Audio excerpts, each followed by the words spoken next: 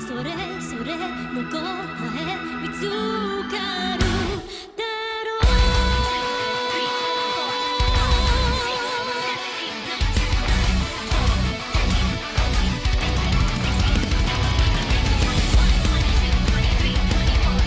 憧れ悩みパンプラ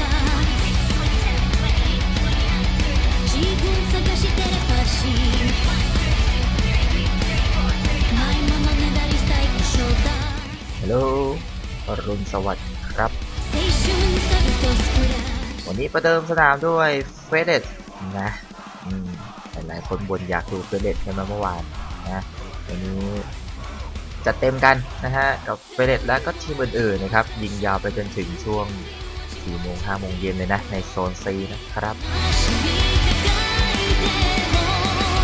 Your life is your own okay 特別じゃなくても okay それそれどこかへ見つかるだ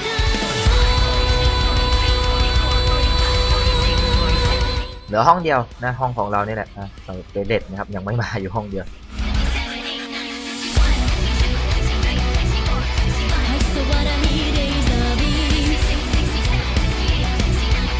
浮き止まないようにラッシュ心臓意識最高へ恋のお払いグラフィック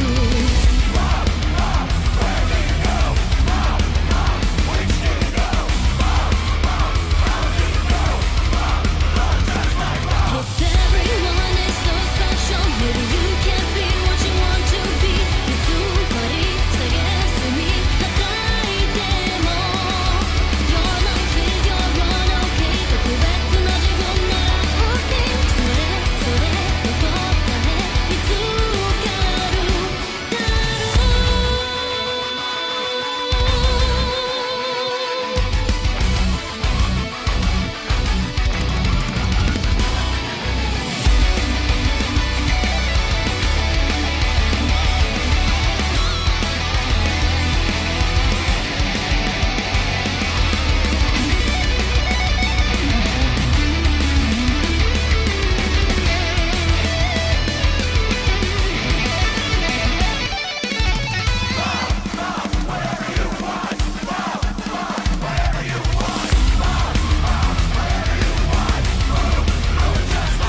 If you can notice not alone, maybe you will find your own answer. 争い憎しみ抱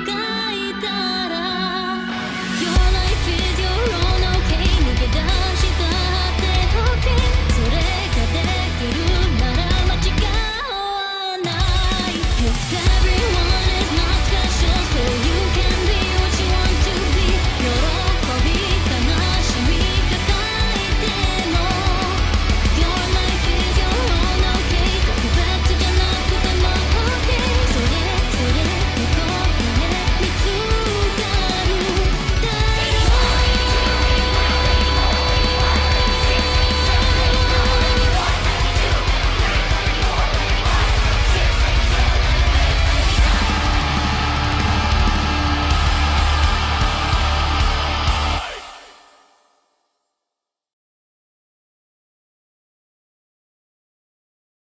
เฮดทูเหรอ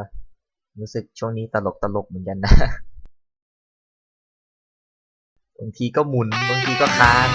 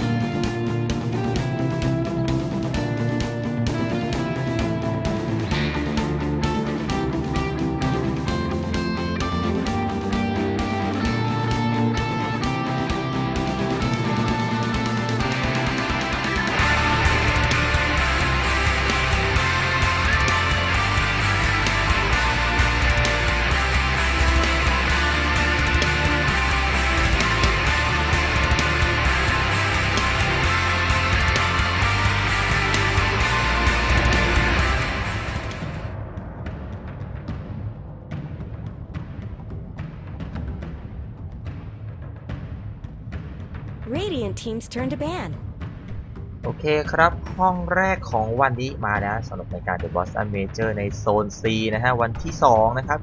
วันนี้ก็จะได้ 4 ทีมในการเข้าไปเล่น Play-off กันแล้วนะฮะ โดยตอนนี้เฟสเด็ด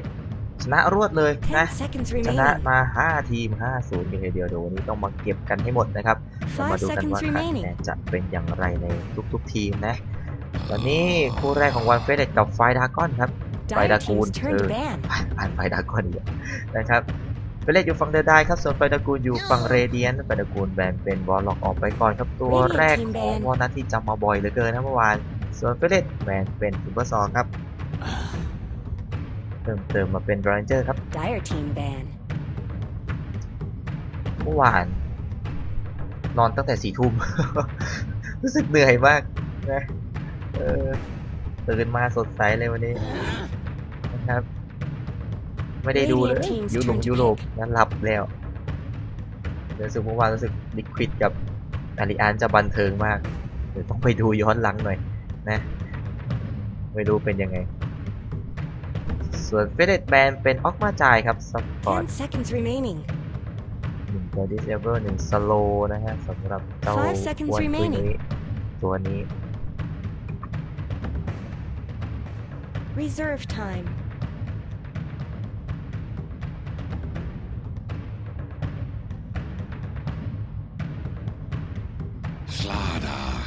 เอาปลาไหลมาก่อนเลยครับด้านของไฟดา Dire กูลครับ team's turn to pick. เลือกเป็นสลาด้ามานะสำหรับออฟเลนครับ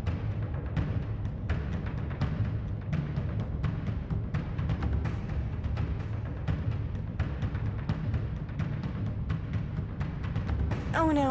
we've got 10 seconds remaining. 5 seconds remaining.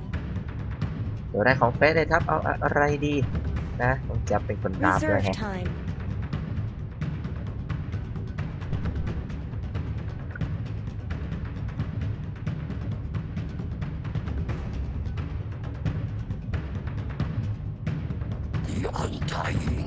ว้าวเอาอันไดอิงมา Dire ก่อนเลย team's ฮะ turn to pick. สปอร์ตเรียกได้ว่าอาจจะไปจัดเจอกับเลน 3 หรือเปล่านะจัดเลน 2-2อันไดอิงไปเจอเลน 3 อะไรเงี้ยนะแต่ถือว่าเป็นตัวถึกบึกบึนแล้วก็มีสกิลฮิลสกิลสโลอย่าง 10 seconds สองซอม remaining. บี้ของเขานะฮะทอมสโตนก็เรียกได้ว่า 5 seconds คือ remaining. ปวนดีเหลือเกินในทีมไฟท์นะ Reserve time. เป็นหวัดด้วยเนี่ย ขึ้นจมูกแล้วเลย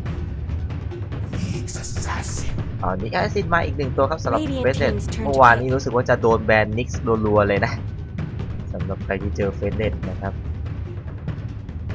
วันนี้ได้เล่นแล้วนะเพราะเขาแบนเป็นบอลล็อกออกไปน่าจะของ3 ไอซ์มั้งส่วนไฟดากอนครับไฟดากูลครับจะเป็นชาโดว์เดมอนนะมันตัดตัวโอออกตัวหนึ่งได้ไหมเนี่ยนะขัดใจเลย Radiant team ban. แบนอย่างไวเป็นลูน่าเลยครับเพราะเห็นชาโดว์เดมอนมาแบบนี้นะอยากมีปัญหาในการเคลียร์ร่างแยกของเขานะ Dire team's turn to ban. แบนเลนกลางของน้องแจ๊บไปครับเอาเบอร์อรุณสวัสดิ์ด้วยนะครับใครที่เพิ่งเข้ามาดูใหม่นะวันนี้ยิงยาวถึงประมาณเกือบ 10 seconds remaining. น่าจะจบประมาณ 5 โมงเย็นนะหลายคู่เลยวันนี้ Radiant team's turn to ban. เฉพาะโซน C ครับ ส่วนเฟเดตแบนเพิ่มเติมเป็นไลท์ซิลเลอร์นะแฮร์รี่คอมโบกับสลาด้านั่นเองสลาด้ามีบลิงก์เมื่อไหร่นี่โอ้ยคอมโบดูเดือดมาก 10 seconds remaining. 5 seconds remaining.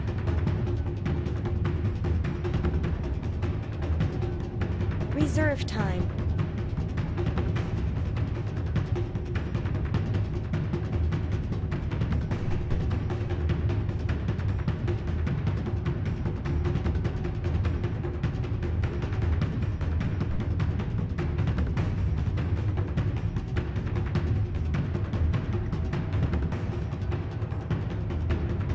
ตัวที่ 4 ครับแบนเลนอะไรดี นะมีแบนของน้องแจ๊บไปตัวหนึ่งแบนวอลนัทแบนของแบล็กไปนะฮะอย่างละตัว แล้วก็แบนตัวของน้องแจ๊บไปอีกหนึ่งตัวเป็น Dire Team's อาร์เช turn to มิส pick นั่นเองตัวในเรื่องของการเก็บเงินเหมือนกันนะครับแสดงว่าไม่น่าจะไปเดินแก๊งอะไรมากนะสำหรับไฟดากูลที่เลือกแบนตัวนี้ไป Crystal Maiden. และได้คริสตัลไมเดนมาครับทางด้านของเฟเดต Radiant Team's turn to pick. ของวอนัทปะหนึ่งของ XY จำไม่ได้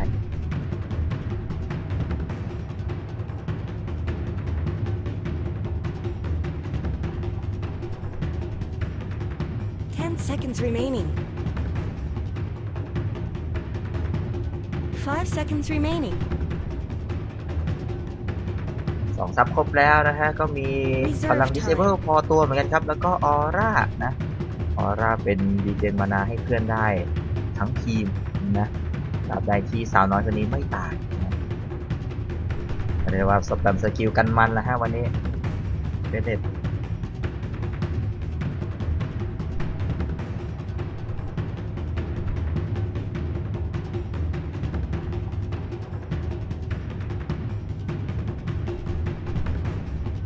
Invoker. แล้วเอาอินโวเกอร์น้องแจ๊บไปแย่งเล่นครับ Dire Team's turn ท่านของไฟตระกูลนะอดเห็นเลย จัดหนักเลยดินะ เอาอะไรมาเล่นดีน้องแจ๊บโอ้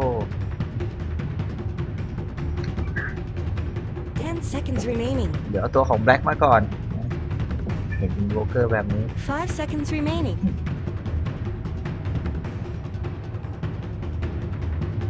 Reserve time.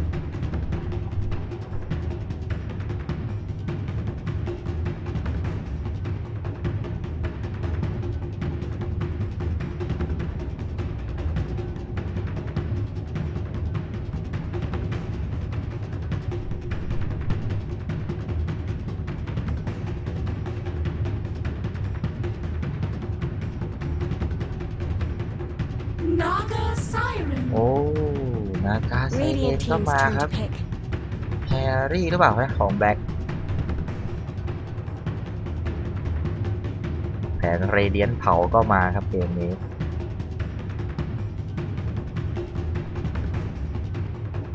10 seconds remaining.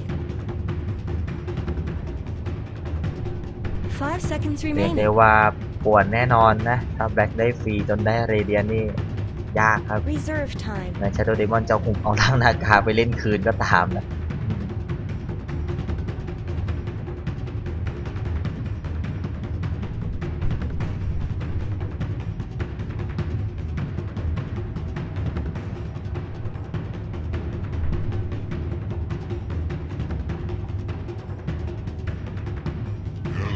Elder Titan.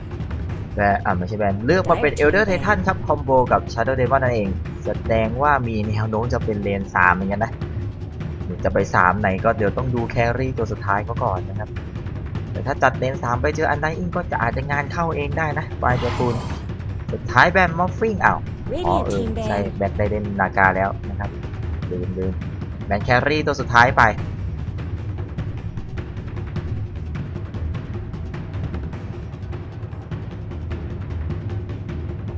ส่วนไปแล้วคุณต้องแบนเลนกลางครับ 10 seconds remaining. 5 seconds remaining.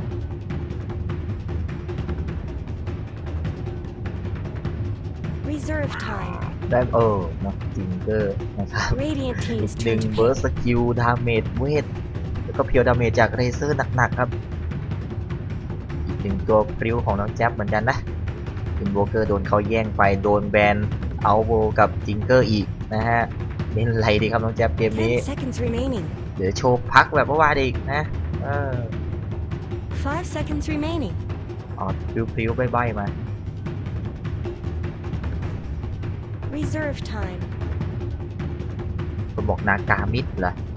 ก็ได้อยู่นะ ถ้าไม่โดนแกงนะฮะจะโดนเดมอนกับเดี๋ยวเดท่านไม่รู้ว่าจะเดินบ่อยขนาดไหนก็ถือว่าคอมโบโหดเหมือนกันนะสำหรับไฟดากูล Disable จับนิ่งๆเหมือนกัน 10 seconds remaining. แต่ Invoker ต้องมีเลเวลกับของนิดนึงเหมือนกันนะ ไม่งั้นส 5 กิล seconds ไฟเขาก็ remaining. ไม่ได้แรงขนาดนั้น Copter! และเลือกมาเป็นแครี่ไจโรคอปเตอร์ครับสำหรับไฟดากูนเน้นเอามาเคลียร์ร่างแยกนากาเหมือนกันครับตัวนี้แบ็คแคนนอนของเขานั่นเองก็ถือว่าเลือกมาโอเคอยู่นะสำหรับไฟดากูนเพียงแต่ว่ามันก็ต้องพึ่งเกมแก๊ง 10 เหมือนกัน seconds ใน remaining. การที่จะทำให้การเงินของเขาไปไวกว่านากาไซเลน 5 นะฮะ seconds left. งานหนักของไฟดากูนก็น่าจะต้องรู้ดีนะในการเดินแก๊งก็ต้องทำให้ได้ครับ Reserve time. เหลือเฟเลตครับด้านน้องแจ๊บ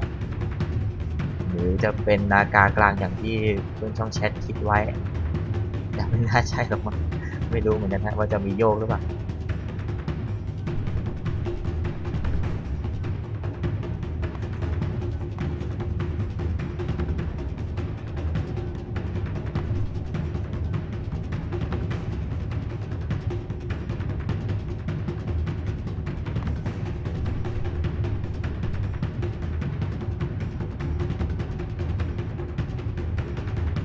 ถ้าเลนกลางแนวแครี่ก็หลุดเยอะเลยนะเราเลือกก็เป็นสลาฮะงั้นนากากลางของน้องแจ๊บแล้วล่ะฮะแบบนี้โชว์นากาไซเลนกลางครับสำหรับเกมนี้ของน้องแจ๊บฮะเรียกได้ว่าฮือฮากันแน่นอนฮะสำหรับเกมแรกครับของวันนี้เลยนะเด็กกับไฟดากูนแต่ก็ได้สลากมาเล่นอีกต่างหากโอ้โหเรียกได้ว่ากระโดดกบจับใจโรคอปเตอร์มันแน่นอน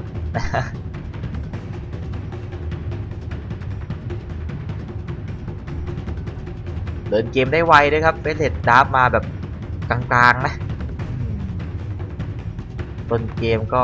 อาจจะไม่ดุมากแต่ว่าพอเลเวล 6 แล้วเนี่ยจะเริ่มแล้วนะสำหรับเฟสเทดในขณะที่ไฟดากูนน่ะก็เดินได้ตั้งแต่เริ่มนะเพียงแต่ว่าจะเดินไหม 10 seconds remaining. ว่าคอมโบจับนิ่งๆเขาก็ถือว่าโอเคเหมือนกัน 5 seconds remaining. แต่งานช้างอยู่ที่นากาเนี่ยแหละครับถ้าเรเดียนไฟก็นะเอาอีกแล้วนะครับมาปวดหัวแต่หัววันเลยนะครับเฟิร์สเพลเยอร์ถูก Looks like someone 750 disconnected. ใจโลก็ได้ไอ้นี่ก็ดี50ตัวนะฮะแบกไปก่อนแล้วกันครับสโมกแก๊งนี่ไงนะครับประมาณแก๊งคิวเอาเท่านี้นะไม่รู้นะฮะทำลายทาวเวอร์ต้นไม้นี่ Who could turn away from Last this Player battle? DQ ไม่รู้เอาน้องแจ๊บแล้วกันจิกชื่อกันสักนิดนึงครับด้านของไฟดากูนครับเบนจับเป็นด้านของสลาดาครับไบรอันจับเป็นอินโวเกอร์เลนกลางครับเสียงจับเป็นไจโรคอปเตอร์ยูเอลจับเป็นเอลเดอร์เดทันแล้วก็อย่างจับเป็นชาร์โดเดมอนครับส่วนเฟรดยูฟังเดอร์ได้ครับจับเป็นนากาไซเลนเลนกลางครับแบ็กจับสลาครับนัดจับเป็นทางด้านของทิสตันเมเดนครับ3ไอจับนิกนาซินแล้วก็ XY จับเป็นอัน 30 ได seconds to battle. ยืนรอบนไฮกราวเขานะฮะทางด้านของไฟดากูนเช่นเดียวกับทางด้านของเฟสเดดครับยืนบนไฮกราวอีกฝั่งหนึ่งนะรูนกันคนละฝั่งเอามาแล้วให้ยืนดวงทอดไปจ้านะเดินมาเถิบถึงที่เลยฮัลโหลโดนหุบแล้วตายแน่นอนฮะยังไงเปิดสไปร์มาโอ้ยติดกันนานๆเลยแต่ไม่น่ารอดอยู่ดีครับ3ไอเดินมาเข้าดงนั่นแหละนะฮะเรียบร้อยไปเฟิร์สบัตเป็นของ UL ไปอยู่ดีก็เดินไปขายด้วงทอดซะงั้นนะฮะเรียบร้อยเลยครับ3ไอก็ไปเลนกลางเจอกันระหว่างนากาไซเลนครับกับทางด้านของอินโวเกอร์นะชาโดว์เดมอนน่าจะคอยเดินไปมานะฮะด้านบนครับคิสตันเมเดนเลี้ยงด้านของสลากนะฮะแล้วก็เจอกับไจโรคอปเตอร์โอ้ไป2ชน2แฮะแล้วเป็นเลน 2-1-2 ธรรมดานะฮะเอามาเป็นร่างแยกมาก่อนเลยด้านล่างเป็นเอเดทันกับซาลาดาครับจับคู่มาเจอกับ2คนเป็นอาไดอิงแล้วก็เนอาซินครับก็อย่างที่บอกว่าต้องจัดเลน2นะน่าจะดูดีกว่าสำหรับไฟดากูนี่ครับไอโกสตอมมาหยุดทางด้านของยังไงอันไดอิงเจ็บอยู่ยังไงดูสเต็งขึ้นมาโดนตบทีละ2แบบนี้ก็เลือดเยอะดิฮะสแต็กมา4อันเลยนะ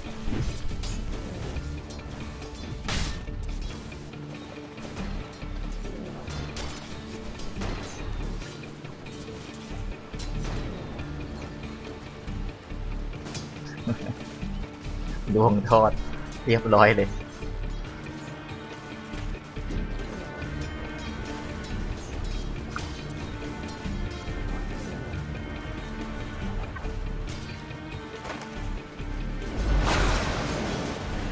แล้วแยกไปไล่ทุบไล่ตีด้านของอินโวเกอร์ก่อนครับด้านตรงนี้เหมือนมีปะทะกันโดนจับมา1 ครั้งไงโดนล็อกเก็ตบาราดกันไปฮะน้องสาวน้อยยังไงตอนนี้โดนหุบมาที่แบล็คครับป่วนจังหวะไว้ก่อนไม่ให้ไปไล่จับไซโรแต่เหมือนจะยังไงจิ้มสักทีหนึ่งถ้าดูดเอจิกันไปแต่แคนนอนมาพยายามจะเคลียร์กระโดดขึงมาโดนฟอสไบจับกันไปน่าจะไม่รอดครับไซโรคอปเตอร์สวยงามว่าทางด้านของทีมเฟเดตเดี๋ยวท่านมาช่วยไม่ทันฮะกลายเป็นว่าจัด3ขึ้นมาด้านบนซะแล้วฮะเอามาช่วยไซโรคอปเตอร์นิดนึงคือถ้าแยกกันอยู่เป็น2-2นี่ไฟดากูลไม่ได้เปรียบอะไรนะแต่ถ้าจัด3ไปอันไดอิงอาจจะย้ายเลนนะแต่จะขอปวนซาลาด้าก่อนแล้วครับเรื่องการเงินในการออกบิงของเขาถูกไล่ตีกันไปจะกระโดดไปเป็นบอตี้ครับ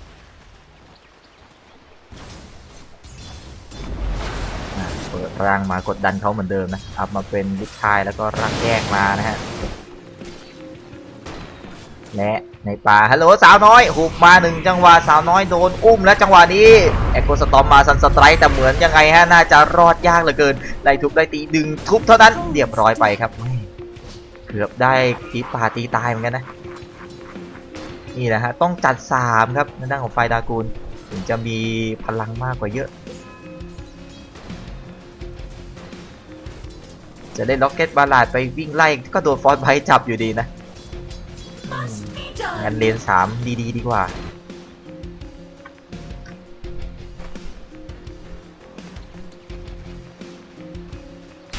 ในป่ามาป่วนเหมือนเดิมครับอันใด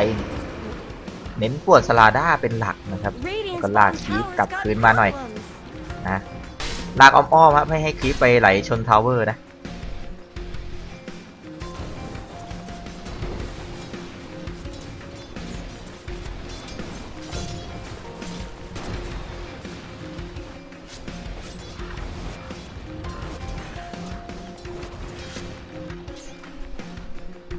ก็ไม่ได้ไปเดินปวดตรงกลางแต่อย่างใดครับสำหรับไฟดากูลนะน้องแจ็บก็น่าจะสบาย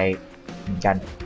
ไม่ได้เล็งเห็นดังนี้ก็หนีเข้าป่ามาฟาร์มคีปก่อนถ้าจังหวะว่างๆแล้วเข้ามาเจอเอลเดอร์ท่านครับโดนไล่ทุบไป1 ทีฟอสไฟเบรกจังหวะไว้ก่อนนะแล้วก็เดินหนีออกไปฮะ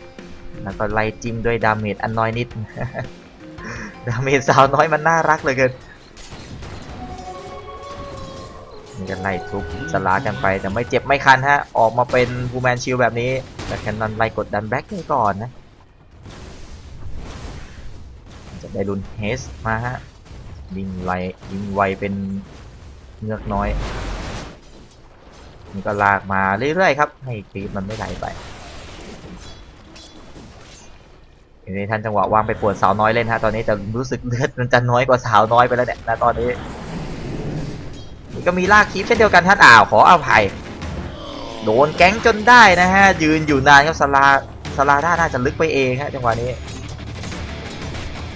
โดนตบสเต็งโดนอินเทลโดนสไปร์จัดเต็มเลยครับทางด้านของเฟเดตนะและตรงนี้เหมือนจะมีปะทะไหมล็อกเก็ตบาราใส่กันไปสาวน้อยนี่ตายไปก่อนครับสลากโดนไล่ตีอยู่นะแต่เหมือนจะ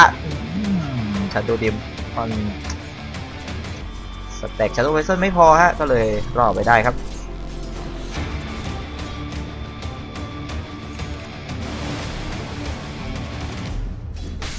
ไม่นึกว่าคนนี้จะตายนะก็เลยไม่ได้จับคนนี้สักเท่าไหร่น่าจะลึกไปเองสแกนมาเจอครับเห็นทางด้านของนาคาหายไปก็เลยลองสแกนในป่านะจังหวะว่างในเลนนะฮะให้อันไดอิงมาตบเก็บเวลกันหน่อย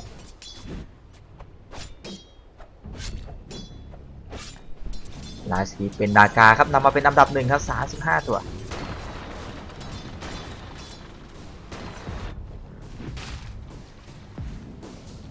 บอกระยะสกิลเหรอมันต้องไปปรับนะฮะปรับในออปชั่นมันจะมีให้ปรับมันจะมีเส้นเขียวๆบอกนะฮะถ้าไม่มีเส้นแดงมาก็แสดงว่าระยะถึงอะไรนี้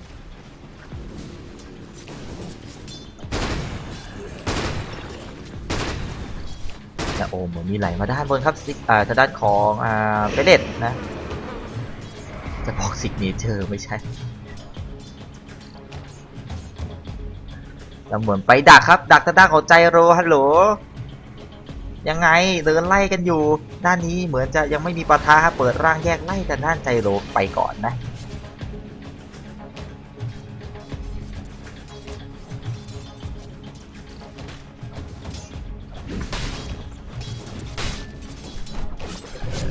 เริ่มเข้าป่าแล้วฮะปล่อยให้คนอื่นได้เก็บเวลในเลนแล้วสำหรับทางด้านของนากาเซเลนจะเข้ามากระโดดจับเป็นเอลเดอร์ไททันฮะเอ็กโคสตอมมากดดาร์กแผงล้างกันไปในทีมมาเรื่อยๆฮะยังไงต่อดีเหมือนจะไม่ทันนะแต่ก็เรียบร้อยไป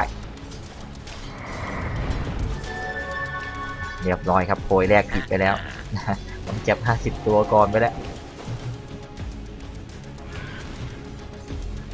ไหลมาด้านล่าง3คนฮะเห็นทางด้านของนี้แอสซินสบายอยู่คนเดียวครับตอนนี้เวล6แล้วนะมีเวเดต้าแล้วอยากจะมาป่วนครับโดนเบอร์มานาตรงนี้โดนหุบกันไป1จังหวะแต่เหมือนจะล็อกเก็ตบาราดมาก็ติดสไปร์อยู่ดีครับแก๊งไม่ได้ฮะเจอสกิลแก้แบบทันควันแบบนี้ครับน่าจะพลาดแล้วครับไฟดากุล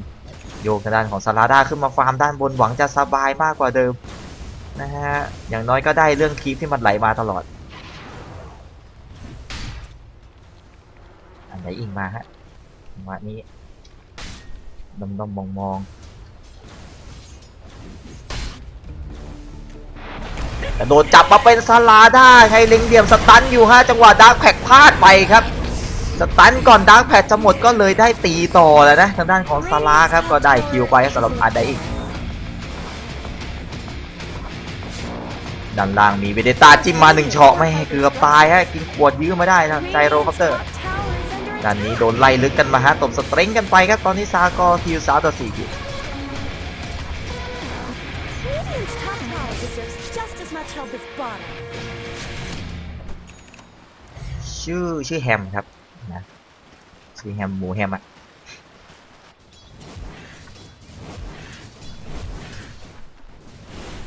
ถ้าอยากติดตามกันมากขึ้นก็มีแฟนเพจอยู่นะฮะเข้าไปกดไลค์กันได้นะ Someone better help Dire's middle tower. บางที Subscribe ใน YouTube อาจจะไม่พอเพราะบางทีผมก็มีไปไลฟ์ใน Facebook บ้างเป็นบางครั้งนะแบบนิดๆหน่อยๆอะไรเงี้ยประกาศบอกนั่นนู่นนี่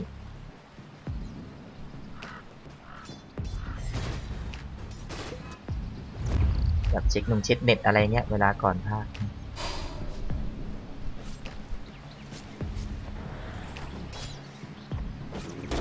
เข้ามาอินเทลใส่ครับเบรกจังหวะไปครับครึ่งหลอดกันไปไจโรคอปเตอร์ตัวนี้ดากาไซเลนโดนไล่กันมาเผาหัวสั่งสอนไว้ก่อนนะครับ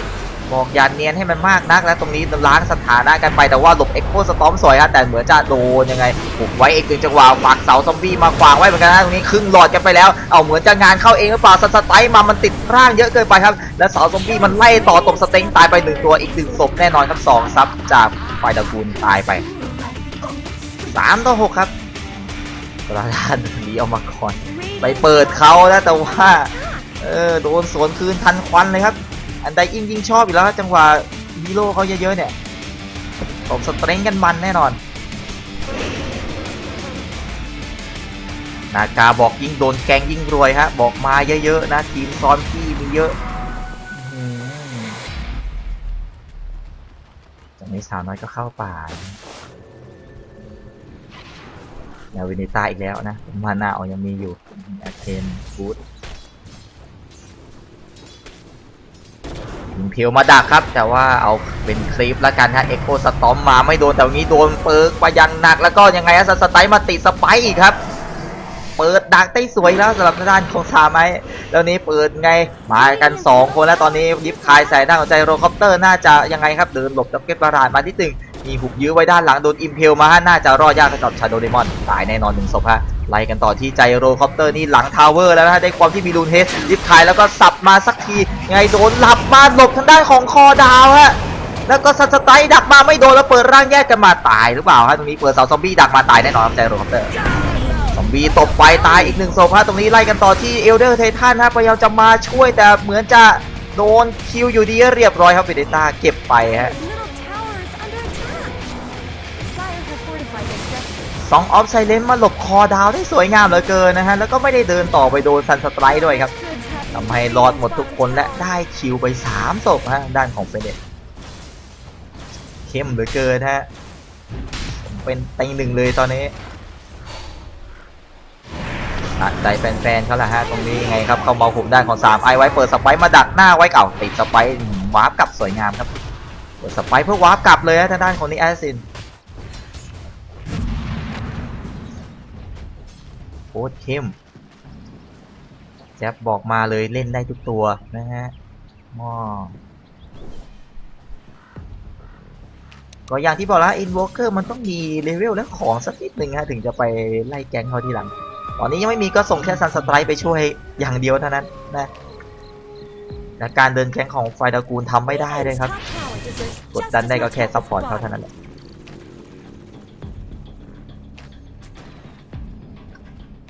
ลำบากนะฮะ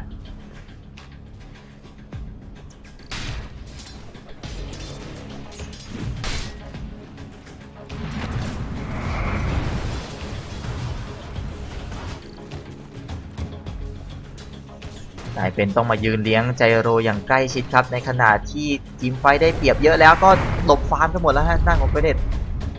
นาการมีเรเดียนนี่คือจบแล้วนะเอาจริงๆเลยนะไหนจะสลาอีกฮะตียังไม่ได้ของเดินเกมเฉยๆนะช่วงกลางเกมนี่เรียกว่าดาร์ฟมาจะบอกว่าชนะตั้งแต่ดาร์ฟก็ไม่ผิดนะเพราะต้นเกมไฟตระกูลทำเสียเองครับเลือกตัวแก๊งมาไม่ได้แก๊งแบบนี้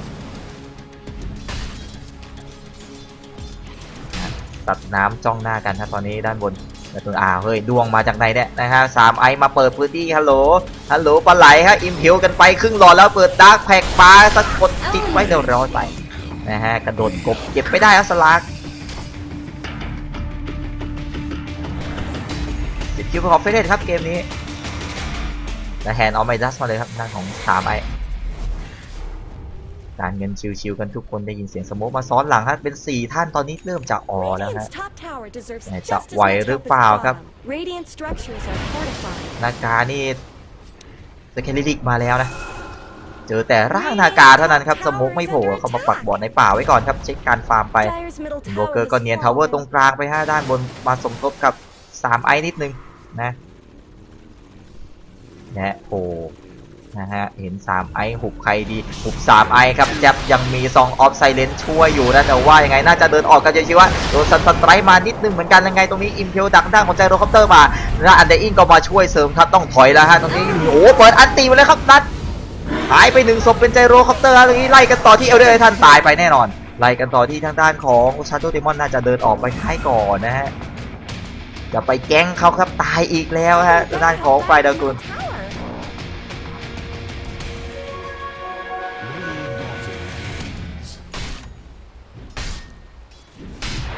กระโดดมาเอาถึงด้วยยังไงสลาด้าสตันมาอีก1จังหวะเล็งจังหวะดาร์คแพ็กหมดได้ครับครั้งนี้ถ้าเล็งแพ็กอีกดีน่าจะไล่จิ้มกันยันหลังทาวเวอร์เอามาดีไฟเอามือใส่หัวไว้ก่อนครับแต่ก็เดี๋ยวก็ดาร์คแพ็กเสียไปได้เลยมาฟาร์มคีปก่อนครับ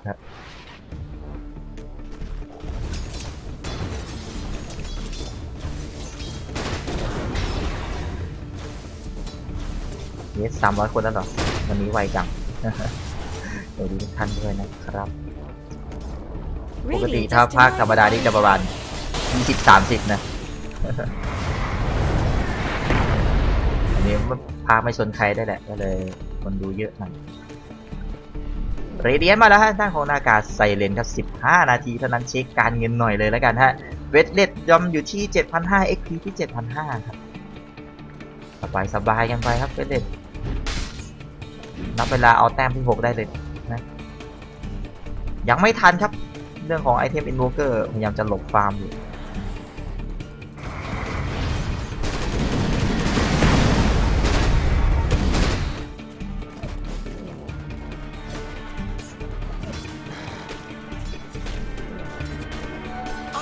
take that.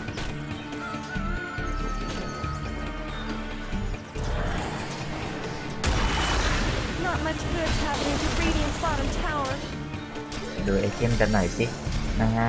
ร้านจะออกเป็นด้านของอาการนิ่มก่อนนะครับไอเทมชิ้นต่อมา นะแล้วเดี๋ยวนะฮะมีชาโดว์เบรแล้วครับทางด้านของสลาร์ยังจะมาเปิดพื้นที่ดูก่อนนะฮะทางด้านของแบล็กแล้วก็ไหลไปไหนวะเนี่ยไปเอาใจโรคอปเตอร์ฮะโอ้โหคอดาวมาก็ไม่ช่วยอะไรแล้วตอนนี้เข้ามากดยังไงสตันกันไว้ครับแต่ว่ายังมีดาร์คแพ็กดบมาได้อยู่ครับแล้วก็รีเจนกันไปครับสวยงามเหลือเกินทางของแบล็กไปไล่แนวหลังฮะตรงนี้อินโวเกอร์กำลังจะงานเข้าด้านของชาโดว์บอกไปแล้วเพื่อนนะลาก่อนไบรอันตัวซับก็อยู่ไม่ได้แล้วจังหวะนี้มากันครบเลยฮะตอนนี้นี่คือนากายังไม่อยู่เฉยๆนะโอ้โหแบ็คเลือกที่ไปเดินแนวหลังแล้วไปเจอใจโรคอปเตอร์ครับก็เลยซวยเลยฮะโดนเก็บก่อนอีกแฮร์รี่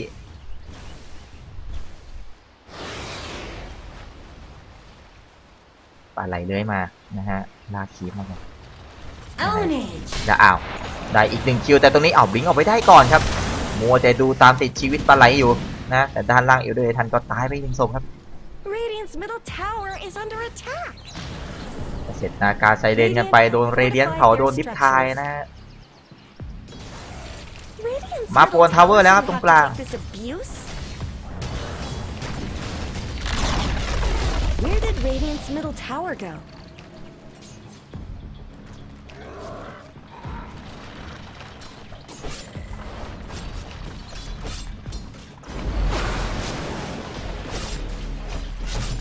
สบายเหลือเกินนะไม่ได้โดนแกงด้วยเข้ามาโดนแกงอีกแล้วอินเพลดักกันมาแต่สตัน2มาสวยครับแต่เปิดดาร์คแพ็กลงกันมาเบทีโอลงไปเต็มที่3ไอแต่วีฮิวยัดกันมาสวยงามเหลือเกินด้านนี้ก็เปิดอันตีไว้ที่แนวหลังฮะเพื่อที่จะไม่ให้เขาเข้าทำเกมยังไงตรงนี้เดินไล่กันอยู่ครับโดนเปิร์กกันไปแต่ไม่ตายอยู่ดีไล่กันต่อที่ไจโรคอปเตอร์โดนทางด้านของโซลีฟเก็บไปได้ครับ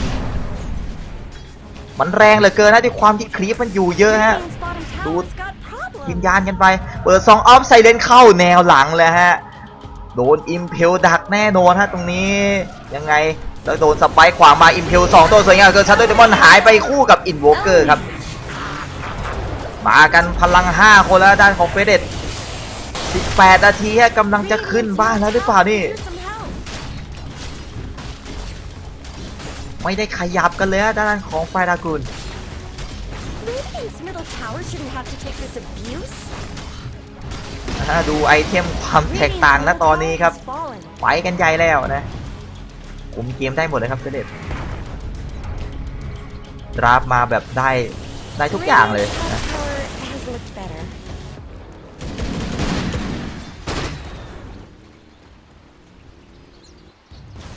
Not much good's happening to Radiant's bottom tower. แล้วก็กดดันทาวเวอร์ด้านบนมาต่อครับทาวเวอร์ที่5 Radiant's top tower is under attack. เดี๋ยวดักเคลฟกันไปนะครับเกียร์คลิปไปนี่มีสมองมาทำอะไรพี่ Radiant's top tower นะฮะ deserves just as much help as มาโชว์ห้อง bottom. เครื่องพังหรือเปล่าแต่เป็นซิลเวอร์เอทแล้วครับแล้วก็มีเบเนต้ามาที่ด้านหลังนะ3ไอน่าจะมาตัดสโมกเขาแล้วครับแบบนี้เดินเลาะป่ากันไปมีบริงแล้วนะเป็นอินโวเกอร์ครับไหลลึกกันมาอินเพลไม่โดนครับไกลไปหน่อยนากาบอกเนียนฟาร์มดีกว่านะ Radiant's bottom tower is under attack. เด็ดๆตอนนี้ต้องบอกว่า4 ลุม 5ก็ยังไหวครับต่อให้ไม่มีนากา Not much good's happening to Radiant's bottom tower. เด็ดเป็นเฮสมาด้านของน้องแจ๊บ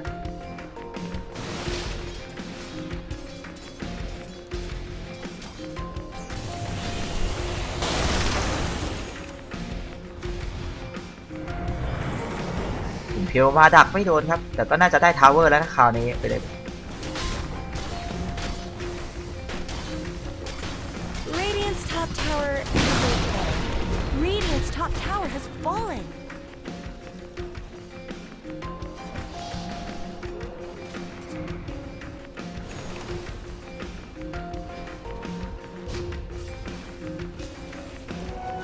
Radiant's bottom tower's got problems. แน่ดูตามมาอีกรอบนะครับทางด้านของ3ไอจะออกเป็นอูสเก็ปเตอร์ต่อนะครับ Radiant's bottom tower is under attack. ไอเกมเอาตัวรอดของตัวเดินเกมแบบนี้เดินเข้าเซนที่ฝั่งตัวเองนะฮะเข้ามาจิ้ม1ทีอิมเพลมาดักสวยงามเหลือเกินครับแล้วก็ได้คิวไปเสร็จสาวน้อยไปครับ พอดามาว่าวไปฮะพื้นล้วนๆเข้ามาสตันเบรกจังหวะทางด้านของอันไดอิงไว้ยังไงต่อดีฮะมีสลักเข้ามาล้วงแนวหลังครับผมจะกินปลาไหลนะแล้วส่องออฟไซด์เล่นอีกแล้วฮะที่เดิมเวลาใหม่21 นาทีขอขึ้นบ้านมาคิวคาบ้านแล้วกันนะคราวนี้อิมเพียวมาดักโดนแค่ตัวเดียวเดี๋ยวตายไปก่อนอินโวเกอร์ไล่กันต่อแล้วเก็บบาลาดมาพลังไม่พอแล้วก็อันติลงมาด้านของวอลนัทชิวๆเลยฮะไล่กันต่อยันบ้านเลยฮะยังไงต่อดีน้องแจ๊บบอกพี่มีเรเดียนยังไงต่อดีแล้วก็เข้ามากระโดดกบเปิดด้านแขกหลบด้านของเอ็กโคสตอมมาฮะเมทีโอพื้นล้วนๆแล้วก็ไล่ตีให้ใบอันต่อยังไงต่อดีโดนโคสแนปกันมากดดาร์คแพ็กเคลียร์โคสแนปไว้ก่อนฮะเปิดสปิตเตอร์มาก็พื้นล้วนๆเช่นเดียวกันฮะตอนนี้สกิลรวนไปหมดแล้วฮะไฟดากุลดาเมจต่างกันครึ่งเลยแล้วก็ปิงกันไปที่โรชานครับบอกไม่รีบนะเอาโรชานสักตัวก่อนไหมด้านล่างทาวเวอร์ก็จะพังนะดูกันอีกรอบไหมนะเมื่อกี้ 7,500 ตอนนี้ไป 25,000 แล้วฮะ XP ที่ 20,000 ครับอย่างนี้โดยร่างนากาป่วนยันบ้านเลยครับตอนนี้ก็ตามหาปุ่ม G อยู่ครับเฟเลตตามหาปุ่ม G จากไฟดากูลที่หายไป Not much good's happening to Radiant's bottom tower. เรียบร้อยครับทาวเวอร์หมดแล้วครับรอบนอกแล้วก็ปิงไปที่โรชานครับบอกเก็ตโรชันนะ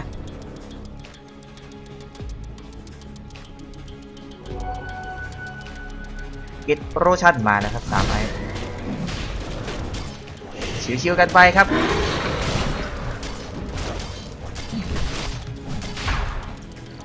นากาบอกไม่สนใจอยากไปก็ไปแล้วพอสแป๊บเลยฮะน้องแจ๊บหลุดนะฮะมีสนิกแป๊บ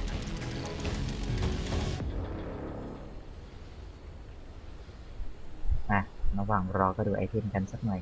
นะครับนี่คือสิ่งที่เกิดขึ้นครับในเกมนี้23 นาทีต่างกันเลยเกินนะฮะสกอร์คิวกันบ้าง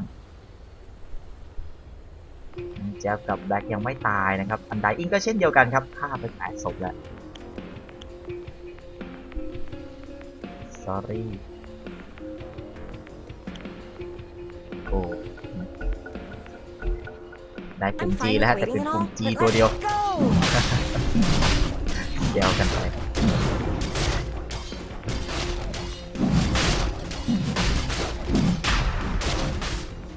แคมป์คอมบ้านเดี๋ยวเขาก็บูทแคมป์เดียวกันหรือเปล่าเดี๋ยว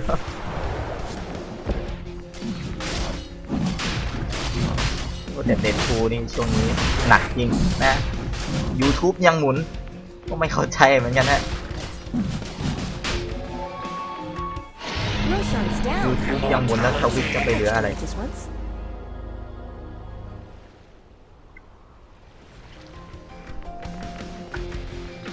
เรียบร้อยไปครับเป็นทางด้านของแบ็คเก็บ X ไป3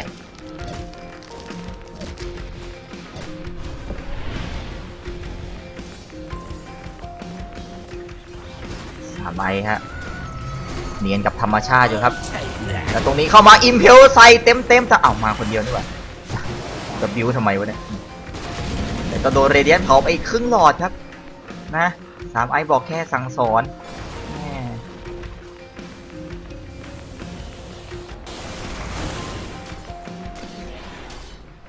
Radiant's top tower has looked better.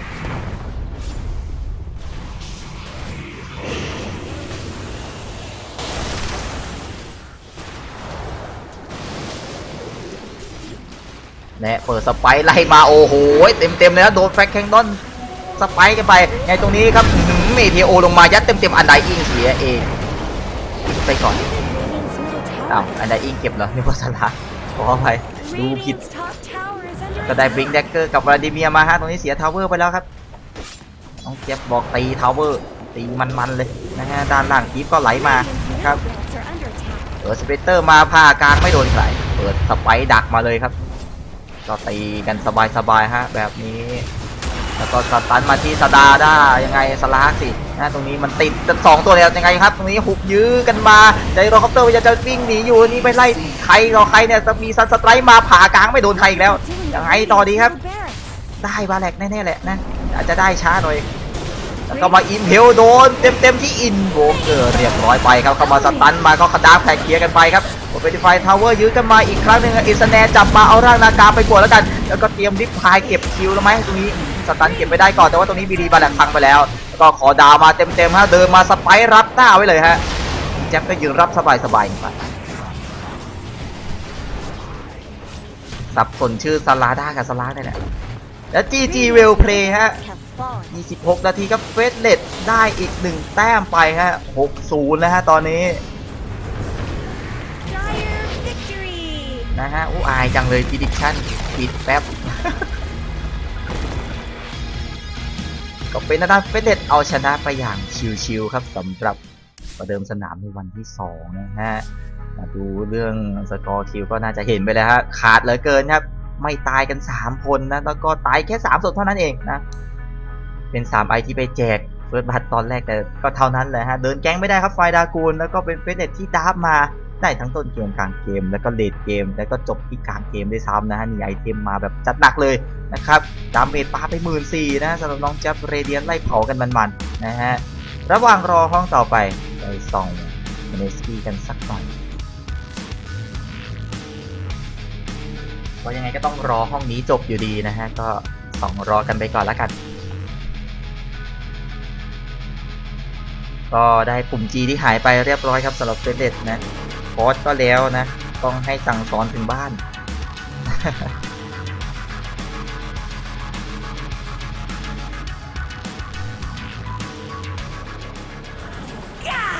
เอ้าโค้ดไปอะไรวะเนี่ยนะเดี๋ยวไปตายกันแถวหน้าโรชานเลย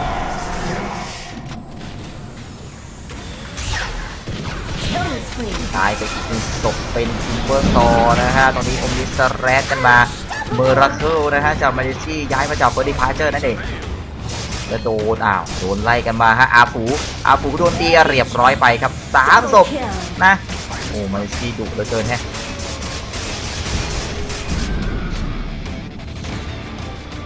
ขึ้นบ้านแล้วครับ36 นาทีห้องนี้เริ่มก่อนห้องเฟสเลตนะแต่เฟสเลตจบก่อน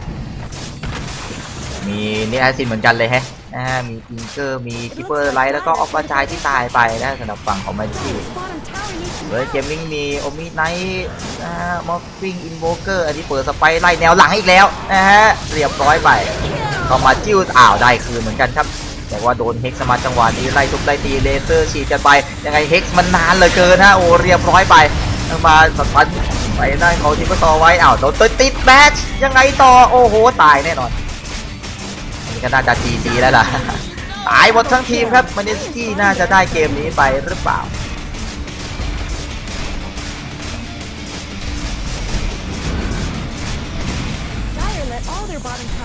นี่ฮะก็จะมีไลน์อัพของเมสซี่ก็จะมีเลกิโปเตโต้นะครับเป็นจิงเกอร์เมอร์เคิลจักรนอตนะครับเป็นดีคิปเปอร์ไลท์จับเป็นนิอาซินแล้วก็จุ๋ยจะเป็นออกมาจ่ายเมอร์เคิลไปเล่นแครี่เหรอนะไปอยู่ทีมเมสซี่นะครับส่วนเวลเกมมิ่งมีอาฟูโอมิไนครับอาจิตจับมอฟฟิงนาน่าจับอินโวเกอร์คังเจโรจับซิเบอร์ซอแล้วก็เอ็กโนวาชาโดว์เดมอน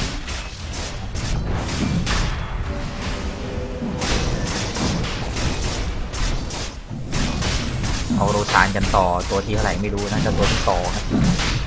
เขาจับจอแล้วกันนะฮะ Dire's middle tower isn't going to last long.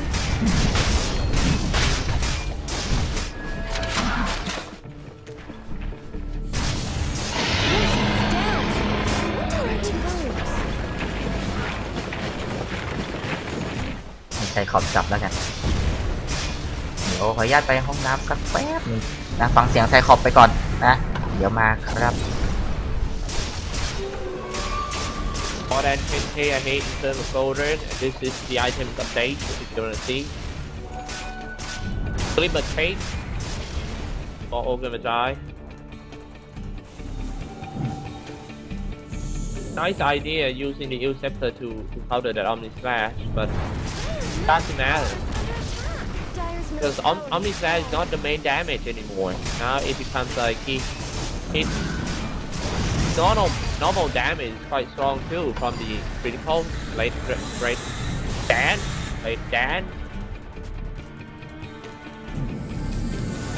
very hated when it comes to pronouncing L and R.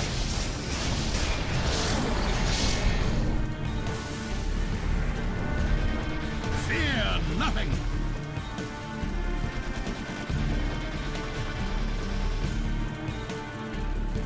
Oh, pause. Okay. I'm not gonna waste your time here.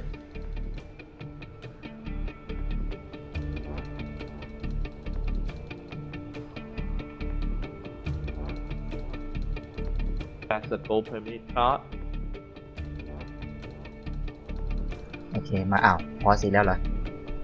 กำขอบคุณครับไซครอปที่มาโคแคสวันนี้ ไม่ใช่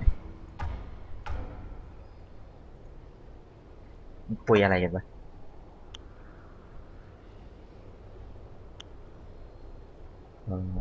ให้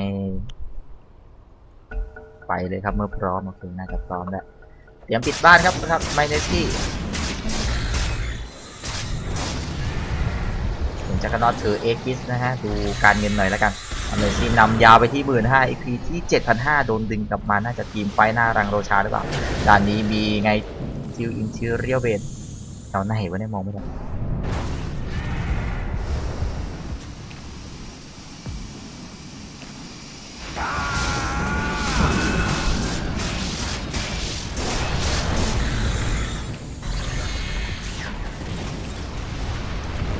เอาไปบวกกันด้านบนโอ้โหมาเกือบไม่ทันแล้วขุบยื้อไว้ก่อนครับที่ด้านของบอฟฟิงเขาจะกิ้งเข้าไปหาเปิดอินทิเบสใส่ด้านของทิกเกอร์ตายเหมือนกันฮะแต่ไล่กันต่อที่แนวหลังครับเมือร์เคิลเรียบร้อยกันไปครับได้ชาโดว์เดมอนแล้วก็อมนิสแล้ว2ตัวสวยงามเลยก็เรียบร้อยไปครับทั้งอีโวเกอร์แล้วก็อมนิไนไล่กันต่อที่ด้านของทิปเปอร์ซอโดนดิซอเบสครับใช้มานาไม่ได้มานามันหมดไงตรงนี้โอ้โหบอฟฟิงจะทำอะไรก็ทำไม่ได้ฮะตอนนี้เดี๋ยวฟูรี่ปั่นกันมันเรียบร้อยห้องเครื่องพังกันไปผลตาคิวของเมอร์เคิลฮะแล้วก็ซื้อเกิดกันมาครับทางด้านทิปเปอร์ซอแลมเพจหน่อยไหมนะฮะอุตสาห์มาซองแล้วก็เข้ามาสตันกันไปจะเอาแลมเพจอะวันนี้เขาบอกจะเอาแลมเพจไปDire's top barracks are getting banged up. เอาแลมเพจกับคนนี้ก็ได้ยังไงไม่ทันเลยดิ Someone's connection dropped. Radiant victory. มีพอร์ตออกมาจ่ายพีซอุตสาห์ซื้อเกิดมา โอเคเป็นมาเดสกี้เอาชนะไปได้ครับในเกมนี้ก็เดี๋ยวพักกันสักครู่นะครับสำหรับห้องต่อไปจะเป็นอะไรวะเป็นด้านซิกเนเจอร์ทัชกับมองโกนะครับ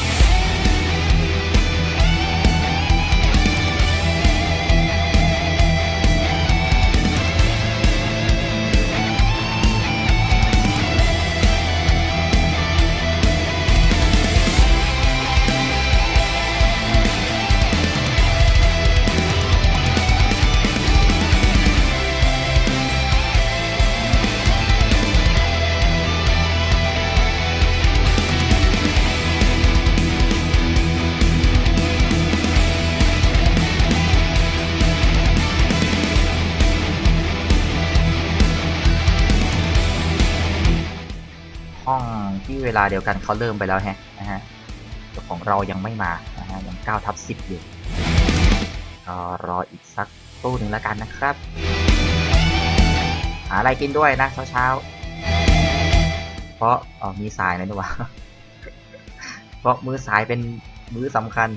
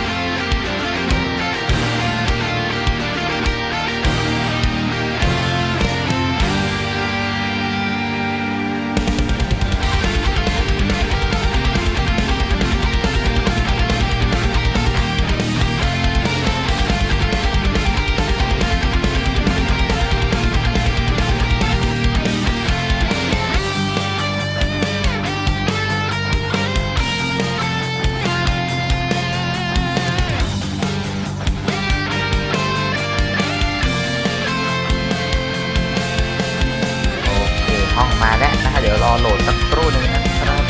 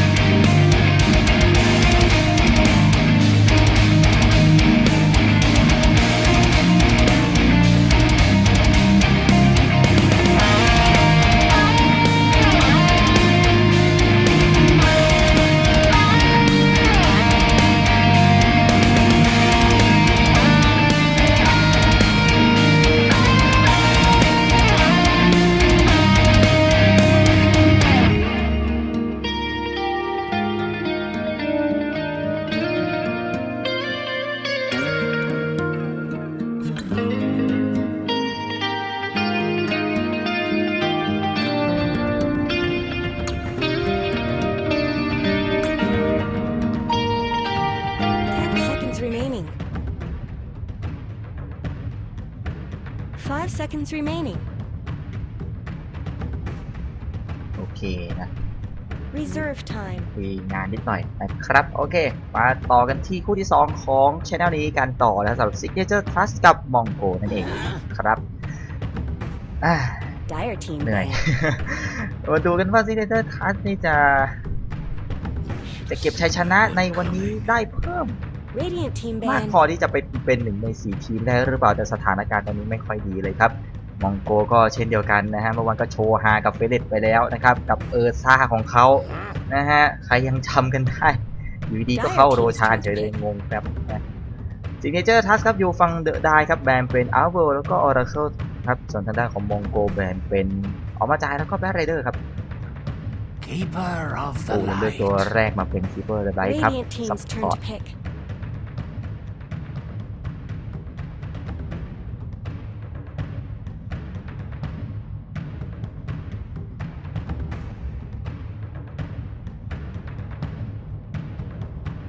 Seconds remaining. 5 seconds remaining.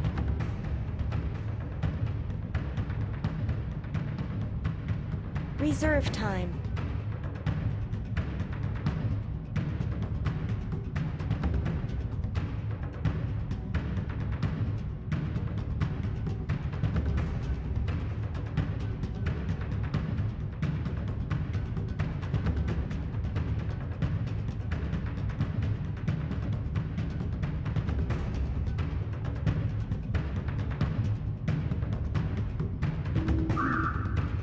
Sand King.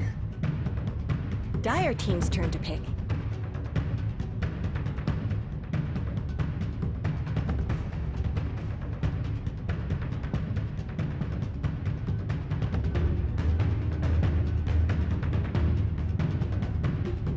Seconds remaining. 5 seconds remaining. Reserve time.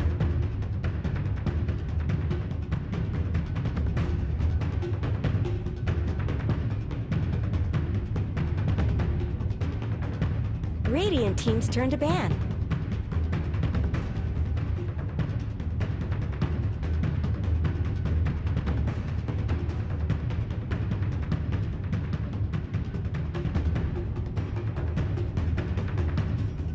Seconds remaining. 5 seconds remaining.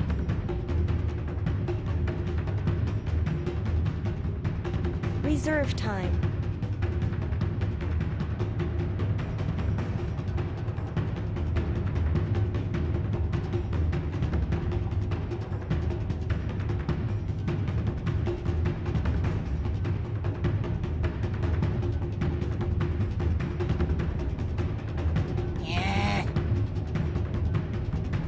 Dire team ban. โอเค มาแล้วแบนเพิ่มเติมเป็นอาร์เคนิสก็เลือกมาเป็นคู่หู I.O. แซนคิงครับสำหรับมองโกในขณะที่ Signature Trust ได้ซาลาด้ามาเพิ่มครับสำหรับออฟเดนเกมนี้ 10 seconds remaining.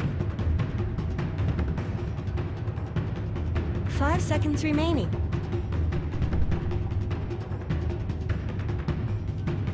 Reserve time.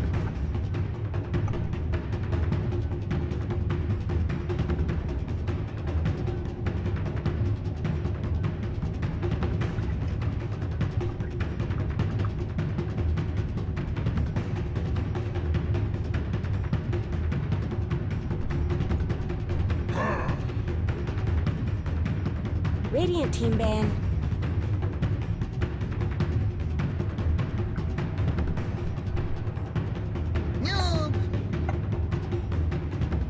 Dire team's turn to ban.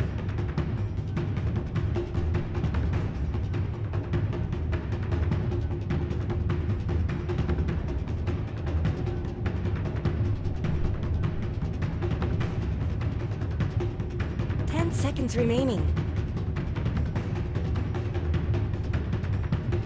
Radiant team's turn to pick.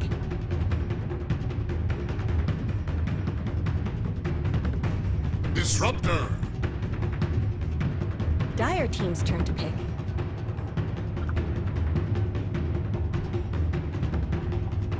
ลือกเพิ่มเติมมาเป็น Disruptor ครับ Support ก็เป็นอีกหนึ่งตัวจับตายนะครับในขณะที่ Signature Task นี่แบนเป็น Asuka แล้วก็ 10 Swain seconds remaining. แบนแต่ตัวดาเมจหนักๆคู่หูของ IO นั่นเองครับ 5 seconds remaining. กลัวมีปัญหากับ2ตัวนี้สินะ Reserve time.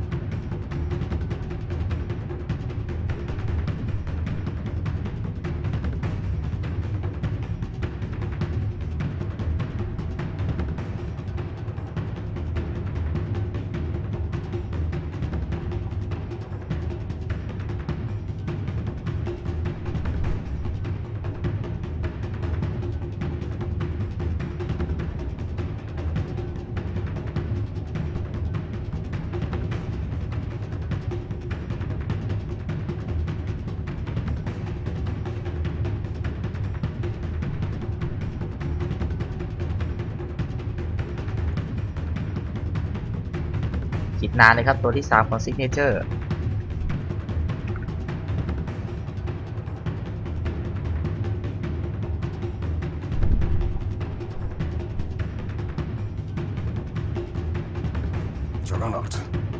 จักรน็อตอีกแล้วนะ Radiant team's turn บ่อย to มาก pick. สำหรับตัวนี้ครับ ไม่ว่าจะเลนกลางหรือแครี่นะก็เล่นได้ทั้ง 2 คนทั้งไมโปรแล้วก็ลาเคิล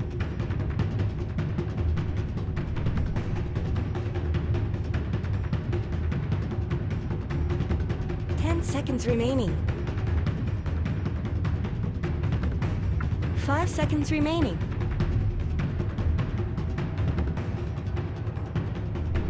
Reserve time.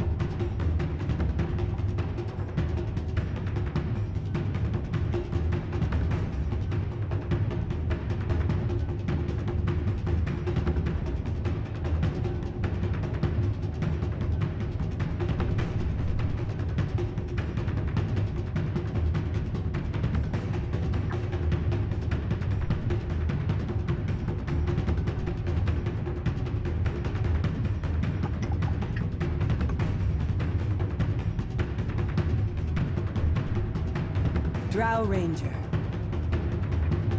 Dire team's turn to pick. เดี๋ยวเลือกมาเป็น Royal Ranger นะครับสำหรับแครี่เกมนี้พลังดันครับ ผมไม่รู้ว่าจะกดดัน Royal Ranger ได้ดีแค่ไหนนะสำหรับ Signature เดี๋ยวผมหาเรียกอะไรตารางให้ดูนิดนึงละกันนะครับเห็นไหมเป็นสงสัย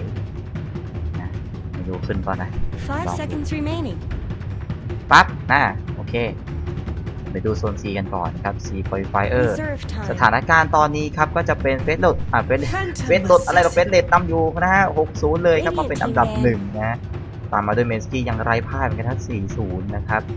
ซึ่งจะเจอตอนนี้อยู่นี่ครับอันดับที่ 6 ก็ประมาณนี้นะครับ ก็เข้าไปดูในนี้ได้เลยนะทีมเมือง Qualifier ในทีมลิควิดก็ได้ Dire นะค team's รับ turn to ก็ ban. จะมีบอกทั้งหมดนะข้อมูล ส่วนเรื่องสายการแข่งก็ประมาณนี้มีบอกในเว็บนี้ทั้งหมดนะครับแต่ตอนนี้พากก่อนนะ ให้ดูคร่าวๆมาเหมือนเดิมเลยครับหน้าของจักรนอแล้วก็แพททอมแอสซินจากซิกเนเจอร์ครับเมื่อวานก็โชว์โหดกับไฟตระกูลไปนะสำหรับ 2 ตัวนี้ ก็เจอรอยเฮนเทอร์แบบนี้นี่แหละนะครับส่วนสุดท้ายเนี่ยมองโกแบนเป็นโบตี้เฮนเตอร์ออกไปแล้วก็ซิกเนเจอร์ทัชครับแบนเป็นทางด้านของ 10 seconds remaining. Storm Spirit นั่นเองนะฮะเมื่อวานแบนเมดูซ่าใช่ไหม 5 seconds วันนี้แบน remaining. แบนสตอมนะครับผมรอมาแบบนี้ Reserve time. ไม่อยากจะจับยากอะนะ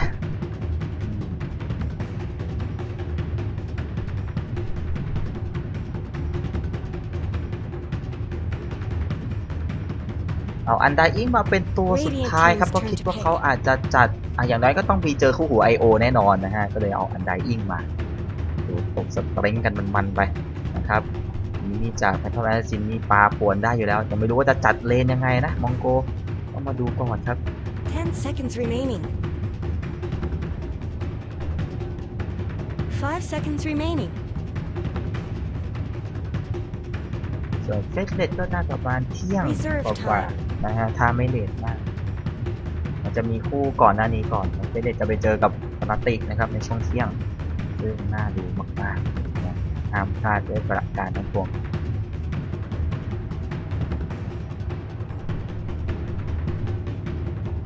ไม่เอานะบอกดูย้อนหลังได้ก็แล้วกันนะเผื่อใครพลาด บอกห้ามพลาดเดี๋ยวลางานลาเรียนมาอีกนะซวยช่องตัวอีกบอกไอช่องเนี้ยมันบอกให้ห้ามพลาด 5 seconds remaining. นะ Tinker. โอ้ทิงเกอร์เลนกลางครับเกมนี้มองโกไม่รู้ว่าจะมีปัญหาในช่วงหลังเกมหรือเปล่าสำหรับการเจอทิงเกอร์ในเกมนี้ครับจังหวะขึ้นบ้านนะมีมาแมชชีนมาป่วนได้เรื่อยๆก็ครบแล้วจะเลือกเร็วไปไหนเนี่ยนะฮะมาพีดิกชันกันต่อมามั่วกันต่อนะฮะโมสดาสฮิตแล้วเมื่อวานผมเดาจักรนอตนะครับมีใครเล่นอะไรบ้างเป็นดาวเทียว PRPA แล้วกันนะครับ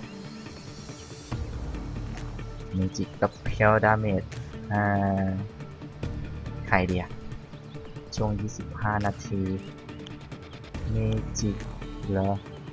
เพลดาเมจให้ทิงเกอร์แล้วกันไม่แน่เขาอาจจะพึ่มาได้ Let the fighting recommence. ปักออฟเซิร์ฟเยอะที่สุดนะ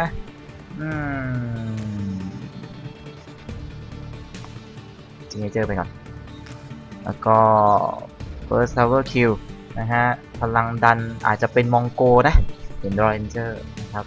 เว้นแต่ว่าซิกเนเจอร์ทัชจะดันเข้ามาได้นะมาเช็คชื่อกันสักนิดนึงครับทางด้านของมองโกอยู่ฝั่งเรเดียนครับบ็อกซี่จับ IO ครับมาสเควร์จำชื่อไม่ได้น่าจะเป็นแซนคิงครับออลูกาครับจับทางด้านของ Disruptor ครับ Retribution ครับจับทางด้านของ Ranger แล้วก็แซงครับเป็นทางด้านของ Tinker ส่วน Signature Trust อยู่ฝั่ง The Die ครับ TNT จับ Undying ครับบุมเบลจับเป็น Keeper of the Light ครับแอปป้าจับเป็นซาลาด้าครับไมโปรจับแจ็คเก็ตน็อตแล้วก็ลาเคลแครี่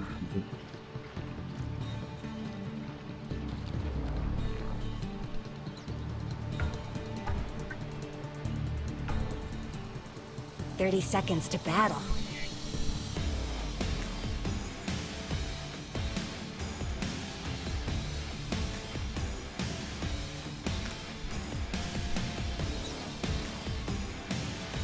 ยืนสงบนิ่งกันจังเลยตานี้นะไม่โลชาแล้วนะ เมื่อวานเสือหิวบอกเข้าโลชานเลยนะให้ออกมาจ่ายแทงไว้นะก็เรียบร้อยงงเลย This ain't no snowball fight. I'll take ก็แบ่ง that รูน as กันไปครับเลนกลางเจอกันระหว่างจักรนอตแล้วก็ทิงเกอร์ครับด้านบนเป็นแซนคิงครับออฟเลนเจอกับทางด้านของซาลาด้าโยกเลนจริงๆด้วยนะฮะไปฉายเดียวเลยนะด้านล่างจัด3ชนมาฮะคิปเปอร์ไลท์เลี้ยงด้านของเพนทอมแลซินคู่กับอันไดอิงนะครับเจอกับด้านดิสรัปเตอร์เลี้ยงทางด้านของดรอยเจอร์ครับเลี้ยงคู่กับไอโอเลน3มาแบบนี้ครับ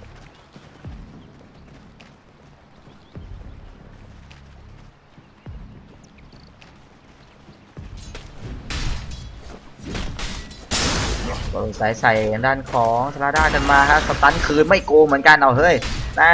แหมดิสเอเวอร์มีคนเดียวแล้วไงนะไล่กลับไปก่อน No. ลิงดิสรัปเตอร์มาอยากจะไปป่วนแนวหลังเหมือนกันนะก็มาลากคีฟก่อนนะครับการจักรนอตอาจจะเจ็บหนักหน่อยครับโดยเรเซอร์สแปมรัวๆแน่นอนนะ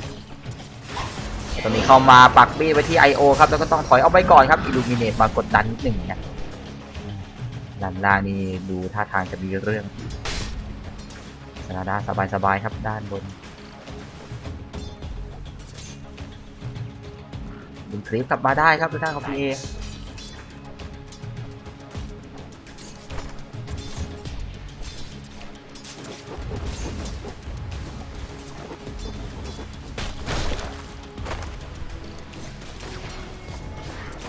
I think not.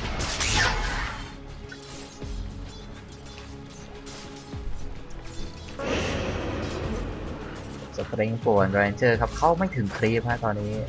ตัวซับเขาดุดันกว่านะนั่งซิกเนเจอร์เก็บรูนครับไมโปรจังหวะว่างๆจากเลนก็ได้เลนเฮดด้วยฮะไม่รู้จะไหลไหม Haste. ไม่นะเอาเลนปกติครับ Fine. เปิดไรก็มาตัดด้านล่าง ในขณะที่ IO มาลากคลิปให้ครับดึงคลิปมาได้1ชุดนะครับตอนนี้โอ้มีปัญหาแล้วจักรนอตหายไปชุดหนึ่งครับคลิป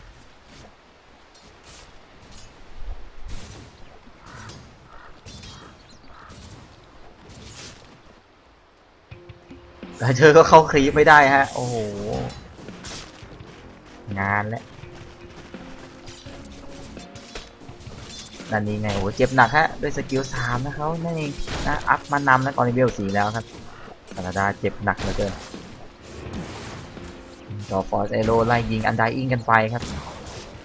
กระลาดคีปมาดิสรัปเตอร์กระลาดคีปกลับไม่โกงเหมือนกันครับไม่ให้ลากไปไหน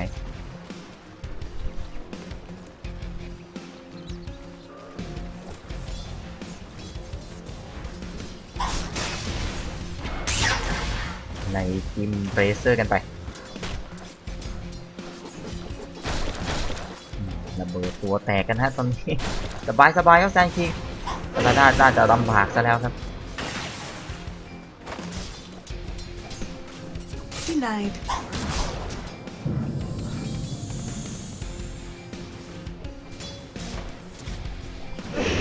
สตริงไปเรื่อยๆครับปวนรอยเรนเจอร์นะตอนนี้เลือดเหลือ300กว่าแล้วต้องระวังเหมือนกันฮะจะลากคีบไม่ไปคีบมันชนมาดีครับฟิปเปอร์อะไร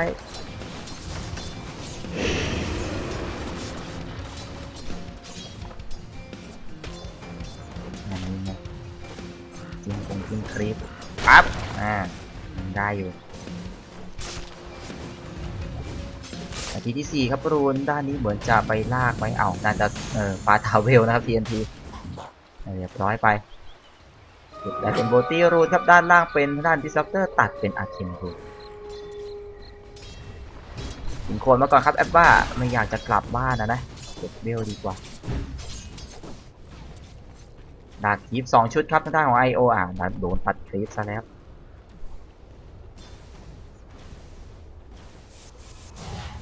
ดนตรีเป็นแมท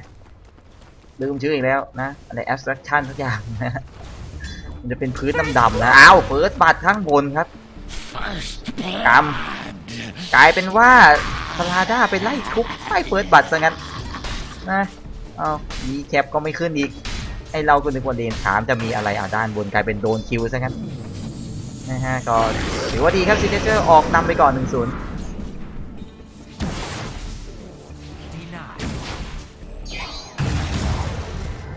เข้ามาโดนทันเดอร์สไตล์ใส่กันไปครับดูสเตรงกันมาไม่น่าจะดึงกลับครับเพราะดึงกลับอาจจะตายเองกันหมดฮะเห็นเลน3ไงนะแล้วเข้าปะทะที่ IO เข้ามาดูสเตรงสวยงามเหลือเกินครับโดนไฟเอาทางด้านของ PA ส่งคลิปกลับไปก่อนฮะไม่งั้นนี่ตายแน่นี่โดดเลยเดียวโซลิฟไม่โดนครับเมื่อกี้ไม่มีคลิปเลยฮะแล้วไล่ตกสเตรงกันมาอีกรอบนึงไล่จิ้มทางด้านของรอยเรนเจอร์กันมาครับสับ1ทีไล่กลับไปก่อนครับตายเฉยนะยังเวล5อยู่นะฮะอัพมานำเลยครับสตันเร่งดาเมจกันไปกลางเป็นไงบ้างครับไมโครเวล5อยู่นะที่ทิงเกอร์นี่6ไปแล้วนะครับโดนลากทีไปชุดหนึ่งนะก็เลยช้ากว่าและอีกแล้วกดทิ้งแป๊บเดียวโดนอีกแล้วฮะทางด้านของไมโครโอ้น่าจะจังหวะเลือดครึ่งหลอดนะฮะแล้วก็ใช้สกิลคู่กันไปแล้วคราวนี้โซโล่คิวไปครับเรานึกว่าจะไม่มีอะไรนะขออภัยด้วยฮะ2ศพนะเพื่อน Dire's middle tower is under attack. ซาลาด้าด้านบนครับเจ็บหนักเหลือเกินครับต้องกลับมาก่อน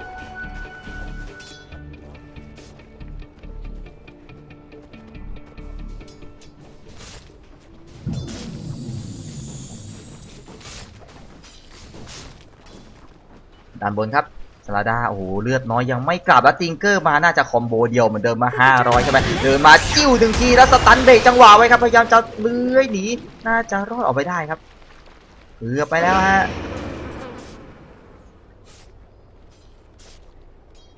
พอจับมาก็คิวไม่ได้อีกนะ Radiant's top tower has looked better. ก็ทำร้ายกันเลย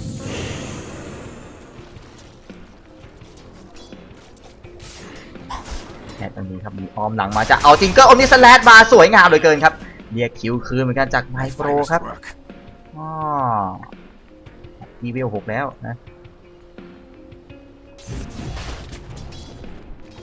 Someone better help Dire's middle tower. และ ตอนนี้ครับโดนบอลโรสไตร์กันไปที่ด้านของสลาด้าครับแล้วก็สตันคืนมาด้วยความที่มันโดนเผาหัวนะฮะแดนสตอมก็ไม่ช่วยอะไรก็เลยไม่อัพฮะตรงนี้เผาหัวไปอีกรอบแล้วก็จะไล่ทุบยังไงมีสปรินต์อีก1วิแล้วเข้ามาโดนบอลโรสไตร์ IO มาช่วยเพิ่มเลือดให้ก่อนครับกำลังจะงานเข้าแล้วทุบพื้นก็มาแล้วว่างวาร์ปซ้อนแล้วอันใดอิงเหมือนจะยังไงน่าจะบอลโรสไตร์อีก3 2 1ไล่หางสลาด้ามาไม่ถึงฮะและลอกออกไปได้ครับIO มาช่วยเลนบนหน่อยเลยนะมาเติมผลให้แซนคิงได้ทันควันนะก็ช่วยได้สวยงามอยู่ เดี๋ยวรอไฟนิ่งๆก่อนนะฮะด้านนั้นไงโดนไล่อีกแล้วครับ Fractionated. ไล่มานานแล้วแต่ก็ตายอยู่ดีครับด้านของไมโปรเหมือนเดิมครับเบรดฟูดี้หมดแล้วก็ไล่จิ้มล็อกเก็ตกันไป Dire's middle tower isn't going to last long. ด้านบนโดนกดดันมาอีกรอบครับสลาด้าโดนบอลไซด์แล้วด้านหลังกดดันมาที่หลังนี้ฮะเดี๋ยวเรนเจอร์โดนอยู่โซลีฟมายังไม่ตายพยายามจะไล่ตกสเต็งแล้วโดนกริมกลับไปช่วยเหลือเรนเจอร์ไว้แต่เหมือนยังไงที่ม้าจะมายิงอีก1ทียังไม่ตายฮะอิลูมิเนตเล็งกันมาเรียบร้อยกันไปแล้วก็ได้ดับเบิลคิวเลยฮะด้านบูมเบลทางผ่านไปโดนอีกคนหนึ่งพอดีครับดิสรัปเตอร์ตายไปเหมือนกัน Radiant's bottom tower's IO got น่าจะรอลาก problems. ทีหรือเปล่า Radiant's bottom tower is under ผังแน่นอนครับทาวเวอร์ด้านล่างโดนกดดันมันหนักครับเลนดอร์เรนเจอร์มีเดฟฟูรี่ปั่นหนีออกมาก่อนครับ Not much good's happening to Radiant's bottom tower. เป็นกาบ้าด้านของราเชลออกเหมือนเดิมเลยนะตอนเล่นที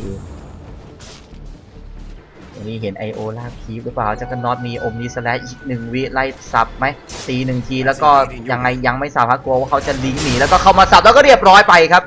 ดันไปใช้บอลโรสไตร์พอดีครับ IO เลยโดนเต็มๆเลยโดนคลิมกลับมาแต่เบรดฟูรี่หลบไปได้ครับไมโปรสวยงามฮะมารับมานาไปนะเลน3ดุกว่าครับซิกเนเจอร์ชาร์จถือว่าทำได้ดีเลยฮะกดดันดอร์เรนเจอร์ได้ก็เป็นไปตามแผนอยู่ฮะดันซิกเนเจอร์ Radiant's bottom tower is under attack. Radiant structures have been กลางมาอาชีมาป่วนคลิปเรื่อยๆครับด้านบนเองก็โดนยังไงดอร์เรนเจอร์หนีไปด้านบนแล้วฮะเหมือนเมื่อวานเป๊ะเลยกับไพดากูลกดดันได้เหมือนเดิมครับแผนนี้ Dire's middle tower is under attack. กำลังจะพังครับ Radiant's ทาวเวอร์ bottom tower's got problems. และยังไงตรงนี้เหมือนมีสโมกหรือเปล่า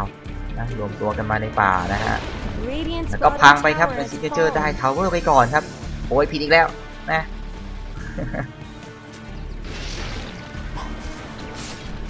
เกลียดโหมดนี้จังเลยนะแสดงความอับอายให้เราต่อสายตาประชาชนทั้ง 400 กว่าท่าน Radiant's middle tower is จะ under เคยทาย attack. ถูกสักทีไปเลยเวล5กำลังจะ6นะฮะดอร์เรนเจอร์โดนหนักมากครับในป่าไหลกันมาแย่งครีปเขาอีกฮะ Radiant's โด middle นลาก tower ฟาร์ม could ไว้ use some help. ไมโปรก็บอกหน้ามึนแย่งครีปเป็นไป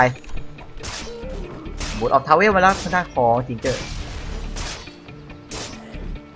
Radiant's middle เอา tower อีพิก should เซน have เตอร์มาด้านหลัง defenses. เฉย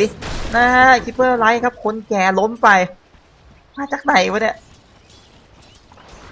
ไม่ใช่สิแล้วทำไมแค่อยู่คนเดียวว่าคนอื่นเขาไปไหนกันหมดแล้วนะโซโล่คิวไปครับแซนคิงพลาดเยอะเลยจับจอตานี้เกิดอะไรขึ้นปะเนี่ยเอามาเผาหัวไว้ที่จิงเกอร์ครับยังไงก็เกิดผลกันไว้ก็น่าจะออกไปก่อน Radiant's middle น่าจะ tower คาว is วอร์ด under เขานะ attack. ฮะก็เลยเข้ามาบอลโรไซด์ไว้เลย Dire's bottom tower needs some help. กลางโดนกดดันทาวเวอร์กันมาครับด้านของซิกเนเจอร์ Radiant's middle tower shouldn't have to take this abuse. I guess Radiant fortified their structures. สลาด้าไล่ไปที่ดอร์เรนเจอร์ครับยังไงเอามาเผาหัวกัสไว้ก่อนครับแต่ว่าเหมือนจะไล่จะเอาฮะด้วยความที่ดาเมจมันน่าจะมีวาร์ปมา2 แสงไงตกอีก1ทียังไงกินสติ๊กกันมาแล้วโดนบอลไซด์ขวางไว้ครับอ้าวงานเข้าแล้วด้านของแอปปาพยายามจะวาร์ปกับโดนกิมกับตายแน่นอนอันนี้หิวไปหน่อยครับเขาวาร์ปซ้อนกันทันฮะแม่ Dire's top tower is under attack. ด้านบนยังไงปวนคีบปวนด้านของราเคิลกันมาก่อนฮะด้านของจิงเกอร์จะคิวเขาฮะเขาวาร์ปซ้อนได้ทันนะไม่ดาเมจไม่พอโดนกดสติ๊กยื้อมาครับเลยพลาดไปครับสลาด้าหิวนะอยากเขมือบคน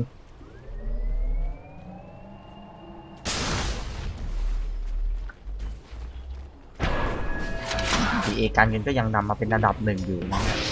โอ้โหที่ใส่คลิปเข้ามา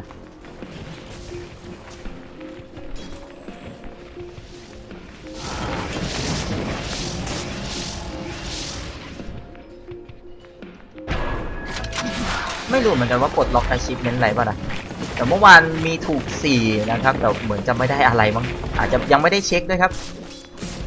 ไม่มีเวลาเลย ภาคอย่างเดียวภาคเสร็จก็หนีไปนอนแล้วนะไม่รู้ว่าซื้อมาทำไมเหมือนกันเนี่ยไม่ได้เล่นเลยครับ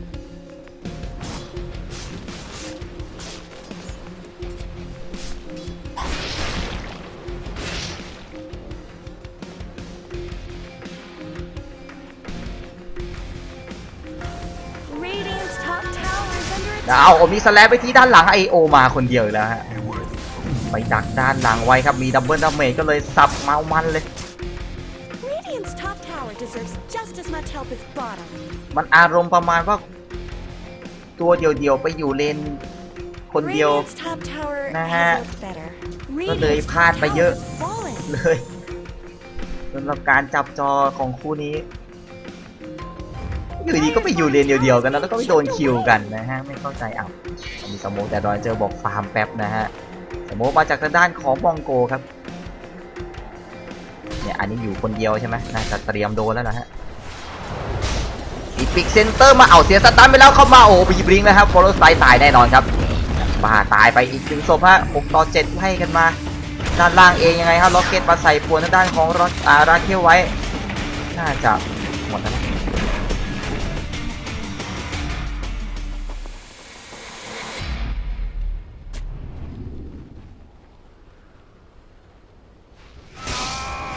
ก็ถูกดันบ้านมารัวครับทางด้านของมองโกก็ถือว่าทำได้ดีอยู่ฮะดรอยเจอร์เองโดนกดดันมาเยอะฮะก็ต้องหนีเข้าป่ายาวๆกันไปก่อนฮะไอ้เข้มมาไม่ทันแน่เข้าเลนนี่น่าจะโดนคิวแบบสบายใจแน่นอนครับ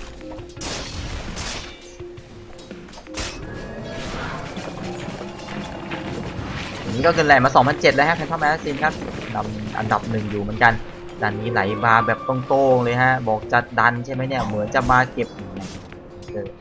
วาร์ปไม่ลงฮะแล้วก็เข้าโรชาร์จเลยฮะโอ้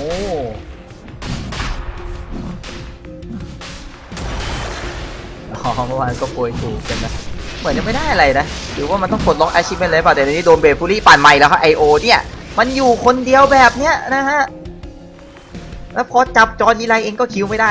นะเกิดเรื่องบ้าอะไรขึ้นอีเวอร์ไลท์คนแก่เข้ามาหนีฟาร์มป่าก่อนนะ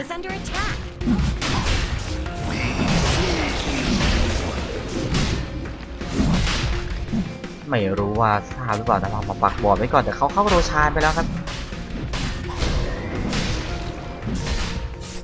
มานาหมดแล้วนะทีน่าจะได้ครับโรชานตัวแรกเรียบร้อยไปฮะเป็นแพนทอมแมสซินครับเก็บเอกดิส We ไป haven't seen the last of him. ได้บลิงก์มาเลยฮะสลาดาอาจจะได้ช้ากว่าแซนคิงเลยนะเพราะไปโดนแก๊งมา 2-3 ครั้งเหมือนกันนี่ก็ลากฟาร์มป่าเลยครับดอยเจอร์ชีวิตอดซูเหลือเกินนะเอามาเป็นหน้ากากดูดเลือดก่อนครับเซเลเตอร์กำลังมาครับลาเคล16 นาทีฮะ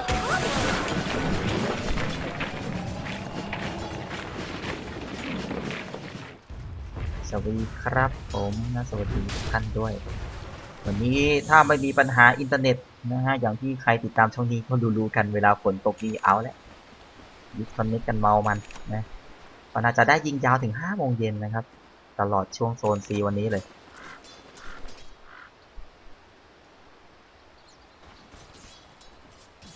ลิงแดกเกอร์มาครับท่านจักรน็อตเล่นเข้าตัวหลังไวเหมือนกันนะเรียกเพื่อนมาแล้วฮะ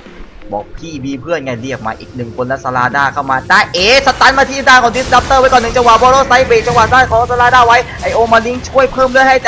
ดิสดัปเตอร์เหมือนกันแล้วพยายามจะกินใครกลับไปทำกันปิกเซนเตอร์มาหาด้านของแอปป้าเหมือนดาเมจจะไม่พอตรงนี้แลกกันไปดิสดัปเตอร์กับคนแก่ตรงนี้อมนิสแลปมาไอโอตัวเดียวเต็มๆไล่กันต่อที่ด้านแซนคิงครับโดนยังไงเบฟูรี่ปั่นกันมาบอลโลไซระยะสั้นๆแล้วเหมือนจะตายครับดอเรนเจอร์3 ศพแรก2ตรงนี้ไล่กันต่อที่ด้านของแซนคิงไล่ซับกันมาอีก1 ทีเรียบร้อยครับเบกาคิวของไมโปรไปครับ สวยกว่าฮะทีมไฟท์ตรงนี้จะมารอดักแก๊งเขาฮะเห็นคนแก่อยู่คนเดียวแต่เอ้ายังไงวิ่งมาสับไม่ได้เดี๋ยวแช่มาร์คแมชชีนมันเลยนะเห็นคนแก่คนเดียวครับเมื่อกี้นี้พยายามจะดักแก๊งแต่ว่ายังไงอ้าวมาไม่ถึงฮะร็อกเก็ตยังไงมันยังเวลอัพมาแค่เวล 1อยู่ฮะเรียมแต่ตัวนี้เอามาฉีดยังไง TNT กำลังจะงานเข้าเมกานิซึมกดกินมะม่วงกันมา IO ก็มาโหมีโลเคทแบบนี้เลยน่าจะส่งทีมเพื่อขับด้วยนะวาร์ปมาอีก1คนฮะแล้ววิ่งเข้าไปวาร์ปขับเองฮะIO ก็น่าจะรีโลเคทกลับไปครับมาคนเดียวก็มานะฮะ IO มาให้กำลังใจจิงเกอร์นิดนึงก็ออกไปครับอันใดอิงมีมะม่วงกดฮิวยื้อกันมา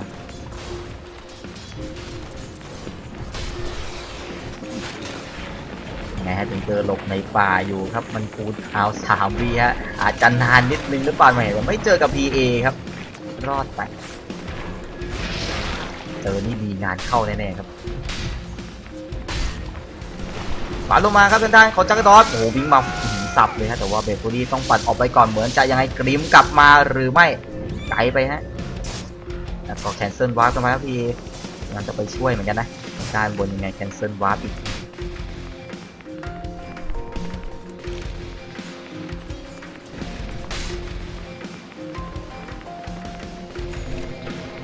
เรียกอันใดอิงไปครับ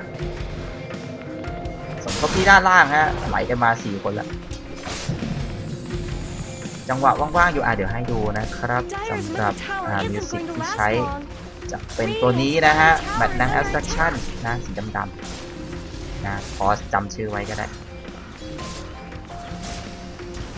Not much good's happening to Radiant's bottom tower. เรียกมาครบทุกคนแล้วเอาซาลาด้ามาอีก1 คนครับกดดันทาวเวอร์กันต่อ Radiant's bottom tower's got problems. สโมกอ้อมหลังไว้ครับไอ PA ได้จัดการคนเดียวไงตรงนี้เข้ามาแมชชีนป่วนกันไว้ก่อนครับแล้วก็กดดันทาวเวอร์ยื้อมาแต่น่าจะพังอยู่ดีนะ Not much good's happening to ต้อง Radiant's เกตฉีดเลเซอร์กันไปเห็นนะครึ่งหลอดเฮ้ยเขาทำทันทีเรียบร้อยไปฮะไปเปิดเผยตัวแบบนี้ ขึ้นเลยฮะทางด้านของซาลาด้าบอกยี่ขึ้นเลย Radiant's bottom tower is no more. ก็แขนลอยกันเลยฮะ Are those Yep, Max. cracks in Dire's น่าจะขอขึ้นบ้านก่อนพี่ซิกเนเจอร์แล้ว IO โอ้โหรีโลเคทมาแต่ก็ลิงก์ออกไปได้อยู่ครับแล้วเข้ามาซับต่อยังไงเรียบร้อยกันไปครับแล้วก็โบโลไซมาขวาง PA แต่ก็ไม่ทันอยู่ดียังไงไล่กันต่อครึ่งหลอดโอ้โห What's happening to Radiant's bottom tower? ทั้งมีดทั้งครีสับไปก็ครีอีกนะฮะ Radiant's bottom tower's got problems. PA เติมทรูครับเกิดเกมนี้ยิงพันกันมาแล้วเอามาสตันกันต่อที่ Disruptor แล้วก็น่าจะป่วนไปเฉยๆฮะได้กำลังจะได้1 เลนครับ20 นาทีขึ้นบ้านดูการเงินหน่อยยังไม่ได้ดูเลยฮะนำที่ 5,000 XP Radiant's 5,000 ครับ bottom tower is ยาวๆกันไปฮะตรงนี้เข้ามาโอมิสแลนใส่ดอเรนเจอร์ไม่ได้ทำอะไรเลยฮะเกมนี้รับมาเป็นเหยื่ออารมณ์ของซิกเนเจอร์ทัชล้วนๆฮะตรงนี้ยังไงไม่ได้อัพเวล2เหรอไงตรงนี้สตาร์ทอีกสตอมกันมาที่จักรดอได้คือไปเหมือนกันนะด้านล่างเอกไม่สนใจนะฮะไมโปรตายแล้วตรงนี้ก็เอกกิสโบท่าเลือดรีกันเต็มไปแล้วก็บิงออกมาก่อนได้บีดีบัลแหละก็จิ้มทางด้านของอันไดอิงตายไปแล้วก็สโลทางด้านของทิงเกอร์ไว้ครับอัพมาเวล2แต่มานาหมดแล้วฮะตรงนี้บิงออกไม่ได้ก่อนครับโบรสไนไม่โดนดัดคริติคอลฮะลาเคลฟักโคตรแรงเลยมีดไม่พอสับยังครีอีกนะฮะหายตัวแตกกันไปครับเป็นแครี่ตัวนี้ที่ต้องพึ่งดวงจริงๆฮะในเรื่องดาเมจ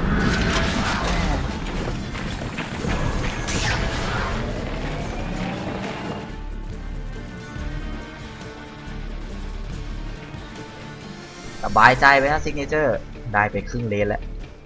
นะก็7,500แล้วมัน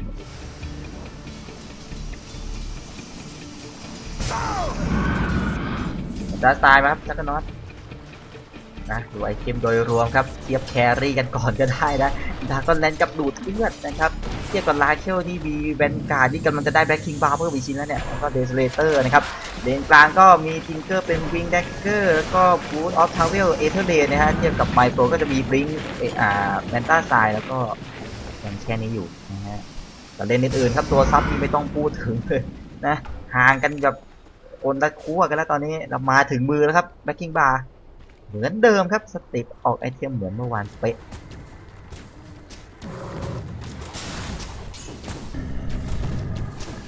และยังไงแห่จะดักครับไม่ลงฮะโอ้โหมาแล้วคนแก่ถือคาถาครับอากาดิมครับ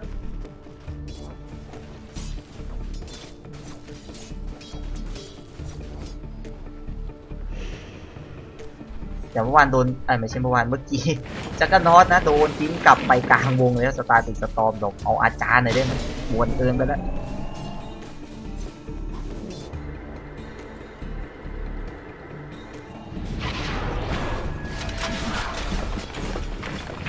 เมื่อคืนได้ดูปิดหรือเปล่านอนครับ นอนยาวเลยครับเมื่อวานเหมือนใช้พลังไปหมดสิ้น นอนตั้งแต่4 ทุ่มอ่ะโคตรเด็กอนามัยครับนะ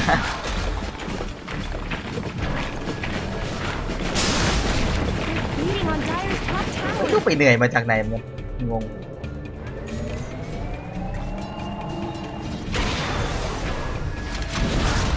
ก็ทาวเวอร์พังไป5ดีไนไม่ทันโอ้ดีหลบล็อกเก็ตกันมาที่คุณทำมาแมชชีนขอที่เกินกับปวดเหลือเกินครับ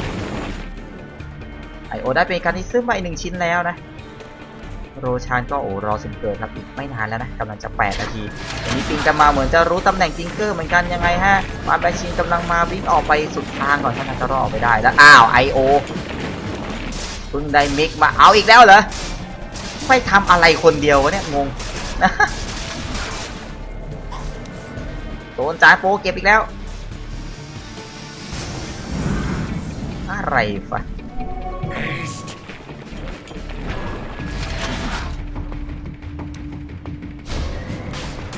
เขาโรชานต่อฮะด้านด้านของซิงเกิลเจอร์ตัวที่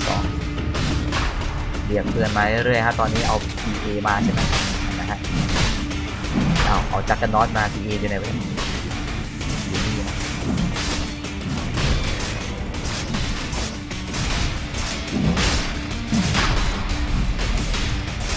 น่าจะได้แน่นอนทั้งโรชานตัวที่2แล้วซื้อเกมมาด้านของคิปเปอร์ด้วยไลท์แล้วพิงมันจะขึ้นทำไมวะ ขึ้นโรชานเหรอ เอ็กซ์ครั้งที่2มาครับแคนทอมแอสซิจบคู่นี้มีต่อเลยครับมีต่อเลยวันนี้ภาคยาวๆติดต่อกันเลยครับนะตลอดจนจบโซน C นะครับแต่ว่าไม่ได้ภาคอะไรเลยโซนยุโรปต่อนะครับก็แยกย้ายกันไปดูเหมือนเดิมนะ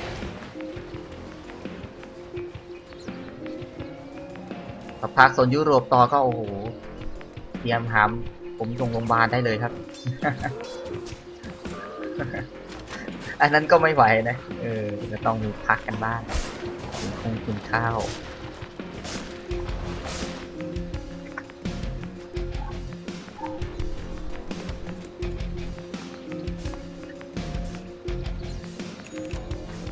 มีซอเบตมาครับด้านจักรนอต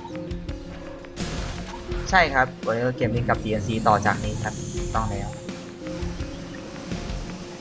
ก็เป็นคู่นั้นก่อนที่เฟสเลตกับฟานาติกจะมาเจอกันนะครับรอดูกันได้เลยนะช่องนี้ Radiant's middle tower shouldn't have to take this abuse. และพอสก่อนครับทางด้านของมองโกน้องหมาเห่าอะไรกันใส่คนเดินผ่านหน้าบ้านนะเห่าใหญ่เลยดูกันอีกรอบก็ยังเหมือนเดิมนะฮะดูไอเทมแล้วกันทิงเกอร์มาเป็นเดก้อนเหรอ นะฮะเอาจริงดิ Battle resumed. ตัวเอามาเร่งดาเมจนะฮะแบบนี้แต่จะได้เข้าถึงตัวเขาหรือเปล่าเดี๋ยวเขามีแบ็คกิ้งบาร์นะครับราเชล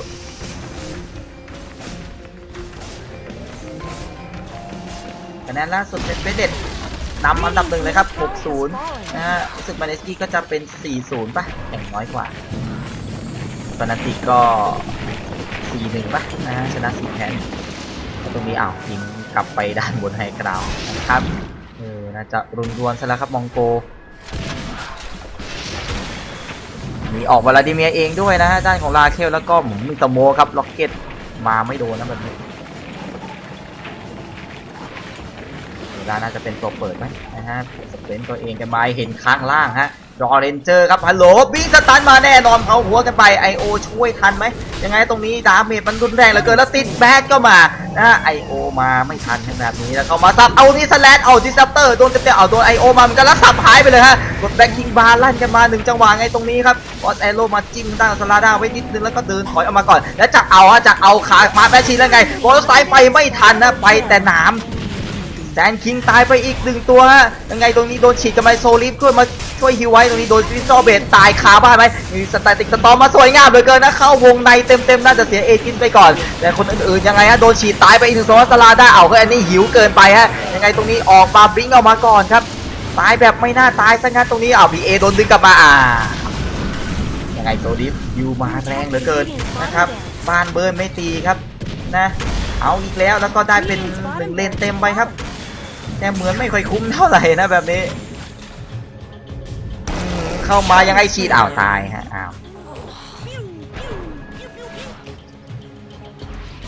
อาการเดิมมาอีกแล้วซิกเนเจอร์หิวอีกแล้วนะ2 กับ 1เอกิสแรก3 ศพก็ซื้อเกิดรอเรนเจอร์ครับไม่ค่อยคุ้มนะเป่าทิงเกอร์ไม่ตายแต่ฝืนอีกแล้วครับโดนสแตติกสตอมเลยครับเมื่อกี้นี้เลยโอ้โหกลางวงเลยฮะหน้าบ้านเขาเฮ้ยซิกเนเจอร์ใจเย็นๆหน่อยฮะไม่สวยครับอันนี้ไม่สวย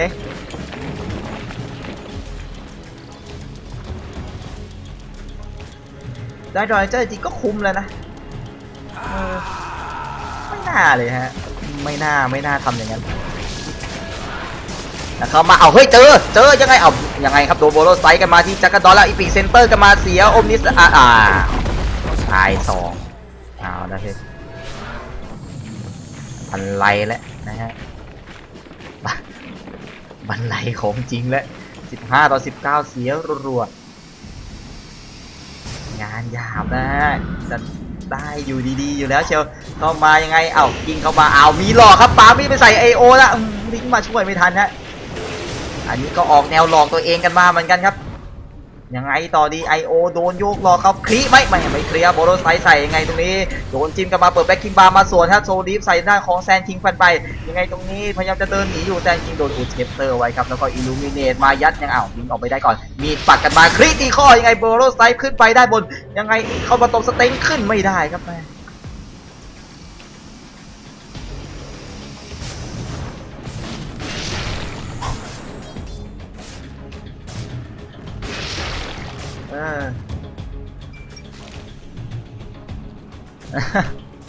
เหนื่อยเลยหลักการเงินปิงเกอร์เขาก็ไปแล้วครับแบบนี้เน้นดาเมจจากเดคอนเรื่อยๆครับในขณะที่ลาเคลเองออกเป็นสกูแบชเชอร์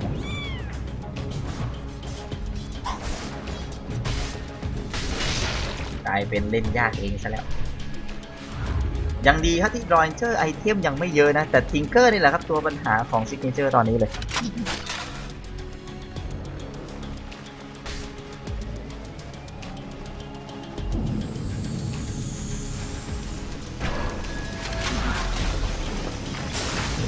บอโรไซใส่ทางด้านของไฮเวลเป็นทางด้านอันไดอิงแล้วก็ไงมิสแลชบากดโกสเก็ปเตอร์แล้วก็หายไปครับเดี๋ยวดิซอเบตแก้กันไปไงตรงนี้โดนฟิวขวางกันมาแล้วไล่คิดอีกข้อใส่ด้านรอยเจอร์เอาต่อสตันกันมาที่รอยเจอร์ตายแล้วครับแบบนี้อันนี้สวยครับอันนี้ได้อยู่จัดว่าแจมนะน่าจะขอทาวเวอร์สุดท้ายแล้วครับรอบนอกโรชานรออยู่นะนานอยู่และพอสครับ IO บอกพอสแป๊บนะ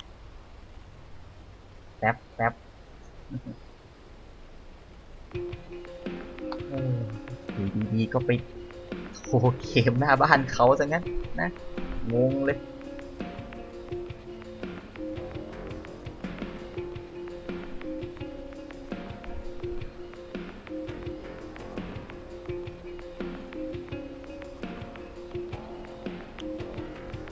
พร้อมนะฮะได้ของมองโก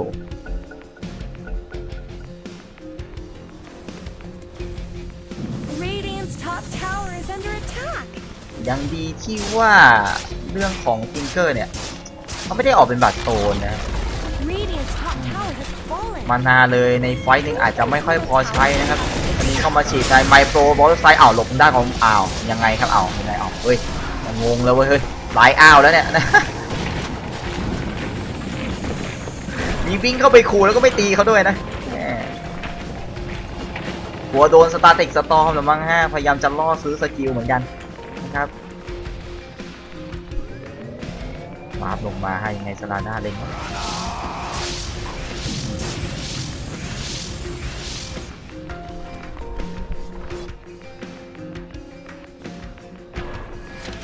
และแล้วไม่เอานะ ไม่เอาตึงสุดไม่มีนะฮะไปฟาร์มมันก่อนครับน่าจะรอโรชาหรือเปล่าแล้วก็น้อยเองก็ได้เป็นแบ็คกิ้งบาร์มาแล้วนะฮะเอามาแก้ทางกันไปของฟาร์มกันบนบ้านแล้วฮะทางด้านของมองโก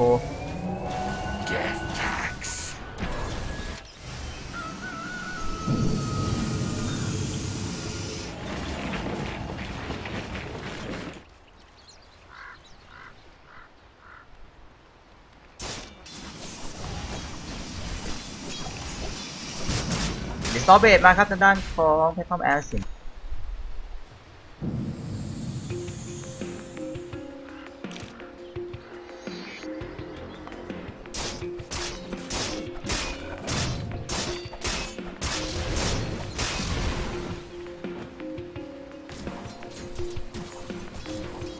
จักรนอตตรงไหนตรงกลางกลายเป็นปึงซะงั้นครับ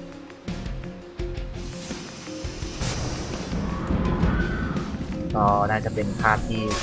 เรียกว่าชินตากันนะหรือว่ากันตามตรงช่องแชทนี้เดือดเลยนะเมื่อกี้นี้อะไรวะนะ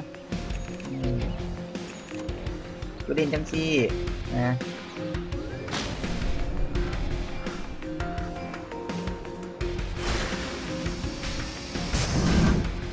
โอ้สุ่มมาประมาณ2นาทีครับโรชาตัวที่3คงรอโรชานะด้านของซิกเนเจอร์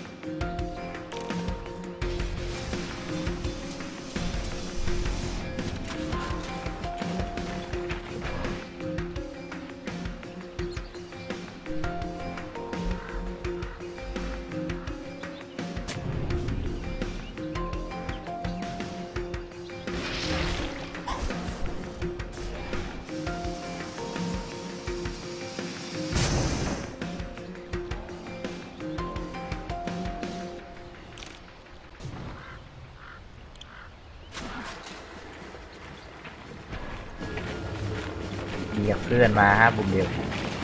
เป็นจักรน็อตครับไมโคร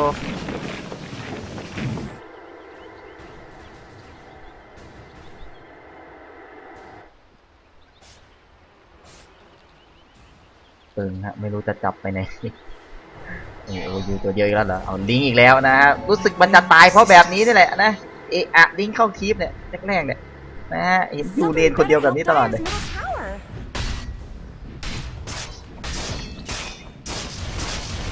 มันหลังจะโดนกดดันไปเรื่อยๆครับรอยเจอร์เองตอนนี้มีอะไรบ้างบริเกนไฟเพื่อคุมลายชิ้นนะเอามาเคลียร์หักบอร์ดเข้าไปครับบุมเบลเซนทีบอกรอนานแล้วเนี่ยนะโดชานไม่เกิดสักที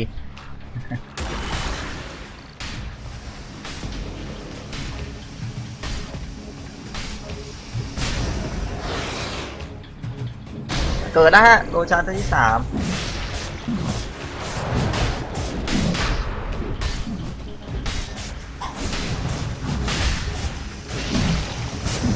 กันเงินต่อเลยแล้วกันครับซิกเนเจอร์ยังนำอยู่ที่ 15,000 ครับกับ XP ที่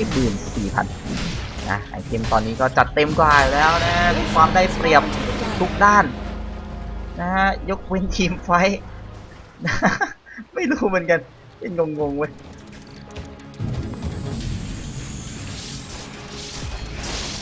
มาเสียทีก่อนครับไมโครน่าจะขอขึ้นบ้านดีๆแล้วแหละนะแบบนี้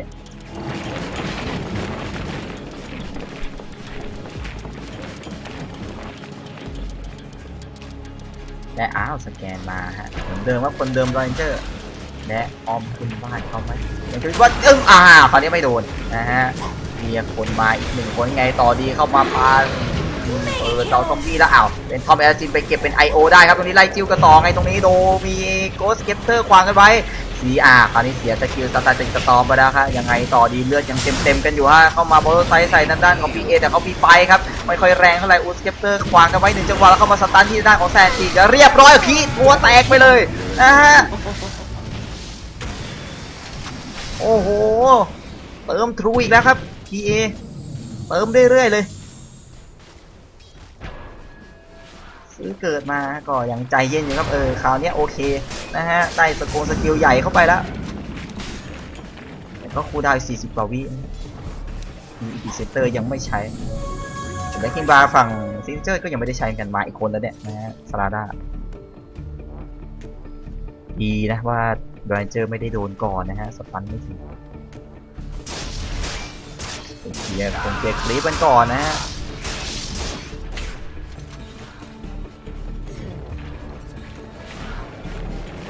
และฮัลโหล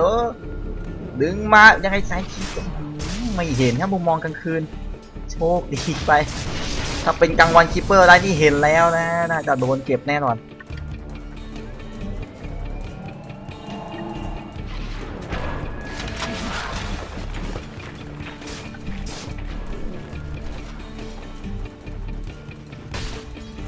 เอาชีสให้ทางด้านของจักรนอตไปครับ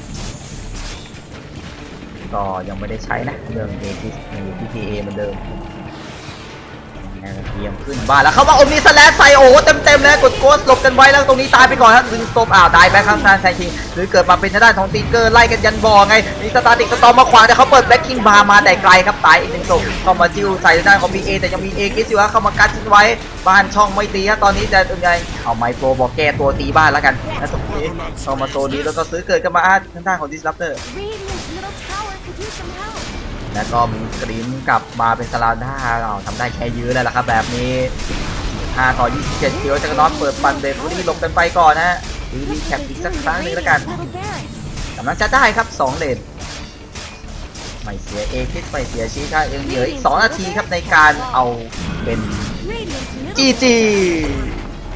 Radiant's middle barracks have fallen. สวยงามสำหรับซิกเจอร์แม้จะมีช็อตหิวแบบนี้ก็ตามนะฮะก็เรียบร้อยไปครับซิกเจอร์ทัชได้อีก1แต้มมาเป็นชนะ2แพ้3แล้วนะครับโอเคก็ทำได้ดีนะสำหรับในเกมนี้ถ้าไม่นับช็อตหิวช็อตนั้นนะตอนโรชานครั้งที่2ก็รอดตัวไปนะลดคำสบประมาทลงไปได้อีกนิดหนึ่งนะสำหรับซิกเจอร์ทีมไทยเรานะฮะมาดูสกอร์สรุปสักนิดนึงครับก็ถือว่าเลนจัดได้ดีกว่าตั้งแต่ต้นเกมแล้วก็สโนว์บอลเกือบสโนว์บอลจนสุดแล้วจริงๆจะจบตั้งแต่ช่วง20นาทีนั้นก็ได้นะถ้าไปหิวหน้าบ้านเขานะฮะก็เป็นซิกเนเจอร์ได้ใช้ไปนะครับดาเมจจาก2แครี่อีกแล้วครับจักรนอตกับ PA นะนำโด่งกันมาแม้ทิงเกอร์จะพยายามเบิร์สดาเมจหนักขนาดไหนแต่น่าจะมีปัญหาเรื่องการใช้มานาของเขาอะนะออกเป็นเดคอนกับเซเตอร์ฉีดกันไปก็เหมือนมานาตัวเองจะไม่พอนะฮะในการคิวเขาก็ชนะไปครับสำหรับซิกเนเจอร์มีอะไรให้ดูก่อนรอไม่ได้จะจีนนะฮะโอเคงั้นเราพักกันสักครู่หนึ่งครับเดี๋ยวมาชมกันต่อในคู่ TNC นะครับกับทางด้าน Warrior Gaming นะพักกันแป๊บนึงครับ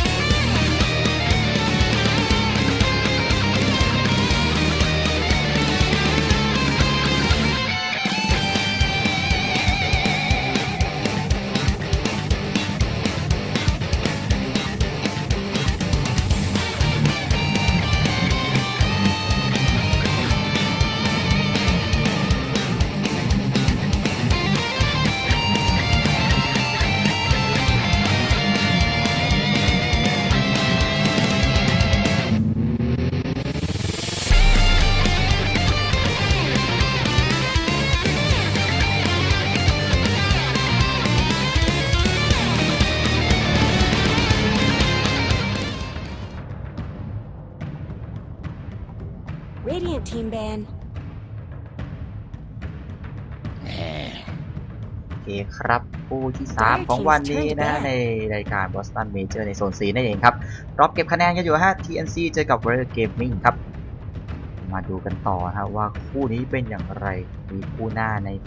คู่ที่ทุกคนรอคอยก็ใกล้จะมาแล้วครับเป็นเฟส Radiant ปกติ team's turn to ban. หลังจากจบคู่นี้นะครับพวกไปมาทำไมวะ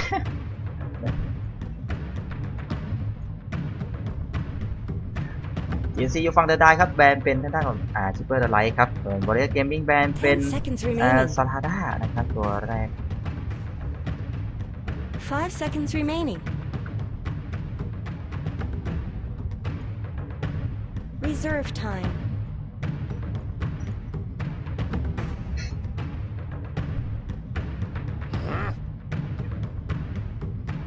Dire team ban.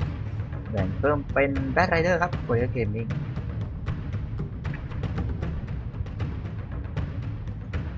แล้วก็แบน Shadow Demon ออกไปครับ Radiant teams ถูก turn แบน to ไป pick. 2 ซับเลยนะ TNC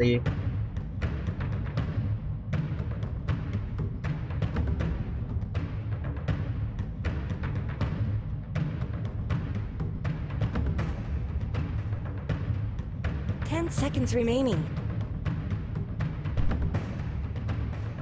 5 seconds remaining. และได้ Oracle มา Dire ตัว team's แรก turn ครับ to pick. มีซัพพอร์ตช่วยยื้อชีวิตนะออกแนวฮิวๆแล้วก็สกิลฮิวของเขาเองก็เป็นดาเมจได้เหมือนกันนะครับแรงด้วยนะจะถูกเนิร์ฟเรื่องการใช้มานามา 10 นิดหน่อย seconds นะครับ remaining. 5 seconds remaining. ดูตารางคะแนนกันหน่อยไหมระหว่างรอนะฮะเปิดกัน Dire team's turn to pick.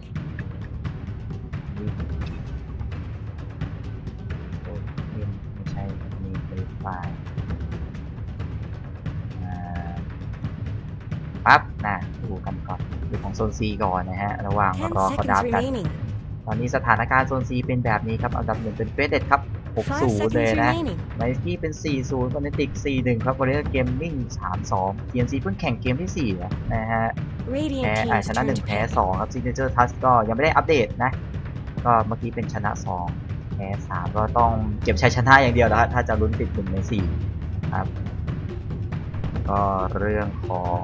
คู่ที่จะเจอกันวันนี้ทั้งหมดนะ 10 seconds remaining. ใครเราดูเฟสเด็ดก็คู่หน้านะครับคอนเนติกกับเฟสเด็ดนะ 5 seconds คู่ถัด remaining. จากคู่เราเนี่ยที่ผ่านอีกรอบหนึ่งก็จะเป็นเฟสเด็ดกับเมเนสกี้ครับซึ่งก็เป็นงาน Reserve ไม่ time. ได้ว่าอาจจะหนักสุดของเฟสเด็ดแล้วมั้งนะ2 ทีมนี้นะครับเดี๋ยวเก็บอีกแค่ 2 คู่เท่านั้นนะก็ประมาณนี้เดี๋ยวไปแวะดูยุโรปกันนิดนึงเดี๋ยวนะมีเออร์ซ่าก็มาแล้วแป๊บหนึ่งนะฮะ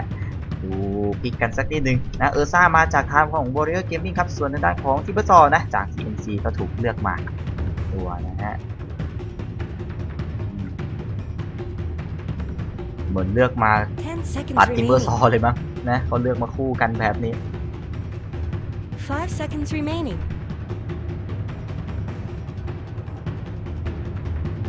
Reserve time. โอเคนะเดี๋ยวดูกันต่อปั๊บนะไปดู EU กันบ้างมั่วไม่ได้ดูเลย รับเฉยเป็นซีเครตครับมีนำมา 4-0 เลยนะชนะรวดครับแอฟเฟนเนียม 4-2 โอ้แข่ง 6 เลยเหรอแอฟเฟนเนียมเมื่อวานนะเดี๋ยวเก็บอีกไม่กี่เกมแล้วเนี่ยนะครับจิกวิดครับโอ้มาโชว์ฟอร์มในเมเจอร์จริงๆนะเนี่ยนะฮะมา 3-0 ได้ข่าวว่ามาตูมจับอะไรนะ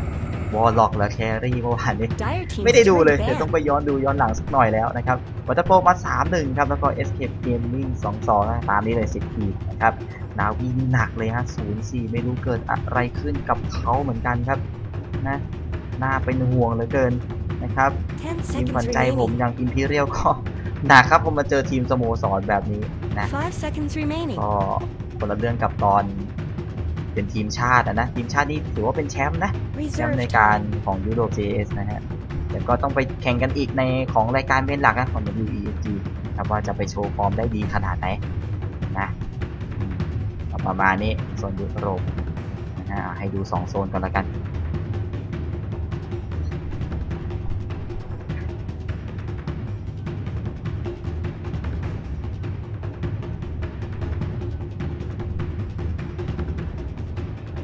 ตัวที่ 3 ทั้งคู่เลือกแบนเป็น Silencer แล้วก็ TNC แบนเป็นเทมพลาไปครับเลนกลาง Radiant team ban. ใช่ครับเอา 4 ทีม Dire teams วันเนี้ย turn to pick. นะฮะ4 อันดับไปเพย์ออฟกันอีกนะครับ มีสายบนสายล่างในวันพรุ่งนี้นะครับอีก2 วัน จะไม่ใช่แบบว่าที่ 1 เข้ารอบไปเลยอะไรแบบนั้นไม่ใช่แล้วนะ 10 seconds remaining. มันไปแบ่งสายบนสายล่างกันก่อน 5 seconds remaining. นะถ้าไม่มัวนะ ไม่แน่ใจ Reserve เห็นเพย์ออฟ time. มันแบ่ง 4 ทีมไงแล้วก็มีสายล่างด้วยมีให้แก้ตัวนะฮะก็ประมาณนี้รูปแบบของทัวร์นาเมนต์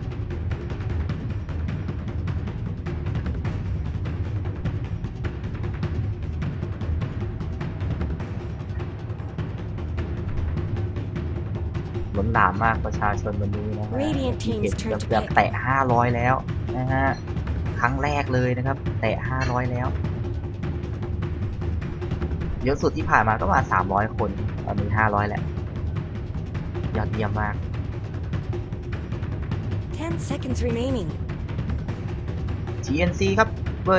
เลือกสิไม่ใช่แพ้ 5 seconds เลือกมาเป็น remaining. Bounty Hunter นะครับ ส่วน Warrior Gaming กับ TNC แบนเพิ่มเติมเป็น Omni แล้วก็ Ranger นะครับ ตัดแผนดันออกไปนะ1 ตัว แล้วก็ตัดเรื่องสกิลฮิลครับ เพราะว่าได้เออร์ซ่ามาเป็นแครี่ตีใกล้แบบนี้นะ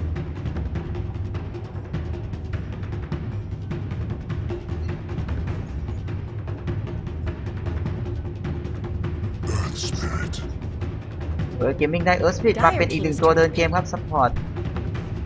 มีสตันกับไว้นะครับ จะเอามาจัดการทิมเบอร์ซอนะเพราะทิมเบอร์ซอเป็นตัวพริ้วตัวหนึ่งเหมือนกัน ก็จะเหลือเลนกลางกับแครี่เขาสั่งฝั่งของ TNC ส่วน Warrior Gaming จะเหลือเลนกลางกับออฟเลนมั้งนะ ถ้าเออร์ซ่า 5 ไม่ไป seconds กลางซะเอง remaining.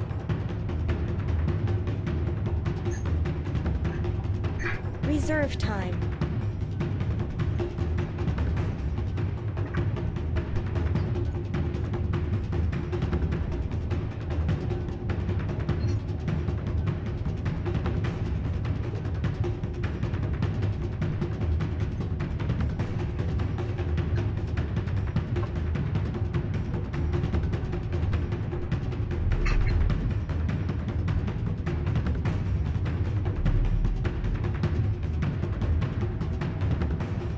Phantom Assassin. เป็นเสียง Phantom Assassin มาครับแครี่เกมนี้ของ TNC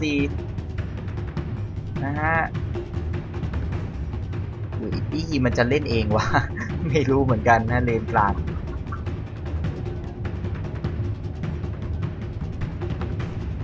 10 seconds remaining.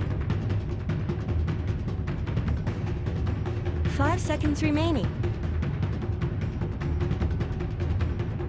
Dark Seer. ได้ดัสเซียมาเป็นออฟเลนเกมนี้ครับ Warrior Gaming 1 ตัวเปิดสกิลคอมโบครับรวบเข้าวอลนะแล้วก็ปาตรงสกิลเข้าใส่นะไม่รู้จะทำคอมโบได้สวยหรือเปล่าครับเกมนี้ 10 seconds remaining. ถ่ายแบน Radiant เป็นจิง team's เกอร์ turn เล to นกลางอ ban. อกไปครับด้าน TNC น่าจะเหนื่อยนะถ้าจิงเกอร์หลุดมาครับ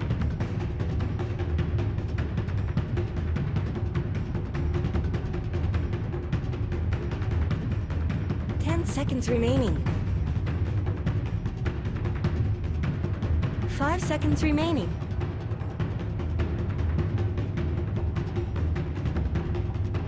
Reserve time.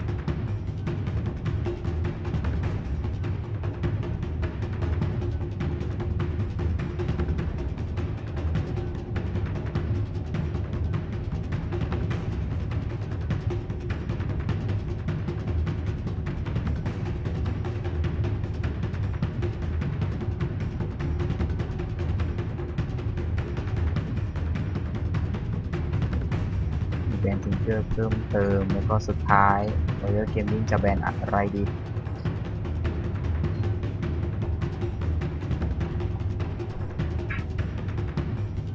อาเซียเปิดคอมโบแพนทอมแอสแครี่ไหมอยู่กลางนะฮะดูทีจะเล่นอะไร สุดท้ายแบนเป็นแซน Radiant คิง team's turn เหร to อ ban. ฮะเชื่อว่าขาดออฟเลนเหรอมาซอเลนกลางว่างั้นเพราะเขาขาดตัวเปิดเหมือนกันนะร้าน TNC ก็เลยแบนแซ Let's นคิงออกไป pause. ครับ I'm sure they'll be back. แต่แซน 10 คิง seconds ตำแหน่งเหมือน remaining. ออฟเลนนะ 5 seconds remaining. ไม่รู้สึกบุดมาเชอร์ก็หลุดอยู่ Reserve ตัวเคลี time. ยร์แบบเขาเรียกอะไรเคลียร์สกิลวงกว้างไม่ค่อยมีไงนะฮะ Great, they're back.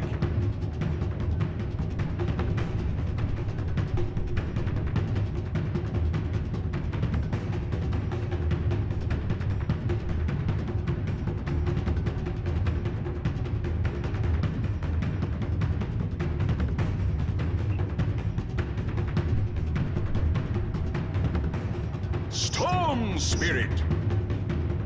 Dire team's turn to pick. ได้สตอมเป็นเลนกลางตัวสุดท้ายมาครับด้าน Warrior Gaming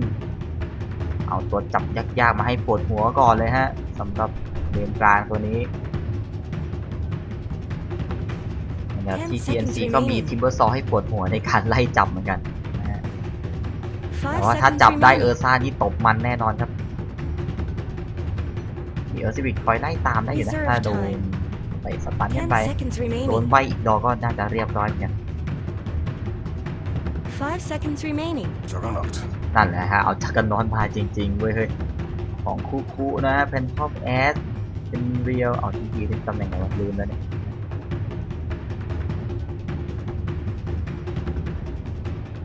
เป็นโบตี้เหรอฮะโอ้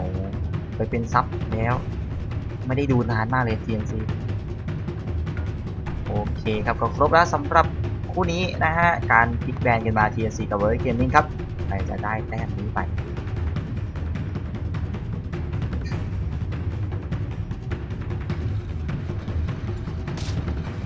เป็นคู่เลนกลางเรือแครี่ทีซัพพอร์ตเดินเกมอ๋อเปลี่ยนแบบนี้แล้วนะฮะไม่ได้ดูนาน 10 seconds remaining. 5 seconds remaining. โอเคเอาปวดหัวปุยแล้วนะ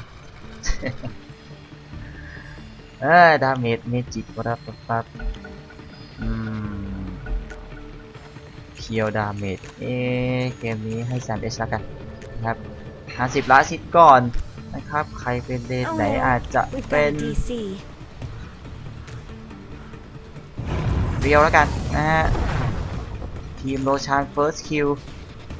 มีโอกาสจะเป็น TNC มากกว่ามั้งนะครับแล้วก็ Who could turn away from this battle?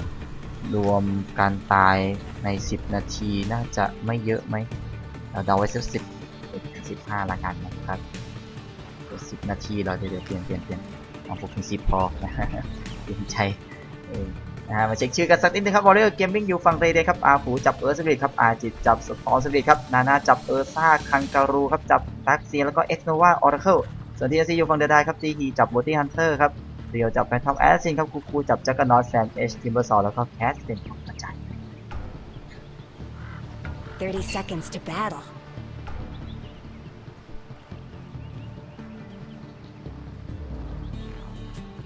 GNC จะออกแนวเก็บตังค์มากกว่า Warrior Gaming หรือเปล่านะฮะแต่สไตล์การดราฟ GNC จะประมาณนี้แหละนะหนึ่งในนั้นต้องมีจักรนอตตัวหลักๆเขาเนี่ย Let's get moving. แล้วแบ่งรูนกันไปเป็นเลนกลางเลยฮะซ่าจริงด้วยแฮะเจอกับทางด้านของจักรนอตนะครับด้านบนเป็นดาร์คเซียครับปกตินะออฟเดนเจอกับทางด้านทีมบอสออฟเดนไปชนกันแล้วตอนนี้ตัวเตียนเตอร์เดินไปเดินมาแน่นอนครับออกมาใจน่าจะช่วยด้านล่างหรือมั้งด้านล่างเป็นแพนทอมแอสเซนครับเรียวจัดมาเจอกับเลน2เป็นสตอร์มนะฮะลงมาด้านล่าง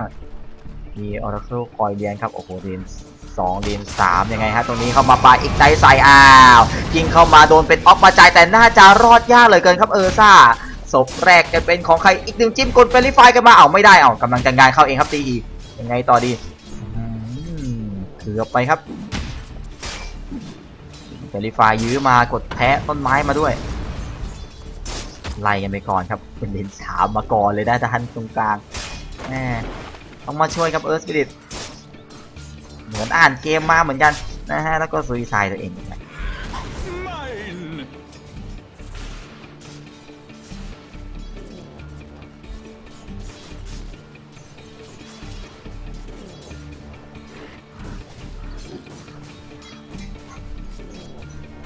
Mine. Look to your own.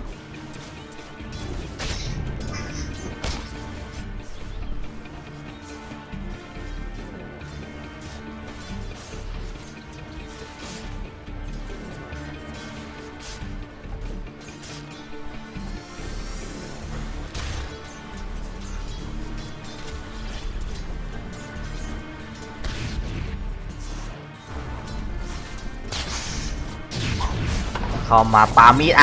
งานเข้าเลยฮะโดนแก๊ง3คืนมาพยายามจะเปิดไฟดักสกิลแล้วก็เรียบร้อยกันไปครับดึงศพแรกกับทางด้านของแพนทอมแอสซินไปครับ1 แรก 1นะฮะตอนนี้มันไล่กันต่อไล่จิ้มกันมันๆเลยมีเพลย์ไฟเฟรมแต่ยังไม่แรงมากขนาดนั้นนะ90ดาเมจรอดออกไปได้ครับแลกกันไปนะด้านบนยังไงฮะออฟเลนตีกันจนเอ็นจับเดียวกันมาฮะปวนกันไปแล้วหายไปไหนคนหนึ่งออกมาจ่ายก็ไปแล้วนะฮะแล้วไป2 คนเลยเหรอนะตายกันอย่างสงบที่เป็นเชียนพาเทาพิวกลับบ้านกันไป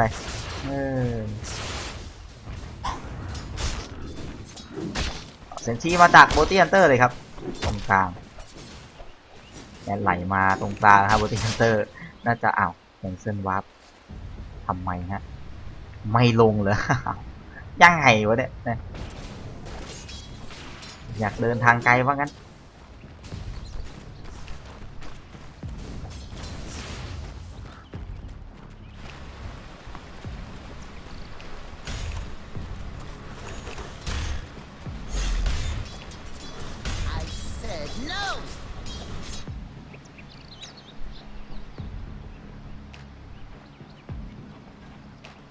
สโมกมาใช่ไหมไม่น่ามาพร้อมกับโบตี้ฮันเตอร์นะครับแต่เขามีเซนทรีแล้วเดินกลับทันทีเนี่ยยังไงเดินล่อซื้อนะล่อซื้อยังไงเข้ามาตัววนอีกไหนกันไป1 ดอกครับเดินเข้าทาวเวอร์สบายใจกันไปเดี๋ยวจิ้มมา1 ทีสโลเบตูดีไล่ปั่นกันมาตบสวนได้ของคูเอาเจ็บหนักเองใครจะได้คิวใครก่อนแล้วก็เตะสไตล์มาโดน2 ตัวสวยงามแล้วจิ้มไปหาด้านของคูยังไงต่อ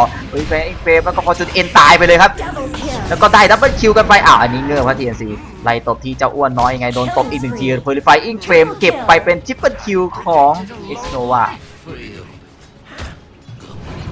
นี่ลงมาคนเดียวรู้เรื่องเลยครับนะมันแรงอยู่แล้วฮะอัพมาเวล2แล้ว180ดาเมจ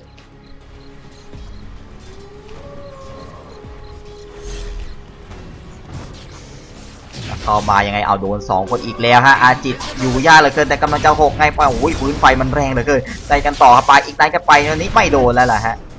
เสร็จออกมาจ่ายไปครับและยังไงตรงนี้โอ้มีโดนอินวิสมาเอาแทะต้นไม้เสร็จแน่นอนครับ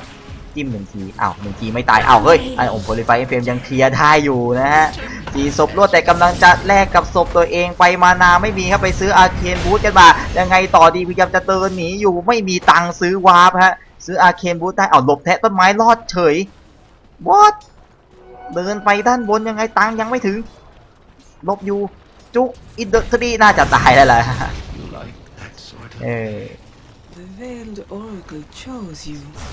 เรียบร้อยกันไปเอามาต่ออีก1 ช็อตนะยังไงตรงนี้ไล่ตีกันมาที่ออกมาจ่ายถึงเกิดแต่ตรงกลางโดนปิ้งเข้ามาหาจักรนอยครับตอนเบฟูรี่พยายามจะหนีอยู่แต่โดนตบมันติดสแต็กก็เรียบร้อยไปครับเสร็จเศร้าเยอะไปพัง Great, แล้ว they're back. หมดแล้วนะฮะหมดแล้ว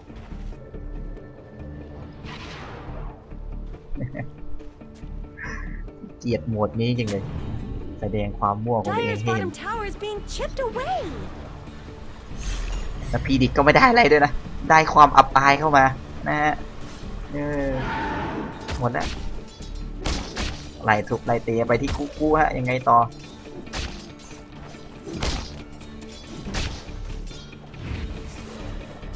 They're beating on Dire's top tower.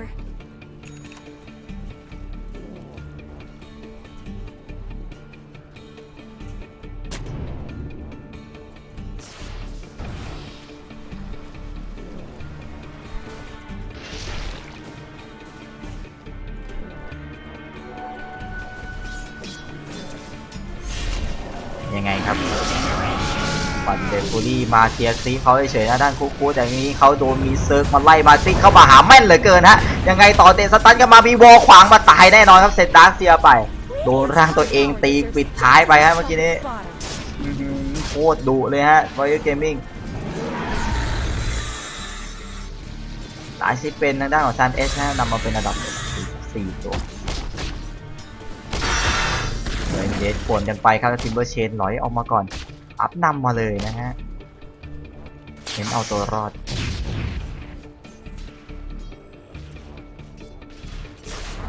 มีช่องแชทอะไรบ้างออโต้โซโหดใช่ไหม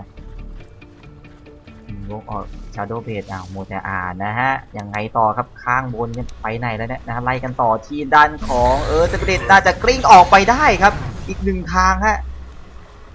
ที่ดักเซได้คิวออฟมาจ่ายไปใช่ไหมนะไล่กันต่อวันนี้เดตายแล้วครับแบบนี้เรียบร้อยกันไปสุดท้ายแม่งตายกัน16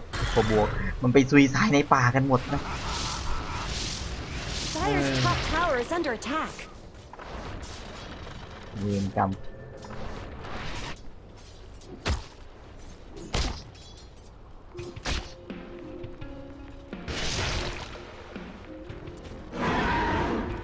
เข้ามาลึกเลยฮะทีไงเดินเหล่าเจอคีบไงต้องแทะต้นไม้ออกมาก่อนฮะ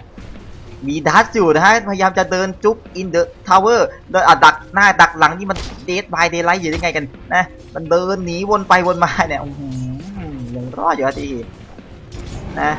เล่นเป็นหนังอินเดียเลยยังไงยังอีกยังคราวนี้เพื่อนมาแล้วนะฮะสปิริตเดินหลบไปทางทิมเบอร์ซอมาช่วยนิดนึงฮะยังไงมาเดินตันเพื่อ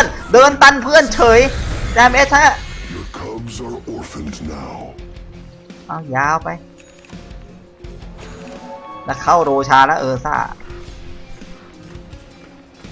ร่างฟอร์มไปแทงนะฮะ Radiant's bottom tower is under ตีกันมันๆไปตรงนี้เข้ามายังไงครับไม่เอาไม่ได้ครับโหเก็บเงินมันเยอะไปหน่อยฮะทีม PNC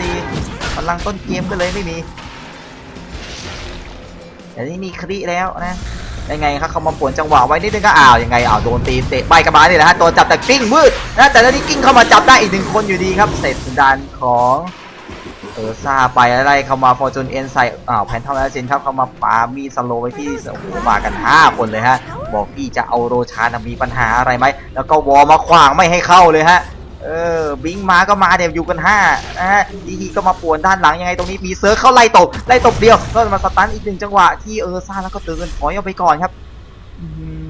ดูร่างนะ There's a DC. Can we pause? แล้วก็ถอยออกไปก่อนหน้ารังโรชานยังไม่มีการเข้าไปเอาใด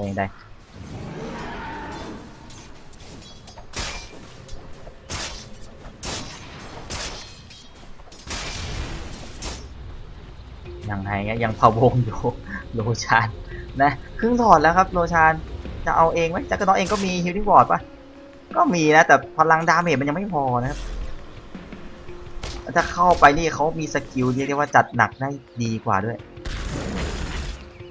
เมเชียนไล่หาเดินผิดซอยครับเขาเดินออกไปอีกทางนึ Not ง much good's happening to มี Radiant's ออร์ bottom เคิลคอย tower. เลี้ยงอยู่นะฮะแล้วก็ทิ้งออกไปก่อนด้านล่างมากดดันทาวเวอร์แล้วครับทีเขามาฟาร์มต่อครับสถานการณ์เข้าสู่ปกติเลยอ้าวมีเซนที่มาปักไว้ฮะโดนเคลียร์บอร์ดแน่นอนครับตีไม่ถึงอีกฮะอาฟู Radiant's bottom tower กูยังคาถาไป ลาสฮีฟหน่อยก็ได้นะ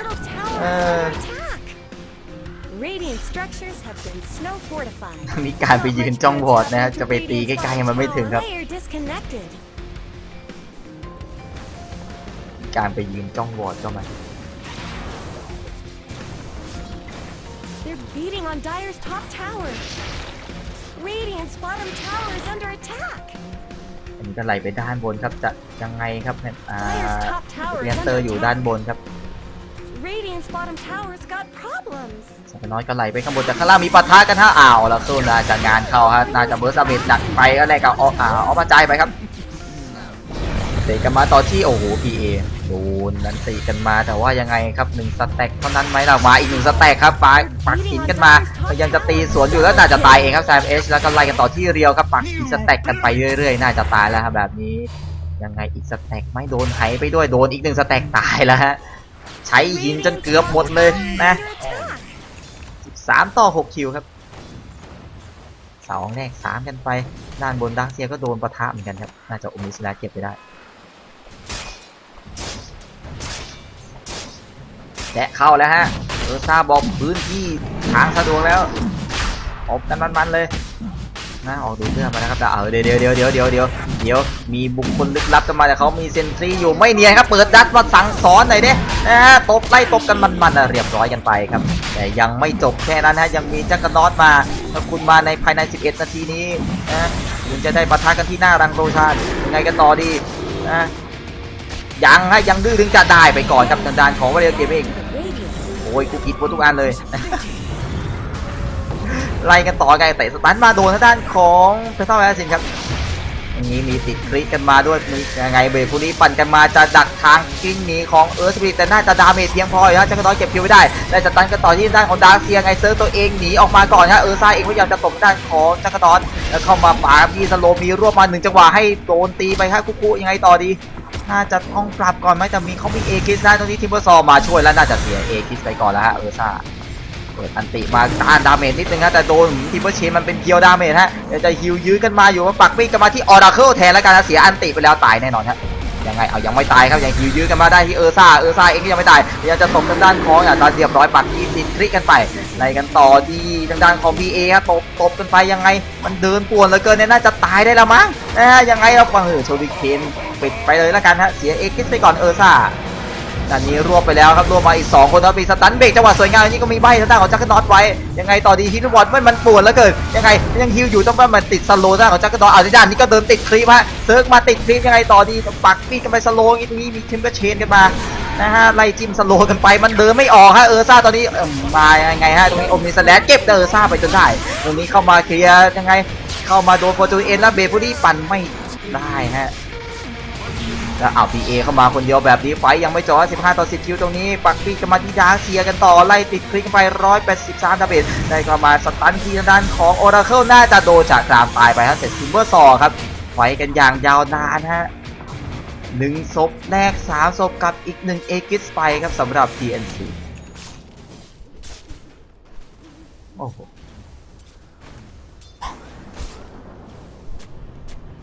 Radiant's bottom tower is under attack. ก็จะจบนะหายใจแป๊บ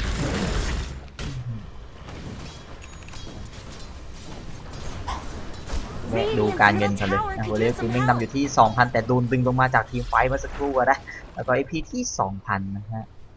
Dire's top tower is under attack. Dire's top tower has fallen. และเฮ้ยไล่กันต่อครับกูโดนตบกันมาแต่มันเดินช้าเนี่ยนะครับแต่ยังมีเฟดบูทกดไล่ได้อยู่ยังไงไม่เข้าแต่เตะสตันมาปลายทางพอดีฮะช็อกกันไปเรียบร้อยครับสวยงามเหลือเกินครับอาฟู I doubt your kin will weep for you. มีบลิงก์แล้วด้วยครับซ่าเตะดักทางมาสวยทีเดียว Tower.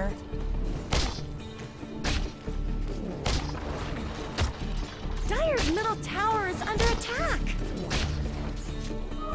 Bargain hunting.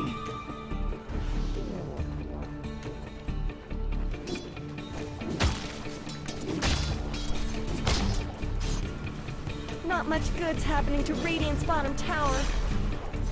ด้านบนยังไงฮะมาเก็บเสือต่อฮะเสือต้องอยู่ในป่าครับจับเข้าป่านิดนึงเด้มาเตะสตันโดนด้านทีมบอสซอฮะห้องเครื่องพังไปแป๊บนึงเรามีสตันกันมาโดนใบมาไม่ได้ทำอะไรแต่น่าจะได้ศพไปครับเสร็จโคเดียนเดอร์ไปโดนปลาแท็กเก็บอย่างนี้ก็รวยดีฮะหัวเราะลั่นเลย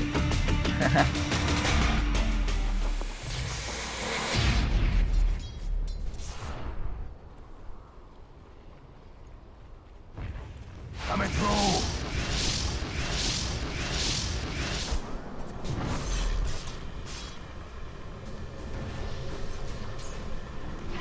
ต่อมีเฟเดสต่อนะครับต่อจาก Radiant's คู่นี้ top แหละ tower ก็ดูกัน has ยาวๆเลยนะโซนซีวันนี้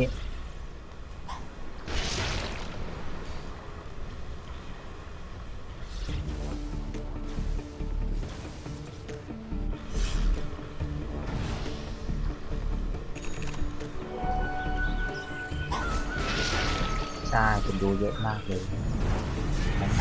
ทีสูงสุดแล้วแหละวันนี้นะตั้งแต่ภาคมา Radiant's top tower deserves คือ just แตะ as 500 ไป much แล้ว as แหละ the นะ bottom. ตอนช่วง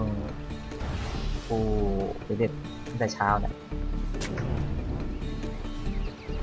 ด้านล่างครับป่ามีดมาที่อาฟูไงต่อดีใบกันมาพุ่งเข้าหาโดนเตะสตันก็จริงแต่ตัวนี้อันติกันมารวบบอล1ตัวยังไงต่อดีเข้ามาสตันมาที่แคสคูณ2กันไปครับนี่มีโปรดิไฟเฟรมมาจนเอ็นเด็กจังหวะไวที่ออกมาจ่าย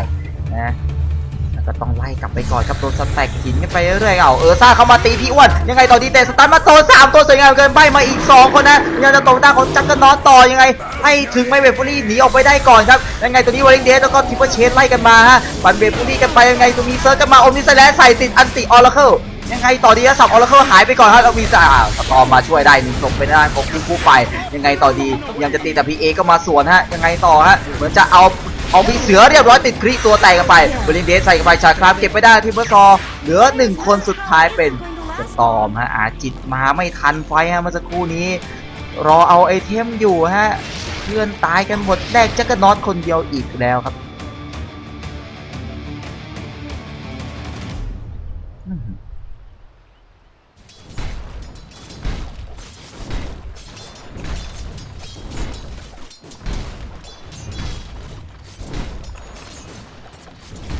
ตามมาติดๆครับทางด้านของทีมบอสซอก็ได้เป็นบัตสโตนเช่นเดียวกันครับ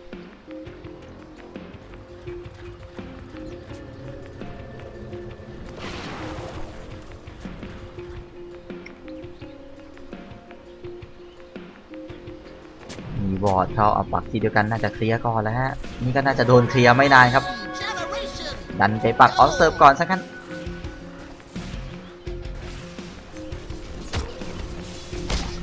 แยกย้ายเข้าป่าก่อนฮะแต่มาอีกแล้วนะวินวอล์กกันมาไงเตะสตันมาขวางหน้าด้วยความที่เดินผ่านเซนที่แต่เห็นเขาฮะมากันเยอะถอยครับน่าจะกดดันทาวเวอร์ตรงกลางแล้วล่ะแบบนี้ Radiant's middle tower is under attack. เด็กกับ FT ไม่ได้ชนะฮะยังไร้ผ้าอยู่ I guess Radiant fortified their structures. แล้ว Radiant's middle tower shouldn't have to take this abuse. They're beating อ้าว on Dire's หล top บมีดมา tower. ไม่ได้หลบมีดนะเมื่อกี้นี้จิตยังไงดีอันเนี้ยหลบได้นะมาแท็กกันไปก่อนครับเดี๋ยวฝั่งนี้มีบลัดสโตนนะมานาก็มีพร้อมใช้ถางไหมครับทาวเวอร์ตรงด่างเฮ้ยมีสโมสส่วนทันทีนะฮะแล้วไปโผล่ให้เขาแบบนี้นะ โอ้โหด้านบนโดนกดดันทาวเวอร์กันมาแล้วเหมือนจะยังไงครับเปิดกองหนีครับตอนนี้รู้สึกเหมือนโดนไล่เข้ามาหาเสืออีกแล้วครับจับเสือในป่าอีกแล้วยังไงต่อดีดิสเลเตอร์มาครับด้าน PA อย่างนี้บิงเข้าไปรวบบอลมา2ตัวสวยแล้วหายไปถึงศพก่อนเป็นเบอร์ตี้ฮันเตอร์ครับยังไงต่อดีได้ก็ต่อที่ด้านของทิมเบอร์ซอตายไปห้องเครื่องพายแล้ว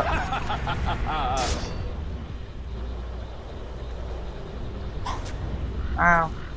เหมือนจะมาเอาเขาแต่โดนเอาก่อนครับด้านของ TNC ยังไงต่อดีปาอีกไหนแสนด้านของเอิร์ธวิทไว้ครับตรงนี้ปาวาบเลยฮะไม่มีอะไรมีสตันหยุดงานเข้าครับพี่เสือยังไงต่อดีพยายามจะตบสวนตบไปตบคลิปฮะยังไงต่อดีไปตบคลิปแล้วหันไปตบ PA นิดนึงนะผมไม่แน่ ไล่มาเรื่อยๆครับ TNC ตอนนี้เนี่ยโดนดึงกลับไปแล้วครับที่1,000ครับ XP ยังแตะเส้นศูนย์มาครั้งหนึ่งอยู่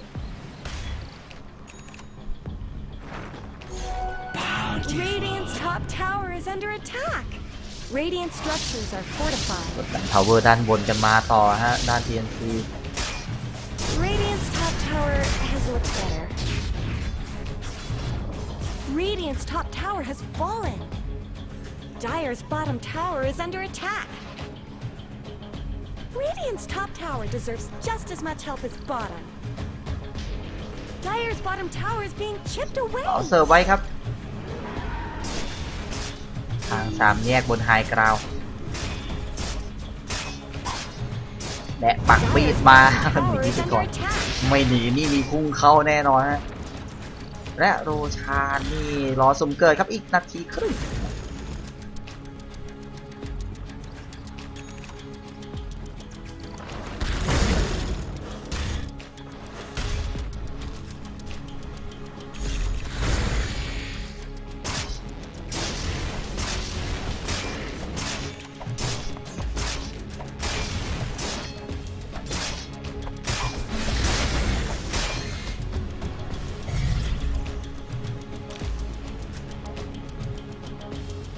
โดนบาร์แท็กติ้งหนีออกไปก่อนครับ Dire's middle tower Có quá isn't các going bạn. to last long. ตรงกลางกำลังจะพังครับทาวเวอร์น่าจะได้นะเกมนี้ไม่มีกดกันทาวเวอร์เลยครับเสียดา Dire's เสีย middle ไป tower just went down. สโมกมาต่อจากด้านล่างฮะด้านของ GNC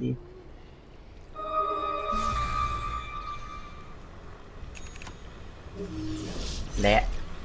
ตาเอตีสตันมาโดนคนเดียว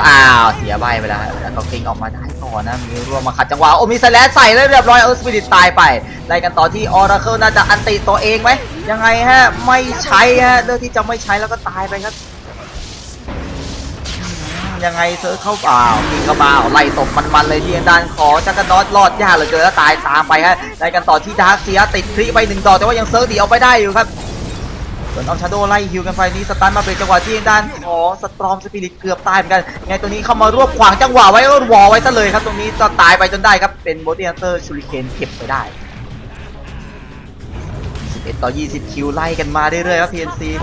ยังไงดีฮะเตะสตันไม่ทันครับแม่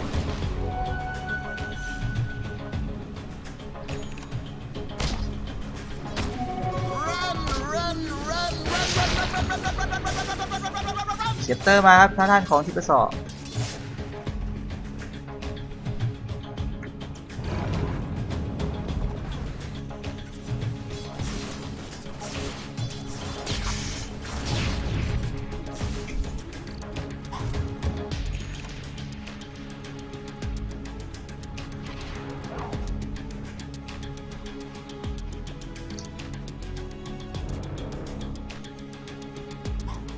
หลบมุมแป๊บนะปุ๊บนี่จะออกเป็นออคิดต่อสตอมสปิริตอาจจะรอใบจากสปิริตไม่ทันแล้วนะฮะตอนนี้เยอะเหลือเกินเสียแท็กไปก่อนครับนั่นออกเป็นตัวว่าจะน็อตปั่นกันมาฮะเล็งเหลี่ยมให้เพื่อนได้เข้าทางนี้เข้ามารวบได้1 ตัวไงต่อดีอุสเกปเตอร์ขวางไว้ที่ด้านของซ่าไงตรงนี้โอมิสแลชได้ก่อนนะยังไม่ตายครับตรงนี้ยังไง มีคิวยื้อกันมาด้านหลังแล้วซ่าตายไปก่อนแล้วติดคลิกตัวแตกกันไปไล่กันต่อที่ได้ของสตอมกลิ้งไม่ทันยังไงครึ่งหลอดก็มีเซิร์ฟมาช่วยกลิ้งหนีเอาไปก่อนครับได้ก็ได้ออร์เคิลไปอีก1 คนนะที่พยายามจะกลิ้งหนีว้าวเข้ามาแหมไกลไปฮะก็เลยว้าวกลับไม่ได้แต่เสียซ่าอีกแล้วครับคราวนี้แล้วจักรน็อตไม่ตายครับรอจังหวะอมนิสแลสส่วนจังหวะที่ตัวเองเลือดน้อยทำให้เสียจังหวะไปหมดเลยครับ Warrior Gaming และกำลังจะเข้าโรชานตัวที่2ฮะ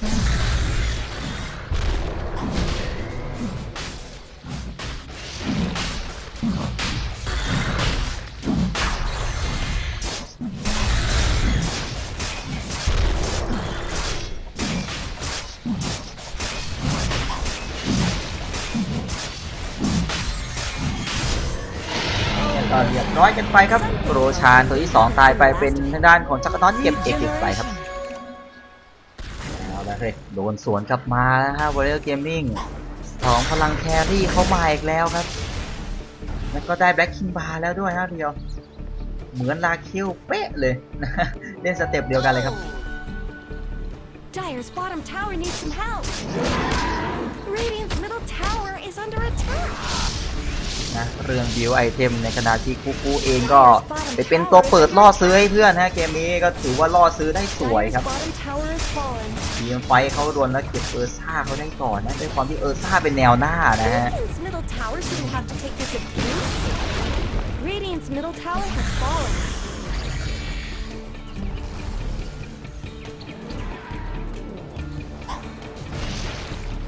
Dire's bottom tower is being chipped away.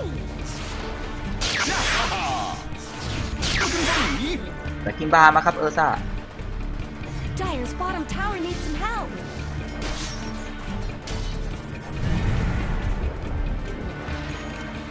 รวมตัวกันแล้วครับ TNC มีความได้เปรียบเรื่องพลังอย่างมากเลยนะมีสโมกไปครับเข้าป่าเขาอีกครั้งหนึ่งฮะไปนะมีแบล็คกิ้งบาร์เหมือนกันครับหน้าของนานะยังไงเก็บรูนก่อนนะสแกนมาเช็คนิดนึงครับก็เจอจริงๆนะแต่ว่าจะได้ใครก่อนนี่ต้องมาดูกันครับเอามาปัก observe board กันไว้ครับมีฟาร์มป่าเป็นตีหีแนะเจอครับดันกันมาน่าจะรอดยาวดีโดนไปก่อน1 ศพฮะแล้วก่อนปาอีกไนท์ใส่ซ่ากันไปแล้วก็พอจนเอ็นเคลียร์ทันทีครับล้างสถานะกันไปก็เสียเป็นตัวซับไปนะฮะคิดมาทางด้านของ Storm Spirit แนะนะเกมต่อมาเรื่อยครับสูสีครับคู่นี้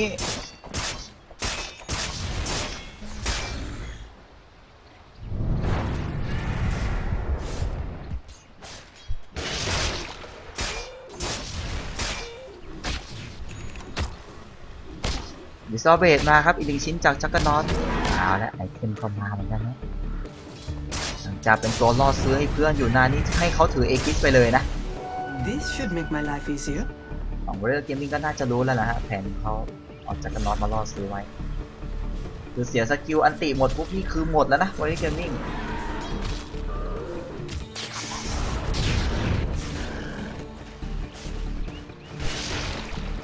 Are those cracks in Dire's top tower? อีกจะไม่ได้ใช้ครับอีก2 นาทีแต่ด้านบนโดนกดดันกันมาฮะเป็นซ่าไล่ทุบกันไปมีเรื่องใช่ Dire's top tower is gone. กินผิดตัวมี Radiant's ชิมแทน bottom คอม tower is under attack. ออกเป็นสกูแบชเชอร์น่าจะยาวเป็นแอบิซอลเบสแล้วครับแบบนี้ตายแน่นอนฮะจะขึ้นบ้านแล้วครับตอนนี้ทางฝั่งของ TNC ครับเสียเปรียบช่วงต้นเกมแต่กลางเกมเรียกคืนมาได้นะฮะเปิดฮิวินบอร์ดจะมากดดันอย่างหนักต้องกลับมากันแล้วครับทางด้านของ Warrior Gaming ฝั่งเซนตี้มาดักกันไว้ก่อนนะเช็คบอร์ดเขานิดนึงแต่เขาปักด้านล่างนะทางเดินธรรมดานี่แหละ Not much good's บอร์ด3ไม่1 ชิ้นจากด้านของโบเทียนเตอร์ครับนี่เขามาปวดกันไว้ไงตรงนี้ก็กลิ้งมาปวดไว้เช่นเดียวกันครับเปิดอันตีมาให้ทางด้านของซ่าเรอร์กันไว้ยังไงต่อดีครับ Are those cracks เซิร์ฟ in Dire's กลับไปเติมเลือดก่อนนะ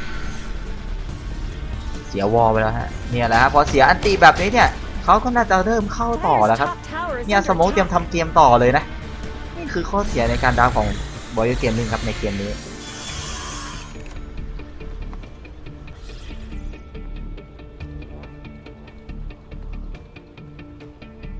มันไม่ได้มีคอมโบขนาดนั้นนะฮะกับดาร์กเซียเหมือนจะเอามาเป็นไอออนชิลบ้างช่วงต้นเกมกับตัวเออร์ซ่าเจอแบบเกมได้เปรียบอะไรอย่างนี้สโนว์บอลก็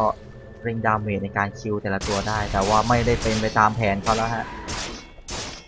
เขาออกกันดีเหลือเกินครับ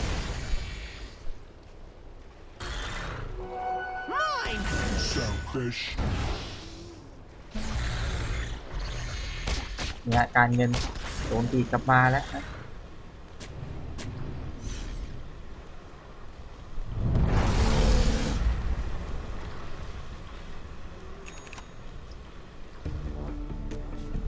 ตัวทาวเวลมา1ชิ้นตามด้วยสกูแบชเชอร์ของแพททอมแอสและเอกิสไม่ได้ใช้ครับ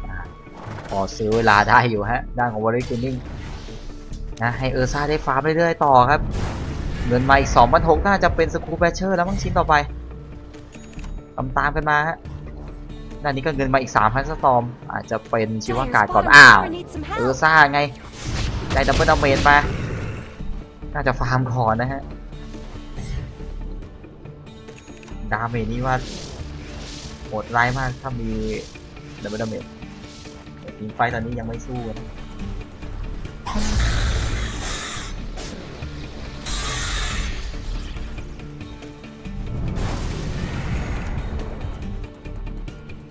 โอ้เป็นบัตรทอนยาวมาเลยครับด้านของอาจิตแล้วฮัลโหลมีหลบมุมอยู่ฮะกดดิ้งออกไปก่อนครับด้านของดาร์คเซีย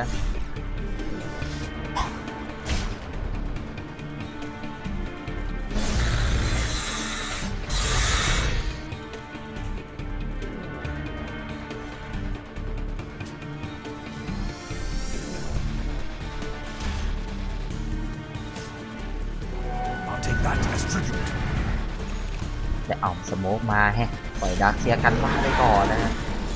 เปิดมือโอ้ยยังไงครับเปิดโอเวอร์พาวเวอร์กันมาไล่ไม่ทันครับเขาเดินกลับออกไปก่อนออกมาใจตุ้ยนุ้ยครับเดินขาบอดเขาครับตุ้ยนุ้ยยังไงยังหลบมุมอยู่บนไฮกราวครับทั้งคู่แล้วเข้ามาอ้าวเฮ้ยยิงเขาไปหาเอาออกมาจ่ายก่อนครับยังไงดีเอาไปตบแนวหลังไปด้านของทีมซอครับสตันกันมา1จังหวะที่ด้านของเปาสวิตแล้วก็ตายไปก่อนครับสวิตแล้วไล่กันต่อยังไงทีมเชนไล่กันมาหาไงแหมด้วยความที่เป็นสตอมมันกลิ้งออกไปได้ครับแล้วยังไงดูยังไงดีตรงนี้ดิ้นมันจะพันไปไหนโอ้โห Double kill. เอาอีกแล้ว EA เติมทัวร์มีดครีสับครีครับเรียบร้อยกันไป22แต่24โอ้โหความครีนี้มันคืออะไร Radiant's middle ขึ้น tower บ้านแล้วฮะ is ไม่รอแล้วเอาไปเอาด้านล่างก่อนนะด้วยความที่สร้างบาดแผลไว้ครึ่งหลอดด้านนี้พยายามจะตัดคลิปครับซ่าแล้วกลับมาก่อนนะน่าจะเสียทาวเวอร์แน่นอนครับอย่างต่ำเรียบร้อยกันไปครับแล้วก็ซื้อเกิดกันมาครับสปิริตต้องตามก่อนฮะตอมก็ใกล้จะเกิดแล้วเสียอันติจักไปคนเดียวนะต้องรอคูลดาวน์สักนิดหนึ่งรอสมเกิดอยู่ครับทางด้านของโรชานแล้วได้เป็นแมนต้าสไตล์มาพร้อมกับเอวิซอเบตของ PA กับจักรนอสนะครับ Dire's bottom tower is under attack. อ้าวสมุกสวนว่ะเฮ้ยไปแล้วครับ Dire's bottom tower is being chipped away. ยังไง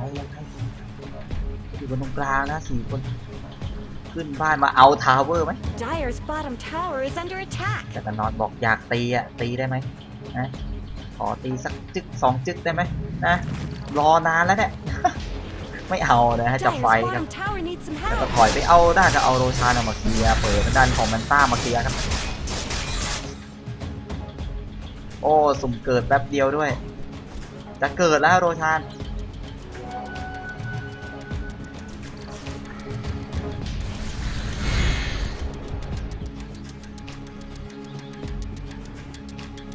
เนี่ยเกิดแล้วครับตัวที่3สุ่มเกิดไว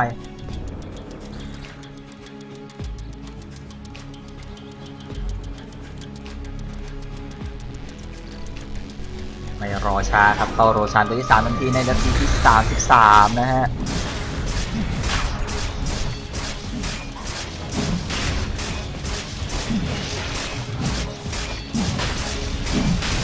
ไปมันเลยนะ2 แครี่ เรียบร้อยแน่นอนครับ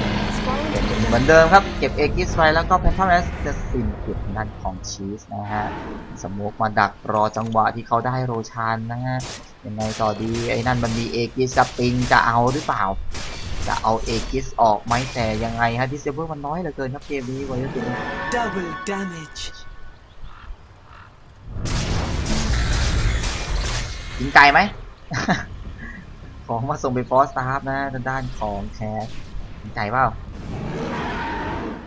Dire's กินไก่ครับ courier has been นั่นแหละ killed. ถูกต้อง What did that courier ever do to anyone? Towers didn't have to take this abuse.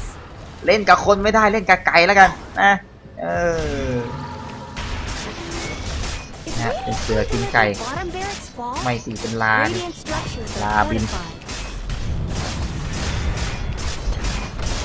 Radiant's bottom barracks. นะเขาบอกโอ้โหเอพิโซดเบสใส่กันไปยังมีโอ้ยยังกดอันตีได้ทันฮะมีการนี้ซึ่งมาช่วยเหลือไว้แต่น่าจะพังหนึ่งเลนอย่างพังนะก่อน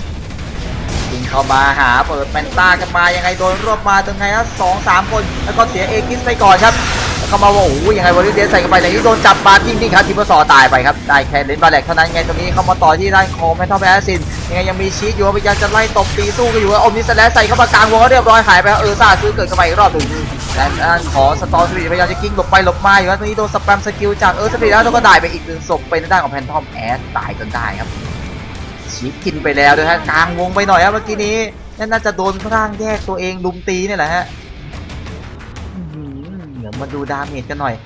นี่ฮะสตอร์นี่กิ้งไปกิ้งมาสแปมตีไปเรื่อยๆครับ3,000 กว่าดาเมจนะกลายเป็นว่าเหมือนไม่คุ้มนะแค่เล่นบาแดกเท่านั้น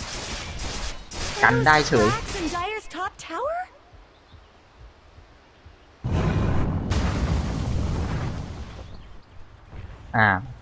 ยังไงฮะ TNT ขึ้นไม่ได้จากนั้นทีมเชื้อก็กินไปหมดแล้วนะฮะ Haste. กลายเป็นเกมยาวซะแล้วครับคู่นี้มองมากลางวงเลยฮะ3 ตัวเมื่อสักครู่นี้ครับแล้วก็โหร่างเป็นพร้อมร่างจักรนอตตีตัวเองตายกันไปนะ Dire's middle tower. กลายเป็นดีซะงั้นแต่ก็ได้ซื้อเกิดซ่ามาเหมือนกันแต่ก็แลกกับการกันบ้านได้ก็ถือว่าคุ้มนะถึงแม้จะเสียเล่นแม่แหลกไปก่อน Dire's middle tower has fallen. ได้เป็นโอ้บิงมาครับ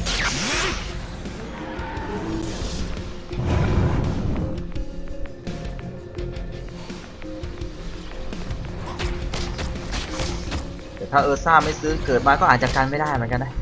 ขาดดาเมจตัวหนึ่งไป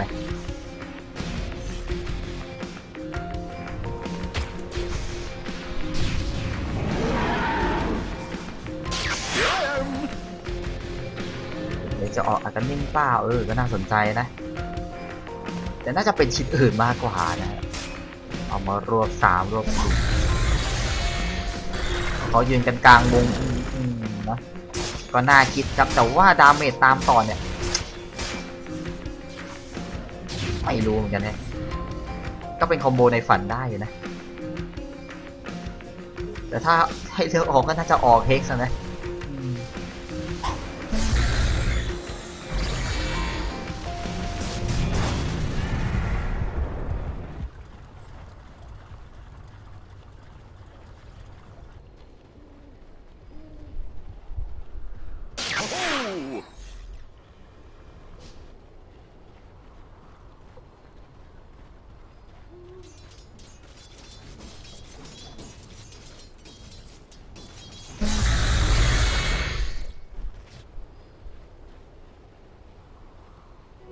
I'll take that as tribute.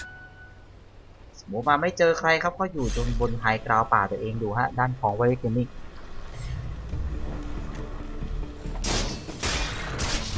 ฟาร์มป่าไปฟาร์มทีแป๊บจักรนอตของยังน้อยอยู่นะยังถือว่าน้อยครับ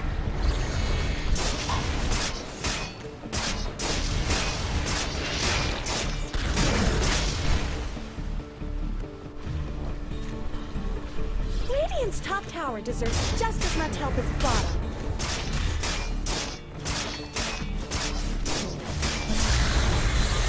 Radiant's top tower has fallen.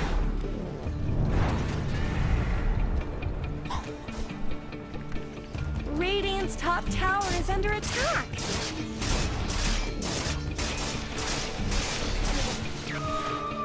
Someone better help Dyer's middle tower. ผู้ที่เล่นพร้อมกันกับโมเดลซินนี่ก็น่าจะจบไปแล้วมั้งหรือเปล่าเดี๋ยวขออนุญาตดูแป๊บหนึงนะ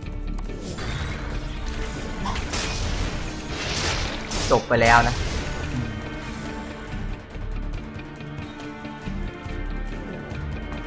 เกมนานซะงั้นครับคู่นี้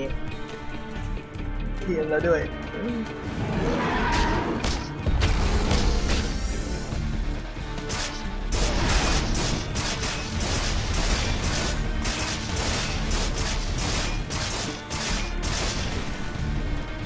การเงินก็ยังอยู่ที่ TNC ที่ 8,000 นะครับ XP กำลังจะมาแตะที่ 2,500 ในเรื่องไอเทมตอนนี้ครับ ก็คงจะเร่งเป็นเอพิซอดเบสอยู่นะนานนะแล้วก็มีมีไซออฟไฟจากแคนการูมาแล้วนะครับดาร์คสเตียจังหวะรวบสวยๆการเงินไหลๆมาเลยนะฮะส่วนคนอื่นๆก็ยังนิ่งครับแพนทอมแอสซินยังไงฮะมีเงินอีก 2,000 โอ้มันจะออกดูดเลือดเลยฮะน่าจะเป็นวลาดิเมียนะมาช่วยในยิงไฟได้เปล่าหรือจะเปลี่ยนของแล้วไม่รู้เหมือนกันมันหายไปไหนเมื่อกี้เพิ่งออกมาไม่ใช่นี่มันของเรียวมันใช่แล้วนี่หว่าอ้าวแล้วจะออกอะไรฮะดูดเลือดใหญ่เลยมันติดไอ้นี่ไม่ใช่เหรอฮะเดซเตอร์ไม่รู้เว้ยงงหรือจะเปลี่ยนเอาไอเทมชิ้นนี้ออกอยู่มันไม่สเต็กกันจำไม่ได้นะลืมแล้ว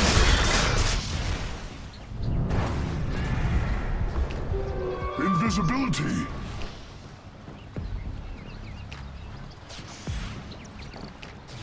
They're attacking Radiant's bottom barracks. แล้วก็เก็บคืนไปมันน่าจะติดกันนะ น่าจะทับกันนะครับไม่งงว่าออกมาทำไม Over here now. Over here now. ถึงว้าไปก่อนครับแหมจะมาอุดเซปเตอร์ไม่ทัน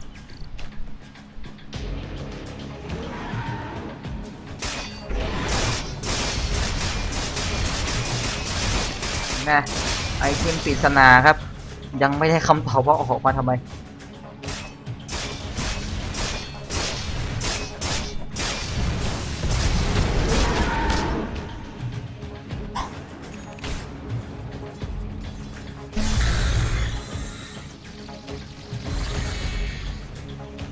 อ๋อ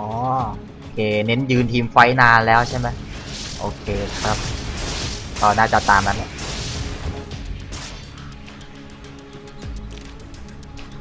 และโรชานสิ่งเกิดไวครับเอาละครับประเด็นน่าจะหน้าโรชานแล้วแบบนี้อันนี้ไม่ได้มีสโมกมาแต่ก็น่าจะมาขอต้มมองอยู่เหมือนกันและเฮ้ยดีกว่ายังไงครับแหมเป็นร่างปลอมเท่านั้นและเกิดแล้วครับเดี๋ยวโอเวอร์กันมาด้านนี้ก็บิงเข้ามาดูเหมือนกันครับคูกันไปแล้วก็ตรงนี้โดนปักบีกันมาอยู่คนเดียวแบบนี้ครับเอพิโซดเบรกกันมาแล้วไล่จับมาทางด้านของแพนทอมแอดกำลังจะตายยังไงโดนเฮกกันมารวบมาวอลเปล่าเหมือนจะไม่ติดบอลยังไงตรงนี้ครับยิงเข้าไปแพนทอมแอดซินต้องซื้อเกิดกันมาเอามาจ่ายตายอีก1 ศพฮะยังไงต่อดีเหมือนจะเสียนะฮะ TNC ได้ซื้อเกิดแพนทอมแอดก็เดินกลับมาก่อนแล้วติดพิษ 1,000 ยังไงต่อดีเปิดด้านของแบล็คคิงบาร์หลบกันมาแล้วตรงนี้ครับเข้ามาฟอร์จูนเอ็นเฟกจังหวะกันไว้ยังไงตรงนี้โดนไล่กันมาที่ด้านทิปเปอร์ซอยังไงมีจับมาด้านหลังเป็นตีฮีไงโดนไล่ตีอยู่ด้านนี้ก็พยายามจะตีด้านของจักรน้อยไงต่อดีครับด้านนี้ก็วาร์ปกลับแต่ติดแบชยังไงต่อดีไล่กันต่ออาจิตมานาหมดยังไงโดนใบมา1 จังหวะโดนเฮกแล้วก็ตายไปแลกกันไป2 ศพฮะ Something in จะกลับบ้านก็ติดแบชอีกด้านนี้บิงออกไปได้ก่อนครับหาไม่เจอแล้วครับแบบนี้ช้าไปนะแต่ก็ได้ซื้อเกิดแพนทอมแอสมา3 แลก 3และเขากำลังจะได้โรชานตัวนี้ครับเอาละมาดูเรื่องซื้อเกิดกันยาวๆแล้วตอนนี้โดนเปิดก่อนครับแพนทอมแอสแต่เมื่อกี้รู้สึกว่าจะรวบไม่เข้าวอนะวอมันเฉียงมาทางนี้แต่รวบรู้สึกจะจุดนี้นะ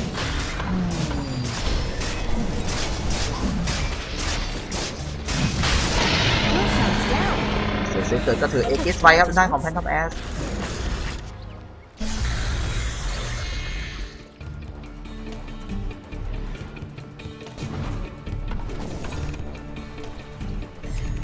ถือ2อย่างเลยฮะไปเป็นตัวเปิดเอง This แล้ว should make my ตอน life ที่ easier. ไอเทมช่องมันว่างเลย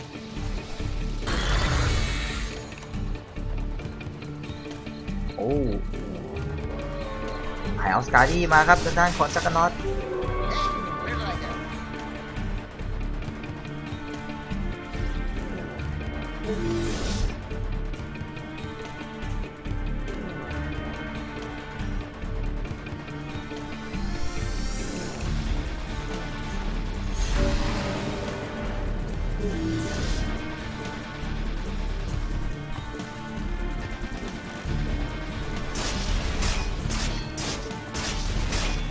มอลัมบอกของมอลัมยังแชนแนลนี้บ่มีเด้ออีสานนะบ่มีมาผิดมองแล้ว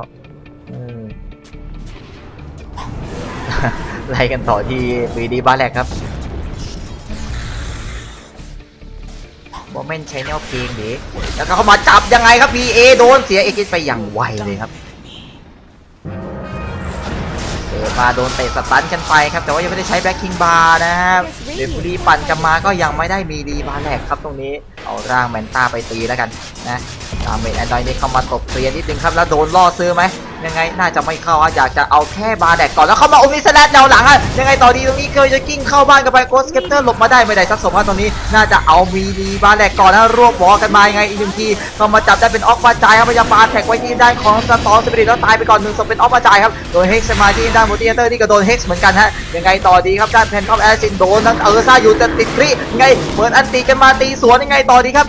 ตีกันด้านของทีมเบอร์ซอไปน่าจะรอดยากเหลือเกินแล้วก็ทีมเบอร์เชนออกมาได้ก่อนด้านนี้พยายามจะกลัวแนวหลังยอดตีฮีไงเข้ามาปาแท็กกันไปเรื่อยๆแล้วก็โอมิสดาเก็บสตอมไปได้ฮะ Stricken out. แล้วไม่มีซื้อเกิดครับสตอมไงต่อดีครับเขาพุ่งมาหาไงโดนห้ามตีอยู่ตรงนี้น่าจะรอดยากเหลือเกินออราเคิลเข้ามาเตะสตันขวางที่แพนทอมแอสไว้และได้ผลักทางด้านของดาร์เซียตายกันไปครับพยายามจะตบมาติดแบนถ้าจะซื้อเกิดมาเป็นดาร์เซียกับออราเคิลแล้วยังไงต่อดีครับได้1เลนแล้วก็น่าจะต้องถอยก่อนไหมเหมือนอยากจะบวกให้มันจบๆเอาไปเดินผ่านบอลฮะช่องแคบๆโดนรวบกันมาเตะสตันมาโดนด้านทีมเมอร์ซอฮะทีมเมอร์เชนไม่ไปตรงนี้โดนเฮกจะมาโดนไล่ตบกันมายังเดินออกไม่ได้ก่อนฮะยังไงต่อดีซาเสียอันติไปแล้วมีเซิร์ฟมาช่วยเหลือไว้1จังหวะแล้วเข้ามาทุบหายไปเลยฮะ2ครีเอาแล้วเข้าได้แบ็กกันไปแล้วเขาได้สับด้านของเอพิซอดเบสไซหน้าของพี่เสือตายไปมีซื้อเกิดมาอีก1ครั้งฮะ Tower is under attack. อยากจะไฟให้มันจบเหมือนกันนะตรงนี้เข้ามาอูสเกตเตอร์ขวาไว้จากคราฟปวดกันมาไงตรงนี้เตะใบมา2ตัวเตะสตันมาโดน2ตัวและน่าจะไล่กลับไปก่อนนะฮะ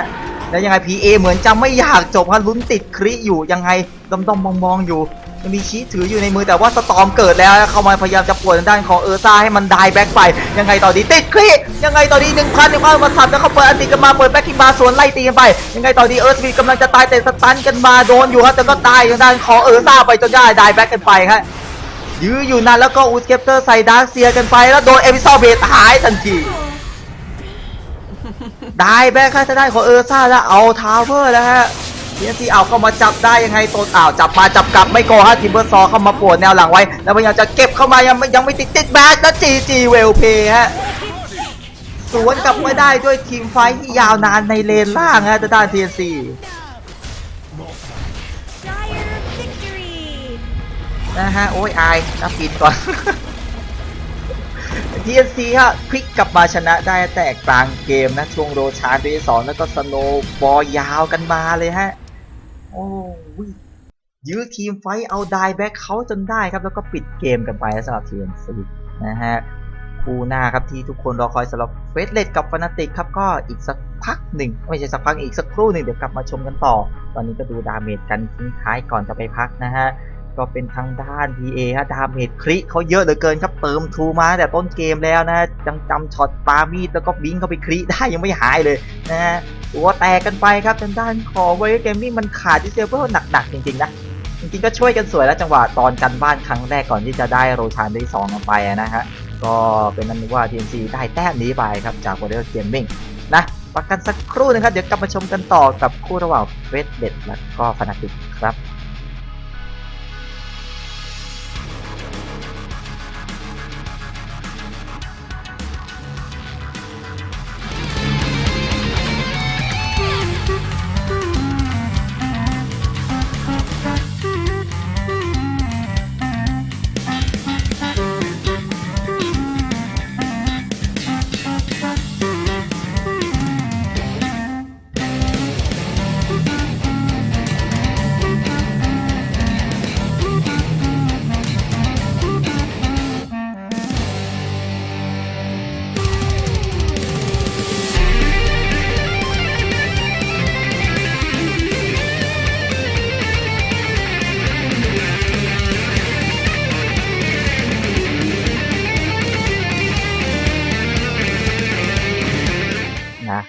ห้องนี้ก็พักอยู่แล้วก็หากินเขาวกินน้ำเด้อ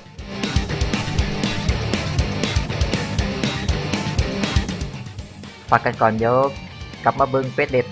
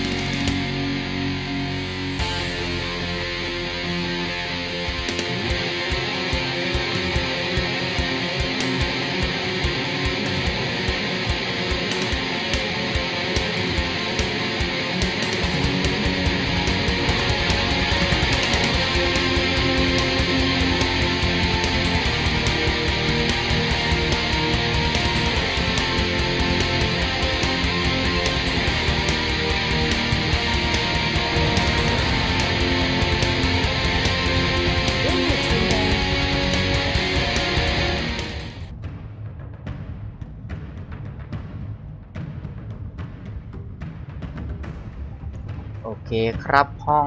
คู่ที่ 4 ของเราในวันนี้มาแล้วสำหรับเฟสเซตกับทางด้านของฟนาติกนั่นเองฮะในรายการบอสตันเมเจอร์รอบเก็บคะแนนของโซน C นะครับตอนนี้เฟสเซตอยู่อันดับ 1 อยู่นะฮะยังไม่แพ้ใครเลยครับในขณะที่ฟนาติกนะครับก็อยู่อันดับที่ 3 ใช่ไหม Dire team ban. ถ้าจำไม่ผิดนะครับ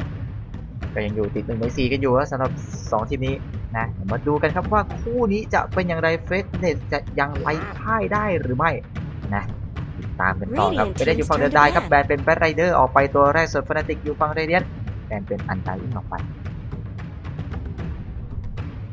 เดี๋ยว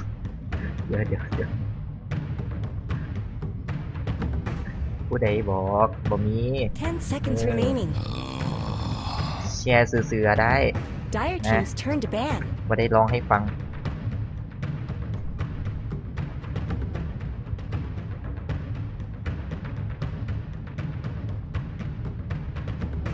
แบนเหมือนเดิมครับวอลล็อกครับตัวที่ 2 นะเจอฟิเด็ต 10 ต้องแบน seconds คนนี้ฮะ remaining. โอ้โห 5 seconds remaining. Reserve time.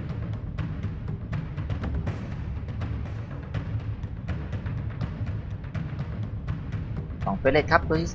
2 ยังไงดี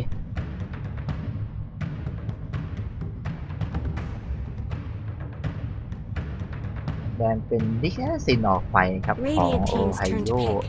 หรือไอยูเล่นก็ได้นะแต่เดินมาเป็นสลาด้าตัวแรกก่อนครับทางด้านของฟนาติก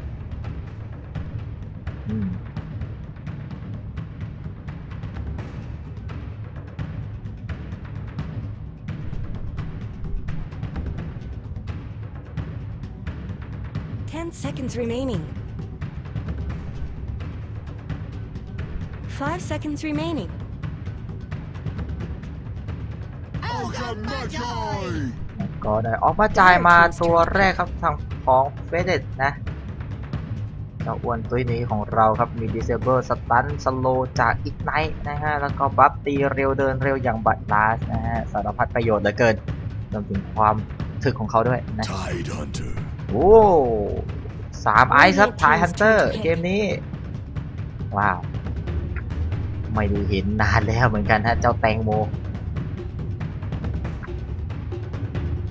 ลายมันเหมือนแตงโม แตงโมน้ำ 10 seconds remaining. 5 seconds remaining. Reserve time. แล้วเอา Shadow Demon มาอีก1 ตัวครับสำหรับ Fire Fnatic team ban. มีซัพพอร์ตที่ไม่แบนก็เลือกมานะตัวนี้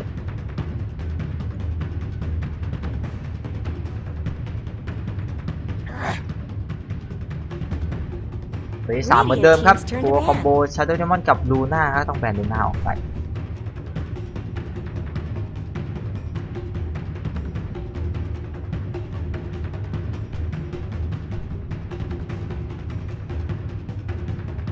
10 seconds remaining.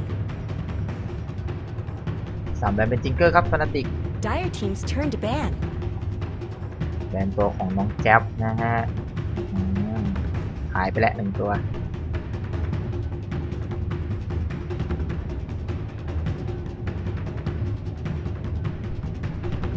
10 seconds remaining. เราแบบหมูฉีกเจอแจ๊บฮะปรากฏการณ์นี้ได้เกิ 5 ดขึ้น seconds แล้วครับ remaining. Reserve time.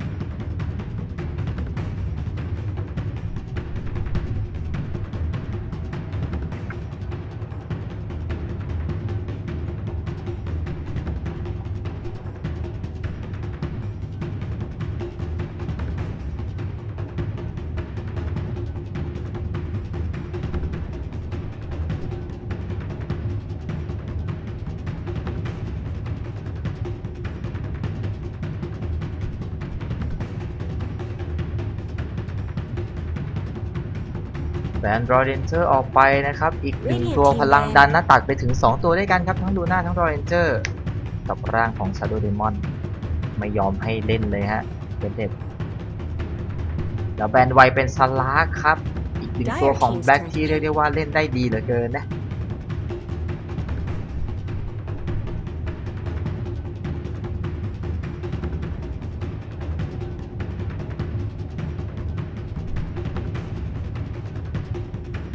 seconds left. Decided? 5 seconds remaining.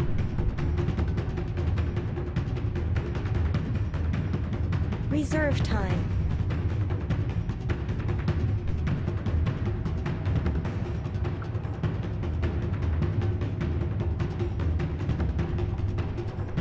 Reserve time. ได้คริสตั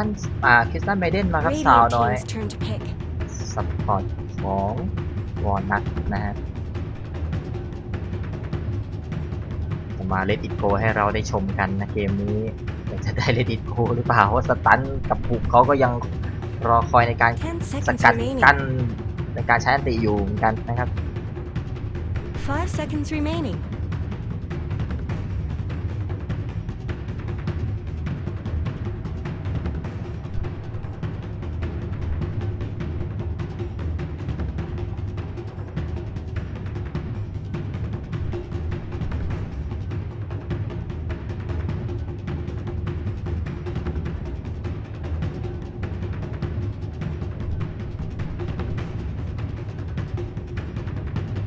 Terror โอ้เทโรเบตมาครับอีกหนึ่งพลังร่างแยกของราเวนฮะเอาละฮะบีหุบจากร่างเทโรเบตไปไล่ดันได้แล้วทีนี้สรรหามาอีกหนึ่งตัวนะครับที่หลุดมาแล้วก็ไม่ได้เห็นบ่อยนะครับสำหรับแครี่ตัวนี้ 10 seconds remaining. 5 seconds remaining. ทางดันดุทีเดียวนะฮะแค่ลำพังตัวเทโรเบตเองก็ Reserve time. ดันบ้านแหกอยู่แล้วนะอยู่ได้ไหมเนี่ยสาวน้อยเกมนี้นี่หนักหน่อยนะ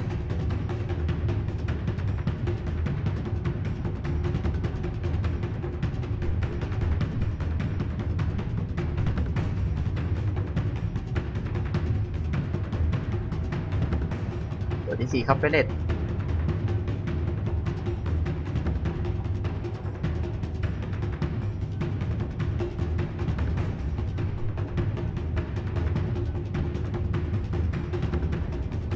เลือกเป็นม็อกฟิ้งมาครับแครี่ของ Radiant แบล็ก team's นะ turn ฮะ to ก็เหมือนเดิมครับยังคงกักตัวของน้องจับไว้ตัวสุดท้ายเหมือนเดิม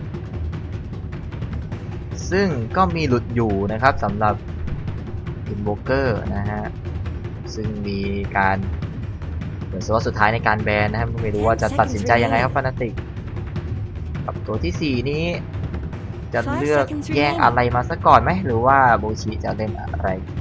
เอาเกมนี้ก็ไม่ได้ถูกแบนนะฮะ Reserve ก็ time. ยังหลุดอยู่อีกหนึ่งพลังหุบนะฮะอาจจะถูกเลือกมาสักฝั่งนี่แหละนะเอาเวลอินโวกสตอมนะฮะหลุดเพียบเลย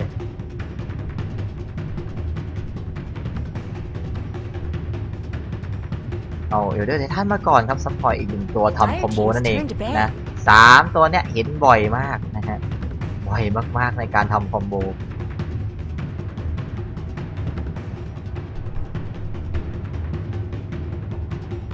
สุดท้ายครับเลนกลางของมูชิครับ 10 seconds remaining. แบนอะไรดีแบนชาโดว์ฟรีนฮะRadiant team's turn to ban. กลัวโดนเล่นเกมเร็วอะนะเราแบนตัวนี้เอาไปก่อน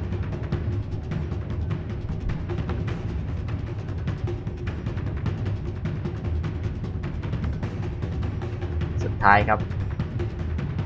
มีให้เลือกอยู่ไม่กี่ตัวนะฮะ ไม่เอาเวิลด์ก็อินโวเกอร์หรือหาตัวอื่นที่จะมาขัดแผนหรือ 5 เปล่า seconds remaining. นะฮะดูว่าจะแบนอะไร Reserve สกิล time. อันติของไทฮันเตอร์ด้วยนี่โอ้โหหยุดหมู่นะมีอะไรเป็นหมู่อีกไม่รู้เหมือนกันแต่ดิเซเบิลเขาดุนะฮะจังหวะซ้อนได้อยู่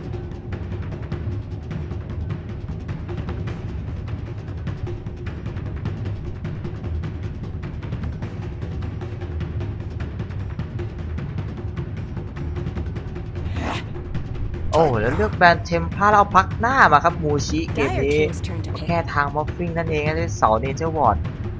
โอ้สกิลก็เยอะเหมือนกันนะเฟสเดดครับพักหน้าก็อาจจะถูกเลือกมาคุ้มเน้นดันให้จบเร็วๆแล้วครับฟานาติกแก้เกมยังไงดีแต่ระวังไปเขียวเพื่อนแล้วโดนจิ้วน้ำใส่ 10 ตายเอง seconds นะ remaining. ต้องระวังใช้สกิลนี้เหมือนกัน นะผม 5 ปิงบอก seconds ดี remaining. เลยนะอีทิเลเบมันออกได้ช้านะไปออกอย่างอื่นก่อน Reserve ระวัง time. ฮะกลับมาแก้ทางมอฟฟิงนะตัวนี้ดีสแตททีก็เหมือนไม่ได้เรียนะโดนเดเจอร์วอร์ดกิ้วกันไปมันเลย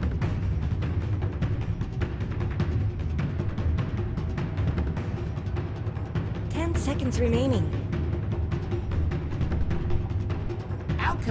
คุณเลือกอาร์เคมิสครับ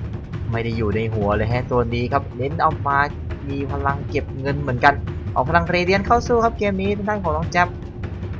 ก็ครบแล้วสำหรับไลน์อัพในคู่นี้ครับระหว่างเฟเดตและฟานาติก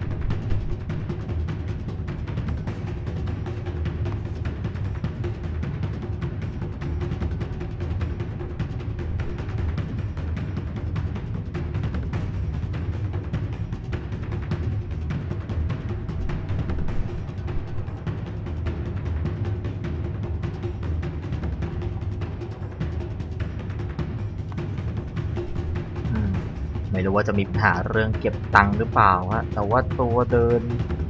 ก็ดุอยู่ดีนะฟานาติกไม่รู้เขาจะเลือกเดินเกมไวขนาดไหนนะมอฟฟินก็ต้องเป็นตัวเก็บตังค์อาร์เคมิสก็ต้องเก็บตังค์ให้ได้เรเดียนไวๆแต่ถ้าได้เรเดียนไวก่อนก็น่าจะเป็นเรื่องที่ดีสำหรับเฟเดตนะฮะโอเคมามั่วกันต่อใน prediction ของผมต่อนะฮะอะไรวะเนี่ยนะ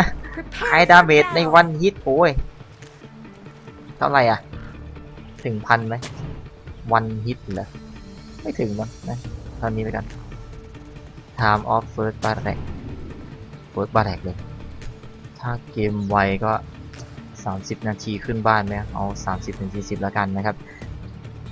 แล้วก็เน็ตเวิร์ดเร็วที่สุดน่าจะเป็น Alchemist ละมั้งนะแล้วก็ลองคิวสตรีครับคิวสะสมสูงสุดต้องมองว่าใครชนะด้วยเหมือนกันแฮะเผื่อเลดเกมแล้วเอามอฟฟิงแล้วกันครับเช็คชื่อกันสักนิดนึงครับฟานาติกอยู่ฝั่งเรเดียครับบูชีเป็นพักหน้าครับยูเป็นเอลเดอร์ไททันครับเดมอนเป็นชาโดว์เดมอนนะดาวเวนเป็นเทอร์เรเบแล้วก็โอไฮโอเป็นสลาดาครับส่วนเฟเดตอยู่ฝั่งได้แจ็คเป็นอาร์เคมิสครับแบ็กจับมอฟฟิงครับปนัสจับทางด้านของคิสซันเมเดนครับ3ไอไทอันเตอร์แล้วก็ XY ครับออกมาจาก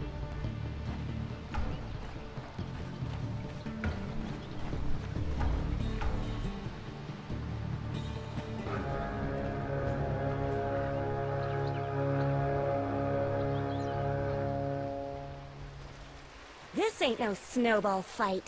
ก็แบ่งรูนกันไปครับไม่มีปะทะแต่อย่างใดนะฮะเป็นฐานเตอร์มาตัดรูนด้านล่างไปครับตรงกลางเจอกันระหว่างพักหน้าครับเลนกลางเจอกับอาร์เคมิสนะฮะด้านบนเป็นออฟเลนครับสลาด้าเจอกับด้านของม็อฟฟิงแครี่ยังไงตีไหมเดินบนต้นไม้1 ทีตีกันไปคนละทีฮะตรงนี้ไล่ตีกันเจ็บเหลือเกินครับยังเช็คเลนไม่เสร็จแล้วก็สตันมา1 จังหวะดึงครีปกาก่อนครับได้3 ตัวเอาโดนบอดี้บล็อกฮะแล้วคลิปไล่ตีกันไปเอาเฮ้ยเจ็บเองแน่โอไฮโอครึ่งหลอดแล้วเฮ้ยนะฮะเอาเป็นสแตทมานะแบด้านล่างครับเป็นออฟเดนไทฮันเตอร์เจอกับด้านของชาร์โดว์เวมอนแล้วก็เชอร์โรเบตนะฮะไล่ตีกันไปแล้วเฮ้ยเดี๋ยวมีจิ้มไก่ด้วยนะจิ้มไก่ก็มาตอนนี้เอลเดนท่านก็มาช่วยซ้อนตรงกลางครับก็ไปสิสเปรย์ไปเรื่อยครับน้องจับ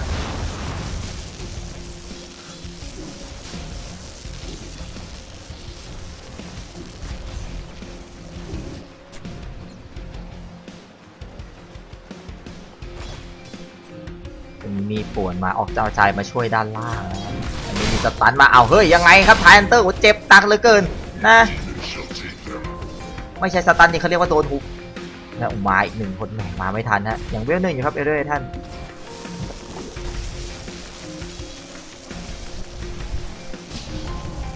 เคลือบใสมานะฮะก็แค่เคลือบนะครับยังไม่ได้ทำอะไร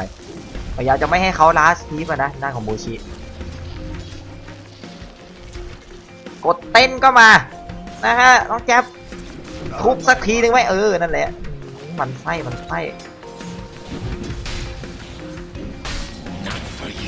เอาด้านล่างฮะงานเข้าแล้วด้านของไทอันเตอร์โดนหุบมาอีกรอบนึงออกมาจ่ายมาช่วยเสริมทัพจังเอาโดนบอดี้บล็อกแล้วน่าจะเสร็จ1 ศพแน่นอนครับเสร็จเทอร์โรเบตไปครับดาเมจมันหนักมากครับล่างเมโทม็อฟสิเมโทม็อฟเนี่ย แล้วเขามาสตันด้านของที่ตั้นไม่เล่นเรียกชื่อสกิลเขามั่วอีกนะมีตัวม็อบแล้วอย่างนี้มีเลนอินวิสน่าจะว่าแต่ลาชีฟนะฮะกินขวดยื้อกันไป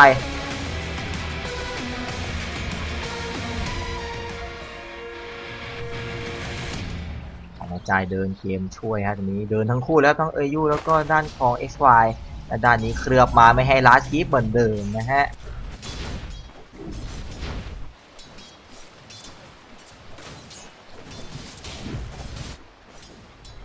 ยังไงด้านหลังโดนฮุบอีกแล้วเหรอทายแอนเตอร์อยู่ได้ไม่ได้พยายามจะปาสมอเรือลดดาเมจยังไงยืนถึกอยู่ตีสู้ได้ชาโดว์เดมอนทำมานาเขาหมดแล้วครับแม่มันถึกครับแม้จะเลเวล2แต่ก็มีคาเคนชิลนะยืนถึกมากๆแล้วก็ตัดดาเมจเขาด้วยสมอเรือนะฮะในขณะที่มูชิครึ่งหลอดด้านบนเหมือนจะสบายครับม็อบปิ้งและให้ขี่ป่าฆ่าตายแวบหน้าของ Shadow Demon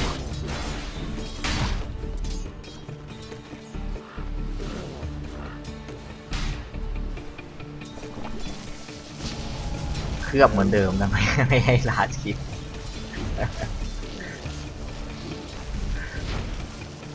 เดี๋ยวมีของก่อนเดี๋ยวรู้เลยมูชิเดี๋ยวนะฮะ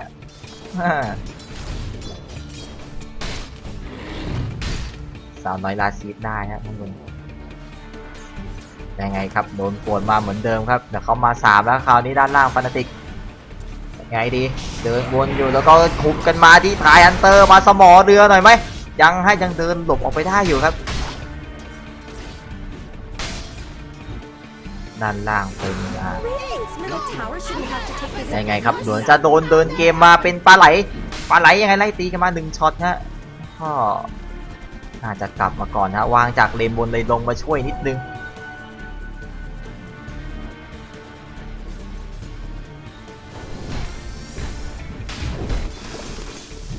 สีสเปรย์มาครับที่ตรงกลางอ้าวเหมือนจะเคลือบช้าไปโอ้ยแต่มาแล้วน่าจะน่าจะเหมือนจะไม่ค่อยแรงเท่าไหร่ไงแต่ผมโดนเดี๋ยวเจอบลาใส่กันไปก็ถือว่าก็เจ็บอยู่นะแล้วตายแล้วฮะอันนี้ไม่เจ็บแล้วเดินแก๊งเลยครับโอ้ยโยในความที่อยู่ข้างบนแล้วมันยากครับแต่ว่าเคอเรียตายไปนะฮะ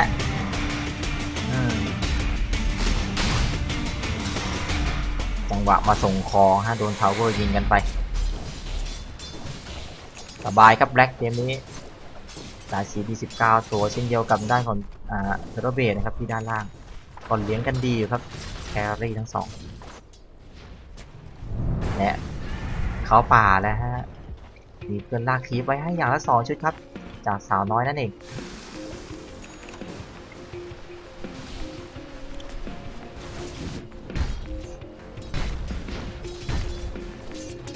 และ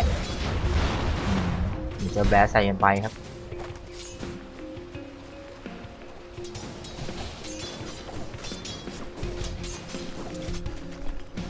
เจ็บนะ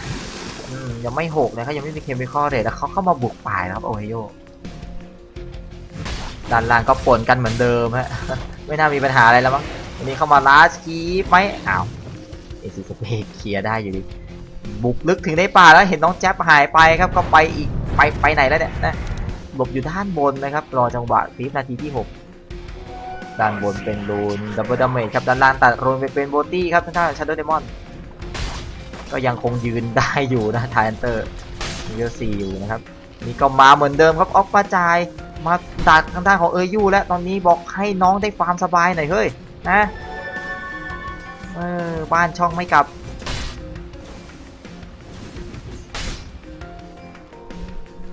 ยัง5อยู่ฮะยังเคลียร์ไม่ไหวนะครับตรงนี้เรามีสตันกันมานิดนึงครับเบรกจังหวะมูชิบอกลุยปลายอีกแล้วนะฮะไปป่วนน้องแจ๊บดีกว่านะรับน้องหน่อยครับตรงนี้ยังไงดีมาและเดเจอร์แบลสเคลียร์กันไปครับดูความหน้ามึนของมูชินะฮะแล้วถือดูดับเบิลดาเมจมาด้วยครับต้องเดินถอยมาก่อนครับพิซาโนวาป่วนกันไปให้กลับไปก่อนน้องไฮนะฮะตอนนี้ ยังไม่6ครับอยู่ไม่ได้ฮะเจอแก๊งแต่คนนี้สบายเหลือเกิน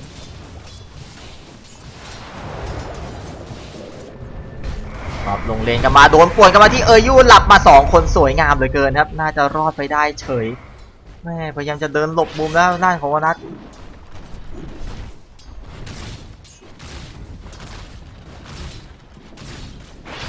มาเจอทีมในระดับที่คาดว่าน่าจะสูสีที่สุดในซีแล้วนะฮะอีกหนึ่งทีมอย่างฟานาติกก็น่าจะได้ดูกันสนุกแล้วฮะเกมนี้แต่เข้ามาโดนมีเคมีคอเรทยังไงดูดเลือดมาเกือบตายเหมือนกันนะแต่ว่าซีเลือดมันไวกว่า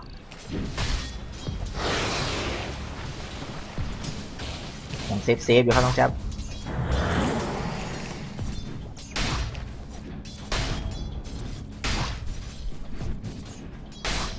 ครับโดต้า2ครับโดต้านะแต่โดนดักเซนทรีมาแล้วครับลากคีบไม่เกินแล้วทีนี้จะลากให้น้องแจ๊บซะหน่อย I'll leave them all in Radiant's my top wake. tower deserves just as much help as bottom. บุกป่าเหมือนเดิมนะฮะบ้านช่องไม่กลับอีกแล้วแจ๊บบอกดูยากเหลือเกิน Radiant's top tower is นะ under ไหว attack. หรือเปล่าครับอาคิมิสต้องอดทนไปสักพักเลยครับ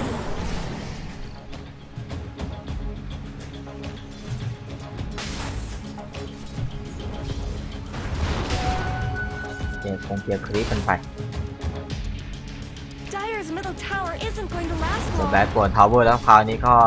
นะระหว่างนี้ก็ฟาร์มต่อนะฮะอยู่เลนไม่ได้ครับโดนป่วนกันมาเรื่อยๆให้ออกมาจ่ายมายืนรับหน้าแทนแล้วกัน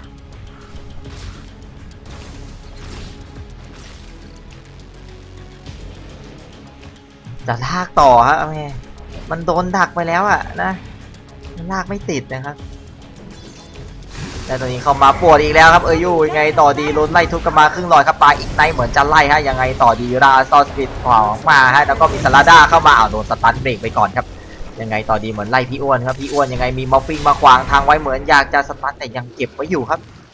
ถอยออกมาก่อน Dire's middle tower ด่าน is นี้ก็ under บึ้ม attack. ทาวเวอร์มันเลยฮะเกือบพังแล้วครับสำหรับปักหน้าก็ราเวนครับกดดันทาวเวอร์ด้านล่างกันมาฮะยังไง3ไอเฮ้ยเจ็บอันนี้ไม่เจ็บอันนี้ตายแล้วจะไปสมอเรือเขาแต่มันไกลไปหน่อยครับเขาตีไกลด้านนี้ยังไงต่อดีครับเซนเตอร์เปลี่ยนไปเฉยแล้วดีโดนสโลมาโอ้โหทางซูเปอร์โนวาทางอีกในฮะ Dire's bottom หนืด tower มาก needs some help. 3-0 ฮะแล้วก็ได้ทาวเวอร์ด้านล่างไปก่อนกับตรงกลางฮะได้แน่นอนครับ2ทาวเวอร์ครับตามคาดถ้าฟานาติกจะจบเกมไวฮะในขณะที่เวเดตดาร์ฟมาในหวังผลช่วงกลางเกมเป็นต้นไปเอาอัมเลตมาก่อนนะฮะทางด้านของน้องแจ๊บ Dire's bottom tower needs some help. เลือกกันมาฮะชาร์จทางด้านของม็อกฟี่ตัน1 ดอกครับโดนลดเกราะกันไปครับเนเจอร์แบลใส่เข้าไป1ช็อตแล้วดูดเลือดกันมาพยายามจะรีสเตรนอยู่แล้วก็เวฟออกไปด้านข้างได้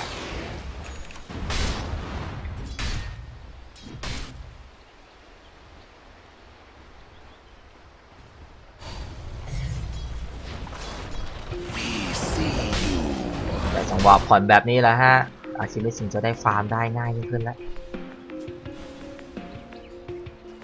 แต่โดนกดดันทาวเวอร์ไวครับทาวเวอร์ที่3รอบนอกของเฟสเดตฮะกำลังจะพังเหมือนกันแบบนี้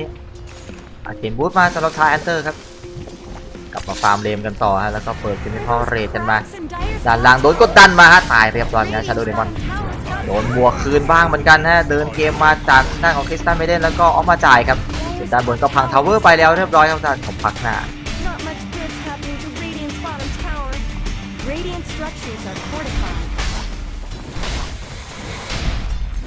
Radiant's bottom tower is under attack. ให้ติดทาวเวอร์กันไปครับตรงนี้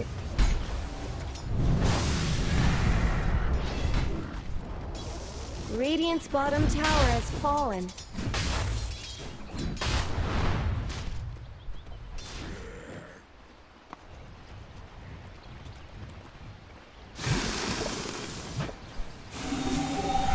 Not much good's happening to Radiant's bottom tower. เล่นดันคืนมาเหมือนกันฮะทีมไฟยังไม่สู้ตอนนี้ครับอยากจะสเปซทีเอทให้ได้เยอะๆเหมือนกันทางด้านของเฟรเดตครับพลัง Radiant's มอฟฟิง bottom มาดัน tower ครับ is ช่วย under attack. ให้น้องจับได้เวลาให้น้องจับได้ฟาร์มแล้วฮะแบบนี้ I ยัง guess ไงฮะ Radiant มี fortified ลาอัสซอส its ปิริตมาไล่แนวหลังครับ Dire's top ครึ่ง tower หลอดแล้ว is นะ under ทาวเวอร์ attack. แต่ว้าร์ปไป100,000เป็นซาลาด้าฮะซาลาด้าเองยังไม่มีบริงฮะเงินอีก 1,600 ตรงนี้ครับโดนหุบกันมาที่ทางด้านของ3ไอสตันมันจังหวะสปรินเตอร์มาเจ็บเหลือเกินครับอ้าวแต่ว่าเนเจอร์แบล็กไม่โดนแฮะแล้วเปิดเอาติดพีบคลิปเข้ามาสตอร์สปิริตไล่กันต่อน่าจะไม่ทันแล้วมั้งกดได้สปรินต์มาก็ไม่ทันแล้วฮะเดินกลับกันไปได้ก่อนด้านนี้มีรูนอินดิสมานะฮะไหนเคลียร์วอร์ดไปครับจะเอามาจ่าย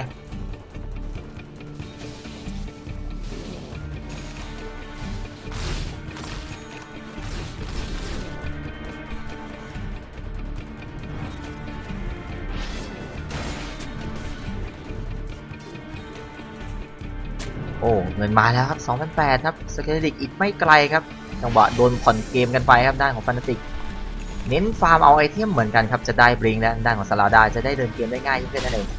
ในขณะที่คนนี้ครับเทอร์เบตราเวนเลือกออกเป็นสายเซนกาฉานะฮะหรือออกดักเกิลเลนก่อนนี้ไม่ทราบเหมือนกัน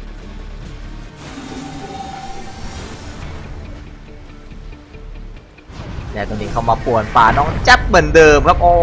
ยน่าสงสารเลยเกิน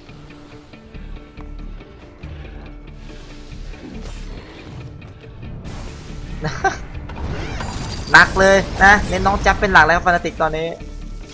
เดี๋ยวมีเรเดียนแล้วจำลำบากนะฮะก็เลยต้องป่วนกันไปเยอะๆแต่3ไอเองได้เมคานิซึมมายื้อทีมไฟแล้วครับ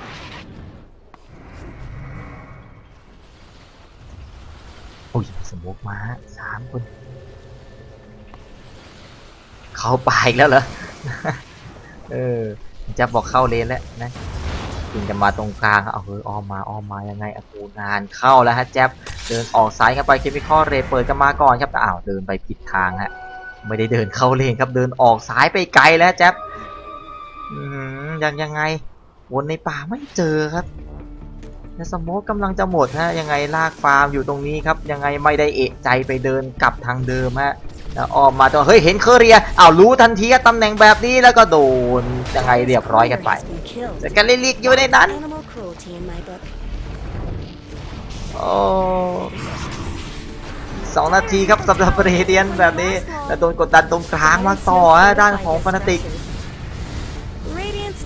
มันเลยราเวนบอกมันออกเป็นดาร์กแลนด์ก่อนจริงด้วยเดินตีไกลได้สแตทเลยครับด้านหลังออมมายังไงครับเหมือนจะไฟใหญ่ไหมตรงด้านบนนี้อยู่กันครบแล้วสเปเตอร์มาโดนน่าจะคนเดียวเป็นด้านของไทเตอร์แล้วไล่ยังไงยองแจ็บเข้ามาไล่ตีอยู่แล้วก็ตรงนี้ไทเตอร์ตายไปก่อนครับแล้วขุบยื้อกันมาต้องกลับก่อนแล้วด้านของเฟเดตเข้ามาสตันต่อที่โอ้โหดาเมจมันไวเหลือเกินฮะกำลังจะโดนสโนว์บอลครับเกมนี้ของเฟเดตแล้วได้อีก1 ศพเป็นสาวน้อยครับมูชิไปไล่เก็บมาได้3 ศพฮะดาร์ฟมาเป็นเกมเร็วครับสำหรับฟานาติกแต่ด้านเมทามอฟกำลังจะหมดแล้วน่าจะเลือกเข้าโรชานก่อนแล้วมั้งร่างเมทามอฟมันไปเรื่อยๆฮะตอนนี้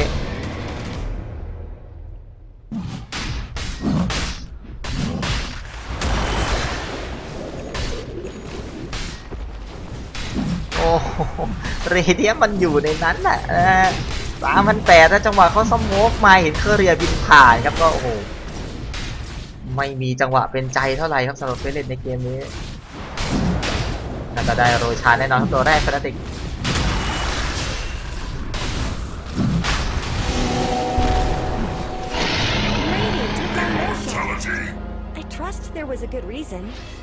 กลับมาเริ่มต้นฟาร์มกันใหม่ เดี๋ยวคีปมันเดินทับจริงๆไม่เกิดนะฟาร์มคีปเล็กแล้วกัน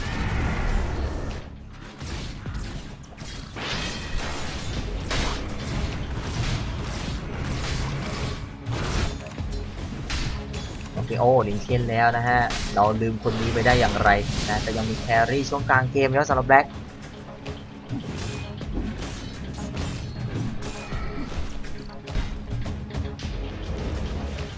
เช็คการเงินหน่อยครับฟานาติกกลับมานำที่ 2,000 ครับ XP ที่ 1,500 ก็ไม่มากนะ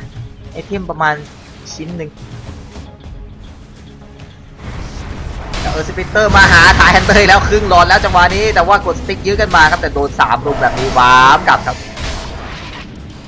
รอดออกไปได้ไม่มีดิสเอเบิลนะเสียหุบไปแล้ว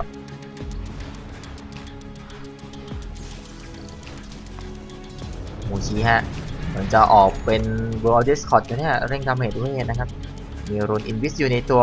ออกเป็น Guardian Grief มาเองด้วยครับพักหน้าเน้นทีมไฟก่อนมาแล้วครับรอเคอเรียเกิดเท่านั้นครับสำหรับเรเดียน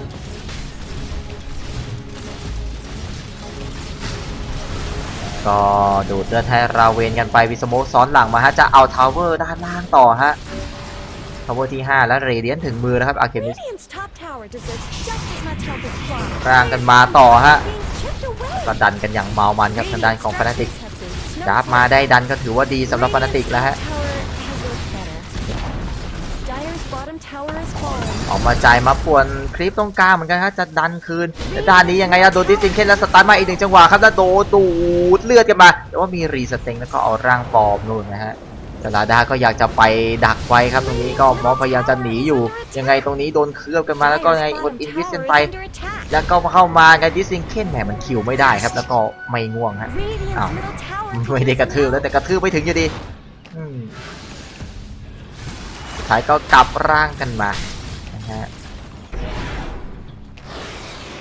หิวไม่ได้ครับมอฟฟิงกินไม่ง่ายมีดินเช่นแหละเงินไหลไม่2,300น่าจะเป็นบูธออฟทาวเวลก่อนไหมจับบอกปิงมามันน่าจะมีอะไรแถวนี้บ้างปักไม่เจอครับโดนดักไว้อ๋อที่คีย์ไม่เกิดโอ้เพิ่งเห็นครับขออภัยด้วยโดนดักไว้ตั้งนานแล้ว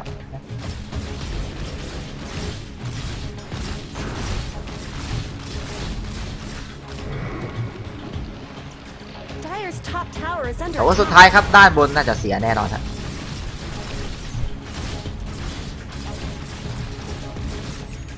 Are those cracks in Dyer's top tower? เรียบร้อยไปครับเทียร์ Dyer's top 6 tower เทียร์2รอบนอกหมดแล้ว just a cold หน้าทั้ง front 6 ทาวเวอร์ behind. เดี๋ยวจะขึ้นบ้านแล้วฮะตอนนี้มันจะก็ไปฟาร์มป่าเขาก่อนนะฮะแต่ว่าฟาร์มไม่ได้ครับน่าจะต้องกลับมาช่วยกันก่อนแล้วครับแบบนี้เปิดล่างไปตะมอฟกันมาแล้วราเวนแล้วก็อุ้ยทาวเวอร์มันหายไวเหลือเกินครับไหนจะมีเดเจอร์แบลสกันอีกเรียบร้อยไปครับเรื่องทาวเวอร์โดนปิดบ้านไวครับดราฟมาแบบนี้ แล้วก็เปิดร่างวิตามอฟใส่ด้านของยังไงครับเอามาเวฟใส่ด้านราเวนแต่ได้แค่แสบๆกันขนาดตรงนี้หลับไปครับง่วงฮะ3ไอบอกง่วงไงตรงนี้สตันมาบอกให้ตื่นฮะในขณะที่ยังจับหลับเองไงตรงนี้ก็น่าจะเปิดร่างวิตามอฟกำลังจะได้มินิแล้วเข้ามาราเวนได้สวยงามเหลือเกินแล้วไล่ทุบทางด้านของมูชิหายไปแล้วได้ตรงนี้เอ็กซิสออกไปอีกหนึ่งฮะเกิดมาไม่มีร่างฮะตรงนี้เข้ามาสตันได้โดน2ตัวก็ได้เกิดคิสตันไม่เด่นอันติกันมาเรียบร้อยกันไปครับราเวนตายไปกันบ้านได้เฉยไล่กันต่อที่ชาโดว์เดมอนเข้ามาขุบยื้อไว้เอาตัวเองตายไปครับไล่กันต่อที่อีกหนึ่งคนแหมจับไม่ได้ฮะมาหน้าหมดนะ3 ศพรวดกันบ้านได้ไม่จะเสียเรื่องทาวเวอร์เทียร์3ไปนะฮะแบบนี้ก็ดีเลยครับทางด้านของเฟเลตไม่เสียบาแลกครับเอาเว้ยแต่ราเวนสวยจริงครับนิ่งไปเลยครับทั้งมูชิแล้วก็ราเวนหายซ่าเลย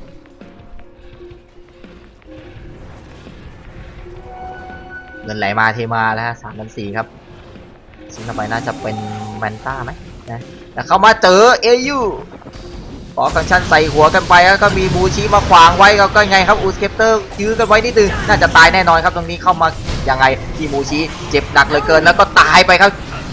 คริสตันโนวาเก็บไปสำหรับคริสตันเมเดนฮะแล้วเรียกเกมคืนไว้ได้แล้วฮะช่วงกลางเกมมันเป็นของเฟสเน็ตอยู่แล้วฮะตามธรรมชาติจากฮีโร่เปิดเข้ามาขอฟังก์ชันใส่หัวเต็มครับแล้วก็ได้ดับเบิลคิวไปครับแบล็คแล้วเว้ยสโนว์บอลกันยาวๆแล้วจังหวะนี้กำลังจะดันต่อฮะ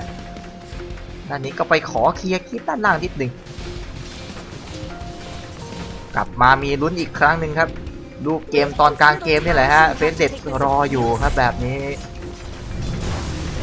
4,200ครับการเงินแล้วก็มีไอเทมมาแล้วน่าจะเป็นแมนต้าสายครับเนี่ยมาแล้วที่เป็นออฟ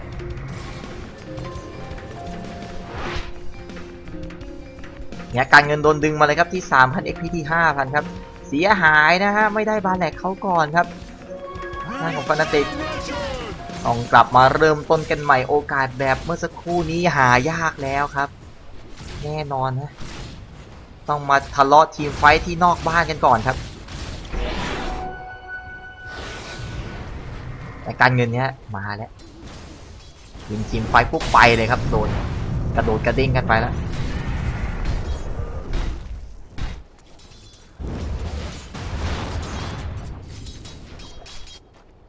สไตล์การดราฟเฟลิตจะเป็นประมาณนี้นะต้นเกมเสียก็ยังมีช่วงกลางเกมในการมาซับพอร์ตเรื่องทีมไฟท์ได้อยู่ซึ่งตอนนี้ก็ทำได้แล้วนะฮะงานหยาบแล้วครับเฟรติกขึ้นบ้านไม่ได้แต่ไอ้สกิลเนี่ยมัน2แง่ฮะเกมนี้มีม็อบวิ่งอีกต่างหากสกิลเขาเยอะด้วยครับจะเคลือบเขียวนี่ต้องคิดดีๆนะ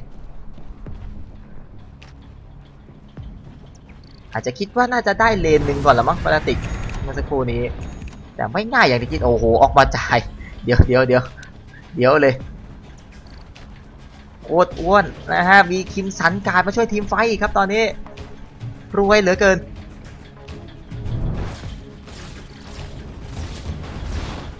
แล้วเว้ยเฮ้ยระบุกแล้วครับตอนนี้ไทเทอร์มีบลิงแล้วเข้ามาเจออยู่ครับสาดน้ำเล่นสงกรานต์กันสักทีสมอเรือกันมาเผาหัวกันไว้ครับเพราะคันชั่นติดหัวยังไงครับเข้ามาได้อีกด้านหลังชาโดว์เดมอนตายก่อนครับ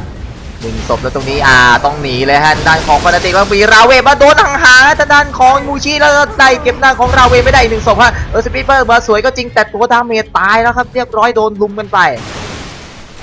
น้องแจ็บบอกไม่สนใจคนจริงตีบ้านแล้วฮะกับมอฟฟิงครับทางด้านของแบล็ก2พี่น้องและจะขึ้นบ้านเขาก่อนครับคราวนี้กดคอคังชั่นกันมาเผาใส่กันไปที่โอไฮโอแล้วเปิดเคลือบเขียวมาให้มันโดนแรงขึ้นนะ ไม่ใช่ขึ้นบ้านได้ก่อนแล้วครับด้านของเฟสเลตเอาเลนกลางก่อนแล้วกันครับตรงนี้ด้านล่างเองก็มีร่างเนี่ยฮะที่ก๊อปปี้ไว้ครับจากด้านวอฟฟิกแต่3ไอเข้ามารับดาเมจแทนตายไปก่อน1ศพฮะดับกันทั่วหน้าตอนนี้ครับเคมีคอเรจยังมีกดได้อยู่แต่เหมือนจะไม่ทันนะดับเบิลคิวของมูชิขึ้นไม่ได้เหมือนกันฮะโดนเนี่ยฮะปักเนเจอร์วอร์ดกันมาประมาทไปนิดนึงเหมือนกันสำหรับเฟสเลตและเข้ามาไม่ทันครับเกิดกันมาก่อนนะแล้วได้คิสตันไบเดนเฉยครับกลับไม่ทันนะตรงนี้เป็นคิวของมูชิครับอันนี้จังหวะขึ้นบ้านประมาทไป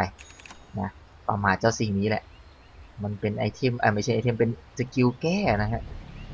แก้เหล่าบรรดาสกิลทั้งหลายแหละกดเองเจ็บเองครับแล้วมันออกก่อนที่สกิลเขาจะออกเลยนะ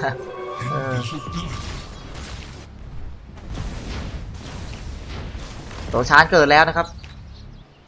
ตัวที่2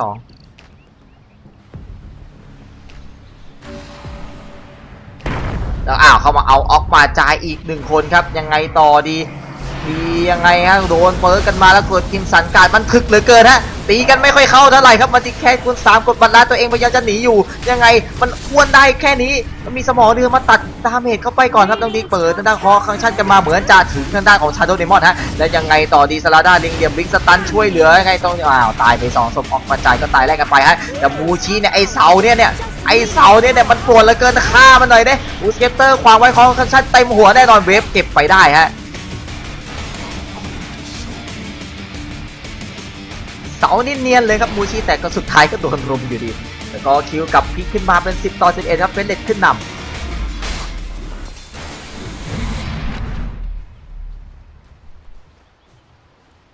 แต่กำลังจะได้โรชานแทนครับคราวนี้น่าจะดูคุ้มค่ากว่านะถึงกันมาครับบอกมาตีหน่อยนะแบ็คอยู่ไหนมาแล้วอิชิเรียลเพจแล้วครับปืนใหญ่ของแบ็คมาแล้ว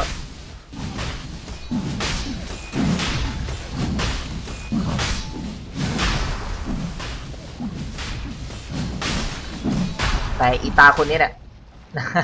กับชิ้นนี้เนี่ยโอ้โหยืนนี่เรียกได้ว่าไม่ตายเลยนะไปโดนมูชิเก็บทีหลังด้วยซ้ำโคตรถึกเลยนะซัพพอร์ต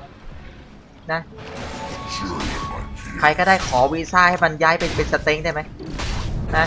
มันถึกเกินสเต็งทั่วไปแล้วเนี่ยเกินอินทั่วไปแล้วนะข้ามสายพันธุ์ได้ไหม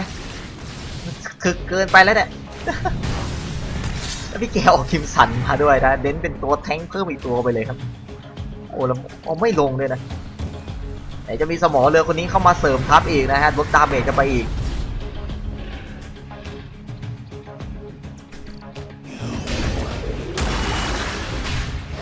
แต่เราจะออกแบ็คกิ้งบาร์ต่อครับโอฮิโย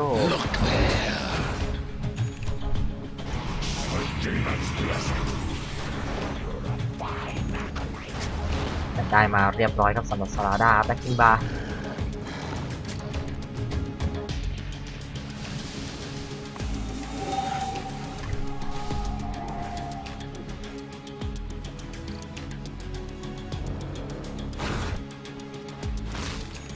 ออกมาไล่ทุบผ่านไปนิดไว้ก่อนนะฮะร่างของมอฟฟิงกันนะมีเรเดียนเผาเพิ่มด้วยนะก็ในเมื่อคุยกันไม่ได้ครับร่างแยกออกมาคุยกันที่คลิปแล้วกันเอากระดิ่งคอมาอีก1 ชิ้นครับจากอาร์คิมิสเต็มแล้วนะเหลือเปลี่ยนของแล้วตอนนี้ดาวตรงนี้ครับเข้ามาโดนอีกแล้ว3 ไอ้ดับได้เข้ามาช่วยทีมไฟเหมือนกันไงตรงนี้น่าจะยังไม่ตายครับสมอเรือขวางดาเมจกันไปครับไปแบกคิงบาร์มาแล้วไล่จิ้มมาเอาไม่ถึงนะตรงนี้โดนดิสซิงเฮดกันไปก่อนครับไล่กันมายังไงต่อดีน้องแจ๊บเหมือนจะอยากไล่แต่เคมีคอลเรทหมดเปิดคอฟังก์ชันกันมาเขาขึ้นบนไฮกราวยังไงฮะเข้ามาปักเซนที่ไว้แล้วก็โดนโซโล่คิวไปแน่นอนครับศพตรงนี้ครับตรงนี้เข้ามาดูดเลือดให้ด้านของโอไฮโยเพิ่มเลือดกันไปเนี่ยจะว้าวกับจิ้วน้ำหายไปเลยครับเจอปืนใหญ่ด้านนี้เปิดคอกันชันจะมาหาโอไฮโยเหมือนจะไม่ถึงขั้นติดหัวตัวเองกันไปขึ้นบ้านต่อรอบที่2คราวนี้เฟสเด็ดได้คิวมาอีก2 คนนะฮะเอาแล้ว Radiant's middle tower could use some help. ขึ้นบ้านแล้วไม่มีซื้อเกิดนะโมชิ Where did Radiant's middle ถัง tower ก่อนแน่นอนครับมาแต่ก็ไม่ว่ายน้ำโชว์เขาก็มานะฮะบอกเป็นไงเป็นไง Radiant's middle barracks นะ have fallen. โนโหนน้องแจ๊บแล้วเป็นไงรู้เรื่องเลยนะเมื่อเข้ามาสาดน้ำใส่ด้านของชัตเตอร์เดมอนแล้วก็โดนคออคชั่นแต่ว่ามีเปิร์กมันขวางไว้ครับเกมมาช่วย1 จังหวะก็มีสตันมาช่วยขวางไว้ทางด้านของ3 ไอครับแล้วก็โดนสตันหลับกันไปครับจะไล่ทุบทาวเวอร์กันมันกันยากครับปฏิโมชิกำลังจะเกิดอีก3 วีฮะอย่างนี้แค่ร่างปลอมนี่ก็เจ็บหนักแล้วนะThey're attacking Radiant's ตี bottom มันเอาเดนบ้านแหลกก่อนครับด้านของแบล็กก็ไงตรงนี้มีเอ็กโคสตอมมาขวางทางน้องแจ๊บไหมนะตีกันมันเลยสนุกสนานเอามีเครือบเขียวกันมาครึ่งหลอดไงตรงนี้เข้ามาสตันต่อครับแต่มันถึกเหลือเกินครับโดนฉีดนั่นเดก้อนเหรอฮะเดก้อนหรือไบก้อนเฮ้ยยังไงตรงนี้เข้ามาฉีดไว้ยังไงไล่กันต่อครับก็กลับร่างเดิมไปก่อนนะไปเนียนดันข้างบนอีกแบ็กยังไงต่อฮะตรงพาวงกันบนกันล่างตัวนี้โดนสตันกันมาก่อนครับโอ้โหแล้วด้านล่างก็ฟรีดีครับแบบนี้ไปกันด้านบนไงเอ็กโคสตอมมาโดนน้องแจ๊บอยู่แต่ยังมีเคมีคอลเรทได้อยู่ครับแล้วก็โอ้สปรินเตอร์เลยเหรอฮะก็มาเคลือบไว้อ้าวแต่สปรินเตอร์ไม่โดนครับยังมีเคมีคอลเรทกดทันหรือเปล่าน่าจะยอมยังไงฮะยังไม่กดฮะยอมเสียเอ็กซิสไปก่อนค่อยกดเอาตรงนี้หุบยื้อตัวเองเอาไว้ชาร์เดอร์เดมอนน่าจะไม่รอดแน่นอนได้เสียเอ็กซิสขึ้นมากดเคมีคอลเรทกันมาอีกครั้งฮะพอนัดเข้ามาอันติขวางไว้ที่ด้านหลังยังไงต่อดีครับกันยากเหลือเกินฮะปักได้แค่เสาเท่านั้นเองห่างไปครับ2 เลนฮะเวสเลดกำลังจะได้อีก1 แต้มฮะแล้วยังไงต่อดีเข้ามาจิ้วน้ำเกือบตายเหมือนกันนะเมื่อกี้ไม่ทันนะเดอร์เวดได้เกมทางด้านของคริสตันไมเดนกันไปฮะโดนลอยกันมายังไงเข้ากลับร่างเดิมไปร่างเดิมอยู่ด้านบนนะฮะโอ้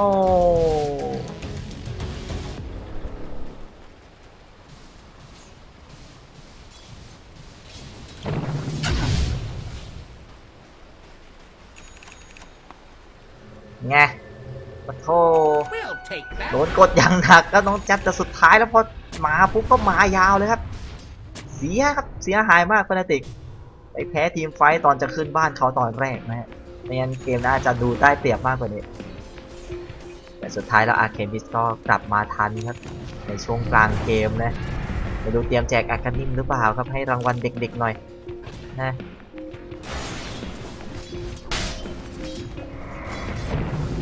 ภาพการเงินตอนนี้ครับนำไปที่ 20,000 XP ที่ 12,000 นะชิว่าการมาอีกชิ้นจากน้องแจ๊บครับเรียบร้อยไอเทมเต็มแล้วฮะเดี๋ยวรอแจกอาการนี้เท่านั้นเองอ้าวนี่นะไม่ทัดไม่ให้ลงมาด้วยนะฮะบอกไม่ลงก็ได้เดินก็ได้เนี่ยนะประหยัดน้ำมันครับเดินเอา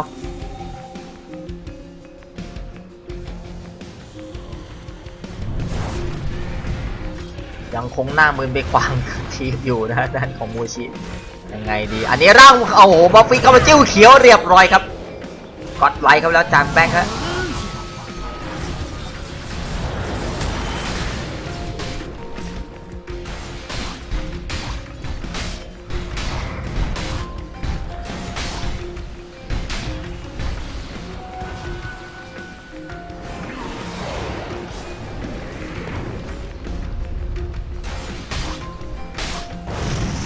เหลือแต่ปิดบ้านหาปุ่ม G จากฟานาติกครับไปเล่น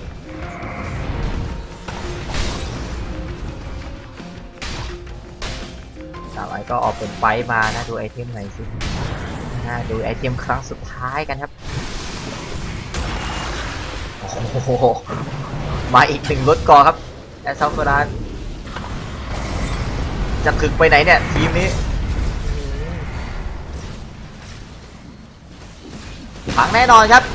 Radiant's top ตามหาปุ่ม G ที่หายไปจากฟานาติกอยู่นะฮะทุบกันมันๆเลยน่าจะขอไฟต์สุดท้ายกันครับมูชิยังไงวาร์ปลงมา1คนแล้วเข้ามาบริสตันโดนดวงเดียวเป็นทางด้านของน้องแจ๊บยังไงตอนนี้สปิเตอร์มาโดน2ตัวเหมือนกันนะอันติใส่ของอาร์เคมิสไปเหรอ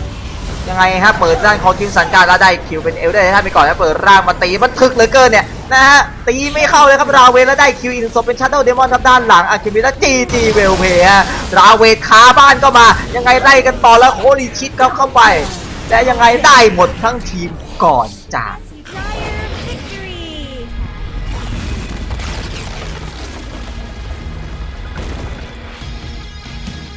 เวสเด็ดครับพลิกกลับมาชนะได้ในช่วงกลางเกมแบบสวยงามมากๆฮะ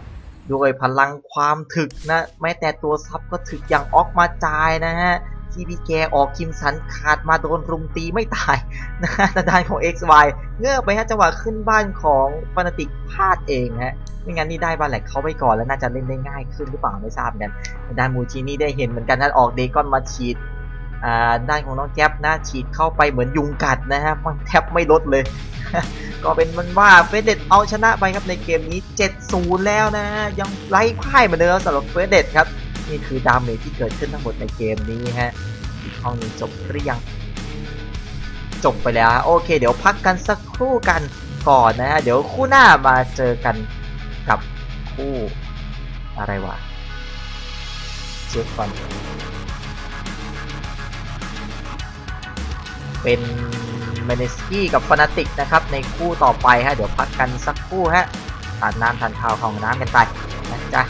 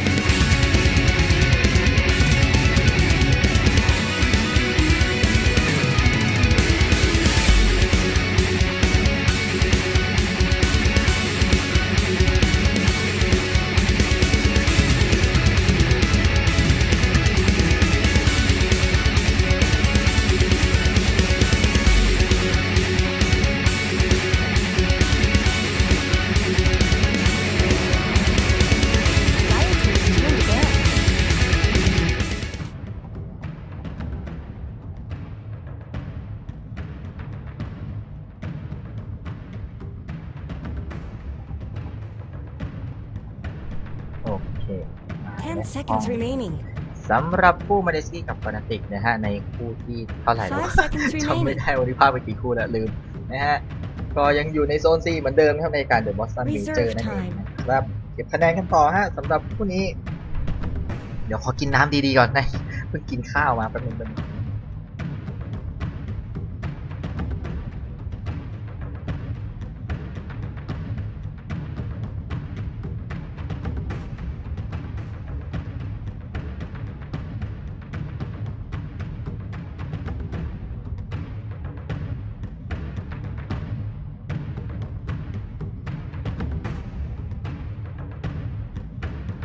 Radiant team ban.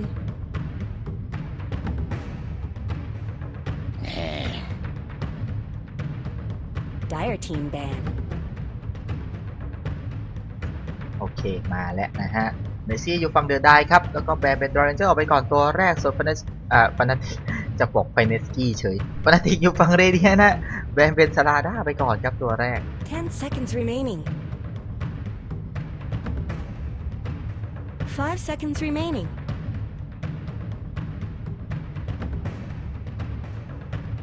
Reserve time.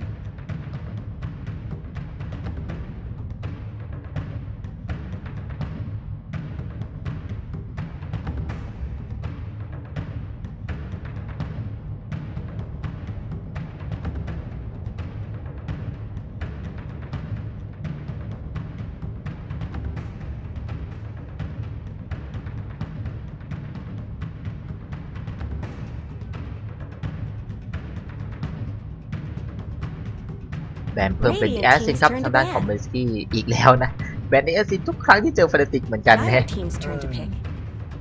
ในขณะที่ฟานาติกไม่เล่นจักรนอตเองกับแบนไปเลยครับ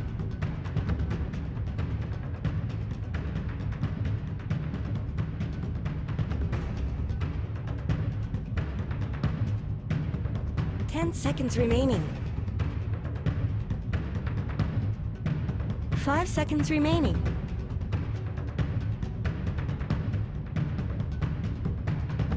Reserve time. Bat Rider! หยิบตัวแรกมาเป็นแบทไรเดอร์ครับเบส Radiant กี้ team's turn to pick. เอาออฟเลนมาก่อนเลยนะฮะ แต่ระหว่างรอเดี๋ยวให้ดูอีกทีแล้วกันนะสำหรับตารางคะแนนตอนนี้นะครับว่านะ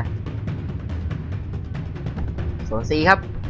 ตอนนี้เฟนเดต 10 seconds ชื่อเขียวไปแล้ว remaining. เรียบร้อยนะฮะ เป็น1ใน4ทีมไปแล้วนะฮะ ก็จะเหลือที่ว่างอีก 5 3 ที่เท่านั้นนะซึ่งขับเคี่ยวกันอยู่ระหว่างเมสกี้ไฟนาติกแล้วก็ TNC นั่นเองครับเมสกี้ก็ไล่พ่ายเหมือนกันนะ 5-0 มาเลยนะครับ ตาม Dire นี้ team's turn to นะ pick. ฮะ ก็เข้าไปรอใน Play Off แล้วแน่นอนครับสำหรับเฟสเลสนะ แน่ Radiant นอนและ team's turn to 1 ทีม ban. นะครับ สบายใจกันได้นะได้ดูกันต่อได้นอนในวันพรุ่งนี้นะครับ ส่วนตอนนี้ไลน์อัพเลือกมาเป็นนากาไซเรนเหรอเมเลสกี้นะครับส่วนฟานาติกเลือกมาเป็นชาโดว์เดมอนแล้วก็กุงก้าครับทำคอมโบกันนั่นเอง 10 Nah. seconds remaining. Dire team's turn to ban. แบนตัวที่ 3 เป็นออฟมาจายครับสปอร์ตนะ น่าจะหลอนกับเมื่อกี้หรือเปล่าของ XY นะ Radiant ฮะ team ban. ถึงเกินนะในขณะที่เมลสกี้เองก็แบ่งเป็นทางด้านของพักหน้าออกไปครับตัวมูชิเล่นไวเหมือนกันได้คอมโบมาก่อนครับฟานาติก 10 ในขณะ seconds ที่เมลส remaining. กี้เองไม่รู้ว่านากาจะเป็นแครี่หรือซัพพอร์ตนะและแบนเพิ่มเติมเป็นอันไดอิงครับตัวที่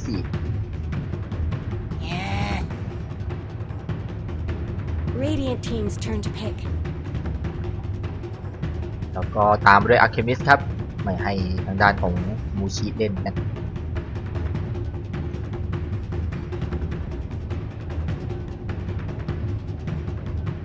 10 seconds remaining.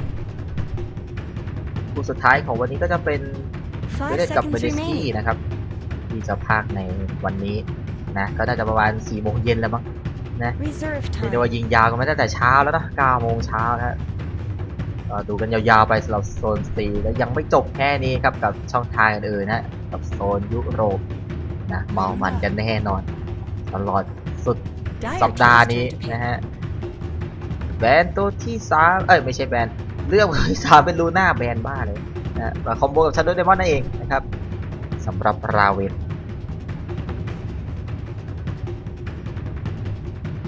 10 seconds remaining. 5 seconds remaining.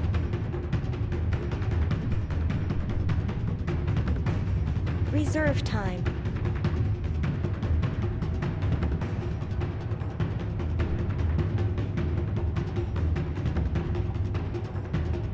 มาในซีครับตัวที่ 3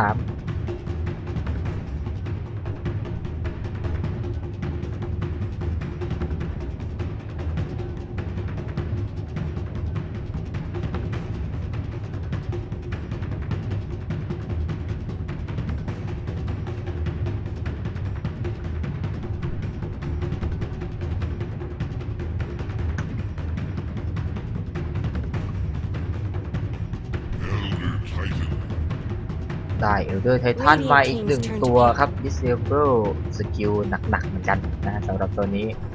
เดินเกมช่วยเลนนู้นเลนนี้ได้ไวครับสำหรับเอลเดอร์ไททันและได้คิมเบอร์ซอมาให้เขาจับยากๆก่อนเลยครับอีก1ตัวของฟนาติกอ้าวของใครวะเนี่ยของโอไฮโอมั้งนะฮะเป็นออฟเลนไปก่อน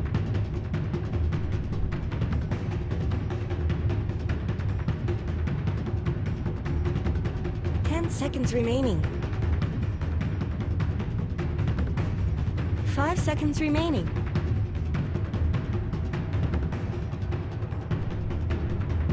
Reserve time.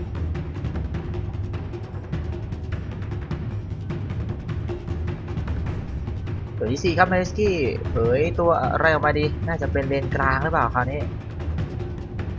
ยังเดาว่านากาเป็นซับอยู่นะฮะของเมสกี้ Crystal Maiden. แต่ไม่ใช่แล้วครับเอาคริส Radiant ตัน Team's เมเดน turn to มา ban 1ซับพอร์ตครับสำหรับสาวน้อย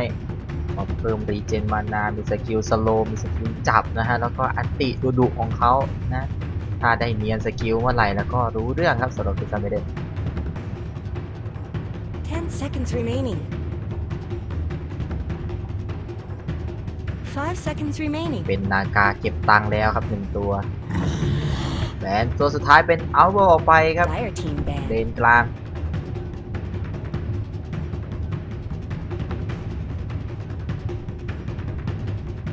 ด้านนี้ก็น่าจะแบนเลนกลางเหมือนกันนะ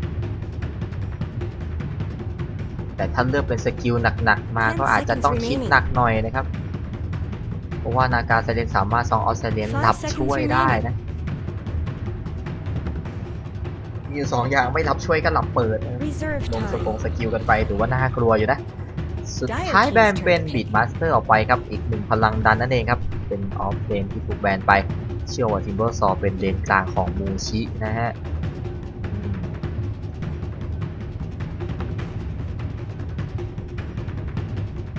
10 seconds remaining. 5 seconds remaining. แต่คิดถึงอินิกมาจังเลยนะฮะไม่เห็นนานแล้วเอาเป็นแซนคิงมาแทนครับด้านของเบลสกี้ก็จบ Radiant แล้ว team's turn to สำหรับ pick. เดี๋ยวนะใครไปไหนวะเนี่ยแบทกลางเหรอหรือแซนคิงกลางนะฮะไม่รู้เหมือนกันน่าจะแซนคิงออฟเลนปก 10 ติป่ะ seconds remaining. 5 seconds remaining. สุดท้ายครับฟนาติกเหลือเวลาอีกเยอะเลยครับ Reserve กับ time. การเลือกคนสุดท้ายมาอาจจะเลือกของมูชิมานะชิมเบอร์ซอยกไปโอไฮโอเหมือนเดิมเป็นการแบนขวางเรื่องของการดันทาวเวอร์นะดีมาสเตอร์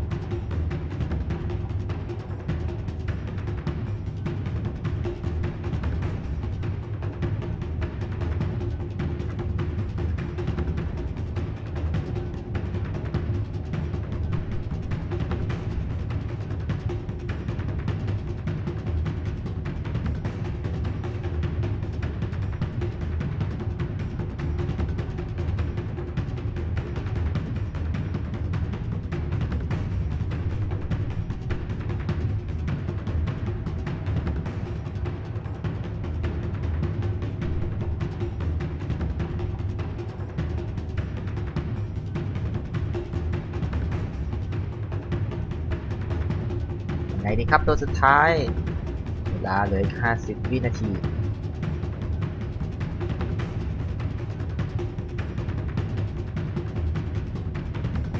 Mirana. เลือกเป็นนิราน่ามาครับ1ตัวเดี๋ยวโยกซัพพอร์ตเหรอ จริงๆได้คอมโบเยอะอยู่นะครับ Shadow Demon มิราน่าหรือกุงก้าก็ได้ แต่มูชิจะเล่นอะไรครับเกมนี้ Oracle Carry นากานะฮะยังไงครับ ยังไม่เลือกมูชิเล่นอะไร โอเค ถูกต้องแล้วนะมิราน่าเลนกลางครับครบแหละสำหรับเกมนี้ครับในสกีกับฟานาติกครับ มาดูกันว่าใครจะได้แต้มนี้ไปนะเนสกี้อันดับที่ 2 ยังไร้พ่ายเช่นเดียวกันครับ เจอกับฟานาติก 10 seconds remaining. 5 seconds remaining.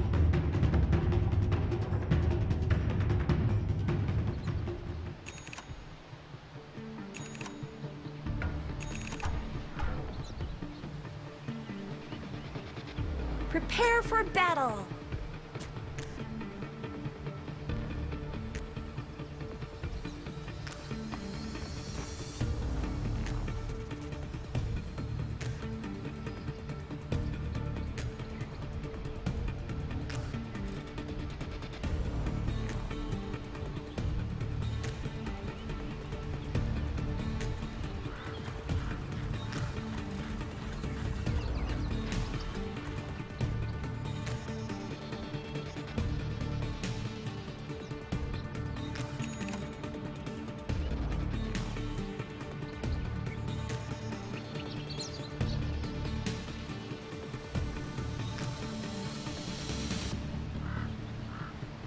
"30 seconds to battle."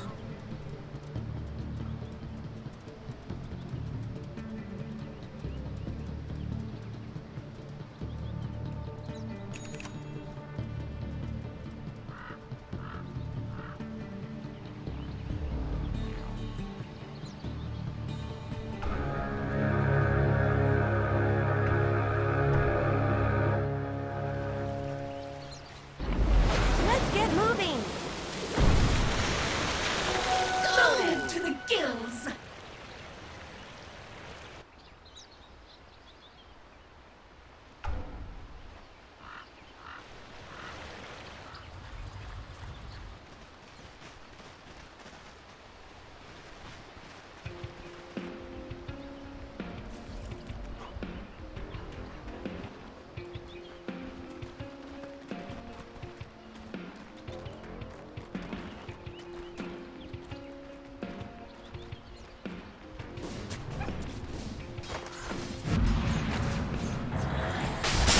ดู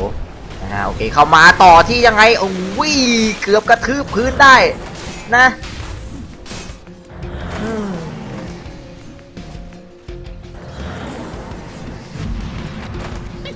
ดิซาโดว่าขวางไว้ก่อนครับตรงนี้ไล่ตีกันที่เดมอนยังไงวางน้ำถอกฮะเดินหลบกันจุลมุนเลยนะฮะเป็น3ชนด้านล่างฮะเอาเป็นนากาไปกลางนะเกมนี้ด้านบนก็เป็นออฟเดนนะตีกันนะครับ3ชนด้านล่างน่าจะมีศพกันแน่นอน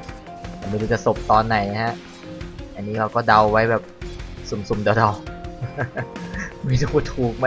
นะ Dire's top tower is under attack. ยังไงทิมเบอร์เชนหลบมาก่อนเอาเฮ้ยยังไงเอาแบทไรเดอร์เจ็บและตายไปเอง Blood! First blood. I cut you, but I split you, but I killed you. กลับมาดูที่เลนล่างต่อครับเราเคยเห็นกรณีแบบนี้มาแล้วนะฮะแต่อันนี้เงือบกว่าที่เราเคยดูมานะครับไอที่เราดูมานี่คือมันแลกกันได้นะแล้วก็ตายคาทาวเวอร์กันไปนะฮะหิวเหรอสนิกกี้หน่อยไหมตัดลูนโบตี้ไปก่อนครับเปิดรักเคิลยังไงต่อดีเปิดร่างมันป้ากันมาครับแล้วก็สตาร์ซอมเขียร่าง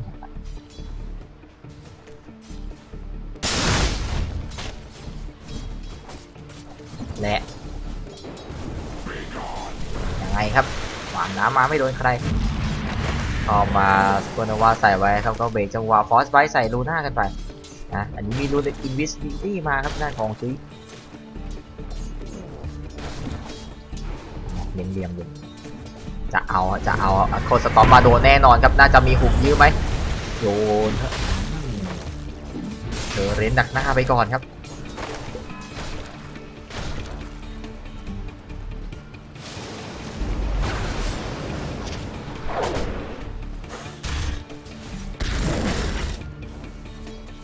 แอบสองด้านล่างไม่ให้เขาล่าครับ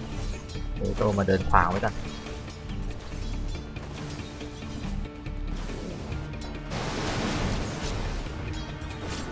That is ours.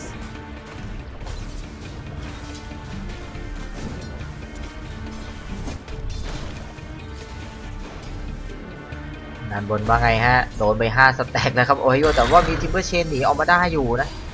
ไม่น่าซีเรียสอะไรครับนี่ก็ไล่จิ้มแซนคิงไปนิดนึงนะ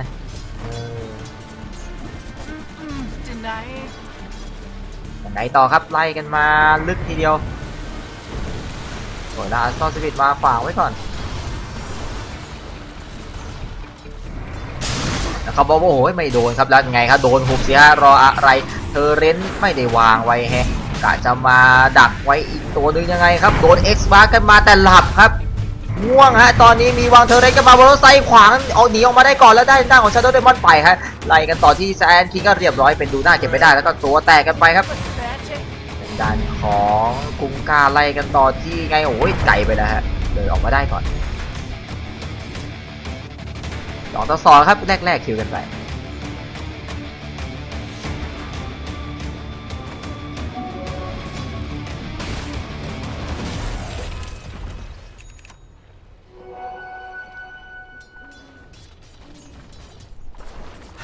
ด้านบนโดนวินเดสกันไปครับแบทไรเดอร์ไม่ได้มาดูนานแล้วเป็นไงบ้าง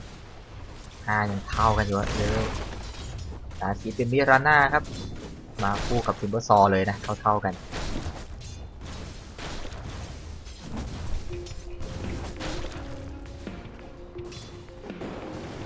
เธอเรมัดกลางตัวเลยฮะแล้วก็ได้แค่ปวนเท่านั้นอ้าวแล้วอลาดไม่ได้ด้วย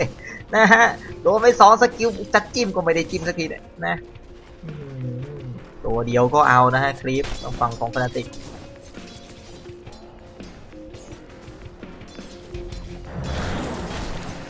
ตัวแตกกันไปจะเชนหาด้านของแบทไรเดอร์ครับไม่โดนเธอเรนมาอีกแล้วครับโดนเต็มเลย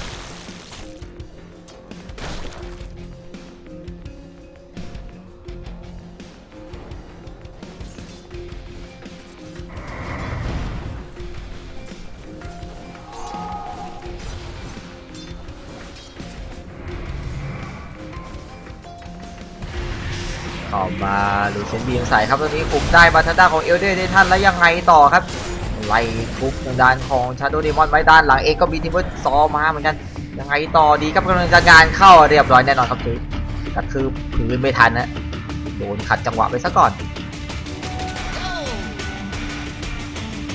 เสียตูหน้าไปฮะแน่โหเข้ามาทีมเบอร์เชนแล้วก็วอลลีเดสกันไปแต่ว่าโบโรสไนท์หลบมาได้ครับโปเตโต้ได้เอาเฮ้ยทีมเบอร์เชนไล่ต่อวะยังไงมีจะกรามอยู่แต่ไกลไปแล้วครับด้านเดินพีฟไหลมาฮะมูชิต้องมาเคลียร์ก่อนครับยังไม่ได้ไปเดินเกมไหนนะมิโอเจ็ดยังไม่ได้มีมูไลชาโดว์นะครับ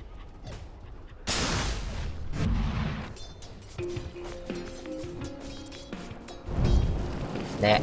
แบทไรเดอร์มาตามคลิปในป่าก่อนนะเลือดน้อย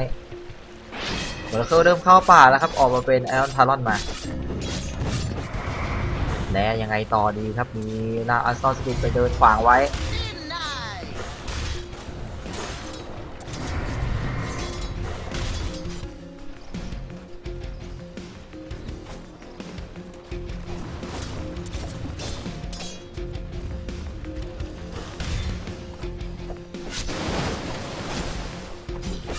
น่าจะเข้าป่ายาวแล้วเมอร์เคิลจะสโมกมาแล้วครั้งแรก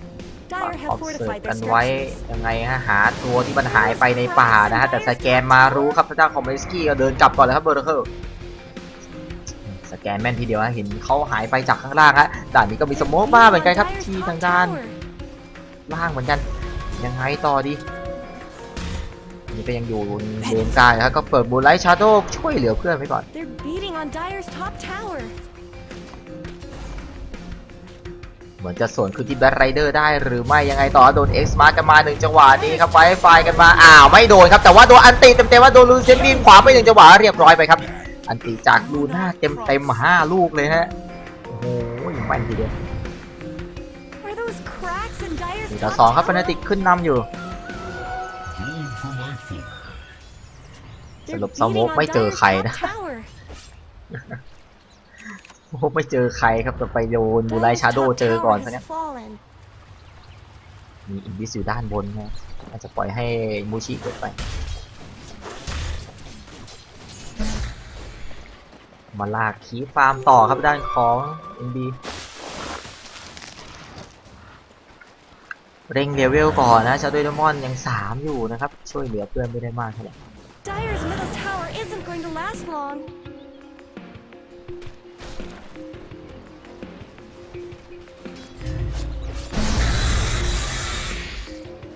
เดี๋ยวร่างแยกกันอย่างไวฮะตรงนี้ยังไงต่อดี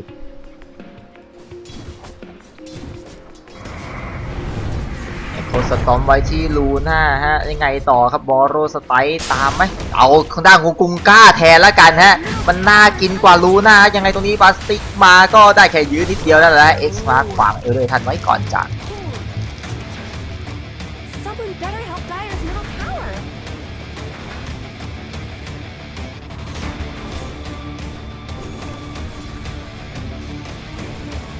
แล้วยังไงฮะทิมเบอร์เชนมาเหมือนจะไล่แบทไรเดอร์แต่ไฟหมดครับตอนนี้มานาหมดก็ต้องทิมเบอร์เชนออกไปก่อน Someone better help ถือมาฮะ Dire's แล้ว middle ก็ tower. วาร์ปกลับเลยครับ Dire Snow fortified their structures. ตรงกลางไหลทาวเวอร์กันมาลูน่าจังหวะว่างๆครับไม่มี Dire's ใคร middle มากันนะ tower is under attack. ก็ไหลมา1คนแล้วตรงกลางของนาการไซเลนครับมาฟาร์มในเลนต่อ ด้าน Radiant's บนไหลไป bottom 3 tower's แฮะ got problems. มีมิราน่าแต่น่าจะยังไงครับสโมกไหม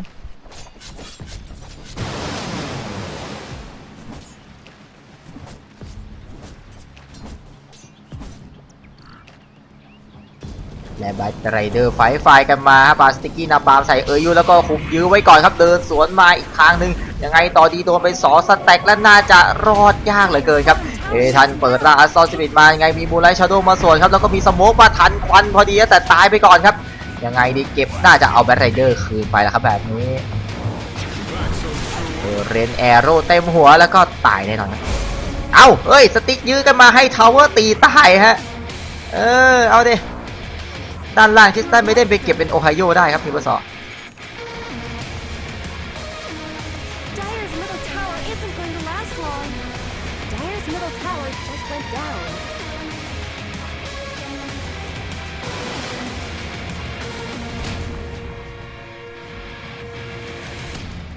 อยู่ดี Radiant's ๆก็ middle tower shouldn't have to take ไป this แลกชีวิตกันอีก abuse. แล้วนะฮะดันแบทไรเดอร์โดนเขาบูไลท์ชาโดว์มาซ้อนนะไม่ได้คิดว่าเขาจะมานะฮะ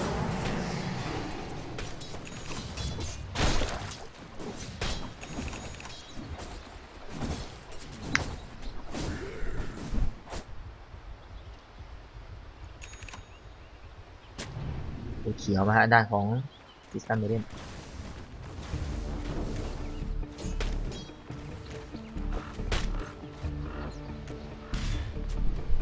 ไรเดอร์เงินยัง900อยู่ยังห่างไกลจากคำว่าบลิงเหมือนกันครับก็มาแทะแนมกับทิมเบอร์ซอยอยู่เนี่ยนะตอนนี้มีมาซ้อนเป็นเมอร์เคิลฮะยังไงต่อครับแล้วก็ทิมเบอร์เชนยังไงหนีไหมน่าจะเดินเข้ามาป่วนเฉยๆครับด้านล่างอยากไปฮุบนะฮะแต่ไม่ถึงโคสตอมมาโดนลูน่าครับแล้วก็แค่ป่วนเฉยๆหลับกันไปครับแล้วก็แลนด์อยู่ที่บ้านนะฮะยังไม่ได้เอามาแล้วก็ฮุบกันมาไงโดนอยู่ดีครับ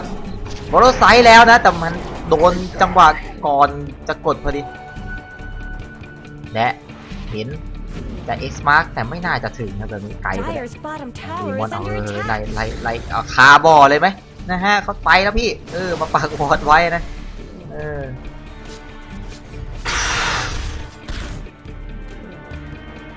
แต่เงิน3ระดับเลยครับดูหน้าทิมเบอร์ซอลแล้วก็มิราน่า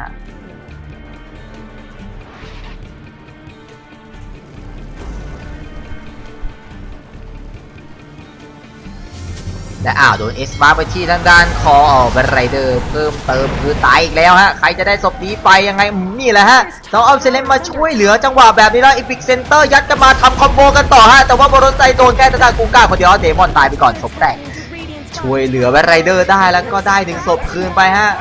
นี่คือพลังของนากาครับจังหวะสวนนี่แหละฮะเป็นการ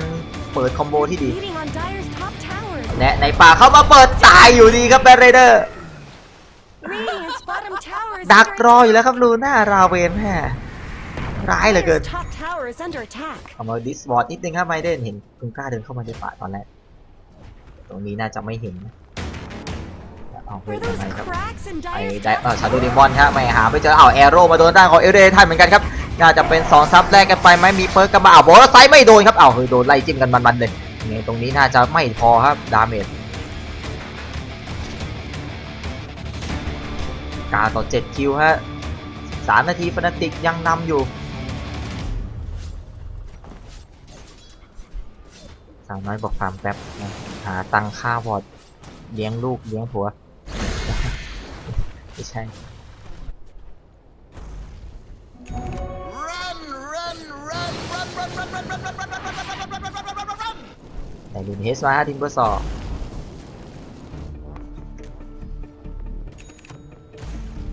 ก็ได้บลิงมาแทนคิงสมมติมาครับ2 คนเป็นเอยูกับเดมอนยังไม่ค่อยได้เห็นคอมโบ2 คดีเท่าไหร่นะฮะ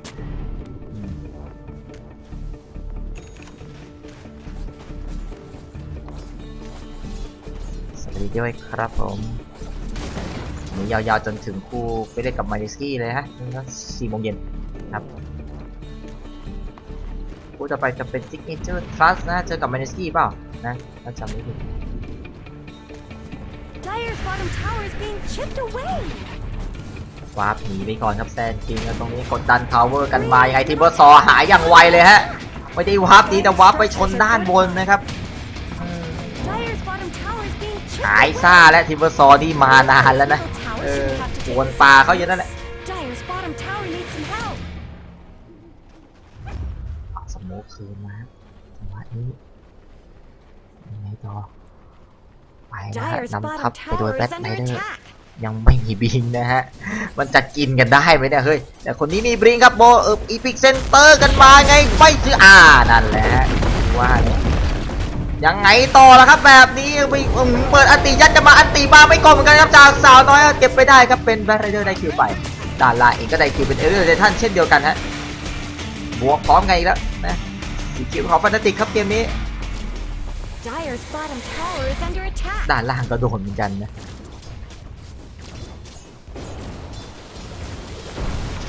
เรนมาจากเดี๋ยวพีกันไปครับเป็นมิราน่าได้ทาวเวอร์ไปครับด้านล่าง Dire's bottom tower needs some help.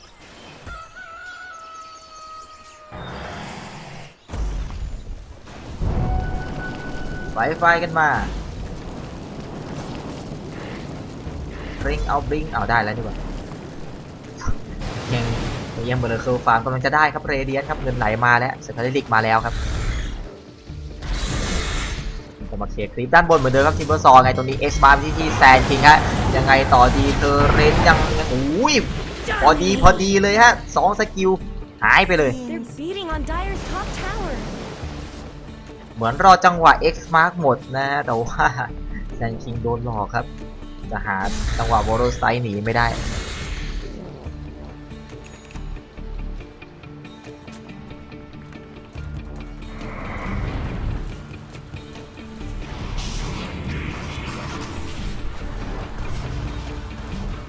Dire's middle tower isn't Nè. going to last long. ดันตรงกลางต่อครับฟานาติก Fortify their structure. พลังชาโดว์เดมอนแล้วก็ลูน่าฮะมาแล้ว อาจจะดิมจากบูชิก็มาครับ X Mark เทอร์เรนไปที่เอลเดอร์ในท่านครับกับเปิดพุทธนัดเวทกันมายังไงตอนนี้ตัวนี้ครึ่งหลอดแล้วเข้ามาโดนลุยเซนบีมกันไปครับโอ้โหเปิดกันมาอีกแล้วครับท่านแต่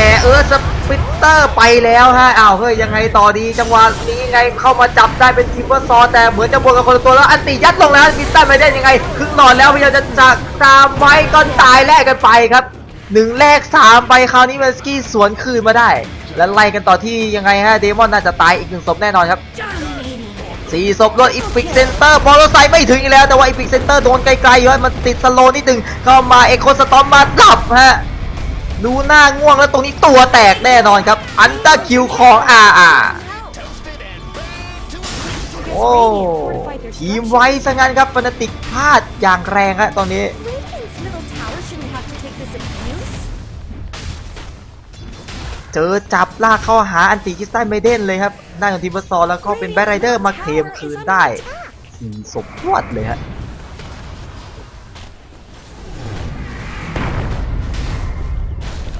เอาแล้ว Radiant's เฮ้ย middle tower could โดน use ส some วน help. คืนมาแล้วตอนนี้ครับเมอร์เคิลน่าจะมีเรเดียนแล้วนะกำลังจะได้ครับการเงินกำลังมามีปัญหากับร่างนาคาแน่นอน Radiant ครับ just เกมนี้ denied their middle tower. เช็คการเงินนิดนึงฟานาติกโดนดึงมาจากทีมไฟท์ล่าสุดครับที่ 2,000 XP มาหาที่มาสตี้ที่ 2,000 แล้ว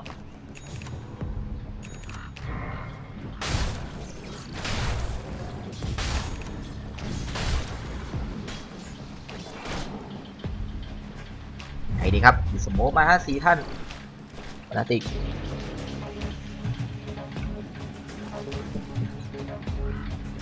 Someone เข้า better ป่า help กำลังจะเจอแซนคิง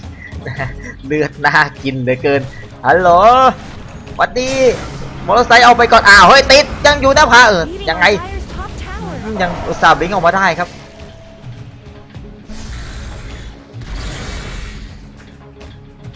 Not much good's happening to แต่เขาขอกดดันทาวเวอร์เหมือนเดิมครับฝั่งฟานาติก Dire's top tower is under attack. เรียบร้อยไปครับ Dire's ทาวเวอร์ top พัง tower is gone. Just a cold fog. Radiant's bottom tower is under attack.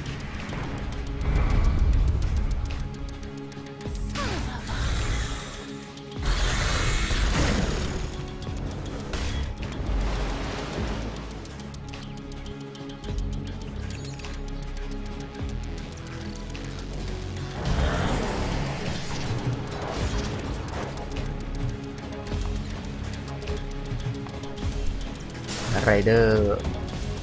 หาเล็งเหลี่ยมอยู่นะฮะในการเข้าไปวิ่งเข้าทำ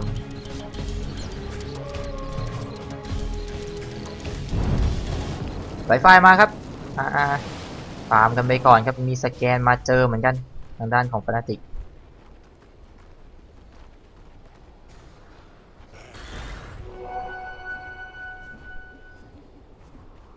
ยังไม่ได้เคลียร์นะ ไม่ได้คิดว่าเขาปักวอร์ดไว้คุณกันเวทจะมาครับโอไฮโยมีการรวมตัวยังไงฮะเข้ามาเคลียร์บอลสไตล์เก็บทีเป็นไปก่อนเห็นเขามูลไลท์ชาร์โตแล้วก็กลับกันเลยครับไม่อยู่ให้เสียเวลาฮะแซนคิงด้านบนโดนเนียมาอย่างต่อเนื่องจากมูชีครับแล้วก็กลับแล้วแบบนี้เซนคีมาดักไว้ก่อนครับคิดว่าเขาวอร์ดในเลนหรือเปล่าก็ได้เป็นไฟมาเลยครับเอลเดอร์ท่านโอ้โหไอเทมก็ไวกันนะโทรศัพท์ขอตามไป1ชิ้นครับทางด้านของแซนคิง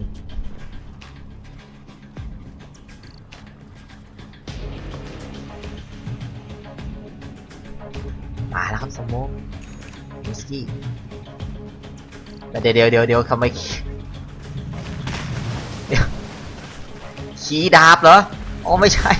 หายแล้วไงเข้ามาจับไปนะด้านของมิราน่าเต็มเลยครับมูชิโอ้โหโมเตดูคีปมูนวอล์กอยู่ Dire's tower is being chipped away. ลืมไถมาเลยแซนคิงก็มา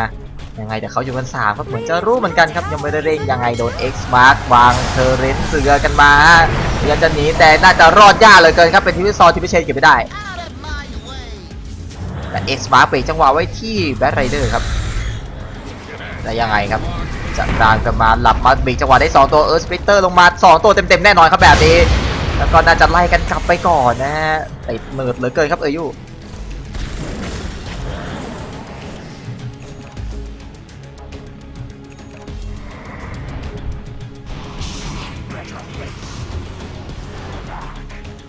มีแดกเกอร์มาครับทิมเบอร์ซอ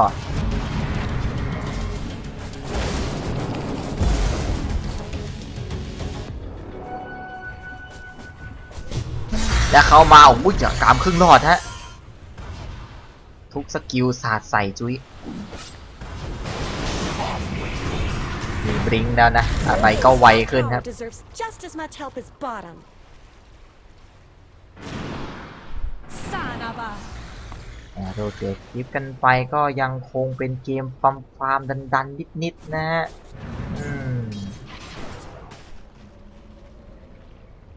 ดื่มนากาไปแล้วเนี่ยเป็นไงบ้างเงินไหล1,500นะครับไม่รู้ว่าจะออกอะไรก่อนอาจจะเป็นออกาลีนคอเลยหรือว่าเป็นแมนต้านะ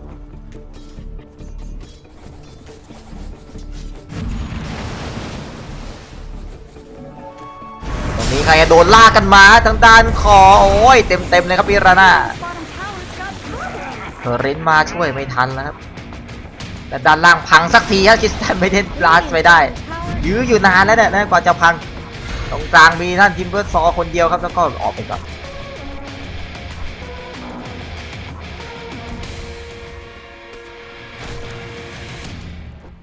นะใกล้และจะแตะเส้นศูนย์และการเงินแต่ XP โดนดึงมานิดนึงนะแต่การเงินจะไหลเพราะคนนี้แหละครับนากาเซเลนเรายาฉะมาก่อนนะ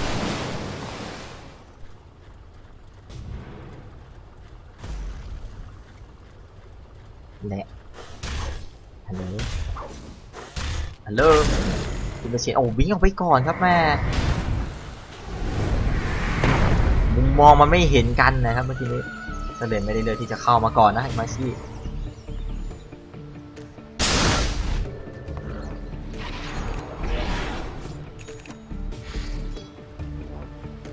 ตาทรายมาครับด้านของลูน่าตึงกันไปเกมนี้น่าจะบวกกันยากครับแต่ความได้เปรียบเหมือนจะมาหาเมสกี้เยอะขึ้นเรื่อยๆครับตรงนี้เอาเปิดไฟกันมายังไงหาเหยื่ออยู่ครับเหยื่ออยู่ตรงกลางครับมิราน่าคนเดิมครับบูชิยังไงดีครับบูชิเข้ามาได้เรียบร้อยครับเหมือนเดิมเลย Radiant's bottom tower is under attack. อยู่ป่าตัวเองก็โดนอยู่ป่าคนอื่นก็โดนฮะแหมจังหวะเดินตัดคลิปไปพอดีครับ Not much good's happening to 3 คนนี้ Radiant's ก็มา bottom ซ้อนลู tower. น่านะสวยครับ Are those cracks in Dire's top tower? Not much good's happening to Radiant's bottom tower. เอามาเคลียร์ตีไว้ก่อนยังขึ้นกันยากอยู่ครับทางด้านของ2 ทีมจะเอาให้มีกระตุกนิดนึง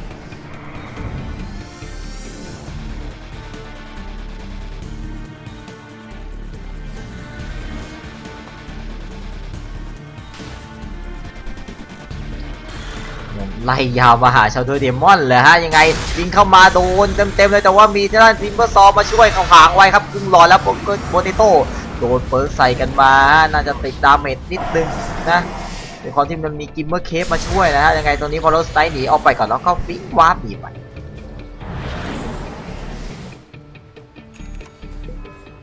ซื้อเวลาให้นากาได้ฟาร์มไปอีกยาวๆครับเนี่ยจะออกไปออกกาลีนต่อนะครับเอาแค่ยาฉะมาเพิ่มมูฟสปีดก่อนจะออกเป็นแมนต้านะแต่ได้เจมมาเลยครับเดมอนเอามาเคลียร์วอร์ดเขาแล้วฮะรู้สึกมันเดินกันเยอะเลยเกิน Radiant's top tower is under attack. ด่านบนฟีบไหลมาฮะยังไม่มีใครไปเคลียร์ซื้อเจมมาเช่นเดียวกันครับเอลเลอร์ท่าน Radiant's top tower deserves just as much help as bottom. สโมกมาครับต่อดิสโมกเกมนี้ไม่ค่อยได้ผลกันเท่าไหร่นะปกติ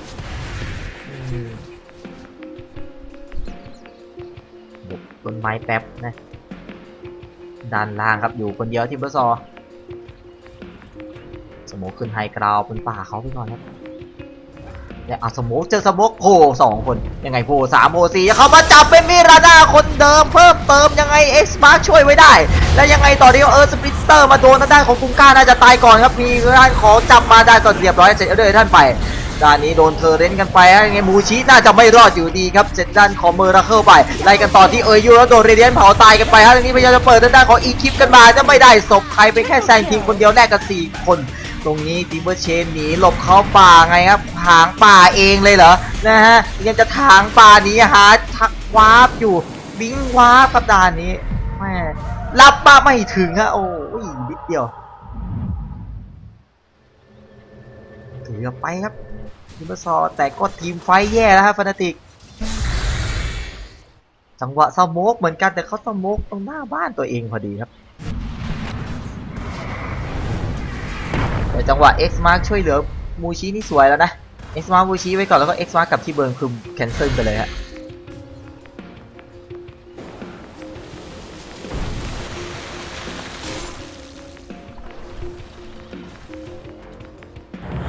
ดาเมจพอๆกันเลยนะฮะแต่ว่าเรื่องคิวนี่กลายเป็นของเมริสกี้อยู่ดีครับ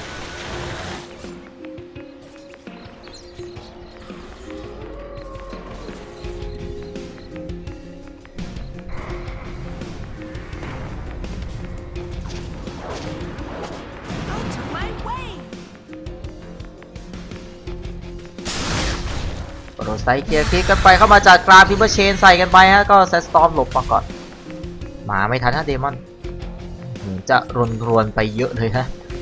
ตอนนี้ครับแล้วก็ออกาลินคอมาถึงมือแล้วครับนาคาไซเลน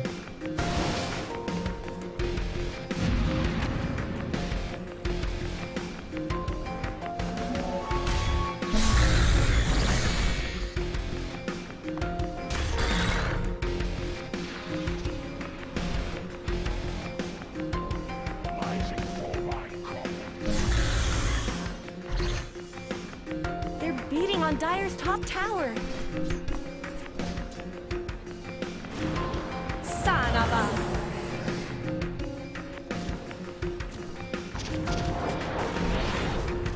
บุกป่าเขาฮะฟานาติกกดดันอะไรสักอย่างก็ยังไม่มีการคุยกันที่โรชาแต่อย่างไรเขาบอกจ้าทีมเบอร์เชนไม่ไปฮะคราวนี้มีเอิร์ธสวิตเตอร์มาขวางไม่ให้กลับเหมือนกันครับอีพิกเซนเตอร์นี่กี่อันตีแล้วเนี่ยฮะตรงที่เขาคนจะไม่ตายเขาบอกให้โยยังไงต่อดีเหมือนจะพลาดว่าเมสกี้ก็เข้ามาได้จะเป็นเอลเดอร์ให้ท่านไปก่อนครับ1 ศพ3 อันติไม่ได้ครับในการคิวทิมเบอร์ซอฮะไม่ใช่คำตอบที่ดีของเมสกี้เลยฮะในการเข้าไปจับทำตัวนี้รอดแบบสบายๆชิวๆกำลังจะออกเป็นอาคานุ่มต่อฮะจะมี2 ฉากรามแล้วมอเตอร์ไซค์เคลียร์คลิปกันไปยังไงต่อวางสลิงหลอกนะฮะเองเด็กกระแทกกันไปนะนั่นจะกลับกันแล้วครับโนชานบอกเงาแล้วเนี่ยนะไม่มาสักทีนะยืนตัวดำหมดแล้วเนี่ยนะยังไงเข้าไหมนะได้แค่เดินผ่านๆไปforever alone จริงๆแต่ก็ได้มาแล้วครับอากาดิมของทิมเบอร์ซอแล้วก็กดดันทาวเวอร์ด้านล่างกันต่อครับสเก็ปเตอร์มาจากแซนคิงครับอีก1 ชิ้นแอโร่ขวางไว้ที่แนวหลังอย่างอุตส่าห์ไปโดนนะฮะยังไงเข้ามาโอ้โหจากกลางกันไปครับ2 จากกลางมาตรงนี้ไหมแต่เหมือนจะยังไม่ได้คิวครับเปิดวุ้นกันเวทกันมาก่อนแล้วก็โอ้โหเรือเลยเหรอฮะขวางจากหลังกันไปเอาทาวเวอร์ไปก่อนครับยังมีไฟกันอยู่เหมือนจะหาเหยื่อครับเดินเป็นทางตรงมาก็เดินเลี้ยวออกไปเช็คโรชาไม่มีใครเอาครับสวาโปชิไปเคลียร์คลิปสักนิดนึงครับแล้วก็กลับมาก่อน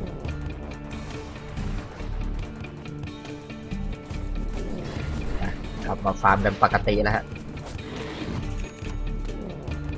ยังไงครับตรงนี้เดินกันมาต่อแถว5 คนเลยลงเก็บโรนกันไปครับเบอร์เคิลกำลังจะออกเป็นแมนต้าต่อนะ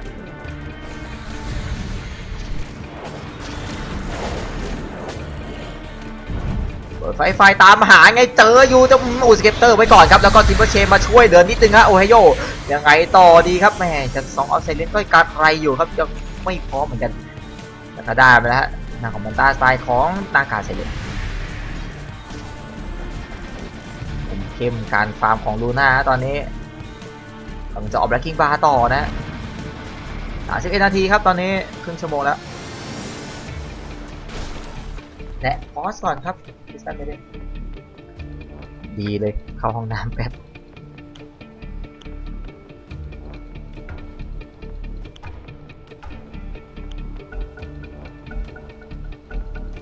The battle resumes.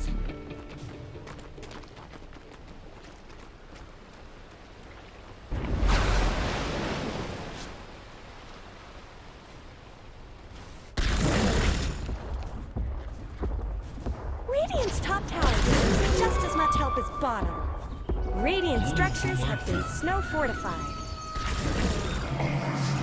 Radiant's top tower has looked better. Dire's middle tower is under attack. Radiant's top tower is under attack.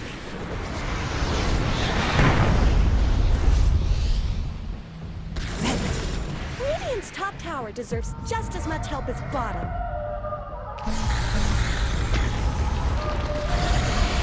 เอามาทีมไฟไว้ดีมีการไซเลนหลับกันมานี่เปิดอีคลิปสวนกันไปแล้วก็ได้เป็นทางด้านของเดมอนไปก่อนยูไปก่อนครับชาโดว์เดมอน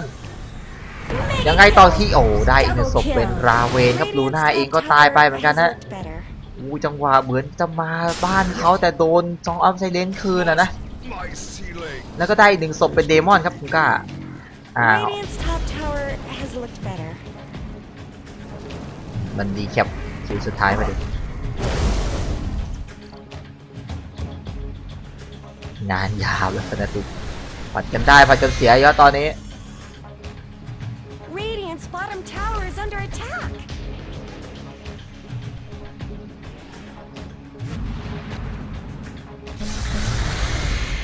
ยังไงครับไหลกันมาที่ตรงกลางครับโอไฮโอเดินปวนๆกันอยู่ไฟมาตามหาเหยื่อที่หายไปแต่ก็เป็นเหยื่อคนนี้คนเดิมฮะที่ว่าเชฟไม่ออกอีกแล้วอีพิกเซนเตอร์2-3มันตีกันเลยยังไงต่อดีแล้วก็จะตายสักทีแล้วฮะเสียเจมไปครับแล้วก็ออกเอ็กซ์บาร์ได้โดนอูซิเตอร์ขวางไว้แต่แอโร่มาขวางหน้าไว้ยังไงตรงนี้โดนเรือกันมาอีกเต็มๆฮะแต่ว่าด้วยความที่กดกินเพื่อเคฟไว้มันยังถึงพอที่ยังไม่ตายพอซาร์ตีออกมาเปิดคอร์ซับยังไงเข้ามาโบโรไซด์ยังไม่ตายครับด้านของโบติโต้ไล่กันต่อที่เดมอนนั้นตายไปก่อน1 ศพแล้วก็แตกกันไปกับมิราน่าฮะยังไงต่อดีอูซิเตอร์มาขวางไว้ช่องออฟไซเลนใหม่ครั้งหนึ่งฮะน่าจะเอาวาร์ปขับครับหมดแล้วสกิลนะแม่นึกว่าจะเอาลูน่าต่อเข้าไปเอาดิซอเบตนะฮะด้านของนากาเซเลนก็ยังตามหาแบ็คคิงบาร์ต่อไปครับราเวทนะลวงไป 5,000 แล้วฮะ XP การเงิน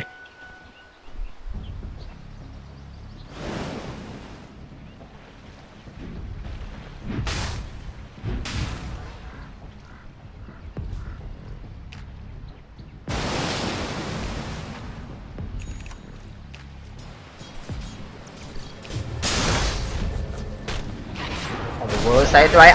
ลูน่าครับตามหาแบ็คคิงบาร์ที่หายไปน่าจะยังไม่เจอหุบยื้อกันไว้ก่อนครับอูสเกปเตอร์ไว้ที่ไซน์จริงยังไงต่อดีครับมีเรือมาวางไว้แนวหลังแต่ยังรอดออกไปได้อยู่ครับแหมมันบูฟสปีดเร็วนะพยายามจะไล่ตามครับเบอร์เกอร์แล้วลิฟพายมาเอาเดมอนแทนไหมวันนี้มูชิเองก็มาช่วยเปิด2 ออฟไซเลนกันมาฮะน่าจะต้องกลับไหมฮะต้องเดินกับคนอื่นต้องมาช่วยซ้อนนิดนึงครับฟอสตาร์ช่วยออกมาอีก1 จังหวะยังไงต่อดีครับตรงนี้เข้ามาเฟรมเอกระแทกหลังกันไว้นะฮะพยายามจะบินหนีว่าโดนไล่ยิงกันอยู่ครับดีทิมเบอร์เชนมาโอ้ยจากกลางมาเจ็บเหลือเกินครับทิมเบอร์เคฟมาช่วยจากสาวน้อย Radiant's แต่ก็ top รอดอ tower อกไปได้ครับ deserves just as much help as bottom. เกือบตายเองเหมือนกันเบอร์เกอร์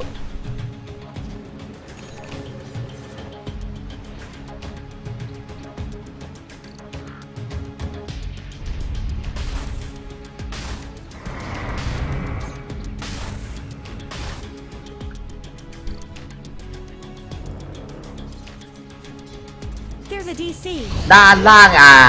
มูชิคนเดิมโดนบอลไซด์ไหวไปหน่อยฮะลิฟต์เข้ามากลางวงเฉย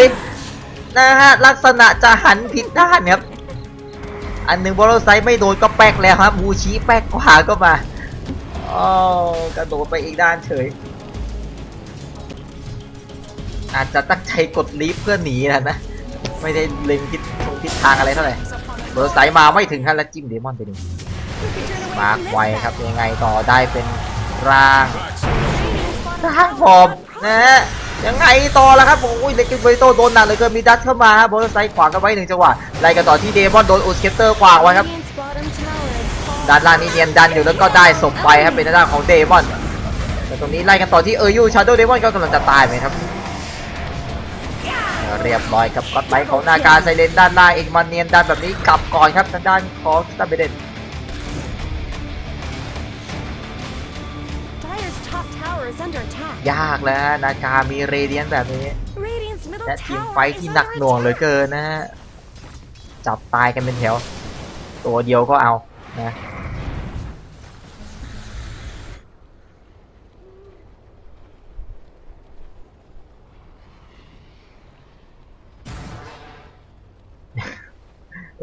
ยังไม่คุยกันที่โรชานเลยพี่เกมเนี่ย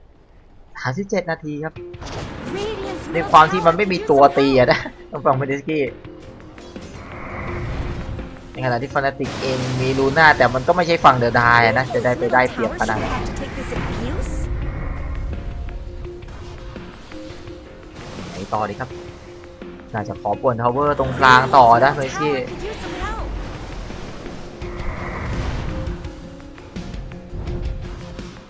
และไปฝ่ายไปที่ด้านบน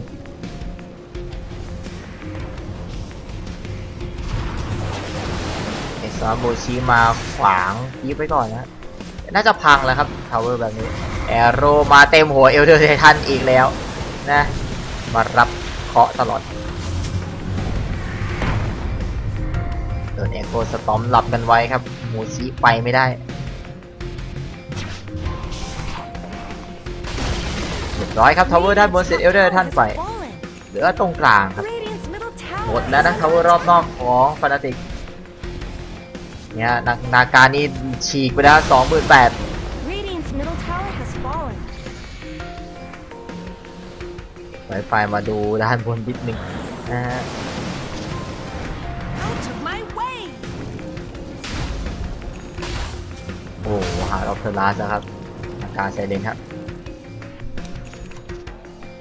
เทเลนมาอีก1 ชิ้นจากแบทไรเดอร์ครับนี้มีเจมตกด้วยนะน่าจะให้คนอื่นเก็บไหม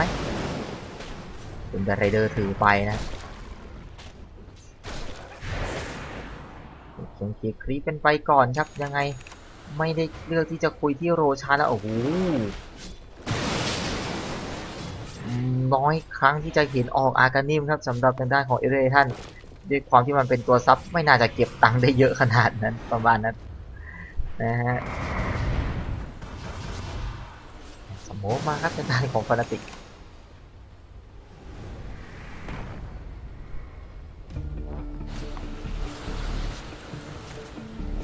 มันช่วยอะไรวะเนี่ย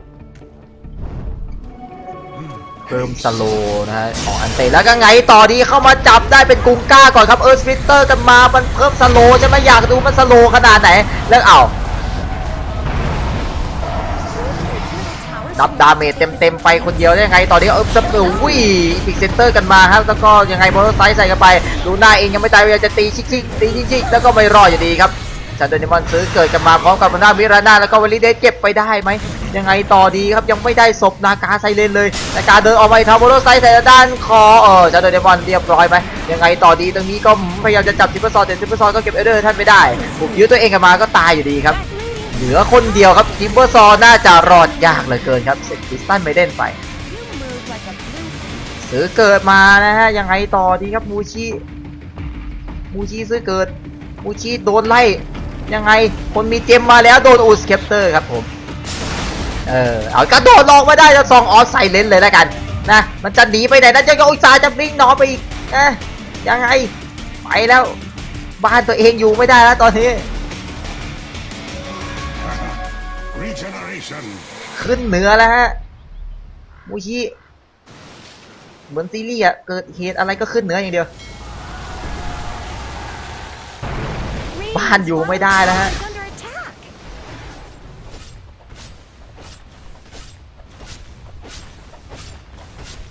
Not much good's happening to Radiant's bottom tower. ไปแล้วครับ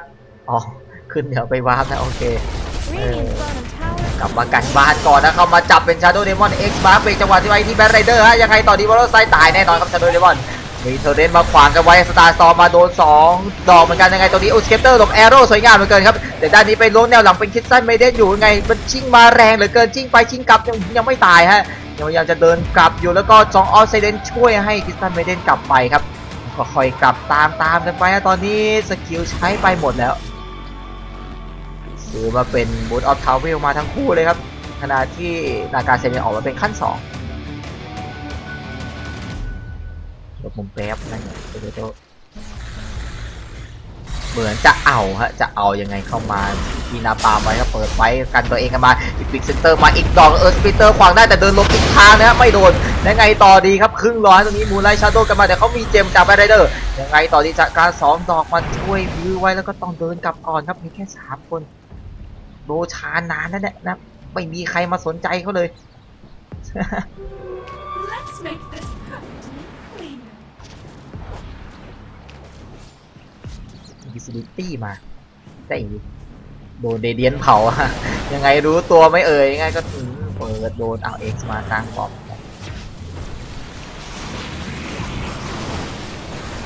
ร่างกันมาเรื่อยสำหรับทางด้านของลูน่าแต่ยังไม่มานะฮะเพิ่งใช้กันไปสำหรับทางด้านของเมจิ เดี๋ยวความที่เขากดไว้นะครับก็เลยทึกเลิกก็อ้าวได้เป็นยูเฉย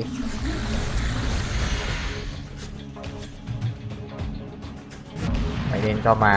เนียนดันข้างทางต่อนะฮะออกมาเป็น World Scott นะครับโซลาเชสแล้วก็กิมมาเคฟ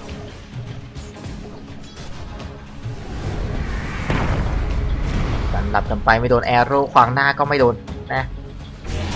จะขึ้นบ้านแล้วครับได้เป็นเลสแบล็กไปก่อนครับไล่ตีด้านของสาวน้อยกันไปจากกลางไป2 ดอกไม่โดนใครครับทิปเปอร์เชนหนีออกไปก่อน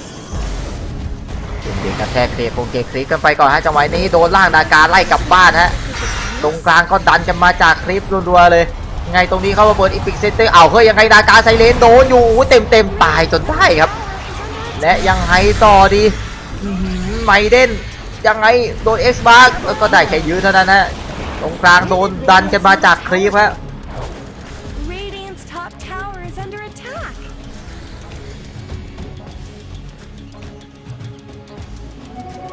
Haste. มันมาคุยโลชานกันสักทีไหมปีนกันมาเอาโลชานสักทีน่าขึ้นบ้านยากเลยกันเนี่ย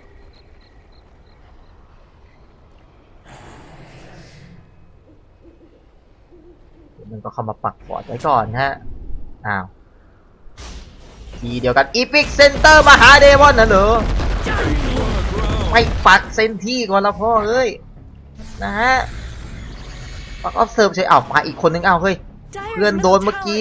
จะเอาแล้วเอาแอโร่ไม่โดนเอาแยกย้ายครับ อะไรกันไปเลย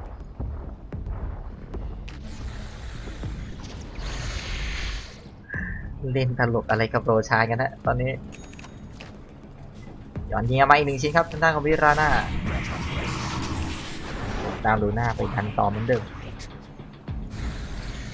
Someone better help Dire's middle tower. Dire have fortified their Blessings structures. upon a loyal warrior. ลงมา1 แสงเป็นนาคาไซเรนนะฮะเกิดจะมาอีกรอบหนึ่งคุยไหมโรชาเนี่ยนะฮะแต่แกมาจากฝั่งของไมสกี้ครับก็ไม่เจออะไรมีวอร์ดนะฮะน่าจะรู้แล้วแหละน่าจะไปเคลียร์กันก่อน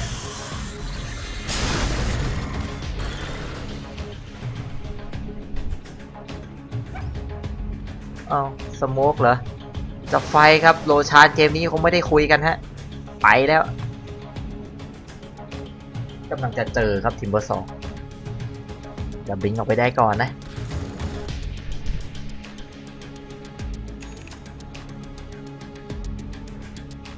เดอะไฟมาครับลูน่า Sanaba. ยังไงต่อดีครับเจอแล้วฮัลโหลก็มาจับใครเล็งเหลี่ยมมาหาอ้าวเดมอนโดนหุบกันมาจากกลางก็สปิเตอร์กันมาโอ้ยเต็มเลยฮะแน่นอนแล้ว1 ศพไหมยังรอดอยู่ฮะกุ้งกาไงตรงนี้โดนอีกคลิปกันมาเต็มเลยจับเป็นทางด้านของลูไม่ใช่ด้านของมิราน่าแล้วก็เรียบร้อยไปตามด้วยคริสตันไม่ได้ฮะแรกๆกันไปตรงนี้อยู่สปิเตอร์มาขวางไว้แล้วก็หลับมาฮะแล้วอ้าวไล่ทุบกันไปได้1 คนเป็นชาโด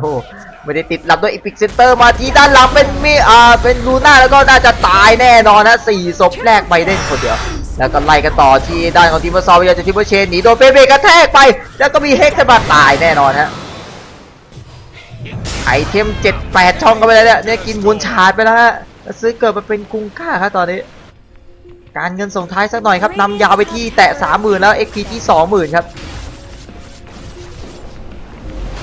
เหลือแต่ GG เท่านั้นที่แมนซี่ต้องการ Radiant's top tower is just as much how Radiant's top tower has fallen. วางเรือกันมานะฮะ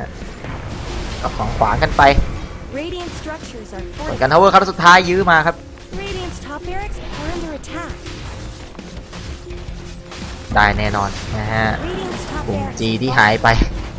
ยังไงครับ Radiant's middle barracks 2 เลน have แล้ว fallen. 3 เลนแล้วเนี่ย Radiant's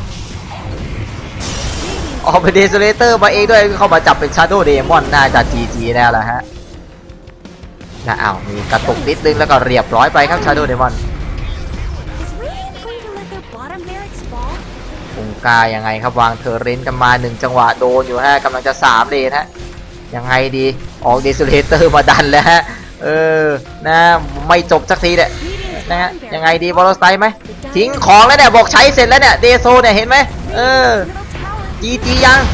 นะสปิเตอร์มาดูท่านตาย Radiant's middle tower has fallen. ยังนะ อยากเล่นต่อจีบูชิบอกพอเถอะนะปีเซนเตอร์มายังไงโดนเฮกกันมา1จังหวะน่าจะไม่ทันนะฮะเรียบร้อยกันไปครับสำหรับเกมนี้เป็นไมสกี้ก็ยังคงเป็นอีก1ทีมที่ไร้พ่ายเช่นเดียวกันฮะโอ้ถึงกับวางดีซูบอกเนี่ยนะดันเสร็จแล้วเนี่ยจียัง ก็เป็นเมเนสกี้พลิกกลับมาช่วงกลางเกมนะฮะหลังจากที่นาคาเริ่มมีเรเดียนก็ทีมไฟดุกว่าเยอะฮะนะมาดูเรื่องดาเมจกันสักนิดนึงครับนี่ก็ทำได้เยอะแล้วนะดาเมจแต่ว่าทีมไฟหลักๆจริงๆเนี่ยพลาดท่าเพราะคนนี้มา2ออฟเซเดนหลับตลอดนะฮะแล้วก็จังหวะโดนเก็บ1เก็บ2เล็กๆน้อยๆนี่เยอะกว่าครับฟานาติกออกแนวจะพลาดเองนะก็ทำให้พ่ายแพ้ไปนะครับโอเคเดี๋ยวพักกันสักครู่นึงเดี๋ยวมาชมกันต่อในคู่ไม่ใช่คู่นี้นะฮะอีกคู่หนึ่งอันนี้น่าจะจบแล้วมั้งยังไม่จบโอเคดูรอไปก่อนยังไงก็ต้องรอห้องนี้จบอยู่ดีนะฮะเป็นคู่ Signature Plus เจอกับ m i n e s k i มั้งใช่ไหม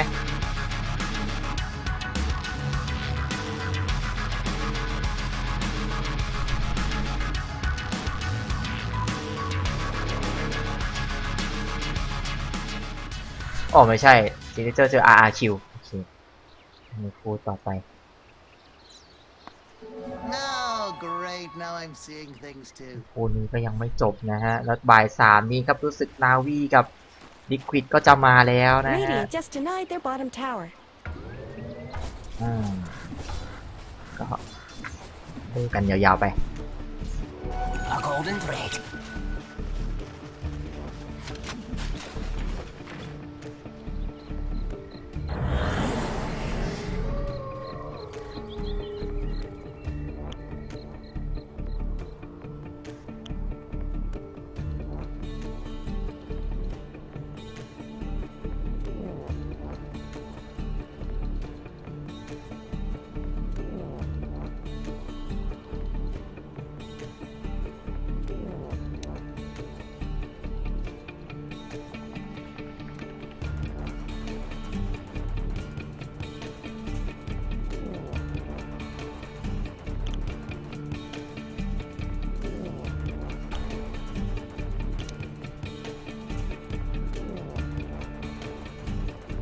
รองเท้าหายนะฮะพี่ด็อกเตอร์เดี๋ยวโดนขโมยเหรอ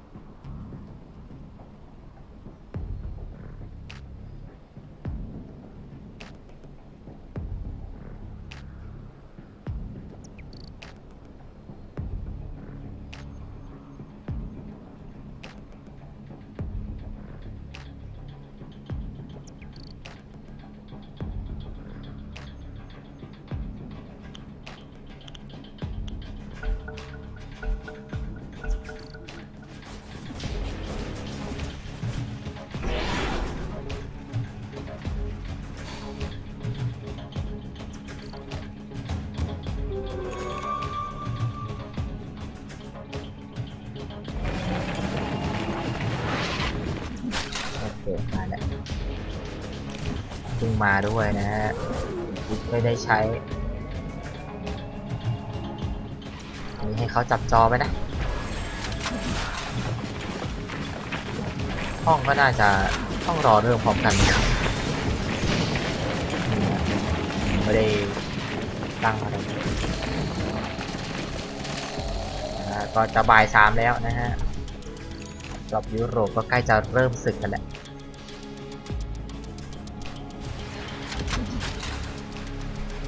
ส่วนสีต้องรอคู่นี้จบนะครับจะได้เริ่มคู่ต่อไปต่อ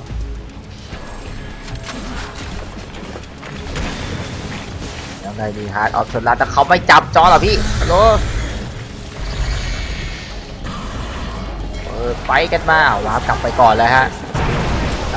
ต่างคนต่างสกิลว่าตรงนี้โดนยังไงจะกรามยังไงไม่เหมือนจะไม่ค่อยเจ็บเท่าไหร่แฮะโดนเธอเล่นขวางหน้ากันมาฮะล็อกเก็ตกวนกันไปฮะจังหวะนี้โอ้ยเต็มเลยไอ้คิวใส่ได้ของไบรอันแล้วก็เรียบร้อยไป2แลก1ไปตรงนี้ฮะได้ไงต่อดีเสียงมันพยายามจะมาแทบโบแล้วอุ้ยดาเมจแรงเหลือเกินฟุ้งกล้าล้มลงไปแล้วก็มีปุ้งปังกันมาใส่ทางด้านของลูน่ารอดยากเหลือเกินครับเสร็จไปดากูดไปอีก1ศพคูเข้ามาร็อกเก็ตกันไปฮะแล้วก็วิ่งหนีออกไปก่อนอาการดิมแล้วนะล็อกเก็ต4ลูกกับเงินอีก 4,000 นะครับก็มีบลัสโตนติดตัวด้วย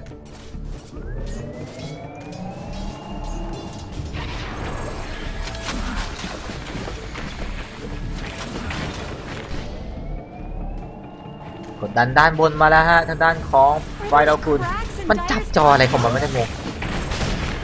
เปลี่ยนคนแป๊บ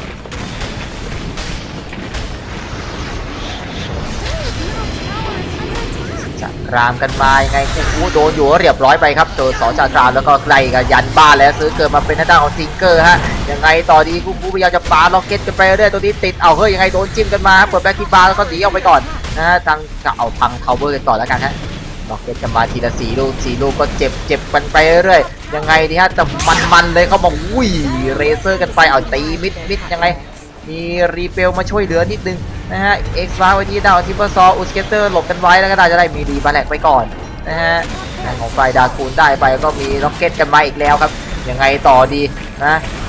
กดโลตัสออฟมาให้ฮะก็ไม่กล้าฉีดครับเรเซอร์ได้ไปครึ่งเลนก่อนนะของไฟดาคูน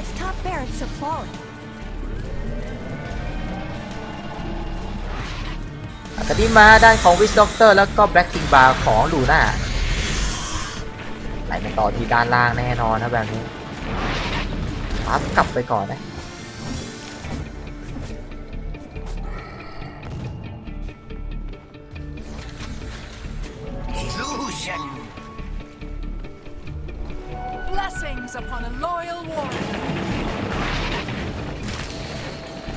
มาบวกแทะกันไปฮะตรงนี้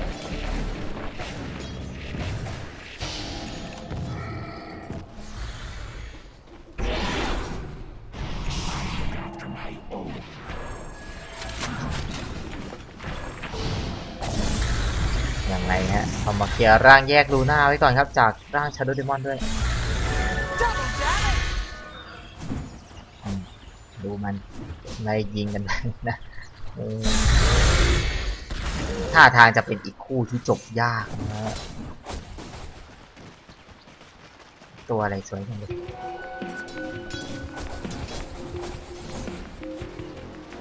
Guardian of Night Silver ทั้งเซตเลยใช่ไหมเนี่ย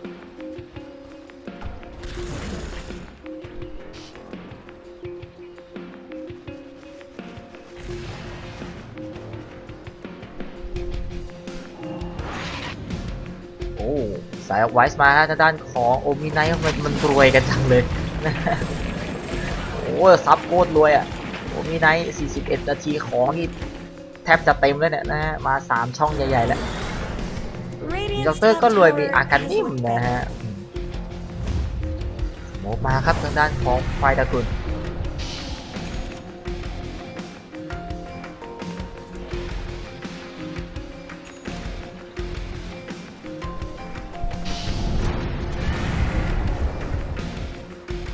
เข้าโรชานครับตัวที่เท่าไหร่เลยน่าจะตัวที่3ตัวที่4 ตัวที่สองเหรอจำ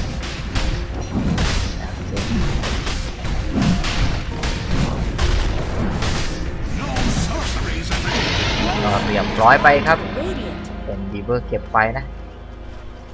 และลูน่าฮัลโหลลูน่ามาคนเดียวต้องถอยกลับก่อนเฮ้ยเขาเพิ่งเอาโรชานเฮ้ยเมื่อกี้นี้เดินมาเฉยซูบิชิไล่ตามหลังกันไปแต่กองหลังเขาเยอะฮะ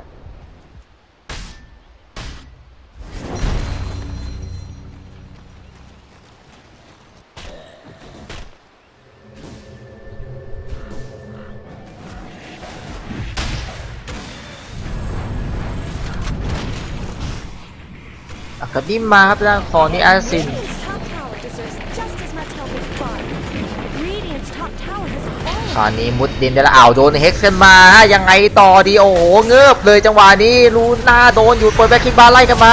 เรือโดนด้านของโอมิไนฮิวยื้อตัวเองกันมาก่อนเปิดอีคิปกันมาแต่เขาเปิดแบ็คคิกบาร์หลบไปครับไบรอันเหมือนจะไม่โดนอะไรเท่าไหร่ก็เลยอันติการ์เดียนแองเจิลกันมาแล้วยังไงไล่กันต่อครับตรงนี้วีทาวเลสหลบมาเลือดเต็มดอดไล่กันจี้คู่ไงลูกเกติโกก็ไป1 ดอกวอลลิงเดสใส่กันไปจากกลางมาเรียบร้อยครับไม่มีซื้อเกิดจากจิงเกอร์ครับ50 วิและน่าจะ GG แล้วนะฮะคู่นี้ Dire's no fortified this stretch. ตัวหลักตายครับอันตีลูน่าก็ใช้ไปหมดแล้ว Dire's middle barracks are taking fire with Is obviously bad. Dire's middle barracks have fallen. I thought they could Dire's middle นี่ barracks. เกิดแค่ลูน่านะฮะแล้วเขาก็ยังไม่ได้ตายนะ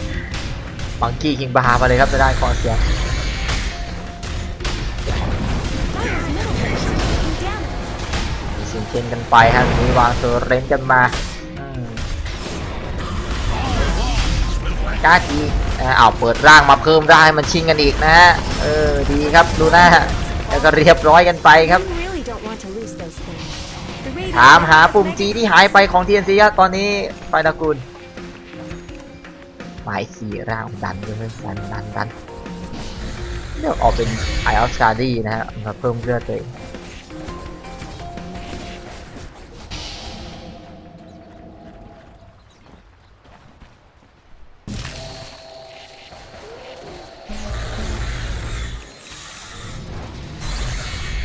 บิงมาอีก1 ชิ้นครับโอมิไนโคตรรวยเลยฮะซัพพอร์ตตัวนี้ Just what the doc หมดแล้วนะฮะ3 เลนยังไม่มีปุ่ม G เกิดขึ้น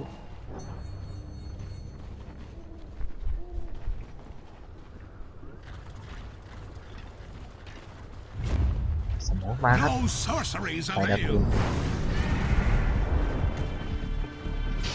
แดะฮัลโหลโดนให้สมาธิลูน่าคนเดิมเพิ่มเติมตายไวแน่นอนนะแบบนี้เรียบร้อยไปครับซื้อเกิดมาอีกรอบหนึงแน่นอนแล้วก็เอกที่เสีย X 2 นาทียังไม่ได้ใช้ X Mark เบรกจังหวะใครไว้นะฮะยังไงต่อพิชีไล่หายังไงจะเอาคูไหมคูเองโดนตีอยู่ยังไงครับตายอีก1 ศพไม่ได้ Shadow Demon ครับคาบ่อไหมแบบนี้ต้องคาบ่อเรียบร้อยที่เปอร์เซ็นต์เก็บไปได้แล้วก็ปักเดินบอลมาเต็มในบ้านเลยฮะเรียบร้อยกันไปแน่นอน GG เลย tower isn't going to last long. Radiant victory! ต้องให้คาบอนะฮะถึงจะข่าว GG สำหรับ TNC นะฮะไฟตระกูลก็ได้เก็บแต้มกันไปครับนะน่าจะได้พักกันสักครู่แล้วของจริงแล้วนะฮะเดี๋ยวรอห้อง Signature Touch กับในด้านของRRQ นะสักครู่หนึ่งอันนี้คือห้องมาก่อนนะฮะโอเค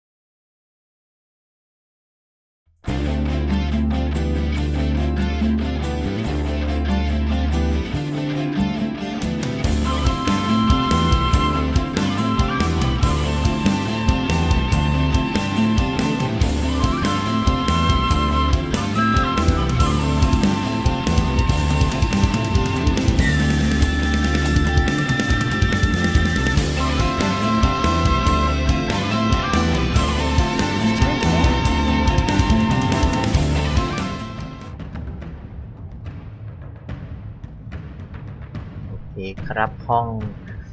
เกมผู้ RRQ กับ Signature Trust มาแล้วนะฮะในการ The Boston Major 2016 Radiant นะครับ team band. รู้สึกว่าไปดูตารางมาคร่าวๆ RRQ นี่ตกรอบไปแล้วแน่ๆนะฮะ1 ทีม Dire team band. ครับ Signature ยังพอมีลุ้นอยู่ถ้าเก็บชัยชนะทั้งหมดที่เหลือได้นะฮะซึ่งโอ้ยหนักเหลย Radiant team's turn to ban. จะมาดูกันต่อครับว่าจะเป็นอย่างไรในคู่นี้ฮะRRQ อยู่ฝั่งเดียดได้ครับแบนเป็นด้านของอันดาอิงแล้วก็สลาดาวไปส่วน Signature Trust อยู่ฝั่งเรเดียนนะฮะแบนเป็นทางด้านของอาร์เวลแล้วก็ 10 รอ seconds อยู่ remaining. นะตัวอะไรต่อไปดิ 5 seconds remaining. Reserve time. No. Dire team's turn เลื to อกแบน pick. เป็นทิมเบอร์ซอนะฮะตัวที่2 Needs assassin. เนี่ยได้แอสซิดมาครับตัว Radiant แรกของ team's turn to RRQ pick.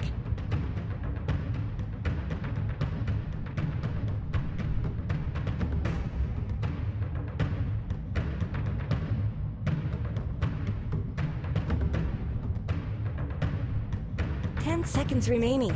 Omni-Knight. แล้วก็ได้ซัพพอร์ตออฟมิดไนท์มาครับ Radiant team's Signature turn to pick ตัวแรกโอ้แพรรี่ตีใกล้หรือเปล่านะเอาแซนคิงมาคู่อีก1ตัวครับแล้วก็เลือกไวมาเป็น Oracle เลยฮะเอามา Radiant แก้ team ทางสกิล band. กันนิดนึงนะ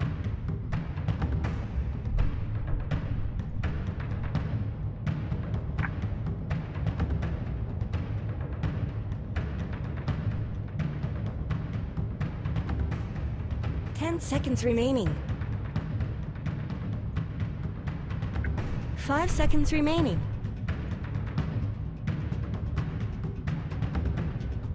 Reserve time. เป็น3แบนอาร์เคมิสเลนกลางออกไปครับด้านของ Signature Trust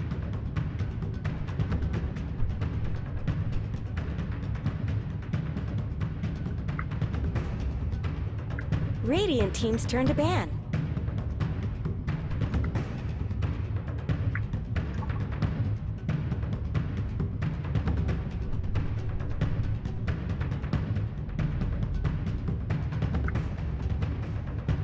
Seconds remaining.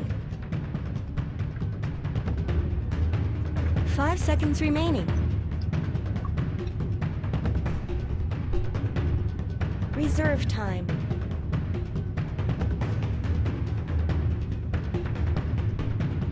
ไป3เลือกแบนบัฟฟิ้งของลาเคลไปแฮะ Dire team Uh-huh. ban.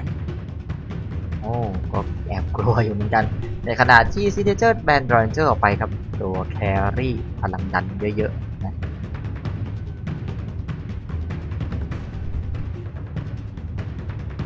10 seconds remaining. 5 seconds remaining. Reserve time.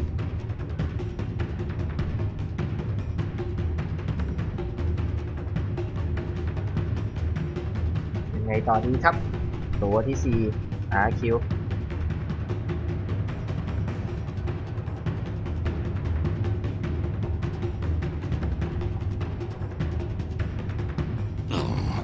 โอ้แบนเป็นแอนติเมทแทนแบนลาเคล Radiant 2 ตัว team's เลย turn แฮะ to pick. นะฮะแอบกลัวอยู่ครับสำหรับฮาร์ดแครี่2ตัวนี้ไม่ค่อยเห็นคนแบนอะไรแบบนี้เท่าไหร่นะมัฟฟิ้งนี่ยังโอเคแต่แบนแอนติเมทมาด้วยนี่ยังไงครับจะเลือก 10 อะไรมัน seconds remaining. 5 seconds remaining. จะหยิบเมดูซ่าเหรอแบนแอนติเมทด้วย Reserve time.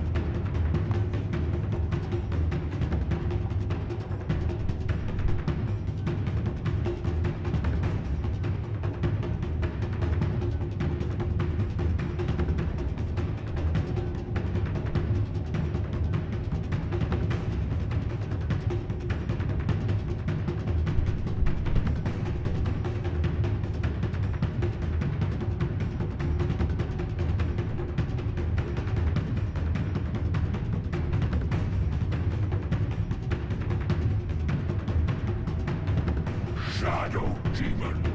เลือก Shadow dire Demon team's มา turn to ครับ pick. ลูน่าก็ยังหลุดแบนอยู่ด้วยเหมือนกันครับสำหรับเกมนี้แต่เอารูบิกมาก๊อปสกิลคืนครับตอนนี้ Radiant team's turn to เป็น pick. ซับแบบปิกเกมนะฮะสำหรับรูบิกสกิลหน้าก๊อปเยอะเลย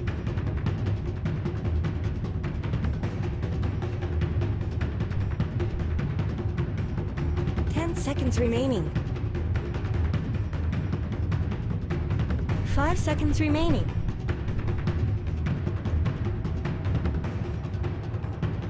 Reserve time. แบบที่4ครับซิกเนเจอร์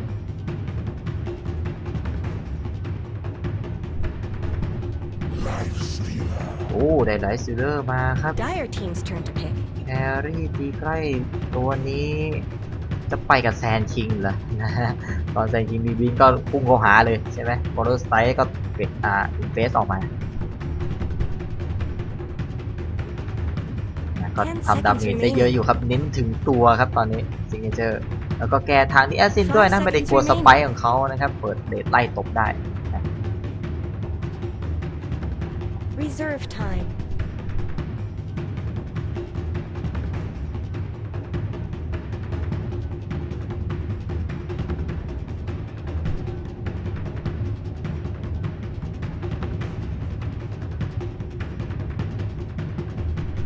แต่เลนกลางหลุดเพียบเลยครับเกมนี้มีให้เลือกเยอะมากๆอินโวเกอร์สตอมนะฮะ Radiant team's turn to ban. หลุดอีกเยอะส่วน RQ ได้จักรนอตมาครับแครี่ Ah, come on. โอ้โหไม่พลาดที่จะแบนมีโป้ Dire ครับ team's turn to ban. ทางด้านของซิกเนเจอร์หลุดมานี่ปวดหัวแน่นอนครับไล่จับกันไม่ทัน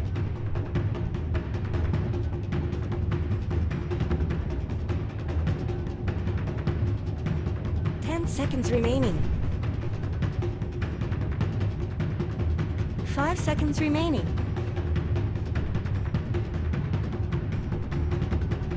Reserve time.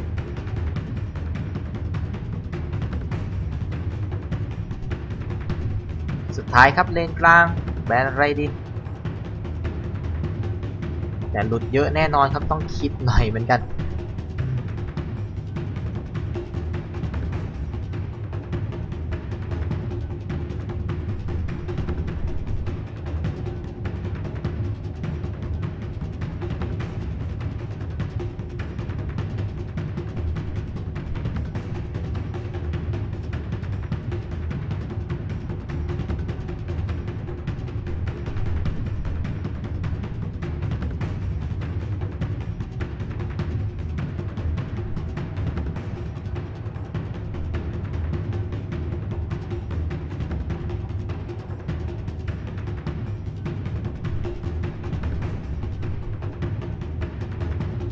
โอ้ยาวเลยฮะนะคิดกันจนหมดเวลาไหมแมนเทมพลาเหรอฮะ แล้วเอาสตอร์มาก่อนเลยครับ RQ Radiant team's turn to เอา pick. มาให้เขาจับตัวยากๆก่อนครับสำหรับฝั่งของ RQ ซิงเกิลทัชครับเหลืออะไรให้เขาเล่นไมโปรจะเล่นอะไร 10 seconds remaining. 5 seconds remaining.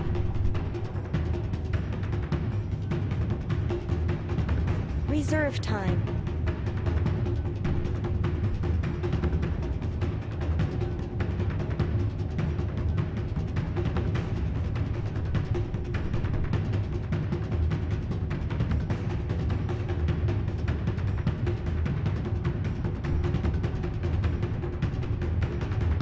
มีเวลาเยอะเหมือนกันนะของซิกเนเจอร์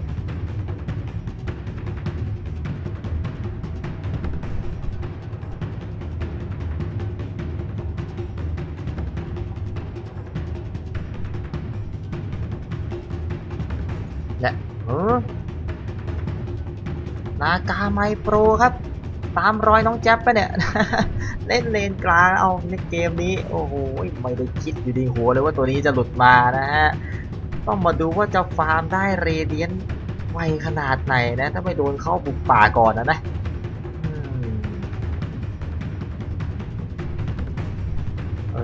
ไม่ได้คิดถึงตัวนี้เลยครับ เห็นกันกี่เกมแล้วเนี่ยนากา นะหลังๆมาเฉยก็พลาดไม่ได้แล้วครับซิกเนเจอร์ยังไงก็ต้องเก็บแต้มชัยชนะไว้เป็นลุ้นเป็นอันดับ3อันดับ4ให้ได้ก่อนครับตอนนี้ 1-2 นี่เข้าไปแล้วแน่นอนครับเฟรเดตกับไมลิสกี้นะเดี๋ยวเขาก็มาตีกันตอนสุดท้ายวันนี้ด้วยนะครับ 10 seconds remaining. 5 seconds remaining. มาอันนี้แล้วปวดใจ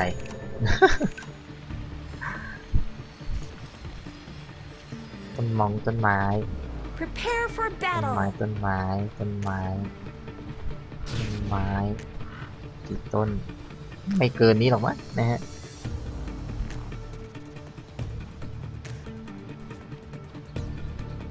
นี่ซิกเนเจอร์แล้วกันทำลายทาวเวอร์ใน10 นาทีได้ไหมอย่างแล้วกัน50คลิป50 ตัวก่อน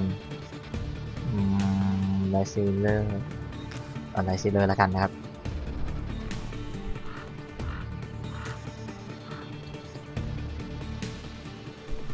ไม่สิเปลี่ยนคิดว่าสตอร์มแล้วกัน มั่วเลย 30 seconds to battle. ซิกเนเจอร์ทัชอยู่ฝั่งเรเดียนนะครับ TNT จับเป็น Shadow Demon ครับบูมเบลจับเป็นโอมิดไนท์ครับแอปป้านะฮะจับเป็นทางด้านของแซนคิงนะฮะจับ1โอเคหมายโปรจับเป็นอาการไซเลนแล้วก็ราเคลเป็นไลท์ซิลเลอร์นะครับส่วน RQ ครับอยู่ฝั่งเดอะไดโคเลมอนแล้วจับด้านของนิกแอสซินครับวาลิสจับเป็นออราเคิลนะฮะเซฟเฟอร์จับลูบิกครับไกจูซาดนะจับทางด้านของจักรนอตแล้วก็ยับยู่จับทางด้านของสตอร์มสปิด Stupendous! แข่งรุนกันไปครับเลนกลางนากาไซเลนเจอกับด้านของสตอร์มสปิดนะฮะเกมนี้ด้านบนเป็นออฟเลนครับแซนคิงนะเจอกับทางด้านจักรนอตครับเป็น3เลี้ยงนะออราเคิลแล้วก็ทางด้านของรูบิกครับด้านล่างเป็นไลท์ซิลเลอร์แครี่มีชาร์โดนวันคอยเลี้ยงเจอกับออฟเลนอย่างดีแอสซินครับ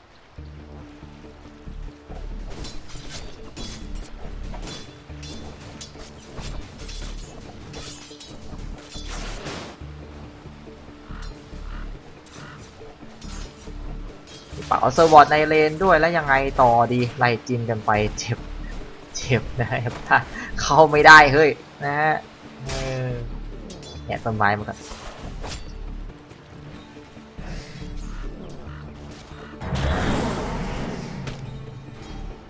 อุ้ยกี่สแต็กวะเมื่อกี้ไม่ได้ดูเลยมานาจะหมดด้วยครับเนี่ยเหมือนจะโดนเจาะยามานาทิ้งหรือเปล่าดูไม่ทัน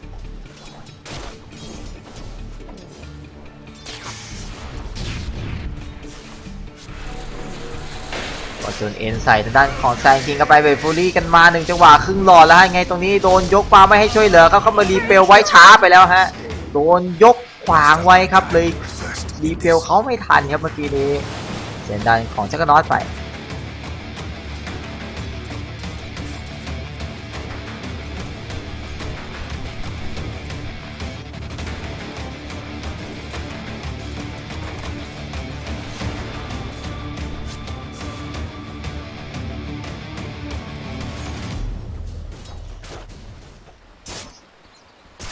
พอเลนมาต่อยังโดนป่วนเหมือนเดิมครับจากด้านของรูบิกมีอินเทลมาขวางไว้ด้วยครับเมื่อกี้นี้แล้วลาเคลก็ไล่ตบทางด้านของโคเลมอนมานะ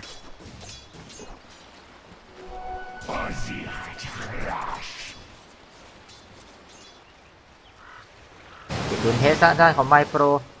ติดถ่ายเคลียร์คลิปกันไป Radiant's middle tower shouldn't have to take this abuse.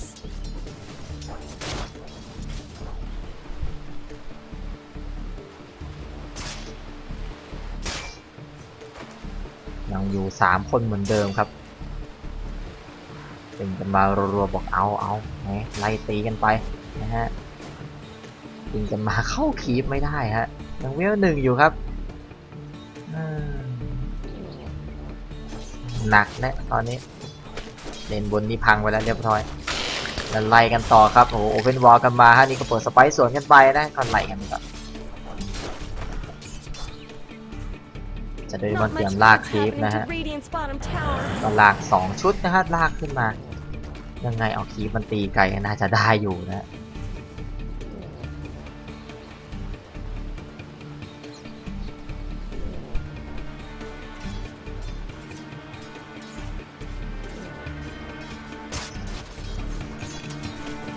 แล้วก็ให้คีป่าฆ่าตายไปครับหลังจากลากเสร็จนะชาโดว์เดมอนไปเติมเลือดเติมมานากันก่อน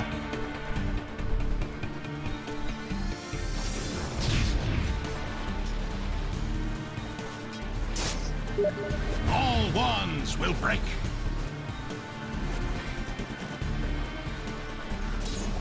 Someone better help Dire's middle tower. มาอีกแล้วกวนผมอีกแล้วพี่มอนี่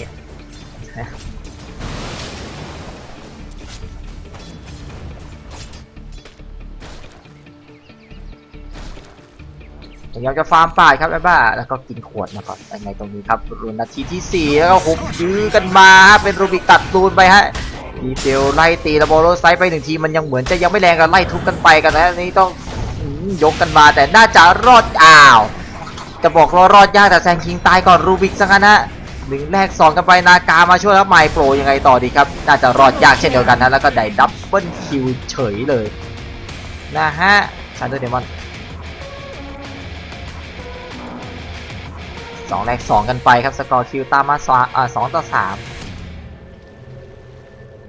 จริงขวดให้ได้ของบูมเดียวเก็บไว้ครับนะออกมา2ขวดเลยนะ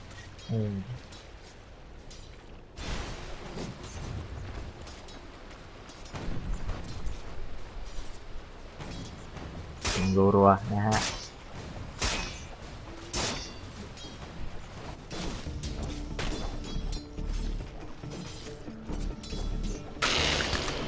ไงครับเข้ามาโอเพนบาลใส่ไว้ทางด้านของโกเลมอนเปิดสไปด์ดักกันมายังไงไม่ตีครับออกเอาคลิปดีกว่า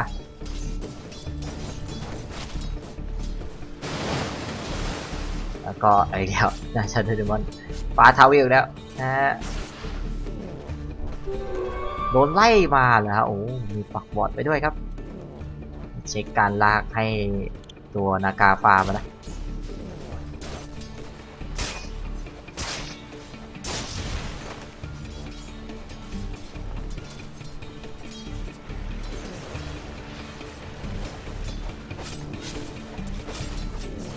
ฟาร์มแคนในเลนก่อนนะตรงนี้ยังไงโดนโอ้ยไล่มาที่ไมโปในป่าเลยครับโดนป่วนมานะจากด้านล่างเนี่ยฮะจังหวะว่างของดิแอซินเดี๋ยวก็ฟาร์มสบายใจฮะตรงนี้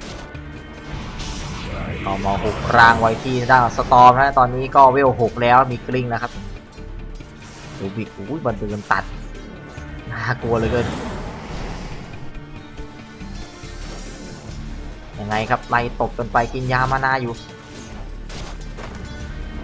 ยากนะใจจริงตอนนี้แล้วเข้ามาโบโรไซต์ขวางไว้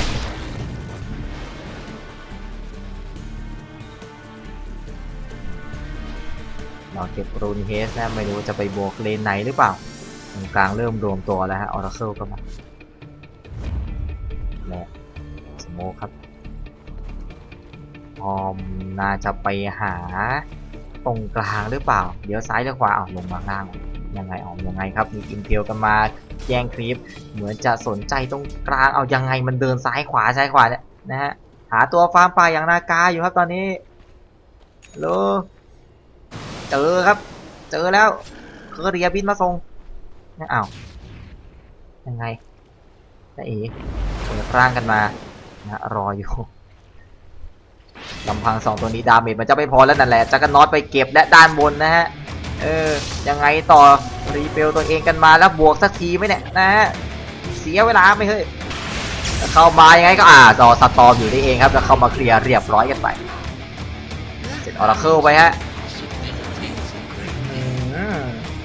รอตั้งนานนะอีกฝั่งหนึ่งเขาบวกก่อนแล้วเอามาหักบอดก็ทิ้งเลยฮะทางด้านของ RQ 50 ตัวเป็นไลท์ซิลเลอร์ก่อนนะโอเคคิดไว้ตอนแรกก็ถูกแล้วนะจิ้มกันมาเกาหลังให้ดีฟันครีเลยฮะโอ้โหมันโหดอะไรขนาดนั้นบอลต้องใส่กันไปฮะพยายามจะคิวยัดกันมา ยังไม่ตายครับพี่อาร์ซินยังไงต่อไล่กันจักรน็อตยังไงอิมเพลขวางกันมาโดนแค่2ตัวอีกคนหนึ่งติดรีเปลอยู่น่าจะรอดยากเปิดสไปขวางกันไปครับติดสไปเพื่อที่จะยังไงเรียบร้อยกันไปฮะ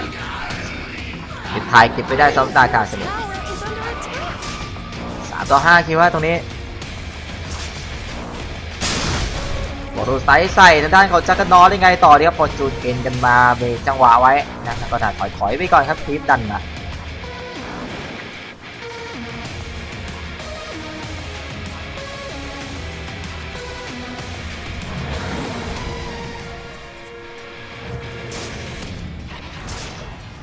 ดูต้าลงมาเลยครับด้านของนี่อาร์ซินครับมาซ้อนด้านบนเหมือนเดิมคือเวล6แล้วเขาเดินเกมอย่างเดียวเลยฮะแต่ไม่อยู่แล้วนะข้างบนกลับไปเติมเลือดกันมาแล้ว Radiant's top tower is under attack. Radiant structures have been snow fortified. กินมะม่วงมาครับจักรน็อตแล้วก็วาร์ปลงมาด้านไลท์เซเลอร์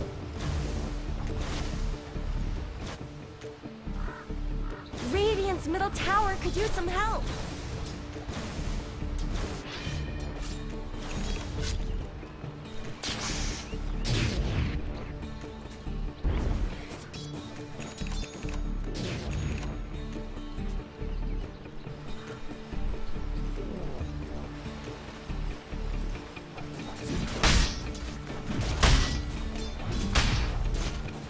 Radiant's bottom tower is under attack. ด้านล่างโดนกดดันทาวเวอร์มาครับหลังจากโยกเลนกันไปกันมาฮะให้ด้านของออร์เคิลได้มา Radiant's bottom ลาก tower ฟาร์มคีปอยู่ ใน Dire's ป่าก็ snow มีแซนคิง fortified ลา their กฟาร์ม structures. คีปมาเหมือนกันนะและตรงนี้ครับมีแอซินมาลุยอีกแล้วนะเวเนต้ามา Not อีกรอบ much ครับ good's happening to Radiant's bottom เหมื tower. อนจะ They're beating Yang onไง Dire's top tower. Radiant's bottom tower has fallen. สุดท้ายด้านล่างพังไปก่อนฮะ Middle tower Tower. shouldn't have to take this abuse. Dire's top tower is under attack.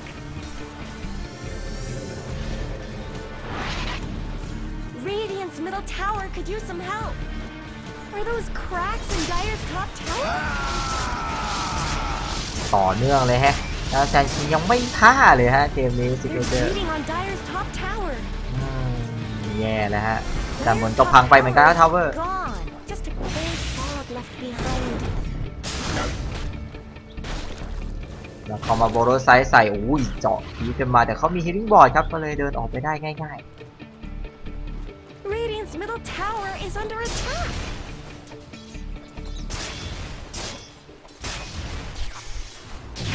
Over here. ๆมีไล่จิงกันไปครับมีด้านอันติใส่ด้านจักรน็อตกันมา น่าจะรอดออกไปได้เลยครับจะไหลที่ทาวเวอร์ตรงกลางต่อนะ RQ กลายเป็นโดนปิดบ้านไวก่อนนะซิกเนเจอร์ Have to take this abuse. นี่ฮะแล้วก็พังไปแล้วเซตสตอร์มสลิดไป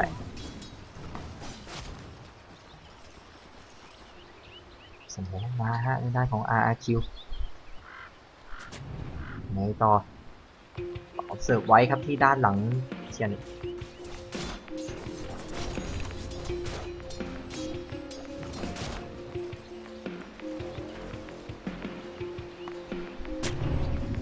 Are those Thank you. cracks in Good job. Dire's top tower?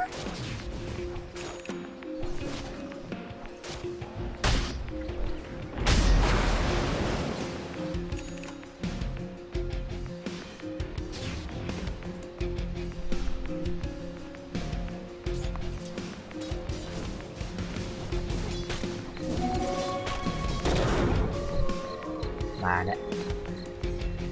ซ้อนด้านล่างนะฮะยังไงต่อครับกลายเป็นเกมตึงๆไปนะตอนนี้2 นาทีครับโดนปิดไป2ทาวเวอร์แลกกันไปกับ1ทาวเวอร์มากาก็เอารางไปฟาร์มเรื่อยๆนะเหมือนพี่ดิกเฉยๆปะผมไม่รู้นะ ตอนเมื่อวานพี่ดิกได้4 อันเลยนะแต่ว่าก็ไม่เห็นมีอะไรเกิดขึ้นเลยครับหรือปลดล็อก achievement อะไรหรือเปล่านะถึงจะได้พอยต์อาจจะไม่ได้อะไรเลยมั้งพีดิกคำพีดิกให้อายนะ นี่อายมาหลายแบตแล้วแต่มีส่งเอาไซเลนต์กันมาครับยังไงต่อดีดับฮะส สู้ไม่ได้ครับตอนนี้ซิกเนเจอร์แต่เงินไหลมา 3,100 แล้วครับนาการไซเลนเนียนฟาร์มอยู่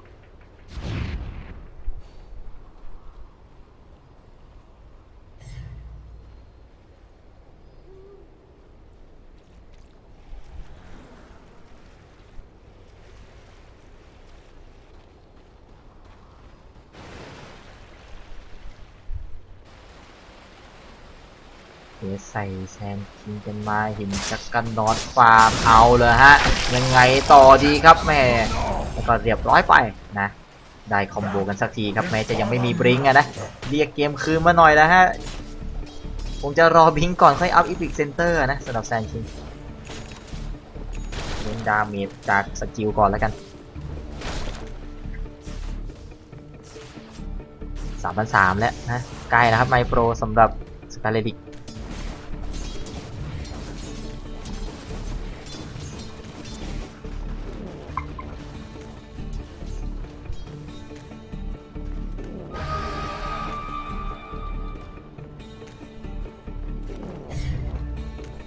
Radiant's middle tower is under attack. Not heresy.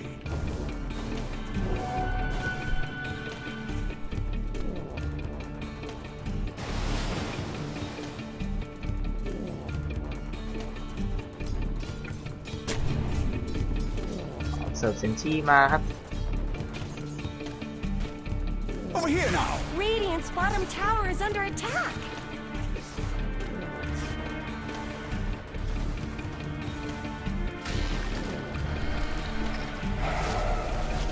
เดี๋ยวนี้เขามีบอร์ดเห็นนะฮะว่าใครฟาร์มป่าของฝั่งของซิกเนเจอร์ต้องระวังเหมือนกันครับพยายามจะแยกหนีฟาร์มกันอยู่ว่าตอนนี้มันจะแกนมาแถวป่านะฮะแต่ไม่มีใครฟาร์มอยู่แถวนั้นนะแล้วบลัดสโตนมาแล้วครับตอบ15 นาทีเท่านั้นฮะกำลังกดดันทาวเวอร์มาต่อครับด้านของจักรนอต Dire's top tower is under attack. แนะยังไงเปิดดัดมาเห็นเฉยบอลไซไปถึงตัวอยู่จะยังไงต่อเปิดสไปค์กันมาไม่มีอะไรฮะด้านล่างก็ครึ่งหลอดแล้วฮะต้องสวาปมากันนิดนึงครับทั้งแซนคิงแล้วก็ชาโดว์เดมอน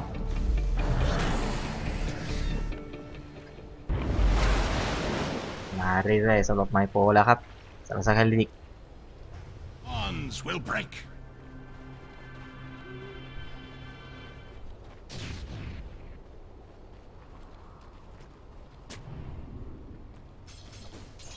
และยังไงต่อดียังคงอยู่ด้านล่างแล้วก๊อปปี้มาเป็นในด้านของโอ้โหโมโรสไตนะครับทิมมาทิมกลับไม่โกงแน่นอนนะไล่หักบอร์ดกันไปฮะตรงนี้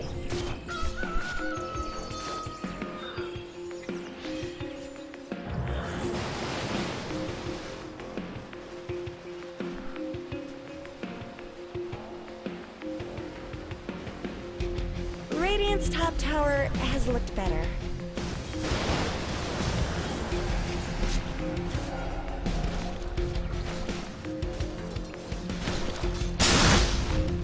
ไซเคลียร์ทางด้านของสตอมไปนิดนึงนะฮะแต่ก็เริ่มไม่เจ็บแล้วล่ะครับ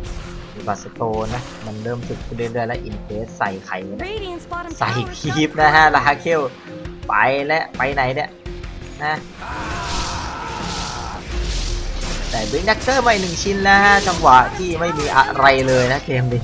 I guess Radiant fortified their structures. ซิกเนเจอร์ก็น่าจะสเปรย์คีเอทให้ทางด้านของนาคาได้ฟาร์มนะครับกำลังจะได้แล้วนะเรเดียน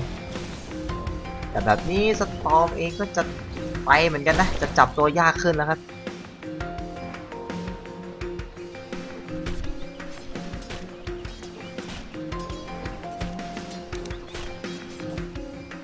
ยังอีกนะยังคงสิงร่างคีปมาอยู่น่าจะฟาร์มได้แล้วมั้งนะฮะลากคีปออกมายังไงนะฮะสะสมคีปเหรอเข้ามานั่นแหละนะฟาร์มไหมเนี่ยไม่ฟาร์มด้วยไม่ออกให้แซนคิงนะฮะโอเคคีปเราจะได้ดันไปมีตัวหนึ่งครับไม่ยอมไปฮะลากให้แซนคิง Dire's ฟาร์ม bottom tower โอ needs เค some help. นะฮะเอาบิงก่อนนะ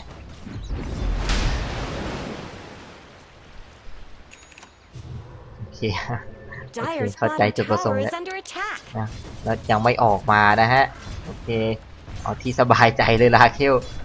ออกมาฟ้ามันไวกว่าไหมเฮ้ย นะ Dire's bottom tower is being chipped away. น่าดูสนุกเลยครับ Stop! ดูบิกเงิน1,400แล้วนะ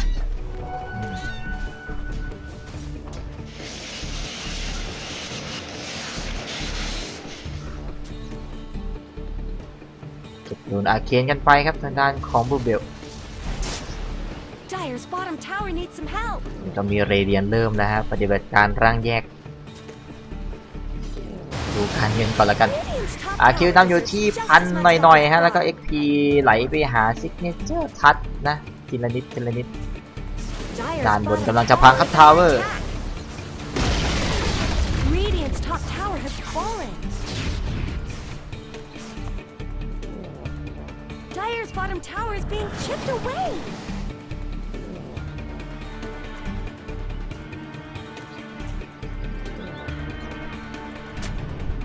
ต่อเสิร์ฟไว้ครับทางด้านของเวลิสแล้วก็วาร์ดกลับ Dire's ไปก่อน bottom tower is being chipped มี away. ซอเบตมาอีก1ชิ้นจากจักรนอตนะฮะ ตอนนี้ก็ยังไม่มีปะทะมา10นาทีแล้วมั้งเนี่ยนะฮะอีพิกเซนเตอร์กันมาเอาเดินติดกันอีกนะเข้ามาจับยังไงเอาลาเคลไหมแล้วอ้าวอินเทลพลาดไปฮะแล้วก็ฮิวยันกันมาต้องเดินถอยครับแล้วก็เปิดการเดียนแองเจิลกันไว้ฮะแล้วก็ปีมาเป็นการเดียนแองเจิลเช่นเดียวกันฮะมาโบรุสไตขวางกันไว้ไงมีบีหลับมายื้อไว้ก่อนครับ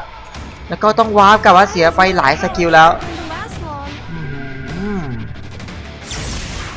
ปิงเข้ามาหาจะจับบูมเบลได้ไงต่อฮะเข้ามาอิมเพลไว้อีก1จังหวะจับทางด้านของสตอมเลยฮะเพื่อนตายแน่นอนสตอมปิงมาต่อบอกจับพี่แล้วขอบคุณมากเลยนะฮะทางด้านของ TNT ไล่กันต่ออีกแต่บอลไซมาโดน2ตัวแล้วก็บิงออกไปก่อนฮะเกือบตายอีก1ศพว่าลาเคียวอยู่เนี่ยหลบออกไปด้านขวานะฮะ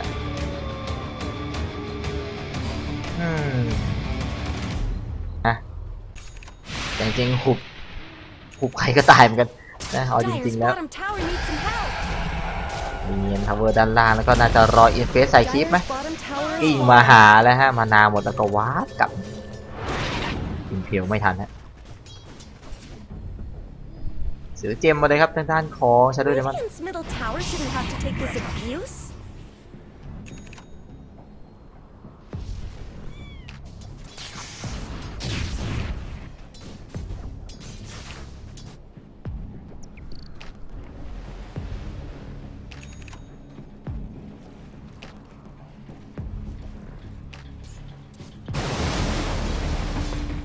โบมาด้านหลังนะฮะยังไงเหมือนจะเจอรูบิกเอาวอลไซส์ใส่กันก่อนแล้วก็อีเฟสออกมาหายไปเลยฮะเจอไปซ้อนตีได้ไงต่อดีจะไล่ต่อแล้วก็ไม่ทันเหมือนกันเอาแล้วครับพลังร่างแยกของนากามาแล้วนะฮะออราเคิลบอกยืนไม่ได้แล้วพี่นะกลับก่อนแล้วกันฮิวตัวเองแป๊บ Dire's middle tower is under น่าจะ attack. พังนะฮะทาวเวอร์อินเทลมากดเดทหลบทันทีเลยฮะแล้วก็เข้ามายังไงไล่ตบต่อฮะแล้วก็ต้องเดินถอยมาก่อนเดทกำลังจะหมดแล้วโดนจับมาแน่นอนครับอุ้มนี้สแลชใส่กันไปตะคุบมาที่ด้านของตัวเราอีกครั้งหนึ่งการได้แองเจิลกันมาแล้วอีพิกเซนเตอร์ใส่เต็มๆที่ด้านนี้อาเซนเปิดได้ชมาตายแน่นอนอีก1คนฮะพยายามจะกิ้งไล่หาทางด้านของลาเคลแล้วเปิดดับไว้ครับให้ลาเคลเดินยังไงรอฮิวยัดเข้ามาฮะฮิวเนี่ยยัดเรียบร้อยกันไปสวยงามฮะจังหวะนี้เสร็จอมนี้ไนท์ไปเอาละฮะตั้งตัวกันติดแล้วก๊อปปี้มาเป็นบอโรไซต์ครั้งนึงครับ Is no more. ใช้ได้ใช้ได้นะอันนี้คอมโบ Dire's สวย top tower is under attack. โอ้ได้รุนดีเจนครับทิ้งขวดให้เพื่อนเก็บฮะทางด้านของโอมิไน They're beating on Dire's top tower. เข้ามาเคลียร์วอร์ดครับด้วยความที่มีเจมนะ TNT อ้าวอ๋อเปลี่ยนมือถือใช่ไหมอ้าวอยู่ไหนวะเนี่ยเอ้าอ๋อปักเซนที่โอเคเห็นซื้อเจมมาไม่ใช่อ๋อเจมอยู่ที่นากานะฮะ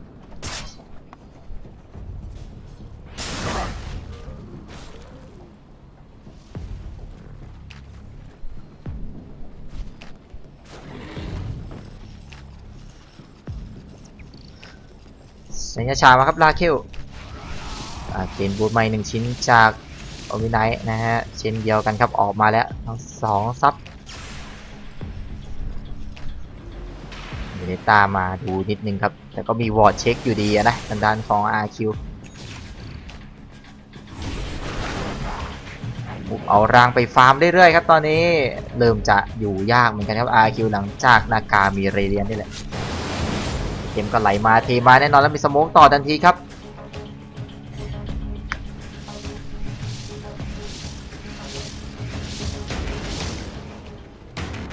ยังไงเข้ามาบอลไซส์3ตัวสวยงามเหลือเกินแล้วไล่ตบเป็นออร์เคิลหายไปก่อนนะมีบอลไซส์หนีกันมาแล้วก็โอเพนวาลใส่กันไปครับพยายามจะดิฟิซอร์เบสหนีแล้วก็ไงโอมิสแลสตัดใจอย่างนี้เลยนะฮะโดนยกกันมาเบสฟูรี่พยายามจะหนีอยู่ได้ไงต่อดีฮิตบอลกันมาด้านนี้น่าจะตายแน่นอนไหมแล้วกดโกสหลบกันมาอีก1จังหวะยังไงเฮ้ยเดี๋ยวเอฟราจะตายเองแล้วฮิวยัดกันมาเหมือนกันครับไม่เสร็จตากาไซเลนไปเกือบได้จักรนอตฮะแต่ว่าไม่น่าเสียดายฮะโบรสไซส์สวยมากด้านของแซนคิงโอ้เด็ดขาดเลยเกิน3ตัวเนาะหาจับคุณจะโอ้ยแต่น่าจะไกลไปแล้วครับไม่ได้มีสตอร์มอยู่ในไฟครับเมื่อกี้นี้เขามาฟาร์มป่าบ้านเขาตอนนี้ร่างแบล็กดากอนไปก็ไปดันคีปได้นะด้วยสกิลไฟบอล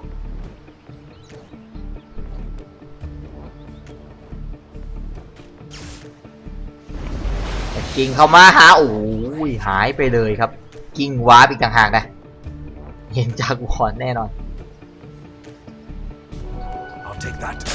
กิ่งอย่างเดียวนะหายไปเลยครับ Are those cracks in Dire's top tower?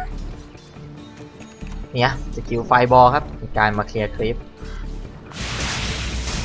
Dire's top tower is under attack.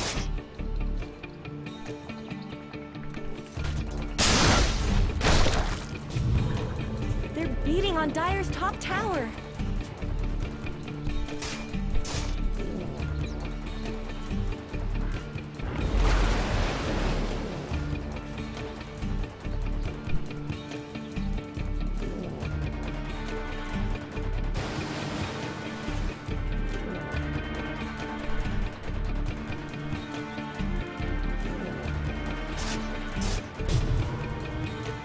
เป็นแค่ใบหนึ่งช็อตครับแอปป้ายังไงต่อไปกับบูมเบล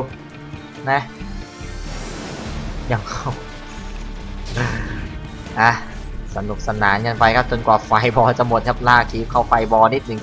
นะก็ไล่ตีคีฟตัวหลังนั่นแหละสนุกไหมเนี่ยนะดาเมจคีฟ64นะฮะลาคีฟกันไปหลบอยู่ในมุมฮะด้านของนิอาเซนแล้วก็อินเฟสออกมาแล้วครับเบื่อสิ่งร่างแซนคิงดีกว่านี่กำลังจะจ้าเอกันไหมหลังต้นไม้ต้นเดียวมันมองไม่เห็นกันอีพิกเซนเตอร์มากลางวงยังไงเข้าไปหาที่ด้านของจักรดอนแล้วหิวยัดหายไปแล้วเสร็จโอมิไนไปไล่กันต่อที่ด้านของนิอาเซนครับเดินผ่านเซนที่เข้ามาดีอิมเพียวมาเขาเปิดเลดหลบกันมาพยายามจะว้าวกลับนะโดนเอสแนจับอยู่ดีฮะหายไป2ศพอย่างไวโบโดไซส์ใส่ด้านของรูบี้ครับ10คิวของซิกเนเจอร์ท้ายเกมนี้แล้วก็ฮิวยัดกันมาจิ้มอีก1ทีเสร็จแซนคิงไปครับ3ศพรวดแล้วเหมือนจะไล่ยังไงลาเคลบอกหิวครีปนะโอเค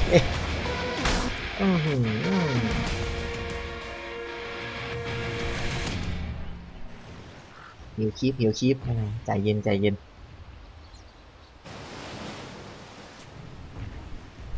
คลบอก Dire's bottom คา tower บง is คา under บออะไร attack. ไม่มีนะเลิกแล้ว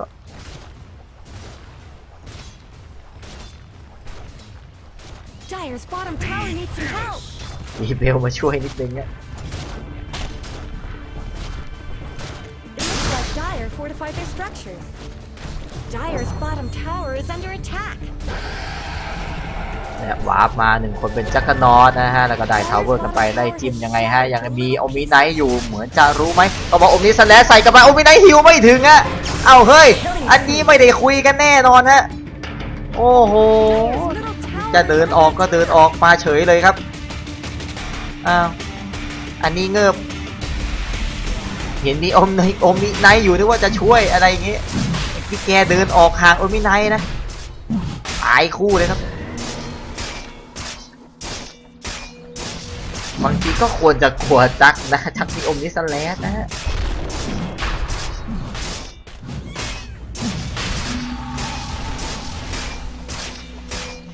แล้วเสียโรชานให้เขาซะงั้นเกือบจะดีแล้ว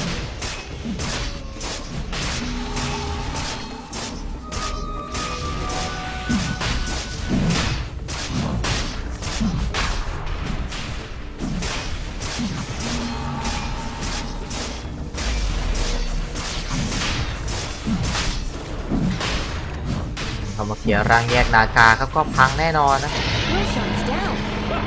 เป็นเอกิสให้สตอมเก็บไปครับแล้วก็ Someone better help Dyer's middle tower. ยังไงต่อดี พลาดเองแบบไม่น่าพลาดน่าจะกลับดีๆนะ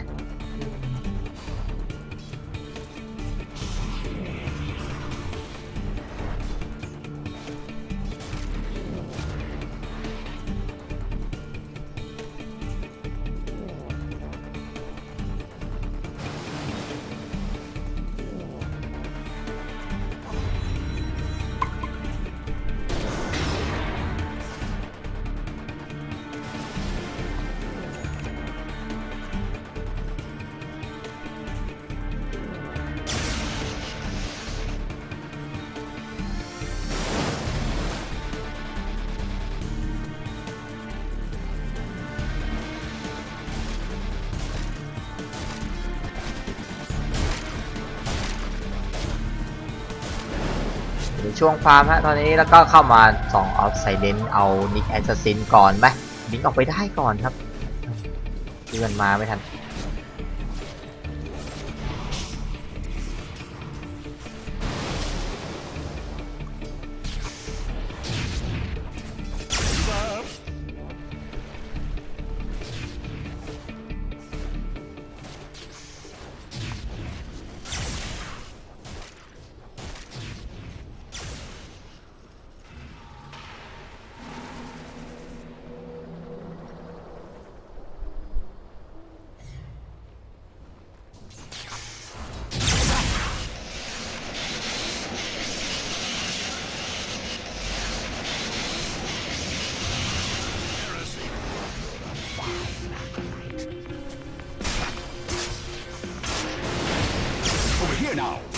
เอามาเคลียร์ร่างแยกนากาที่มันเยอะเหลือเกินฮะตอนนี้ยังไงดีครับแซนคิงก็อินเทอร์ใส่ยังไงครับโมโรไซเอาหน้าออราเคิลก่อนเลยครับก็ถือว่าสวยงามก็ปีมาเป็นโมโรไซเหมือนเดิมก็เข้ามาจับได้เป็นทางด้านของอุมิไนท์ยังไงต่อโดนอุสเกปเตอร์ลอยขึ้นไปนะฮะด้านหลังเองก็มีบวกกันเหมือนกันฮะยังไงตรงนี้ด้านหลังได้ทางด้านของดีไอซินไปก่อนครับอมนิสแลสใส่ด้านของลาเคลพยายามจะเดินหนีอยู่แล้วก็หุบยื้อกันมายังไงต่อฮะยังเปิดปิดบัตรรอดเอาไปได้อยู่แล้วก็ได้คิวเป็นด้านของชาโดว์เดมอนไปแล้วยังไงต่อเนี่ยครับโมโรไซคือมาไม่โกงเสียเอกิสไปก่อนครับด้านของสตอร์ไงตัวนี้ก๊อปปี้กันมาเป็นฮิวยื้อตัวเองกันมายังไงต่อดีกิ้งไปหาลาเคลไม่เจอใช่ไหม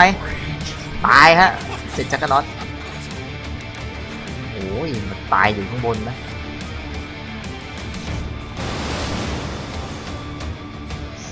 แลก4กับอีก1เอกิสนะก็ถือว่ายื้อไลท์ซิลเลอร์ได้นานอยู่เหมือนกันแล้วเข้ามากดแมนต้าหลบมาสวยงามยังไงตรงนี้โดนไล่จับกลับไปอีพิกเซนเตอร์มาสวนด้านของสตอร์สปิริตได้ไงต่อดีอันติมาช่วยยื้อกันไว้ฮะตอนนี้อูสเกปเตอร์แล้วมีโอ้ยเฮกซ์มาส่งถึงนะต้องกลับก่อนแล้วครับยังไงกลับน่าจะทันอยู่ฮะแซนคิงรอดไปก่อนเรียบร้อยเดี๋ยวไปครับ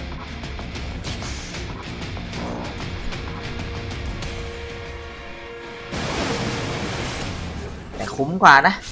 ได้ทั้งเอกิสเขาด้วย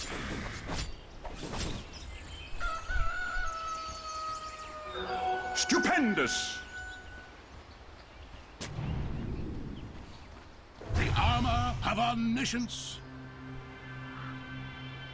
อ้าว แล้วก็ชื่อนิกหมายความว่าอย่างไงเหมือนรอนิกส์มาอะไรนี้นิกส์อยู่นี่นะครับไม่ได้เดินไปเดี๋ยวใส่เหมือนเดิมแล้วอีกมีสโมกมาครับเหมือนเดิมไหมแต่ไม่มีอีพิกเซนเตอร์นะตอนนี้ Fear not ดีเทล heresy. ใส่ด้านของแซนคิงไว้ก่อนแล้วโผล่ฮะเห็นยังไงครับเขามากิ้งเอาแนวหลังเหมือนเดิมฮะน่าจะตายแน่นอนฮะ1ศพแรกกันไปด้านของรูบิกครับคราวนี้ ยังไงต่อดีจักรดอนไล่สับด้านของลาเคลโอมิสแลใส่กันไปมีเฮกใส่กันด้านของแซนจิงเอาหุบยืนด้านของไลท์เซเลอร์ไว้ก่อนอันติใส่จักรดอนกันไปบิงออกมาโบโลไซด์ได้นะแต่ว่าลาเคลตายไปก่อน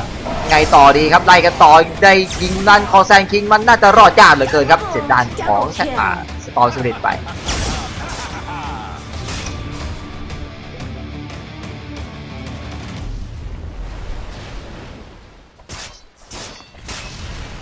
16 ต่อ 15ฮะ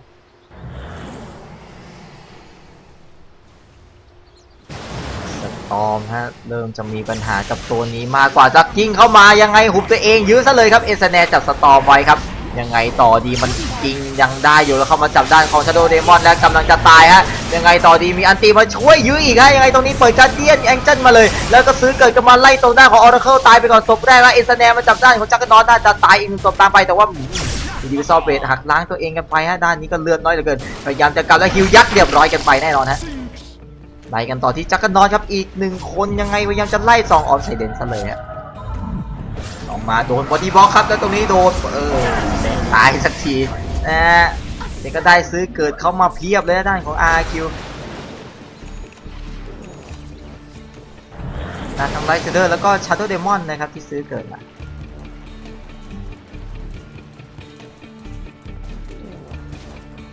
4 นาทีตรงนี้ครับเช็คการเงินสักนิดนึงนะซิกเนเจอร์นำอยู่ที่ 2,000 XP กำลังแตะเส้นศูนย์มาหาซิกเนเจอร์ครับก็เป็นออกรินคอมาจากทางด้านของ My Pro นะฮะได้มาแล้ว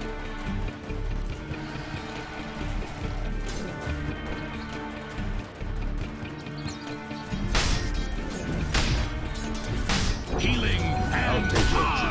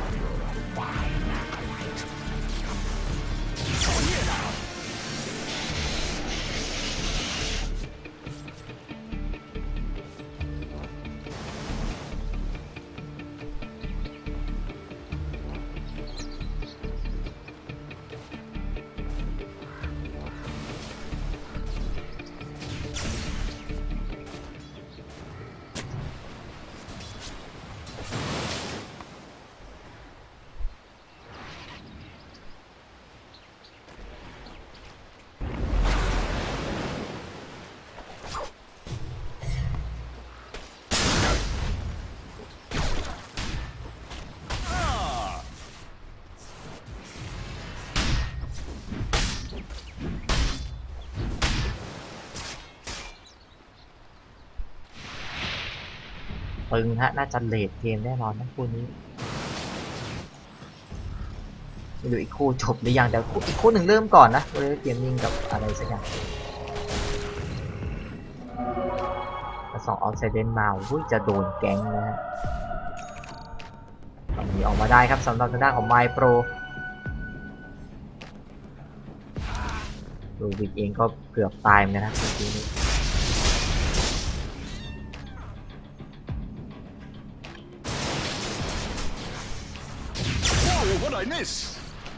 อย่าดันเรื่อยๆฮะร่างของนากาต้องมาไล่เคลียร์เรื่อยๆกันทีนี้ก็บุกป่าเข้าแล้วฮะซิกเนเจอร์เอาปักวอร์ดไว้ก่อนได้สกูแบชเชอร์มาอีก1ชิ้นครับด้านของลาเคล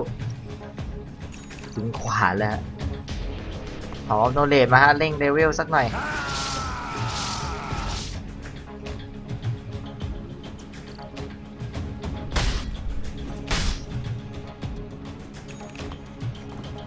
น่าจะมีสโมกไหม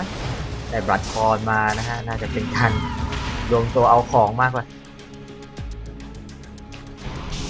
กลางนากาอีกรอบหนึ่งน่าเอาไปดันได้เรื่อยครับตอนนี้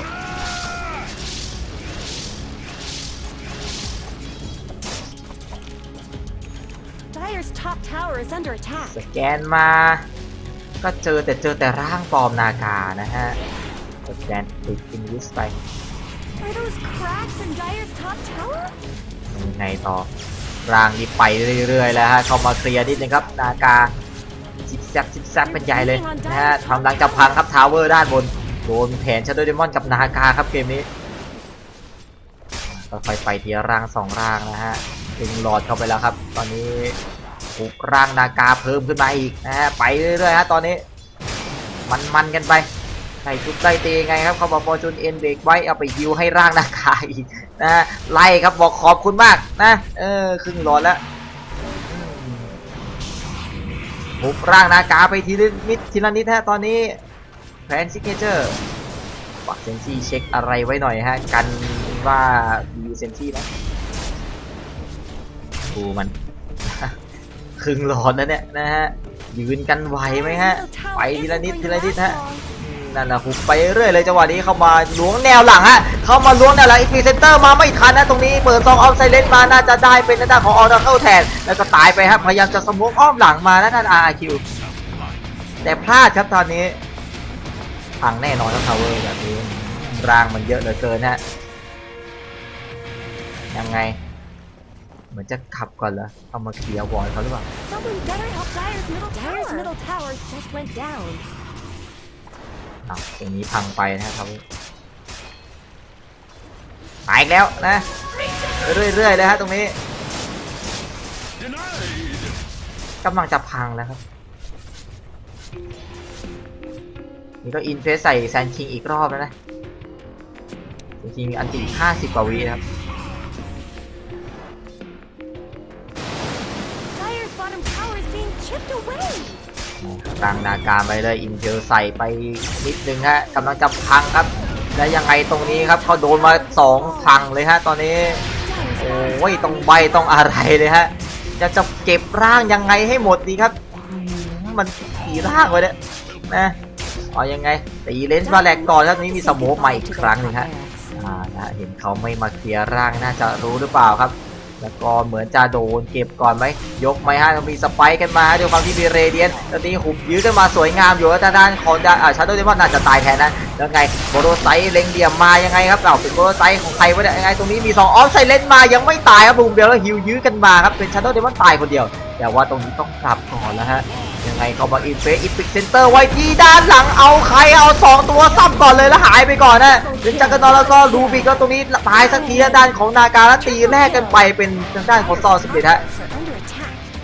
ไปกันต่อที่ด้านของออร์เคิลไงซื้อเกิดมาต้องมาช่วยออร์เคิลไหมแล้วก็บิงหนีออกไปก่อนครับแม่ไฟที่ยาวนานแต่สุดท้ายได้นาการสักทีครับ RQ ไล่เกมคืนมานะฮะยื้ออยู่นานครับทาวเวอร์นี่พังไปเล่นวาแหลกไปครึ่งหลอดแล้วนะตรงกลางเองก็เริ่มจะมาป่วนเรื่อยๆสำหรับร่างนากา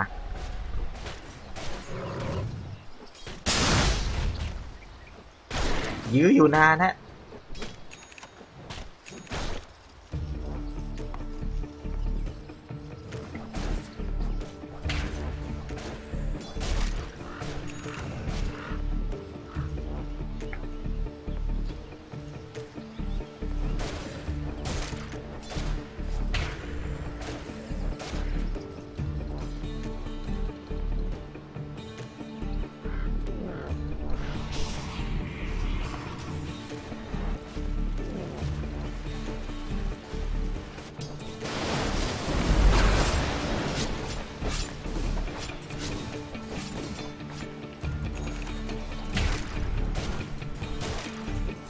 และยังไงครับออมหน้าออมหลังมาปักออฟเซอร์บอร์ดไว้ก่อนครับ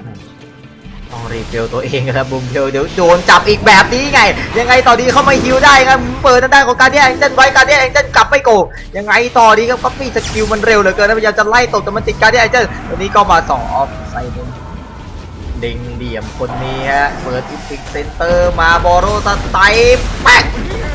กิ้งออกมาเลยกำลังไงหุบกันมา1จังหวะยื้อไว้ก่อนแล้วก็โดนไล่กันไปพยายามจะกลิ้งหนีออกมามานายังพอมีอยู่ไงพอกลิ้งกันมาแล้วก็อุสเกเตอร์เคลียร์ใบกันไปก่อนนะยังไงต่อดีครับมานามันหมดนะสตอร์มสปิริตมีแป๊กก็มาแต่ยังได้คิวครับเป็นตัวสำคัญอย่างสตอร์มสปิริตซึ่งไม่มีซื้อเกิดครับอีก60 วิเลยโอกาสทองของซิกเนเจอร์ทัชในการขึ้นบ้านฮะ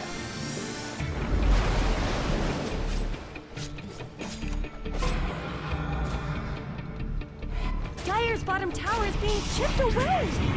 ก็พี่เป็นเรดมาฮะยังไงต่อดีโอมิสแลนอ้าวเฮ้ยนาเคลเต็มเลยตั้งกำลังจะตายมีฮิวยื้อกันมาได้ยังไงต่อดีมีฮิวยื้อกันมาอีกหนึ่งจังหวะเบปูรี่พยายามจะไล่ปั่นนะตรงนี้ต้องดิสเซลเบเคลียร์ไปก่อนยังไงต่อดีบอลไซด์มาโดน2ตัวเว้ยเฮ้ยยังไงรูบิกตายไปก่อนศพแรกเซตนาการไซเลนยังไงต่อครับลาเคลเลือดน้อยเหลือเกินฮิวยื้อเข้ามาอีก1ช็อตหาคีปตี้แล้วไม่เอาอินเฟสใส่วะเหมือนจะบวกต่อนะฮะยังไงเข้ามาเปิดบอลไซด์ใส่ได้ที่แอสซินเรียบร้อยไปอีก1ศพให้ยังไงฮะสตอร์มอีก15วิกำลังจะพังครับทาวเวอร์ด้านล่างน่าจะได้เลน1เลนอย่างต่ำไหม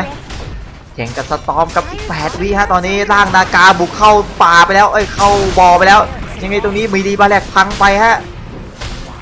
ต่ออีกนิดนึงยังไง All their bottom tower. พัง1เลนแล้วก็กลิ้งเข้ามาหาแนวหลังเหมือนจะไปไหนวะเนี่ยนะฮะพับ Maybe hold on,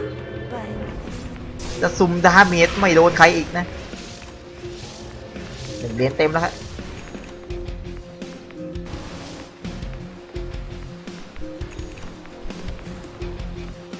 เตรียมเอพิซอดเบสแล้วครับทางของลาเคลนะฮะการเงินไปแล้ว 15,000 ครับอีก 7,500 ครับ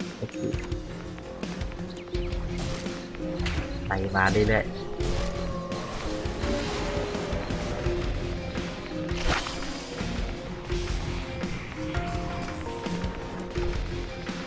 จะหาเทอร์ลาสแล้วนะด้านของนากาเกิดตัวเดียวนะฮะสำหรับหน้าจออาร์คิวจักรน็อตไม่ทันเขาฮะตอนนี้จะเข้ามาโอ้โหโซโล่คือจักรน็อตอีกนั่นแหละครับ own it. เซอร์ไพรส์มาเป็นเอพิซอดเบสครับหายซ่าจักรน็อตออกมาไกลเหลือเกิน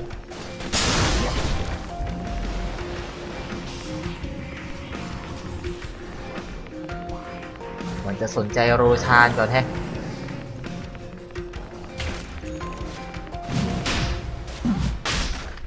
ก็หาเอาทารัสมาจะด้านของนากาโอ้ดึกชื่อเฉยนะสโมกตกอยู่ตรงนี้ด้วยของใครวะเนี่ยนะฮะของบุมเบลนะ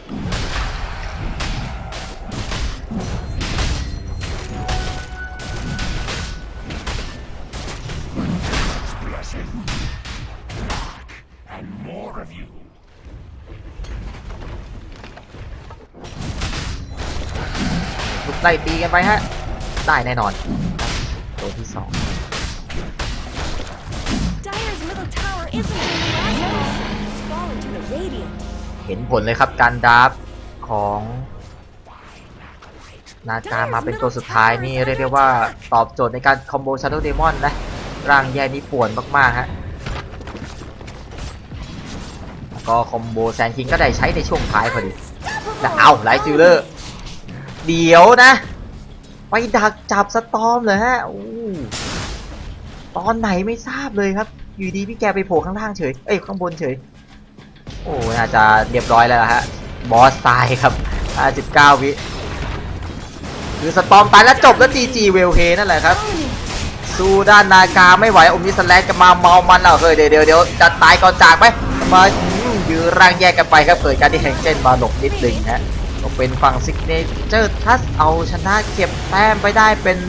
3-3 แล้วนะชนะ3แพ้3มาเรื่อยๆฮะตอนนี้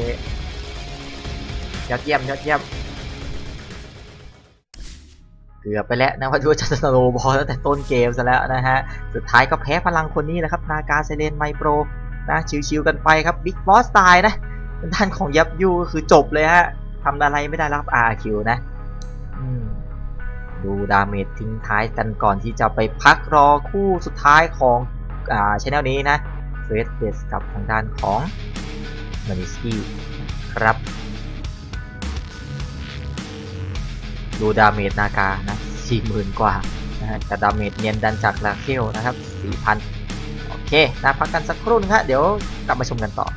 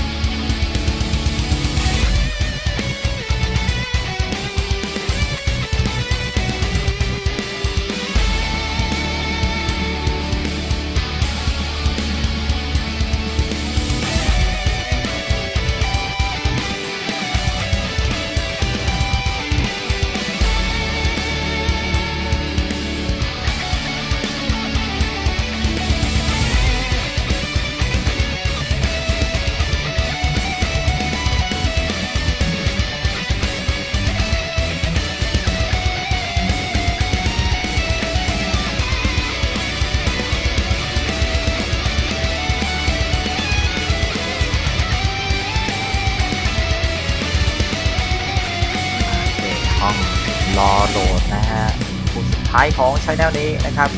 แล้วก็เดี๋ยวพรุ่งนี้มาติดตามกันต่อในรอบ Playoff นะจ๊ะก็จะเป็นแบบ Best of 3แล้วมั้งนะก็ได้ดูกันยาวๆเหมือนเดิมนะครับวันหยุดด้วยนี่นะวันเสาร์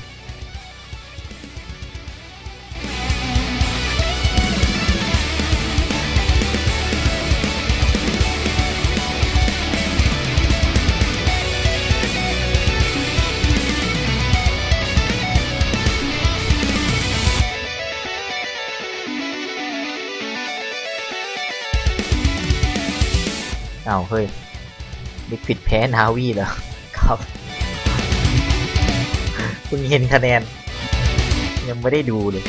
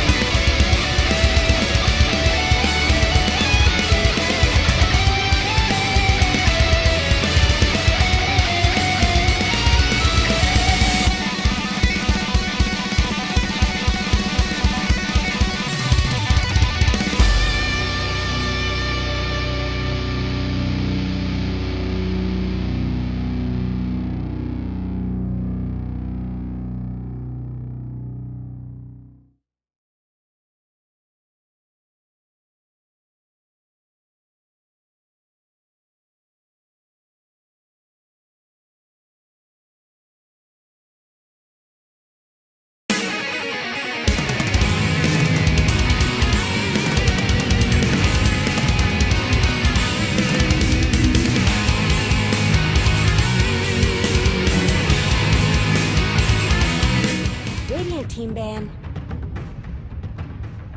โอเคครับคู่สุดท้ายน่าจะเดือดสุดในซีแล้วละมั้งฮะสำหรับคู่นี้ครับเฟเดตกับไมเนสกี้นั่นเองครับโดยเฟเดตยังไร้พ่ายอยู่เช่นเดียวกับไมเนสกี้นะฮะก็ยังไร้พ่ายเช่นเดียวกัน 10 มาดู seconds กันครับ left. ว่าใครจะ Decided? แพ้เป็นเกมแรกแต่จริงๆทั้งคู่ก็ผ่านแล้วแหละนะ 5 เข้าไปสู่รอบ seconds เพลย์ออฟ remaining ทั้งคู่มีอยู่แล้วนะครับเดี๋ยวมาดูกันว่าวันนี้จะเป็นอย่างไรนะเกมเดียวตัด Reserve สิน time. นะดูท่าจะใส่เต็มหรือแนวฮาที่ก็ไม่รู้เหมือนกันนะสำหรับคู่นี้นะครับโอเคเฟเดตอยู่ฝั่งเดอะไดครับแบนเป็นอัลเวอร์ออกไปก่อนส่วนเมเนสกี้อยู่ฝั่งเรเดียนครับแบนเป็นอันไดอิงออกไปก่อน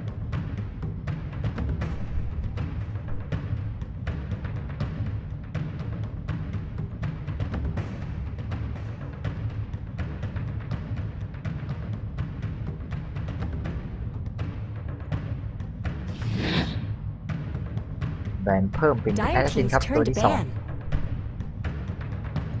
Radiant team's turn to pick.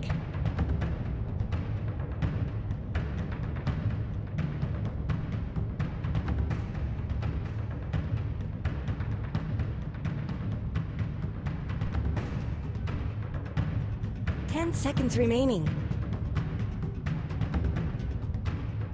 5 seconds remaining.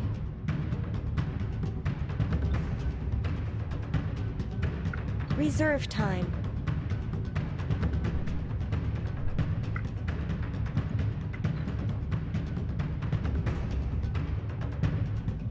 Warlock. มาแล้วครับ Dire team's turn to pick. แต่เป็นการแย่งเข้ามาเล่นนะตอนนี้ไมเนสกี้เอาเด้ไม่แบนอะแต่เราจะเลือกมาแย่งนายอะนะฮะเดี๋ยวรู้เลยครับบอลล็อกของไมเนสกี้เป็นยังไง 10 Lên secondsไปนะ remaining. สาดีใจไม่ถูกแบนเลย 5 seconds remaining. Reserve time. Dire team's turn to pick.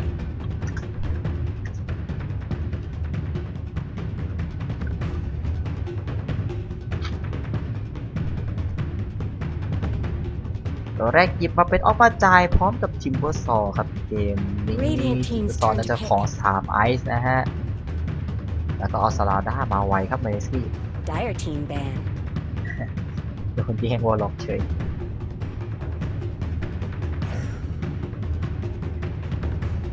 Radiant team ban.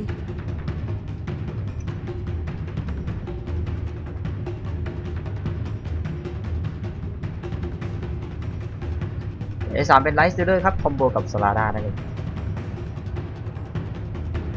10 seconds remaining. 5 seconds remaining. แบนตัวที่ 3 เพิ่มเป็นจิงเกอร์ครับ Dire team's turn to ก ban. ลางของน้องแจ๊บนั่นเอง แบนไวเป็นจักรนอตนะฮะแค่ Radiant team's turn to ban.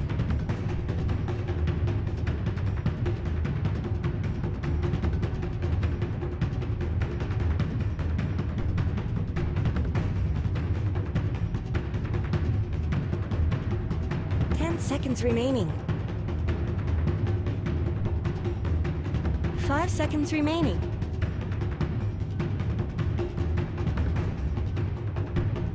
Reserve time.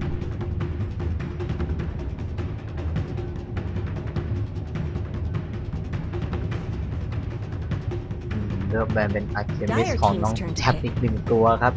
แม้จะโดนกดดันหนักขนาดไหน แต่ก็พิสูจน์ให้เห็นแล้วว่ามีไอเทมก็หยุดยากครับสำหรับอาร์เคมิสของน้องแจ๊บอืม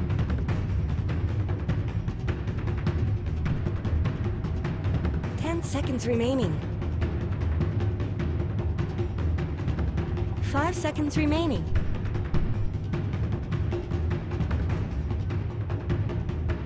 Reserve time. จะเอามาอีกแล้วครับสาวน้อย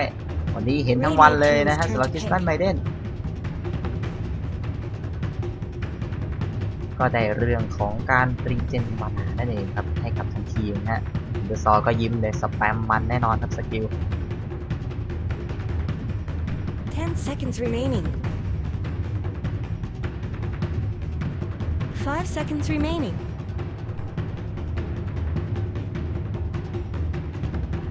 Reserve time.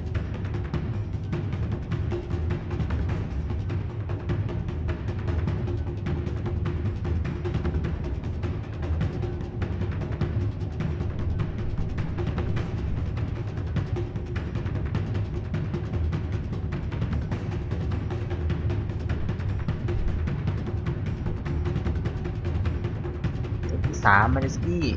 เอาอะไรมาก่อนดีเขาเผยมา2ซับก่อนนะฮะ1ออฟเลนอาจจะเอาซับพอร์ตมาก่อนแล้วนะ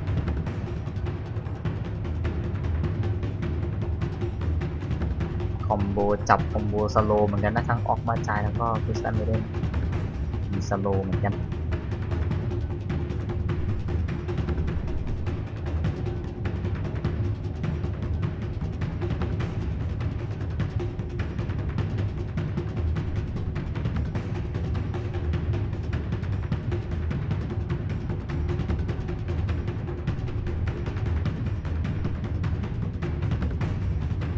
และได้ดอรินเจอร์มาครับหลุดมาถึง Dire เฟส team's นี้ turn to นะ pick. อืมได้เล่นสักทีแล้วสำหรับไบสกี้ไม่ได้สนเรื่องของดอรินเจอร์เลยแฮะนะฮะแล้วก็ชาร์โดเดมอนก็ยังหลุดอยู่เหมือนกันไม่รู้จะหยุดมาหรือเปล่านะฮะ 5 seconds remaining. Reserve time.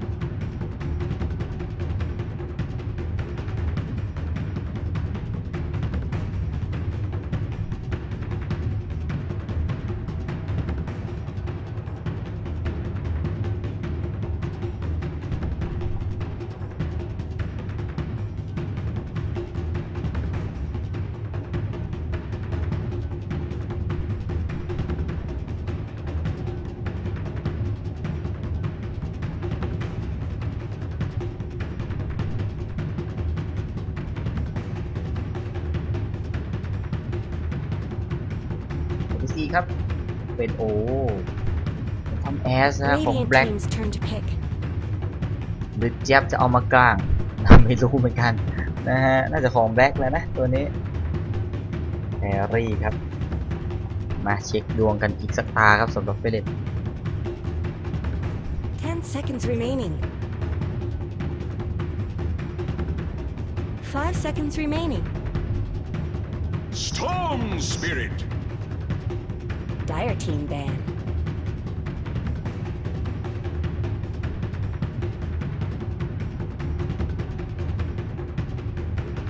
ได้สตอมมาฮะสำหรับตัวจับยากๆอีกหนึ่งตัวของเมสกี้ที่หลุดมาโอ้เป็นตัวตีไกลด้วยนี่หว่านะฮะคอมโบกับดอยเรนเจอร์ได้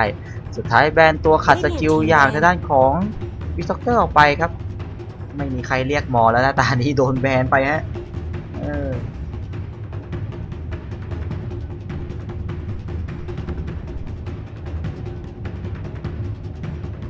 10 seconds remaining. 5 seconds remaining.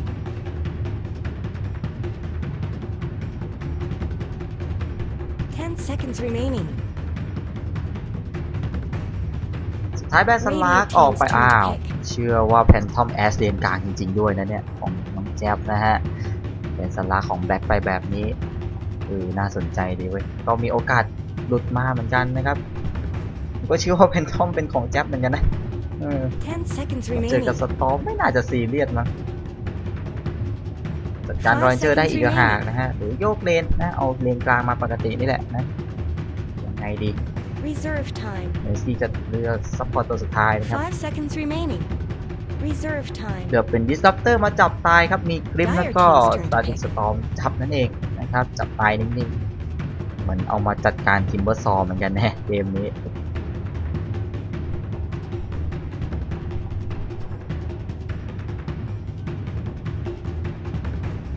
10 seconds remaining.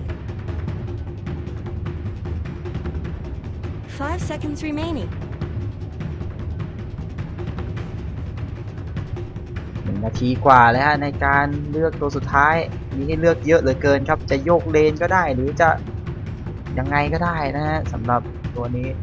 คือแพนทอมมันเข้ากลางได้อยู่แล้วแหละนะจะมา2แครี่เลยหรือเปล่าโดนแบนซันลักโดนแบนจักนะฮะก็ไม่แน่เหมือนกัน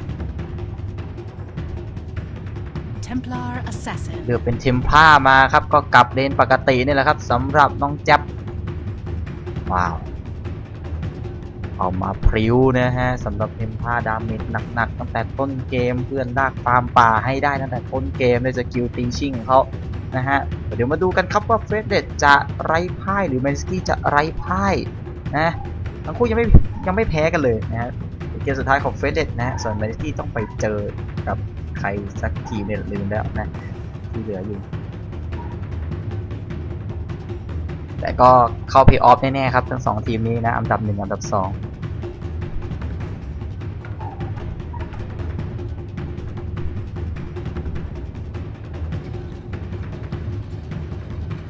10 seconds remaining. 5 seconds remaining.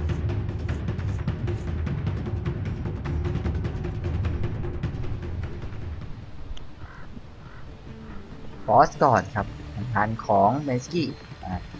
มาเอาอีกแล้วเกลียดไอ้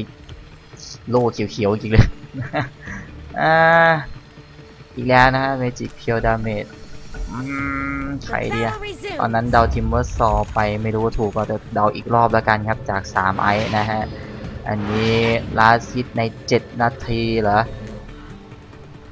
น้องแจ๊บได้ไหมหรือแบล็กดี7 นาทีเอาแบล็กก่อนแล้วกันนะครับตายน้อยสุดน้องแจ๊บแล้วกันอันนี้มันไม่เชิงมั่นใจแต่เชื่อในฝีมือนะฮะอันนี้ Ancient Stack ใน30 นาทีนะครับอาจจะแตกเยอะอยู่มั้ง6 ถึง 10 11 ถึง 15 Ancient เลยเหรอมันจะแตกฝั่งเดียวสัก 6 ถึง 10 ละกันนะฮะใน30 นาทีโอเคเช็คคิวกันสักนิดนึงครับไมเนสกี้อยู่ฝั่งเรเดียนครับเลกินโปเตโต้จับเป็นสตอร์สวิตเลนกลางครับเมอร์ราเคิลจับเป็นรอยเอนเจอร์ครับ NB เป็นวอลล็อกครับ RR จับซาลาด้าแล้วก็จุ้ยจับเป็นดิสรัปเตอร์ส่วนเฟเดสอยู่ฝั่งเดดายครับ จะเป็นเข็มพาแอสซินครับแบล็กเป็นแพททอมแอสซินนะฮะวอนัทจับเป็นทางด้านของทิสตันเมเดนครับ3ไอซ์เจนทิมเบอร์ซอนะครับ SY เป็นออกมาจ่ายต่างคนต่างมีตัวจับยากนะฮะแต่เฟสเด็ดท่า PL TA นะฮะมีพลังความผิวจากบลิงก์เมื่อไหร่ก็จับยากเหมือนกันนะยังไงเข้ามามีปะทะที่เลนล่างก่อนเลยฮะยังไงจะแย่งเก็บดูแต่เหมือนน้องแจ๊บจะงานเข้าไปหาโรชา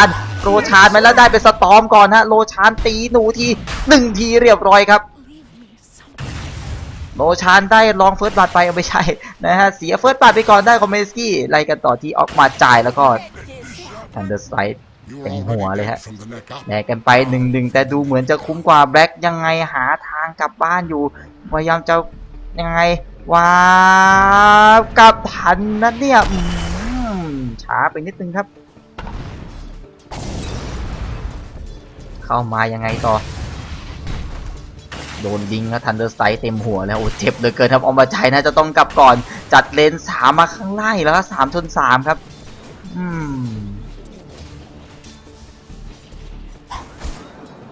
ตายนะสุดต้อง3ไอ้ผมไม่รู้สินะเดี๋ยวน้องจับตายไป1แล้วป่ะไม่ทันแล้วนะฮะกดไปละด้านบนก็เป็นเนี่ยแหละครับต้องเช็คเลนอะไรมากมายก็จัดโยกมาชนกันนั่นเองนะสำหรับแต่ละตำแหน่ง3ไอ้กลัวมันเกียนนะเอาไว้อย่างนั้นแหละตัวล้อมือล้อเท้าของทีมว่างั้นเดี๋ยวมาดูว่าออกมาใจจะออกทีมสันกายอีกหรือเปล่านะครับโคตรถึกเลยนะตานั้นเอาไม่ลงเฉย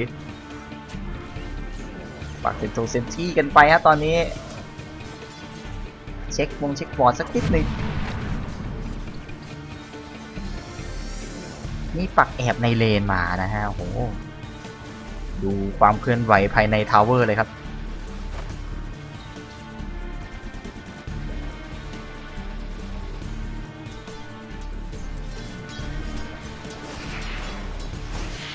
ชิงกันมันนะเหมือนจะเจ็บมากกว่าครับกิมโปเตโต้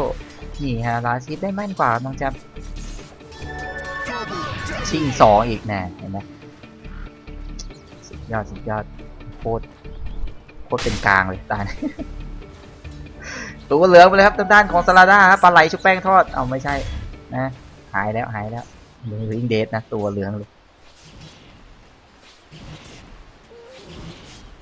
และอ้อมหลังมาฮะสตอร์มกำลังจะงานเข้ายังไงต่อดีอีกไดใส่กันไปตายแน่นอนครับในความที่มันมีโล่เทมผ้านะฮะก็เลยกันดาเมจได้สบายเสร็จออกมาจ่ายไปครับอีกไดเก็บไปได้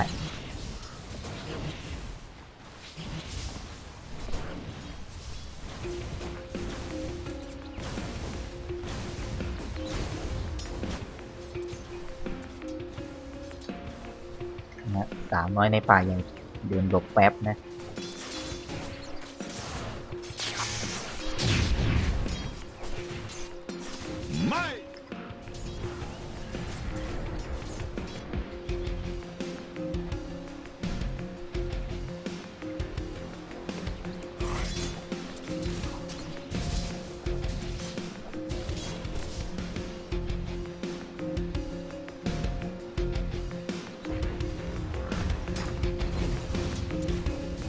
อ้าวลาดไม่ได้ทาวเวอร์แย่งฮะตรงนี้ลาดยากฮะตอนนี้ทำแบบนี้ได้อยู่แจ้อ้าวไม่ได้กดเลยทีมาเรื่อยครับ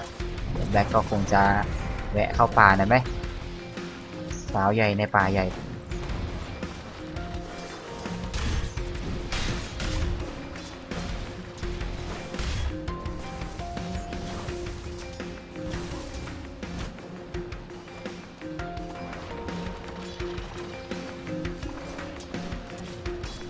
คลิปกลับมาครับและตรงนี้ครับรูนนาทีที่4ครับด้วยความหิวรูนของ NB ยังไงต่อดีฮิวยื้อกันมาโดนด้านของฟอสไบจับกันไว้ครึ่งหลอดแล้วเดี๋ยวจะลิงก์มา2ตัวไงฮะด้านของจุ้ยต้องมาช่วยนิดนึงเข้ามาฟิวขวางกันไว้เอาเฮ้ยเจ้าอ้วนมันติด มันติดฟิวยังไงตรงนี้ฝาอีกได้ใส่กันไปน่าจะตายเองครับเจ้าอ้วนยังไงมันจะกดสติ๊กยื้อก็มาตายไปก่อนแล้วได้รอยเรนเจอร์ครับอ๋อนี่คุ้มกว่าแล้วไล่กันต่อที่ด้านของดิสรัปเตอร์พยายามจะกินด้านของ BA กลับไปแต่มีปีตามมาได้อยู่ไหมมีระยะมันสั้นลงนะมันโดนเนิร์ฟไปแล้วไล่ไม่ทันนะถ้าแพชเก่านี่ตายแล้วแน่นอนนะแล้วอ้าวสลาด้าเดี๋ยวตายจังไดเนาะโอ้โหเทมผ้าไล่ลึกเลยฮะน้องแก๊สโคตรโหดนะฮะปลาไหลชุบแป้งทอดอีกรอบหนึ่งครับแล้วก็สาวน้อยให้คีฟใหญ่ปลาทาวเวลกับบัน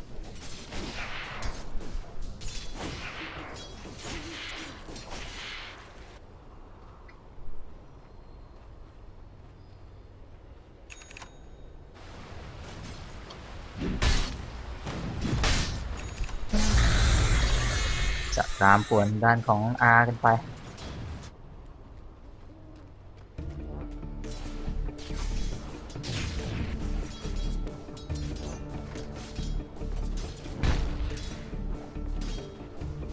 ออกมาจ่ายมาเก็บเวลแทนก่อนครับตอนนี้สตอมก็6แล้วนะแต่ว่ามานายังน้อยจะเข้าไปเคลียร์ป่านิดนึงตอนนี้เวล7แล้วนะครับมาแล้วไงครับไล่ตรงไล่กินกันไปดูท่าเกวีสามไอน่าจะเก็บยากนะไม่ค่อยมีตัวจับแกนิ่งๆเท่าไหร่เข้ามาปากมียังไงครับดิสตัปเตอร์ก็มาเอาสาวน้อยดีกว่าสาวน้อยบอกติดฟิวพี่ช่วยหนูด้วยยังไงครึ่งหลอดแล้วแล้วก็ยังไงครับโดนกัสกันมากินกับมาตายแน่นอนนะฮะเรียบร้อยไปนะสาวใหญ่ยังแบ็คบอกช่วยไม่ได้แล้วน้องเอ้ยไปเกิดใหม่ดีกว่าจะเป็นอินวิสวาฮะเจอเจ้าอ้วนเดินเข้ามาอยู่ยังไงครับโดนแถบสโลกันไปดิสรัปเตอร์อาจจะเดินออกไปได้ก่อนครับแล้วเหมือนจะไล่ดรอนเจอร์แทนยังไงปลาอีกไนกันไปน่าจะหลังทาวเวอร์ไหมไม่แหนลึกไปแล้วแจ็บบอกไม่หิวนะไม่รีบ Dire's middle tower isn't ตอม going to วางจาก last เลนก็ long. ไปไปบ้านบนวะยังไงครับ3ไอต้องแชทบอกว่า3ไอตายน้อยสุดแล้วก็โอ้โหปลาไหลโดนหันตัวหักแหกไปเลยพยายามจะเร่งดาเมจกลิ้งเข้าตียังไงกินขวดกลิ้งอีกทีนึงนะฮะโอ้ยโดนวิงเดสครึ่งหลอดครับ3ไอบอกจะเก็บที่กินไม่ง่ายแต่ด้านล่างตายครับด้านของดิสรัปเตอร์ไล่กันต่อที่ด้านของวอลล็อกครับลิงกันมา3ตัวเจ็บเหลือเกินฮะยังไงดีครับออกมาใจแล้วไล่ตีด้านของสาวน้อยกำลังจะตายพยายามจะเดินจุกในป่าอยู่จุกในป่าแต่ลิงมันเห็นเส้นฮะมันเห็นเส้นแล้วจิ้ม1ทีครับขาดแสกหน้ากันไปเกือบตายเหมือนกันนะลิงมา3ตัวสวยอยู่นะแต่ดาเมจไม่พอจะฆ่าฮะ Have to take this abuse?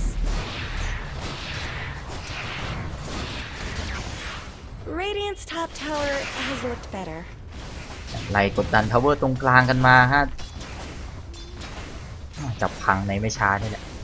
Radiant's middle tower could use some เปิ help. ดโลมาเร่งดาเมจนิดนึง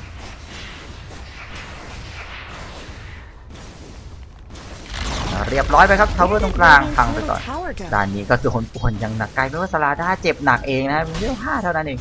3ไอเวล8ไปแล้วครับยังไร้ดาอยู่และได้คิวไป1ศพด้วยซ้ำนะโซโล่คิวไปนี่ฮะลากคีปให้เทมพลาเรื่อยๆฮะ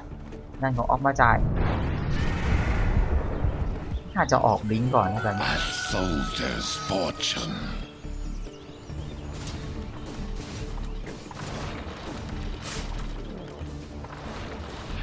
สโมกมาครับมาอีกรอบนึงครับแจ๊บโอ้ยเห็นครับยอนเจอตายแน่นอนครับตายท่าไหนดียังไงโดนจิ้มกันไป1ดอกกัสมาโดนแค่คนเดียวแล้วกินด้านของเทมพลาออกไปก่อนแล้ว PA ก็มาสวนอยู่ดียังจะว้ากับตาย2ครับติดคริอีกข้อตายไปครับเสร็จแทนทอมแอสซัสซินเห็นนาทีชีวิตและสโมกมาลึกขนาดนี้นะตายท่าไหนดี Someone better help Dire's middle tower. จะตัวเหลืองอยู่นั่นแหละสวอร์ดมาครับไปปักไหนนี่ครับ Radiant's บอลล็อก bottom tower is under ยัง attack. วิว5อยู่นะฮะมาจะไปปักบนไฮกราวธรรมดานี่แหละแล้วเข้ามากิ้งหา3ไอยังไงโดนโอ้รถเกาะน่าจะตายแล้วมั้งตรงนี้ยังไงกดสติ๊กยื้อกันมาเดี๋ยวจะมีทิมเบอร์เชนยังไงพยายามจะทำดาเมจอยู่เรื่อยๆแล้วลิงก์กันมาตายเหอะนะ3ไอยังไงตายท่าไหนดีล่ะเรียบร้อยครับห้องเครื่องพัง Radiant ไป structures are เสีย fortified. จะได้สตอมสปิริตไปครับตัวเหลืองกันใหญ่เลย What's happening นะ to Radiant's bottom แล้วเอาปากมีดจะมาครีไหมยังไงครีไหมเช็คดูนิดนึงครับตรงนี้พยายามจะหลบดาเมจจะมาอีกหนึ่งมีดเรียบร้อยไปครีตอนสุดท้ายเนี่ยนะ Radiant's bottom ด้านล่าง tower ไดทาวเวอร์เลยครับนั่งจับแล้วเข้ามายังไงครับบอลล็อกน่าจะตายแน่นอนครับอีกสุดอิสตันไมเดนไปครับดาเมจเล็กๆของเขานะหัวเลาะล่าเลยนะดาเมจ50ล้านช็อตได้เว้ยนะประมาณนั้นเสียง Player หัวเราะนี้ disconnected. จะกำลังจะได้บินครับ Radiant's top tower is under attack. อยู่ไม่ได้ฮะเจอ PA แล้วครับเล่นรอเรนเจอร์ Radiant's top tower deserves just as Man- much help as bottom. Radiant โดนแก๊งก็แพ้ทางทันทีฮะตรงนี้เข้ามาจะเอาสาวน้อ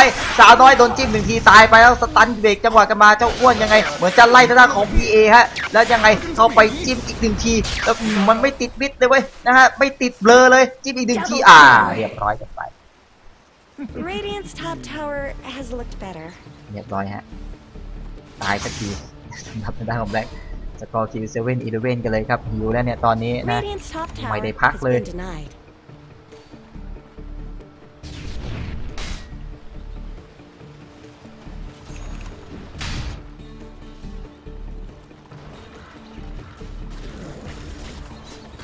จะซอมาเคลียร์คลิปในป่าเขาครับมากดดันด้านล่างกันบ้างนะเปลี่ยนบรรยากาศหน่อยอยู่ข้างบนเจอแต่ปลาไหลกินข้าวปลามันเยอะนะ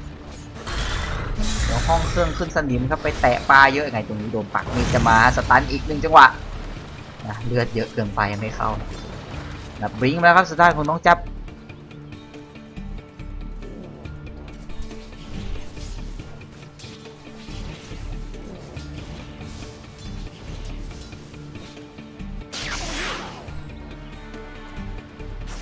มีสแต็กครีปด้วยนะฮะในป่า2ชุดอมสโมกมาครับจังหวะนี้มีทีมบอสซออยู่ด้านล่างเหมือนจะเจอสาวน้อยก่อนนะฮะเดินผ่านบอลเข้ามาแบบนี้นาทีชีวิตของสาวน้อยหมกป่ายังไงจิ้มมา1ทีฟอสไปใส่ด้านของสตอมโดนจับกันมานั่นแหละตายดีกว่านะฮะ There are some things ชีวิตสาวน้อย we สุด meant to see, รันทดของเรา such as tomorrow. เป็นรอยเจอได้คิวไปครับนะเดินดุมๆผ่านบอร์ดมาแบบนี้เนี่ยยิ้มเลยนะเมสกี้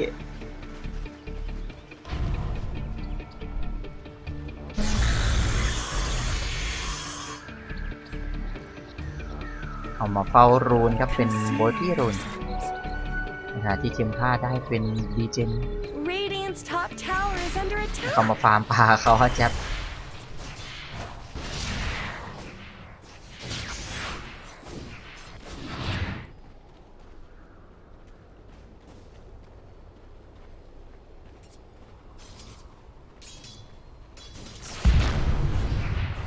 สโลว์ใส่ด้านของสตอร์มสิริไป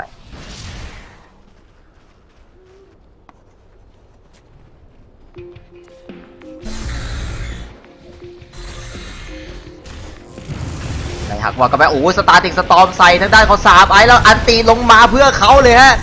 ยังไงจะลังจะทิมเบอร์เชนแต่ไม่รอดอยู่ครับดำกันรุนแรงเหลือเกินตรงนี้ไล่กันต่อที่ทางด้านของดิสซัปเตอร์น่าจะตายแน่นอนครับ1ศพเรียบร้อยกันไปด้านนี้วาร์ปกลับบ้านกันไปได้ครับแล้วยังไงไล่กันต่อที่วอลล็อกละกันนะตรงนี้โดนสโลแล้วสโลอีกฮะแผนสโลนี้ยังไงคลิกไปครึ่งหลอดแล้วเข้ามาสตันขวางกันไว้ครับยังไงต่อดีพยายามจะจิ้มด้านของ PA แต่เหมือนจะติดเบลอแต่ตรงนี้ตายกันไปแล้วก็โอ้โหซุปเปอร์โดวาใส่กันไปตายไปหนึ่งศพฮะวอลล็อกได้กับ PA กันไปแล้ว PA ตรงนี้มาโดนสตัน1 ดอกแล้วอีกได้แล้วก็สโลดูความสโลนั่นดิฮะมาแก้ทางเหมือนกันครับได้ของสลาด้านลิงไม่ออกครับเลื้อยแบบนี่คืออัพมานำแล้วนะสปินมีกี่สโลเนี่ยนะแปะสโลมาเต็มเลยฮะสารพัดประโยชน์จริงๆสโลมันก็ไม่ได้ทับกันด้วยนะสแต็กกันไปตามสกิลเลยฮะยังไงเหมือนอยากจะกดดูดีเจนกันมาฮะแล้วให้ออกมาจ่ายแทงไหมไม่นะเอาโลตัวเองแทงไปก่อนครับก็มอมเมลตีคนแรงเหมือนกันนะเนี่ยแต่มันจะได้เป็นเดสเลเตอร์นะฮะปักมือกันไปครับยิงเข้ามาครับแบ็คไม่รู้ตัวกันเลยครับตอนนี้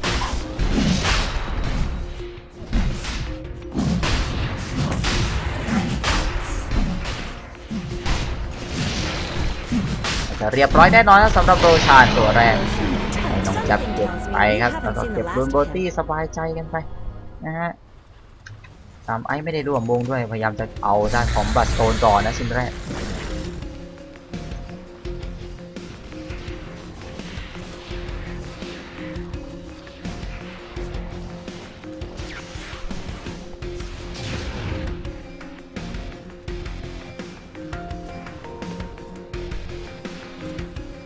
เอาเซิร์ฟบอร์ดเพื่อให้ดอร์เรนเจอร์ได้ยิงจากอีกฝั่งนะก็สามารถลากฟาร์มแบบนี้ได้เหมือนกัน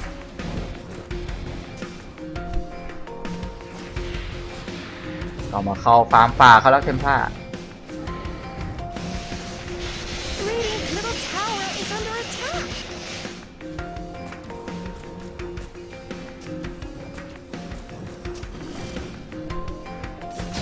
Not much good's happening to Radiant's bottom tower. Are those cracks in Dire's top tower? โอ้ได้บัตสโตนก่อนฮะด้านของเลกินโปเตโต้ฮะ Dire's snow fortified their อัน structures. นี้ก็จะยิงได้มากยิ่งขึ้นแล้วโชว์ของนะบอกมีแววบัตสโตนเนี่ยปิ้งโชว์เลยหน้าทาวเวอร์อีกไหนเคลียร์คลิปมาก่อนแล้วกิ้งเขาหายังไงดีหาเจอแล้วแต่เขามาเติมครับเห็นน้องแจ๊บมาต้องถอยฮะด้านของสตอมมีบิงแล้วนะต้องวาร์ปครับนานหลังก็นะดูพีกลับแล้วก็ต้องกลับตามครับบัตสโตนมาเหมือนกันทางด้านของทิมเปอร์สอ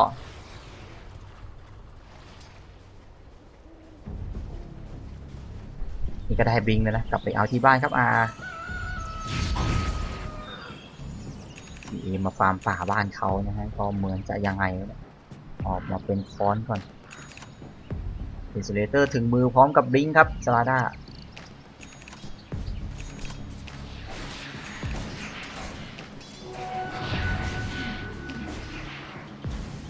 ต่อที่ทาวเวอร์ตรงกลางอะไรจิ้มกันไปเมามันนะพังไวแน่นอนด้วยความที่มีรถกรอนะสลาด้าเดิน Radiant's ผ่าน top แท็บครับ tower has looked better. ยังไงต่อดีกลับไปก่อนครับกลับบ้านตัวเองกันไป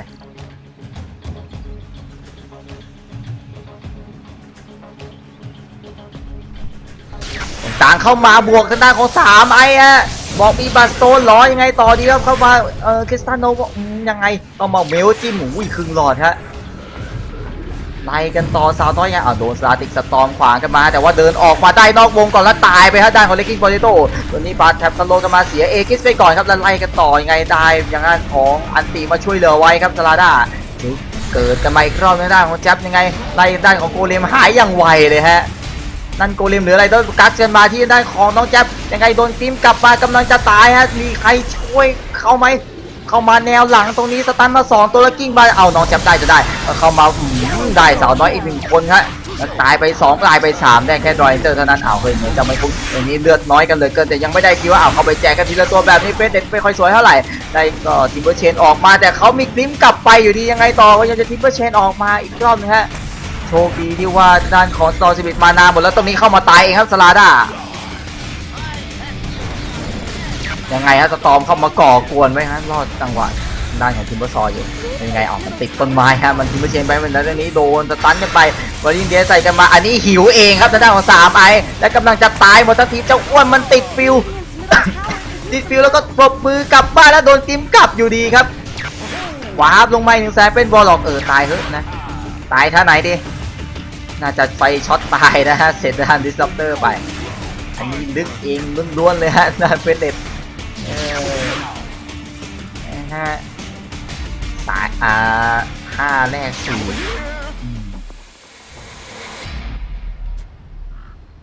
หิวล้วนๆจังหวะตอนสุดท้ายเนี่ยหิวล้วนๆเข้ามาเคลียร์คลิปก่อนครับ18 นาทีเช็คกันสักหน่อยครับเป็นไปได้นำอยู่ที่ 5,000 XP ที่ 3,000 ครับ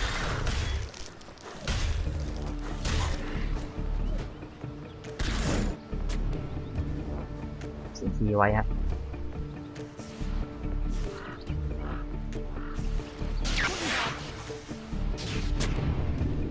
ออกเสิร์ฟไว้อีก1จุด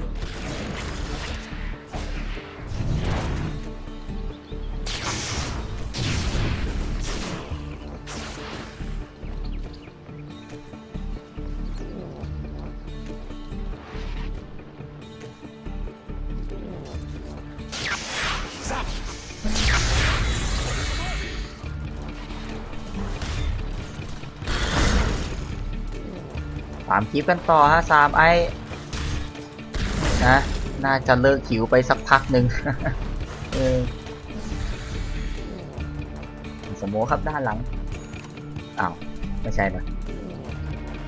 โอ้รวมตัวนึกว่าสโมกนะเราซื้อปักบอร์ดกันไป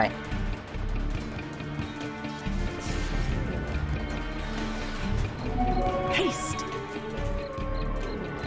แต่ Dire's ถึงเท middle สมา tower ด้าน is น้อง under แจ๊บน่า attack. จะมาเคลียร์คลิปตรงกลางสักหน่อย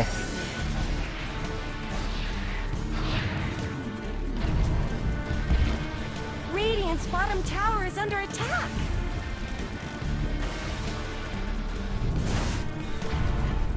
เข้ามาวางแท็บหน้า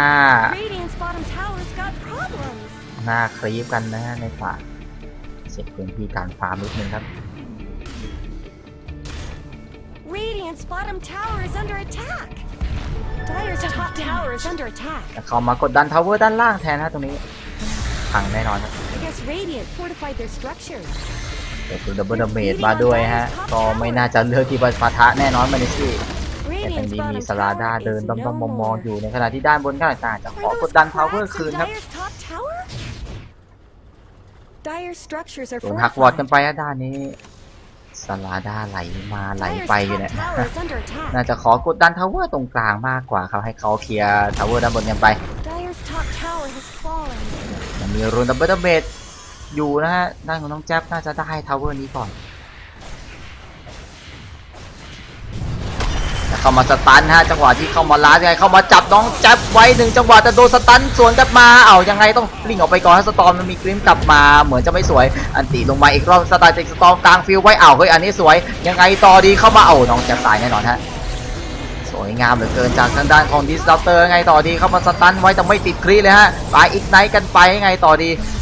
เหลือ4คนนะฮะเข้ามาสตันได้อีก2ตัวฮะสวยงามอยู่ตรงนี้เข้ามาทิมเบอร์เชนขวางกันไว้ครับโดนใบกันมากิมกลับมาทางด้านของแบล็คน่าจะกลับไปก่อนนะได้เทมผ้าไป1ศพแล้วเอาเข้ามากิ้งเอาสาวน้อยครับท่าน Tower is dominating. จิ้มมาครึ่งหลอดก็จริงแต่ยังไงต่อฮะไม่งั้น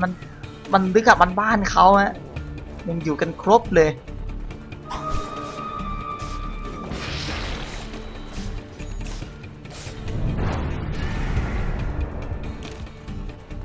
ตัดออฟไม่1ชิ้นครับทางด้านของทีมผสมน่าจะเอามาช่วยเทมพลาแล้วนะครับแบบนี้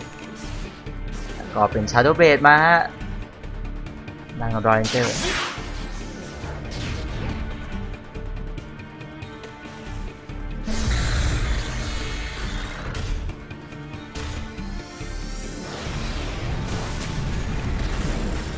ออฟเซิร์ฟไว้ฮะตรงนี้มีเรียกทีฟกันไปริงเอาแบ็คคิงบาร์ก่อนเลยฮะไม่งั้นโดนสตอร์มจับนิ่งๆแน่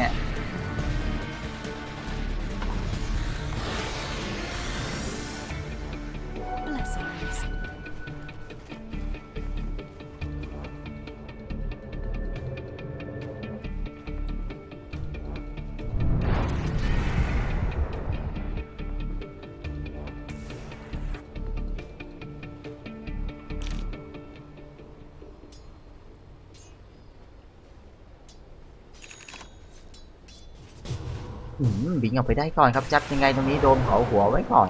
นะเช็คพื้นที่ไว้อันตรายนะฮะสตอร์มเองก็มาอีก1ครั้งครับกำลังจะออกลิงเคนหรือเปล่าเนี่ย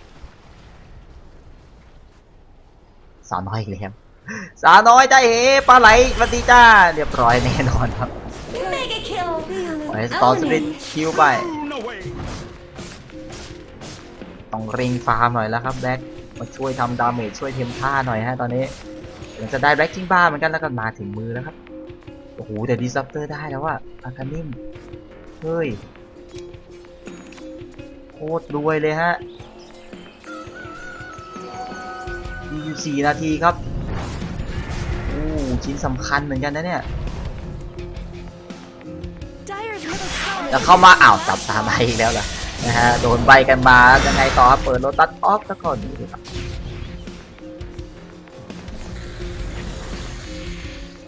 Not much good's happening to Radiant's bottom tower. บวกก่อนก็ไม่ได้นะฮะทางด้านของเฟเดตเพราะว่าจะโดนกริมกลับ ตอนนี้มี Blacking Bar กันแล้วก็น่าจะกล้าบวกมากยิ่งขึ้นหรือเปล่าด้านนี้เอาเฮ้ยจับมาที่ทางด้านของ3ไอ้คนเดิมเพิ่มเติมโดนใบโดนสตันกันมาแล้วครับจะจิ้มกันเหมือนพยายามจะคลิเคนไปแต่ว่าตายก่อนทางด้านของ Ranger ไล่กันต่อยังไงดีเอาทางด้านตัวซับไปเข้ามาโอ้โหสตาร์อีกสตอมสวยงามเหลือเกินนะตอนนี้ใช้ไอเทมไม่ได้และตายไปก่อนน้องแจ๊บยังไงต่อดีด้านขออันติไว้ที่ด้านหลังครับวอลนัทแล้วตายไป3 กับ 1เท่านั้นและยังไงต่อครับต้องวิ่งตามมานาหมดแล้วคลิตัวแตกไปครับเซตแบล็กไปอัลตร้าคิวของ PA นะเหลือวอลล็อกคนเดียวครับพี่วาร์ปกลับบ้านไม่ได้ก่อน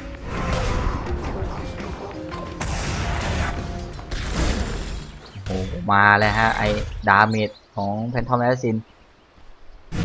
เหยื่ออารมณ์เลยครับตอนนี้น้องแท็บโอ้อะไรเอาเทียมผ้าก่อนแล้วกันนะแต่ BPA มาอีก1ดาเมจครับตอนนี้เริ่มจะหยุดให้อยู่แล้วครับการมี2แครี่ในทีมแบบนี้นี่เรียกได้ว่าต้องเลือกฮะไม่ใช่ที่อันติลงน้องแจ๊บคนเดียวนะฮะ2อันติใหญ่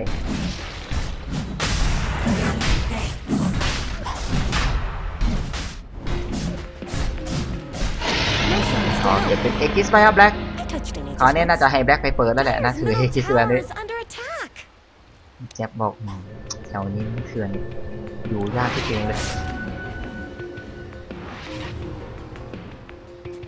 ไม่ได้กดใช้นะฮะเมื่อกี้พอติดสตาร์ติกสตอร์มาโดนเซอร์ไพรส์ไอเทมกันไปครับ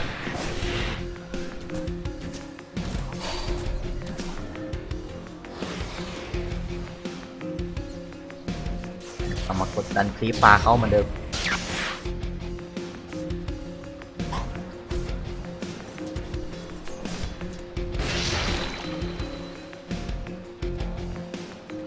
อยากจะมา5 คนฮะเอฟเฟเดตและเหมือนเห็นสตรอมนะฮะแต่ว่าก็จับยากครับตัวนี้ไม่ได้มีตัวจับนิ่งๆอยู่แล้วต้องเอวิซอเบตเพิ่มอีกชิ้นแล้วแหละนะครับทางด้านของแพนทอมแอสจะรุนติดแบชติดเรื่องของเอวิซอเบตกันไปนะครับมาแล้วครับสกูแบชเชอร์ต้องลุ้นในเรื่องของการติดแบชมากขึ้นนะครับจะได้มีโอกาสในการคิวสตอมได้มากขึ้น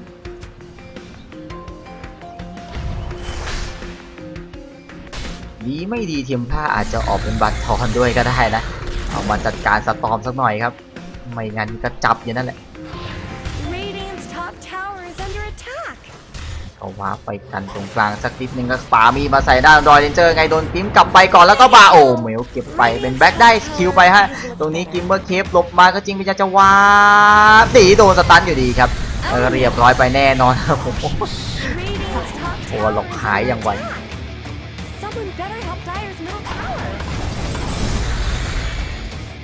กำลังจะขอขึ้นบ้านแล้วล่ะฮะแบบนี้สตอมก็ไปกวนเลนด้านล่างอยู่ฮะทาวเวอร์ยังไม่ค่อยยังไงนะเพิ่งครึ่งหลอดเท่านั้นครับมีโอกาสในการขึ้นบ้านอยู่ตอนนี้แต่ว่าคลิปยังไม่มาฮะคลิปอยู่นู้นขอสตาร์มาด้านของซาร่าด้านบวกทางด้านลิงเคนนะฮะจากตอน11และติงเข้ามายังไงครับทำดาเมจใส่ทันท่านแพนทอมแอสซินซึ่งมีเอกิสอยู่เปิดแบ็คคิปบาร์มาสวนเลยฮะสตาร์ติกสตอมมาอีก1จังหวะยังไงต่อครับอีกก็เปิดแบ็คคิปบาร์ได้ทันขาวนี่สตาร์ติกสตอมไม่ได้ผลนะฮะก็เดินออกมาได้ก่อนใช้ไอเทมได้ก่อนแบบนี้ครับเดินออกมาแบบชิวๆฮะตรงนี้เข้ามาคลีไงติดแบชไปติดแบชก่อนแล้วไล่ตีต่อมันกิ้งออกไปได้อีก1ช็อตนะเข้ามาลิงไว้1ช็อตนั้นน่าจะเสีย1เลนเต็มเป็นอย่างต่ำฮะเข้ามากิ้งจะเอา PA ได้เป็นเอกิสไปก่อนนะสวยงามเลยจากเล็กกิฟไฟโต้ก็ลิงเหลี่ยมในการจะทำอันติลงอยู่ฮะตรงนี้เปิดหน้าโรตัสออฟไว้ก็ได้เป็นมีดีบาแลกแล้วเดินกลับไปก่อนครับแบบนี้คุ้มค่าแล้วฮะเกือบได้สตอมเหมือนกันนะติดแบสแต่ว่าแหมตามตีต่อไม่ติดคลินะครับคนอื่นเอาเรื่องของมีดีบาแลกกันอยู่นะได้ไปครึ่งเลนก่อนครับทางด้านของเฟเนต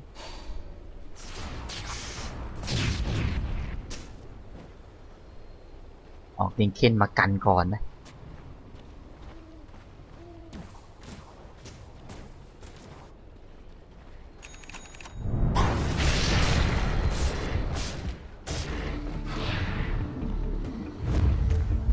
มาครับทางด้านของเฟเดต เดี๋ยวใครโดนใบ3ไอใช่ไหมครับคนเดิมฮะครึ่งหลอดแล้วสตาร์ทไม้1จังหวะติดแบสก็มาไล่ตีกันต่อพยายามจะทิมเบอร์เชนไล่นี่ก็กิ้งไล่มาจิ้มแล้วก็กดสุยใส่ตัวเองกันไปแล้วก็ขากลับกลับไม่ได้วอลล็อกตายไปก่อนศพแรกตามไปด้วยร่างของซาลาดาหิวขวางกันไปโดนกริ้มกลับมาแบ็คบอกขอบใจ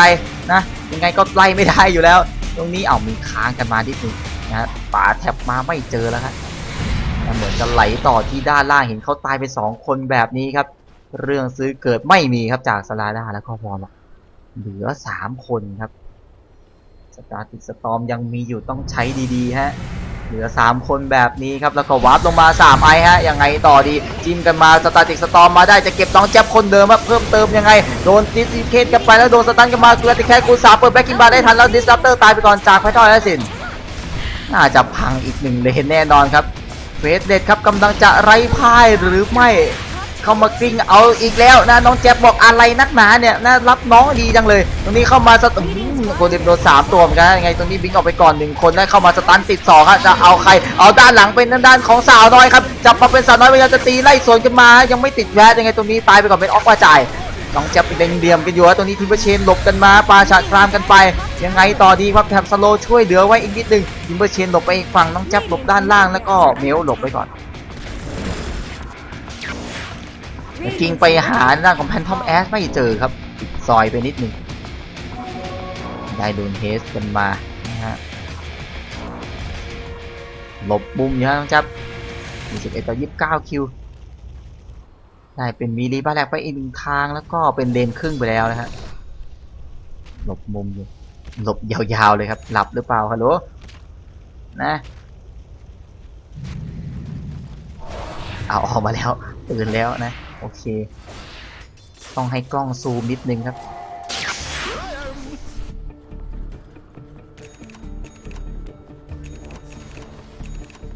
แต่มาแล้วครับชิ้นเดียวมาทะลุมาเลยเว้ยอีซอเบตจากแพนทอมแอสแล้วก็การเล่นกรีฟแบบจากออกมาจ่ายนะฮะ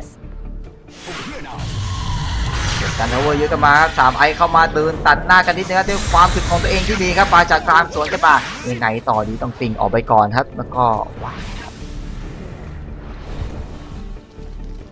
สุดท้ายแล้วฮะด้านบนกำลังจะไร้พ่ายครับกับเกมสุดท้ายของเฟรเดตแต่แมนต้าไซมาหลบด้านของใบนิดนึงครับเป็นท่า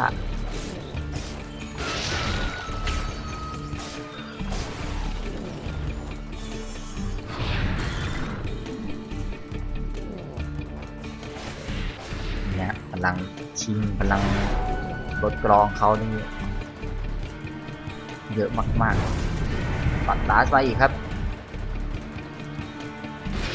โรชานอีกนานอยู่นะสำหรับตัวที่3สมมติมาจากด้านของไมสกี้ครับ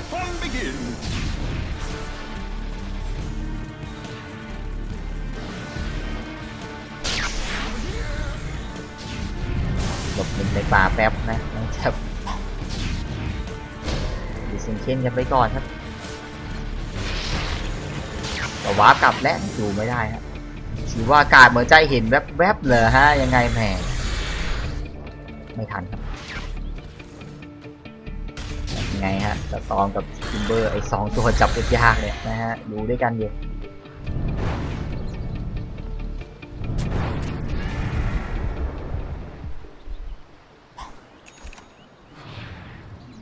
นั่นแหละเป็นบัตรทอนมาก่อนครับทางด้านของสตอมฮะ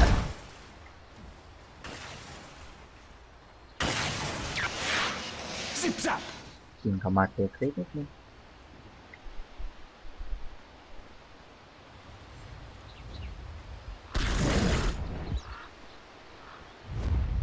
สโมกมาแล้วครับทางด้านของเฟเดต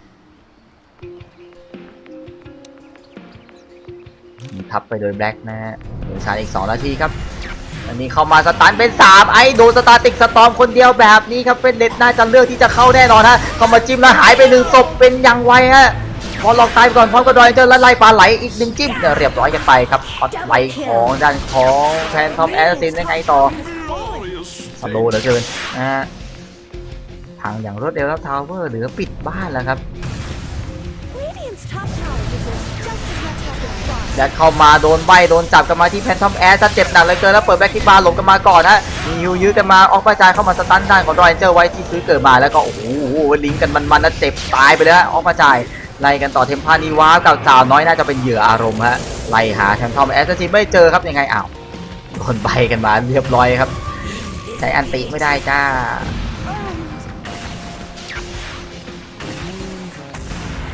2 แลก 1กันไปครับอีก1 cover เชียร์2รอบนอก You're attacking Radiant's bottom barracks. แต่ด้านล่างพังฮะกำลังจะพังครับสตอมกิ้งมาเคลียร์นิดนึง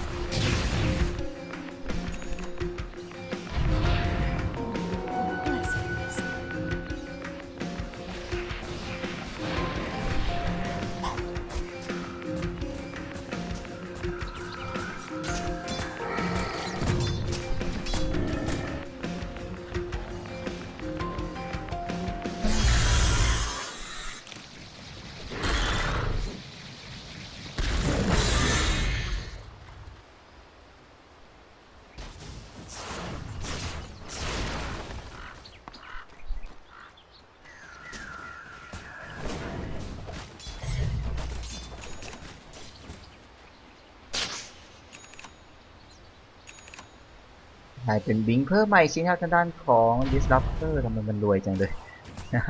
มีทั้งอาการนิมแล้วก็บิงแล้วนะฮะซับรวยเอาตรงนี้สโมกมาครับเข้ามาเจอยังไงแพ้ตัวนี้สิแค่ละโดนเอพิโซดเบรกกันไปมีฟอร์ซาไปช่วยเหลือเพื่อนแล้วก็วิ่งออกมาได้ก่อนแล้วก็ตายแทนด้านของสลาด้าแล้วก็เข้าโรชานสบายใจไหมฮะเหมือนจะขอคิวก่อนยังไงต่อดีครับก็มาได้1 ศพไปได้ของวอลล็อกครับวิ่งออกมาอีก1 จังหวะไหมปามีดปักถึงไหมฮะตรงนี้เห็นทางด้านของดอเรนเจอร์ยังไงครับเหมือนจะไม่ทันน่าจะเข้าไปเอาโรชานก่อนแล้วฮะตายไป2 ศพไปก่อนเตรียมตกด้วยฮะตรงนี้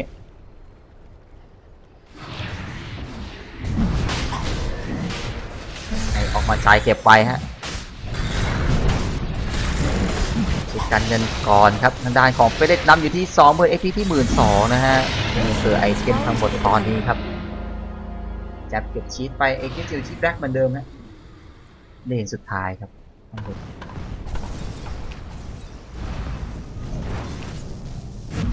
ไฮเปอร์สโตนก็มานะฮะน่าจะเร่งเป็นอะไรเนี่ยไม่เอาเป็นมูลชาร์ดนะจะเป็นแอสเซลคือรัส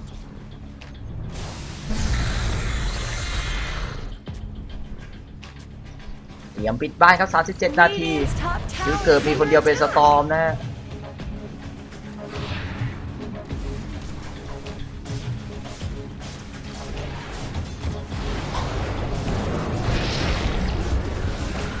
กันไม่ได้ฮะตรงนี้เขามากิ้งทำดาเมจไว้ได้ครึ่งหลอดครับที่ PA แล้วก็วาร์ปไปก่อนถ้ามันโดนจับคากิ้งเมื่อกี้นะ รู้เลย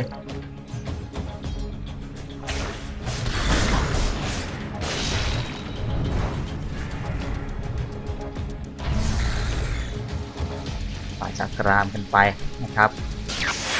มอสติ้งจะเอา BA จับมา1 ดอกตรงนี้ครับเข้ามาใบไว้1 ช็อตได้ไงต่อครับยังไม่มีอันตีใหญ่ลงมาไงครับอันตีลงมาแล้วโดน3 คนสวยงามอยู่ยังไงตรงนี้เขาเปิดแบ็คคิงบาร์แล้วได้เป็นวอลล็อกไปก่อนแล้วก็มาโอ้โหหายไปเลยครับดอยเจอ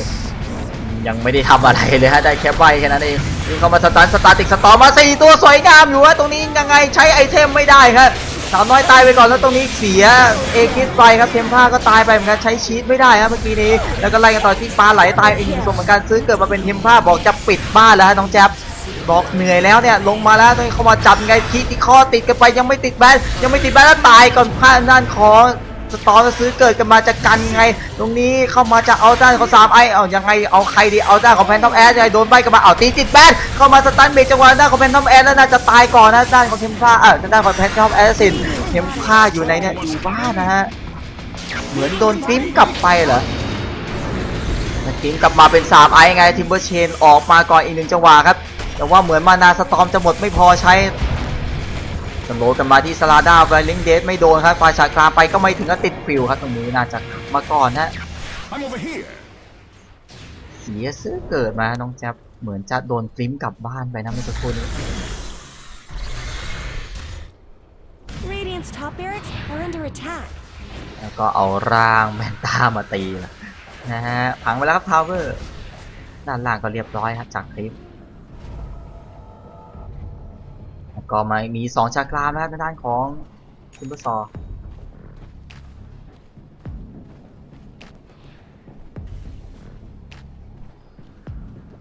13,200ครับแต่ไม่มีซื้อเกินแล้วติดกูดาวนะ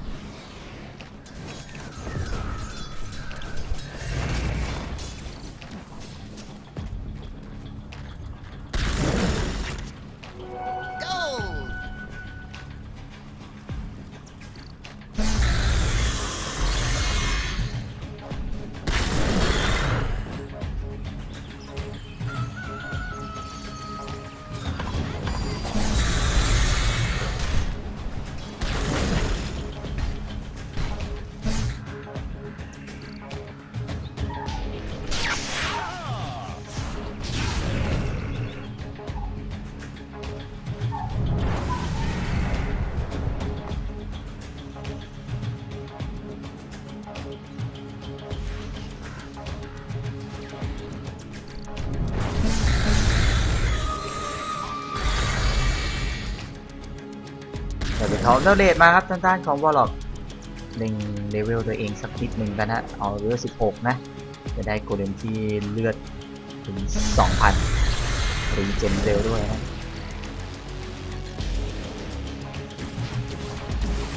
คงยื้อได้อยู่ด้านของไมซี่แล้วก็เอาเคอเรียไปยังไงต้องระวังนะฮะชิวากาดนะด้านของสตอมที่จะออกมาชิ้นต่อไป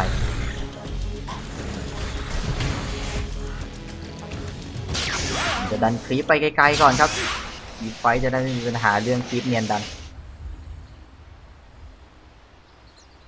อันตีคนนี้ยังน่ากลัวเหมือนเดิมเมื่อกี้ซัพเตอร์เมื่อกี้ก็4 คนเลยนะเล็งเหลี่ยมได้ดีทีเดียว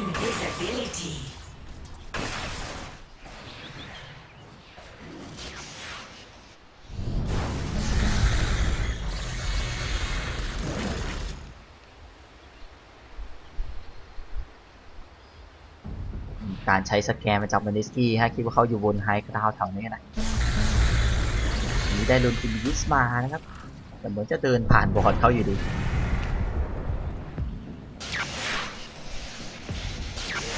ยิงเข้าไปหลอกฮะ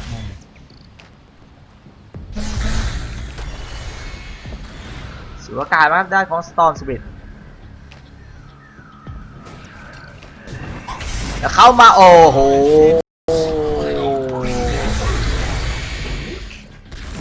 That critical buyback คนเดียวครับ 1,484 Could use some help. แรงไปไหมเฮ้ย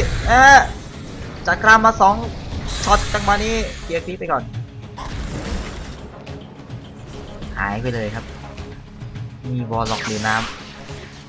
ำคลิปไหนมาอีกแล้วเพิ่งเคลียร์ไปเมื่อกี้ดิแต่ขึ้นบ้านแล้วเอาทางด้านของร่างเทมพามาก่อนสตาร์ทมาโดน2 ตัวสตาร์ติกสตอมโดนทางด้านของ BA ฮะแต่ว่าท็อปแอสซินยังไงไล่สับอยู่ยังลุ้นติดแบทแต่ก็ตายไปก่อนครับยังไงต่อดีวอรินเดสใส่กันไปที่ด้านของสตอมโดนตีติดโอ้ยบัติแคทคูซาก็ไปไม่มีซื้อเกิดครับนั้นไล่กันต่อพยายามจะยังไงไล่กันต่อจิ้มกันมาที่ด้านของนอตรอยเจอแล้วก็เข้ามาสตันติด3ฮะยังไงต่อดีโดนกัสกันมา3ตัวสวยอยู่แต่ว่าดาเมจไม่พอแล้วก็ตายไปฮะคาจะรามของ3ไอกำลังจะไร้พ่ายยังไงคาบ้านคาบอไหมยังไงตรงนี้เขาเกิดกันมา3ตัวสตันพื้นนะยังไงตรงนี้เข้ามาโกเลม4ตัวสวยอยู่ยังไงต่อมีกินชีสกันมาไล่กันต่อยังไงเปิดทางด้านของโลตัสออฟแล้วก็ทิมเบอร์เชนออกไปก่อนนะแล้วก็สลาดาตายไปอีก1ศพฮะยังไงต่อดีบ้านพังแน่นอนครับ3เลนเต็มตามหาปุ่มจีที่หายไปสตอมบอกขอเกิดประตูก่อนแป๊บหนึ่งนะฮะอีก15 วินะเอาไป3เลนก่อนเดี๋ยวเจอกัน